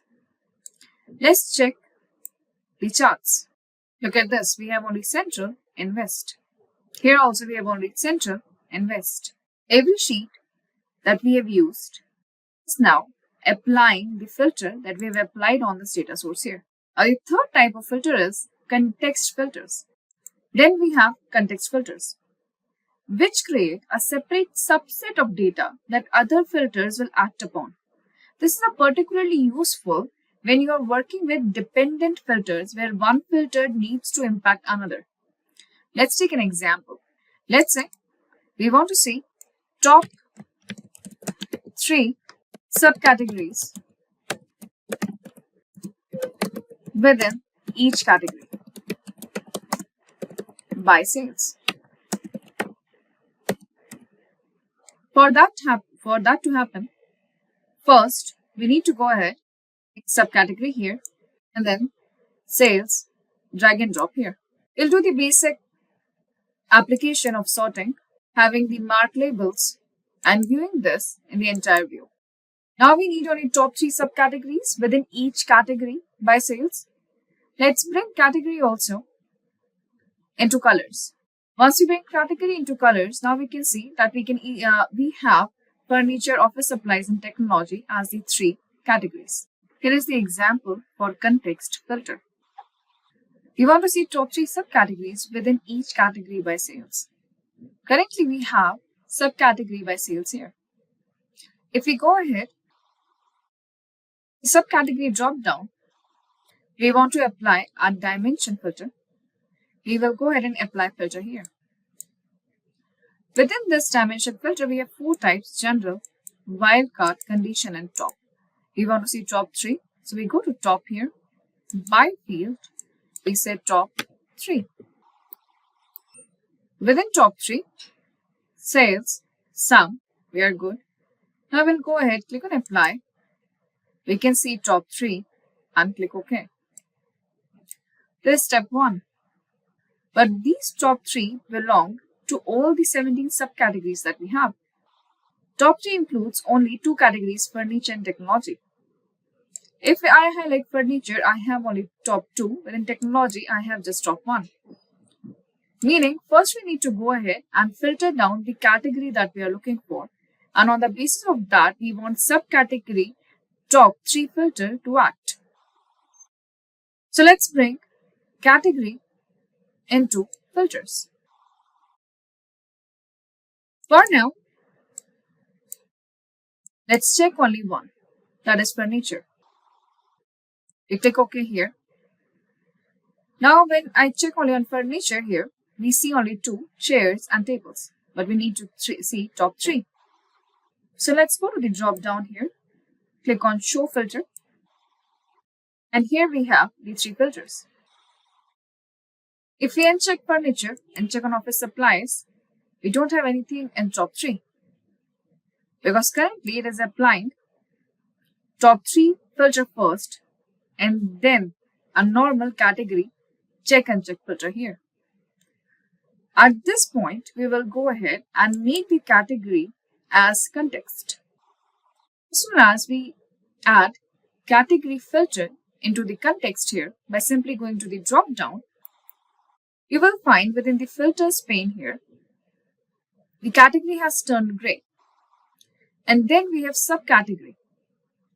Let's check whether the stepwise will work now.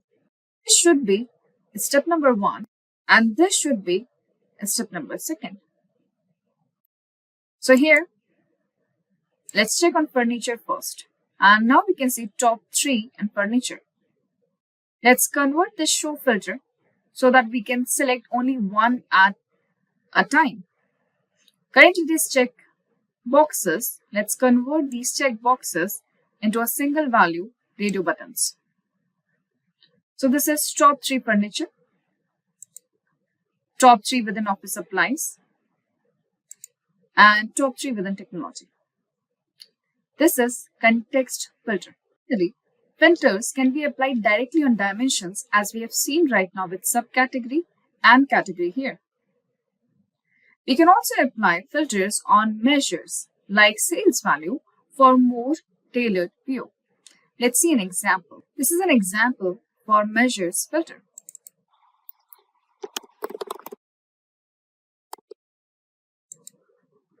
As you can see, we have a state into the columns and we have added profit onto the y-axis, that is rows. We have category into the color card. We are looking at sales, we are looking at profit for each state. Let's say we only want to see loss-making states here so that we can figure out the decision that can propel us forward with profitability. That we have to apply filter on profit, that is a measure. We go to the drop down here, we click on filter. Is the measure filter which allows us range of values, at least a number or at most a number. These are wildcards for null values, non-null values, or all the values that we are looking for. Let's go to the range of values here. We only want to see anything that is not profitable, meaning we are looking into negative numbers right now. We can go ahead and delete this and type 0. We are looking at a range right now. As soon as I click outside, you can see the range has been selected. Let's click on apply here and OK. Now you can see we are looking at only loss-making categories within each state. And remember that our source here can be filtered by data source filter 2. This is an example for measures filter. Now let's talk about calculations in Tableau. Calculations in Tableau enable us to go beyond basic filtering and transform our data by creating custom fields and aggregations. They're essential for deriving new insights without altering the original dataset. This includes functions for aggregation like addition, subtraction, multiplication, and division. We also have advanced statistical function to do regression and statistical modeling. The types of calculations that we are going to see are basic calculations, level of detailed calculations, and table calculations. Let's see an example of basic calculation.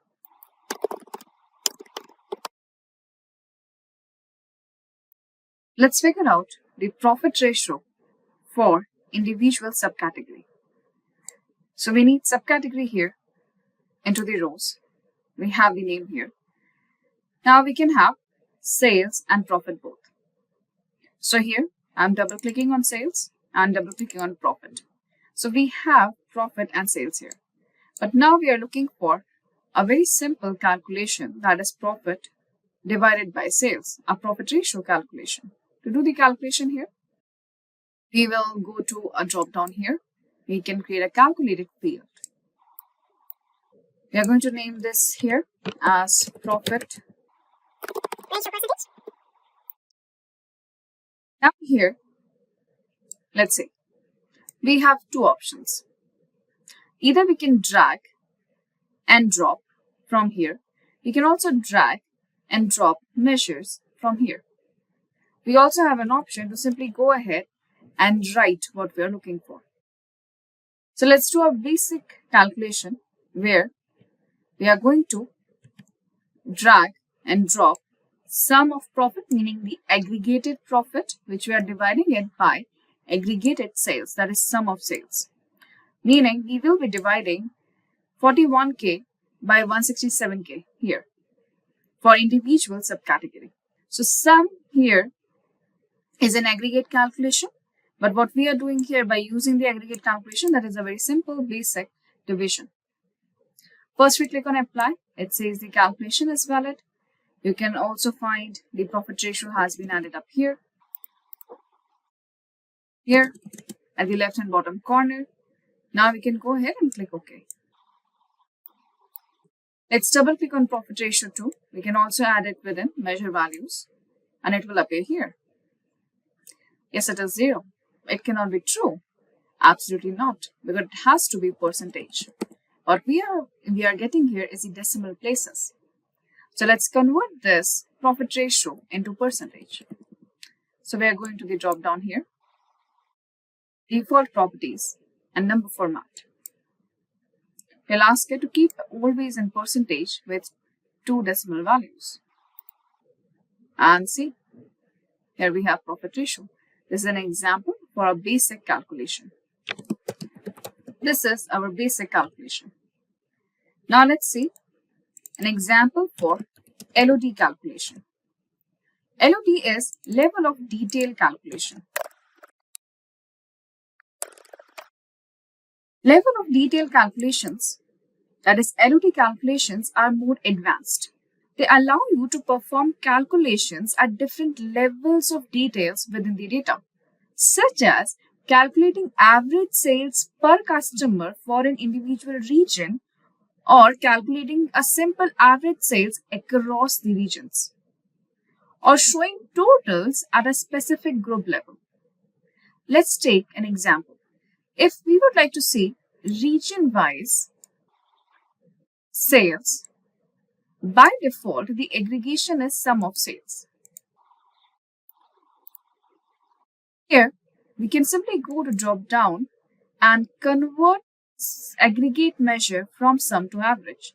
This is again a very basic calculation where we are changing the aggregation from sum to average. Similarly, we have other statistical aggregate calculations available here.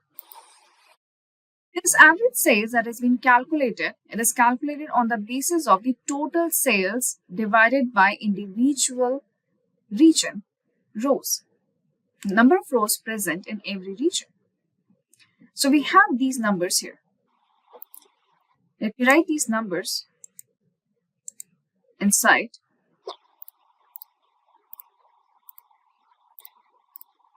We would like to see average sales per customer within each region. Meaning, we need to go ahead and total the sales for each region and divide up that sales. Now here, we would like to see sales divided by total number of customers. Total number of customers for each region. For each region. We will be calculating average again, but this time it will be for total customers for each region, not the total number of transactions. So currently what we have here is total number of transactions. Let's go ahead and see how we can do that by using LOD. We'll go again to create calculated field, and here we are going to go ahead and do the LOD calculation that is going to include customers. We are going to use include LOD here. Include. As we can see on the right hand side here, it gives us an example for include LOD. We first need to write dimensions and then the aggregate expression that we are looking for. The dimension that we are looking for is the customer ID, because we want to divide it by the number of customer ID. We give a colon here and we ask it to go ahead and calculate average of sales. Just remember to encompass the whole thing into curly brackets. This particular LOD calculation, this include LOD calculation is going to include customer ID, and as per for individual customer ID, it will calculate average sales. Let's click on apply and OK. This is LOD customers. Let's take this into the rows. Now let's look at the average sales by each customer, and by default we have sum of LOD customers. If you will see the actual sum here, all right, you can see the sum is totally different. This is the sum of sales, this is also sum of sales, but by individual customer ID. Now let's convert both of them into calculating average. The first average is average by the number of transactions within each regions. The second average here is by average according to the number of customers in that region. You can see the slight differences in the numbers here. So we have forced, with the help of LOD, to calculate average only by dividing it up by total number of customers in that particular region. LOD has wonderful uses in advanced and multi-level calculations. Next here is table calculations. Table calculations are integral part of Tableau or any other data visualization tools. Table calculations here are applied to data that is already aggregated in the view. They help answer questions like what's the percentage of product sales for each region, or how does this month's sales compare to last month. Let's see an example. Let's bring order date where we have extracted only year. Let's take year and quarter both. Let's look at profitability. Usually, this is a time series, so we'll have a line chart automatically here. For now, I'm not looking for a line chart, so we go to show me and we ask here to just show a normal column chart here, which we can swap the X's with. Remember that we cannot sort this here. Reason is it should be sorted in its own time series sequence. Next is, let's see how we have performed as compared to previous quarter. We go to sum of profit here. Remember, this was aggregate functions. We will go below here, and here we will have table calculations. We do have quick table calculations. We also have add table calculation here. For now, let's go to add table calculation. As you can see right now, the first calculation type is difference from. Now we have the options here, either across the table, meaning from here, cell, and specific dimensions. We'll go to specific dimensions and table across. Within the specific dimensions, we'll say quarter of order date relative to previous quarter. Sort order, it will be specific dimensions only. You can also go ahead and set a custom order too. Currently, we go with a specific dimension because it's a time series. As you can see, there is no OK button. It means the difference is automatically applied. We have other options here like percentage difference from. This is much better. We do have percent of total, rank, percentile, running total, and other calculations too. Currently, we have changed this into percentage difference from previous quarter. Let's close this off and look at the numbers. It means that on 2021 quarter 2, we have achieved 185% as compared to previous quarter. And this is 15.7% from previous quarter. You don't have to do any separate calculations here. We can see the calculation by simply going to the drop down. This is an example for table calculation. Let's see now how filters and calculations work together in Tableau. Suppose we are analyzing a company's quarterly sales across multiple regions. We're going to start by filtering data to show only regions we are interested in. Then these calculations both are average sales per product line or per subcategory. Let's see an example. Let's create a shape map. To create a map here, we will go ahead and get country into the details card, state into the details card. We'll go to show me here and we click on a shape map. Currently, this map is only recognizing the position of each state. Now, let's go ahead and we would like to see here average sales. Let's bring sales into the color card. As we can see, the highest sales and the lowest sales will bring up the numbers too. As we know, the aggregate calculation has to be changed to look at the average sales. We go to the drop down here and we convert the sum of sales to average sales here. Now this is the average sales for each transaction happened in that particular state. This is sales. What if I would like to see here only the regions that we are interested in? So let's go ahead and apply a filter, which we can change and view only the region we are interested in. To apply the filter, we drag and drop region into the filters card. Let's say I'm interested in here within central region. I click on apply and OK. Currently, we're only looking into central region. We want to keep changing. We go to the drop down and show the filter. So within the filters card, show the filter. Now we have all the 4 regions here. To make it easy selection, we go with single value list. That is a radio buttons. We can select one at a time. See it changing. We are interested in east, we are zoomed in, south and west. So we are looking at average sales within each state and we are filtering that state by individual regions. And that's a wrap on our explanation of filters and calculations in Tableau. We covered how to apply different types of filters, use basic and advanced calculations together to analyze data dynamically. If you found this video helpful, don't forget to like, subscribe, and hit the notification bell for more Tableau and data visualization tips. Today we will learn how to use Power BI with AI. For that, let's consider a small problem statement, or in other words, a simple use case. So here it goes. A business chain's data analyst used Power BI to generate sales performance dashboards across multiple stores. Due to manual data cleaning, report structuring, and repetitive DAX calculations, the process takes several days, delaying the important decision making.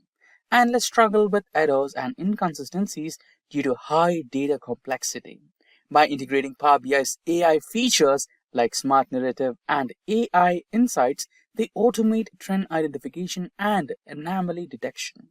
Now, analysts quickly generate visualizations by simply typing questions, reducing manual effort. AI-assisted data modeling ensures cleaner datasets and accurate relationships, enhancing efficiency. As a result, report generation time drops by 50%. Dashboards are more insightful and stakeholders receive actionable insights faster. That's it. If these are the type of videos you'd like to watch, then hit that like and subscribe buttons and the bell icon to get notified. Now, as discussed in the use case, let's imagine a similar performance analysis dashboard.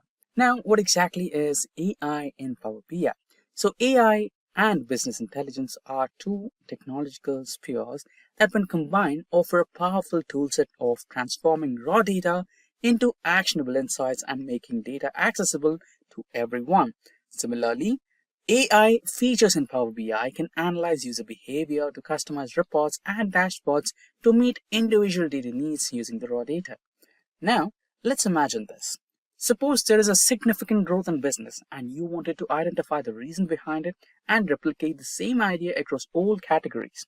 Or maybe reward the team which is responsible for that. Or let's say there is a significant drop in business and you wanted to understand the reasons behind it and pinpoint on the one which is responsible so that you can resolve and improve the overall business growth and pull out some revenue out of it, right? Now, if you are doing it manually using Excel datasets, or even if you're doing it with Power BI datasets, you might end up creating a lot of Power Queries, tax expressions, and also if you're working on Excel, then you end up creating a lot of pivot tables, and it might be a manual task and will consume a lot of time, right? Or in case if you're in help with AI, then the matter of days could turn into the matter of minutes, and you will have the exact data or information you're looking at, and you can resolve it in a matter of minutes or hours, maybe after a business decision has been made. Now, let's go through a practical demonstration on Power BI for this. So before that, let's have a quick look on the dataset that we will be using today. So this particular one, which is the auto sales data for 2024, is the one we will be using today. So we have all the columns: order ID, order date, and delivery date, state, dealership, pin code, region, and the names of the products, and the fuel type, leads, revenue, profit, and cost to company, everything, right? So this is the cleaned data that we have today for our data analysis. Now we will be identifying the key areas that led to the quarter-on-quarter growth, or if you drill down a little bit more, then we can also identify the month-on-month growth, or in case if there is a drop in month-on-month or drop in quarter-on-quarter, we can also identify what is the reason behind it, where is the loss coming from, which car product or which dealership, or what might be the reason. Is it about the season or the customer or the dealership? We can drill down a lot of information from it, right? So this is the overall idea of how to utilize AI in Power BI. Now let's quickly switch to Power BI. Now we are on Microsoft Power BI and we have already loaded the data, which is here. This is the preview of the data that we are going to work on. Now let's go back to the report view and pull out a visualization. Now I'll be trying to proceed with the bar graph. Now let's pull some data. So I'll go with the order date and drag and drop it to the x-axis. Now let's go with the orders, and that will be in our y-axis. Here you go. Now if you drill down a little bit, this year will be turned into quarters of the year. Now if you kind of drill down again, now you have month on month. Now let's try to do some modifications to this data, set all the data visualization and add some improvements. Go to the view tab here, go to the customize current theme and go to text, and now here you can increase the font size, maybe 18, to have a better visual. And after that, if you go to the format icon here, you can also add data labels if you want.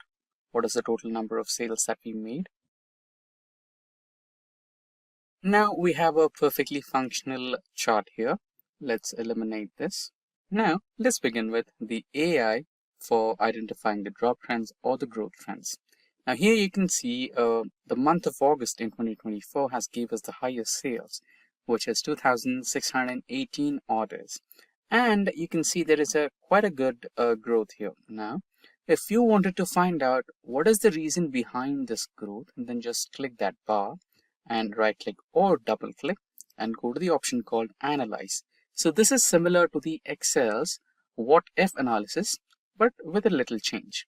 Now here you can see that Power BI will automatically give you a lot of charts and visualizations like this one here, which is a waterfall model, and this will indicate you what was the reason of the growth. And here you can see we have received 11 orders from Andhra Pradesh. This is a state-wise analysis, and also you have decrease. So there is a decrease in Mizoram and a few more regions like Karnataka and everything. So this is something behind the reason for growth or drop. And here you can see the product-wise analysis, where we have some growth from cars like 8 Series, Wellfire, and others. And after that, you have some dealership data as well. So there is a good orders that is received by Prime Auto, Elite Auto, and a few others. And there's a drop in Asian dealerships, etc. And here you have the status on delivery. So this is also good. And now, let's say now you wanted to identify what's the reason for drop. Now what you can do is you can just click on the month which showed you the maximum loss or the least orders received, and you can go to that. So the least orders is practically from March, and here you can see there is a sudden drop from August. Let's say you wanted to compare with these 2 months, and then what you can do is you can just same procedure, you can just analyze and now explain the decrease. Now you have the reasons behind the decrease here. So we have a couple of cars which are not receiving good amount of sales, and after that you can also see state-wise a drop in orders, and after that you can also see the type of car which has stopped receiving orders. You can see sedan class has drastically stopped receiving orders. That's the reason behind it. And after that, most of the orders are in transit. So you can filter out the in-transit ones because this will be delivered to the customer. So the overall, sales will be, or the overall orders number will be increased once this transit becomes to delivered, right? And here you have delivered as well, right? So it might be a drop in delivery numbers as well. And compared to the previous month, the number of orders delivered will be low. Or if you had to talk about the in-transit, I think this is about the in-transit one as well. So previous month had a lot of cars in transit, and this month compared to that number, it is a bit low. So that can be the reason. And after you drill down a little bit more, you have region-wise analysis. Now, this is also another way to find out the drop analysis. And let's say you wanted to compare 2 different months of a quarter, right? So here you have quarter 1. The highest performing month of quarter 1 happens to be the the January one, and you wanted to compare that with the highest performing month of quarter 3, which is August. In that case, you can just hold control and select the first month from first quarter, which is the highest performing one, and you can compare month on month. Going to the Analyze button, explain the reason between the increase here. Now you have the entire report. Now let's say you have a brilliant looking chart over here and you wanted to present that to your stakeholders. Now all you can do is you can just select this particular chart and select the option which says plus, which will automatically get added to your dashboard, which is somewhere here, and you can set it in the way you want. Now you almost have a semi-functional or mini dashboard for you, which explains you the decrease or the gain in orders and also the month-on-month performance. So you have a fully functional report in front of you, which is explaining the comparison between the highest 2 performing ones. So this is how you can make use of AI in Power BI for data analytics. Imagine having the power to transform chaos into clarity in today's data-driven world. That's exactly what ETL, which is extract, transform, load, let you do. Picture this data pouring in from all the direction, databases, apps, cloud systems, and just with few smart moves, you can transform it into clean, organized insights ready to fuel big businesses' decisions. Learning ETL is like becoming a data wizard, pulling together scattered pieces and making them work like magic. And here's the exciting part. ETL is an in-demand skill that can open doors to endless opportunities in some of the fastest growing fields out there. Today, I'll walk you through what ETL is and why is it such a game changer in today's data-driven world. I'll break down a real-world scenario to show you how things work with and without ETL. Explore popular ETL tools and wrap up with the common challenges businesses face when implementing ETL. So buckle up, by the end you will have a solid grasp of ETL and why it matters a lot. Without causing any further delay, let's get into the video. First things first, let us understand what ETL is. ETL basically stands for Extract, Transform and Load. It is a process which is used in data management to help businesses collect data from various sources, clean and organize it, and then store it in a central location like a database or data warehouse. First, data is extracted from different systems or files, then it is transformed by cleaning, filtering, and formatting it to ensure it's consistent and ready for use. Finally, the data is loaded into a system where it can be easily accessed for analysis or reporting. ETL is essential for companies to turn raw data into useful insights that support better decision making. So after we have basic ideas on ETL, let us now understand why is it so important to understand ETL in today's world. So understanding ETL is necessary in today's world because businesses rely more than ever on data to make informed decisions, improve operations, and stay competitive. With data coming from so many different sources, websites, apps, social media, and many more, ETL provides a way to gather, clean, and organize all this information efficiently. Without ETL, data would remain messy, inconsistent, and difficult to use, making it harder for businesses to extract valuable insights. In a data-driven world where quick and accurate decisions are critical, knowing how ETL works helps companies unlock the full potential of their data for growth, innovation, and success. Now, to make sure you understand better about ETL, let us understand it with the help of a real-world example. Let's imagine you're running an online store that sells clothes. You have data coming from multiple sources: sales data from your website, customer reviews from social media, and inventory details from your warehouse system. Now you want to analyze this data to figure out what products are selling the most, which customers are returning, and what items need restocking. Here's what happens with and without ETL. With the help of ETL, you collect and extract all the sales data from your website, customer feedback from social media, and inventory information from the warehouse system. The data is cleaned and organized, duplicate entries are removed, different formats are standardized, and any missing or incorrect data is fixed. You also combine all this data into a single format that's easy to work with. The cleaned, ready-to-use data is loaded into a central system like a data warehouse. Now you can analyze everything in one place. Whether you want to know which products are trending, who your most loyal customers are, or what inventory needs to be restocked, you can quickly generate reports and gain insights in real time.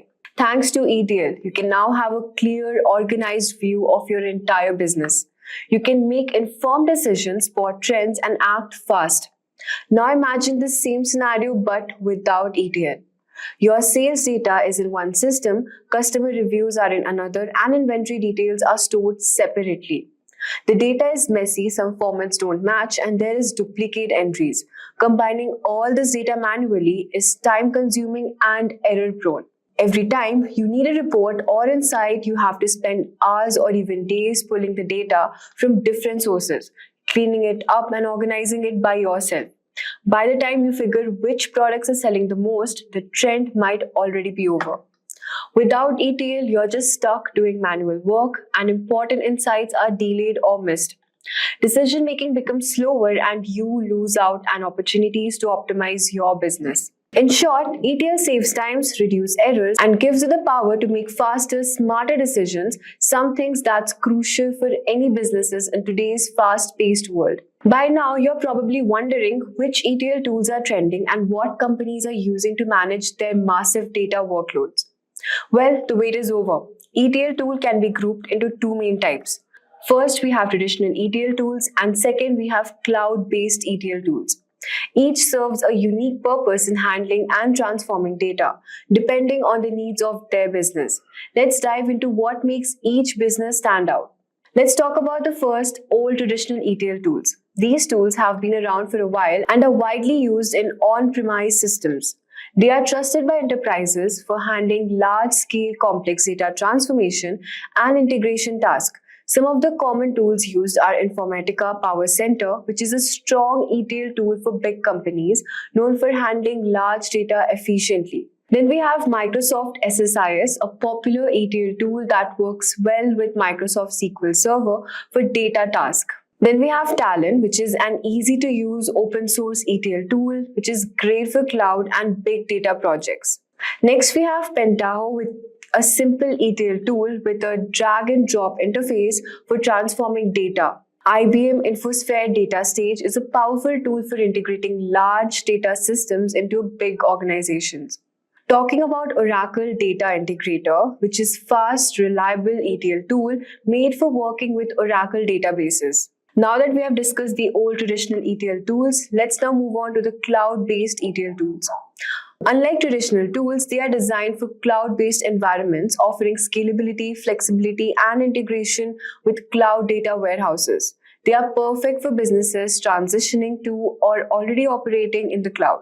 Some of the common tools used are AWS Glue, which is a serverless ETL tool by Amazon that makes it easy to prepare and load data for analysis. Then we have Google Cloud Data Flow, which is a real-time ETL tool for processing large data sets on Google Cloud. Fivetran is a simple automated ETL tool that quickly sets up data pipelines with minimal effort.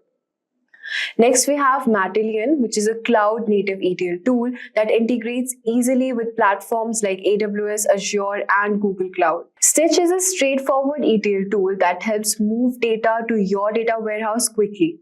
Hevodata is a no-code ETL tool which is designed for automating data integration across cloud platforms. Let us now see some common challenges businesses face while implementing ETL processes.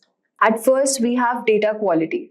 It's hard to make sure that the data collected from different sources is clean, accurate, and consistent. Bad data can lead to wrong decisions. Then we have scalability. As businesses grow and collect more data, it becomes tough to manage larger amounts of data without slowing things down. Real-time processing. Many ETL systems work with batches of data, but today businesses often need data processed instantly, which makes things more complicated. The next challenge is integration with different systems. Getting data from many different platforms like databases, apps, or files and making it work together can cause compatibility issues. Error handling. While something goes wrong in the ETL process, like a failed data load, it can be tricky to detect and fix those errors quickly. Then we have data security. Keeping sensitive information safe during the ETL process and following legal requirements like GDPR can be challenging, especially when using cloud services. ETL can throw a few curveballs your way, but don't let that freak you out. Think of those challenges as stepping stones to turn your raw data into absolute gold. Once you have nailed down a smooth ETL process, the payoff is incredible. Faster decisions, sharper insights, and a major data-driven advantage over your competitors. And yes, it takes a bit of effort, but once you have conquered the ETL game, your data will become one of the most powerful business's assets. So that's a wrap on our full course. If you have any doubts or questions, you can ask them in the comment section below. Our team of experts will reply you as soon as possible. Thank you and keep learning with Simplilearn. Staying ahead in your career requires continuous learning and upskilling. Whether you're a student aiming to learn today's top skills or a working professional looking to advance your career, we've got you covered.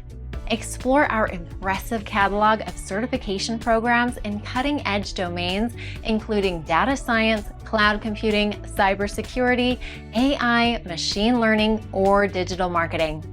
Designed in collaboration with leading universities and top corporations, and delivered by industry experts, choose any of our programs and set yourself on the path to career success.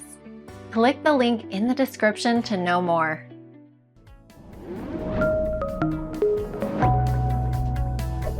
Hi there, if you like this video, subscribe to the Simplilearn YouTube channel and click here to watch similar videos. To nerd up and get certified, click here.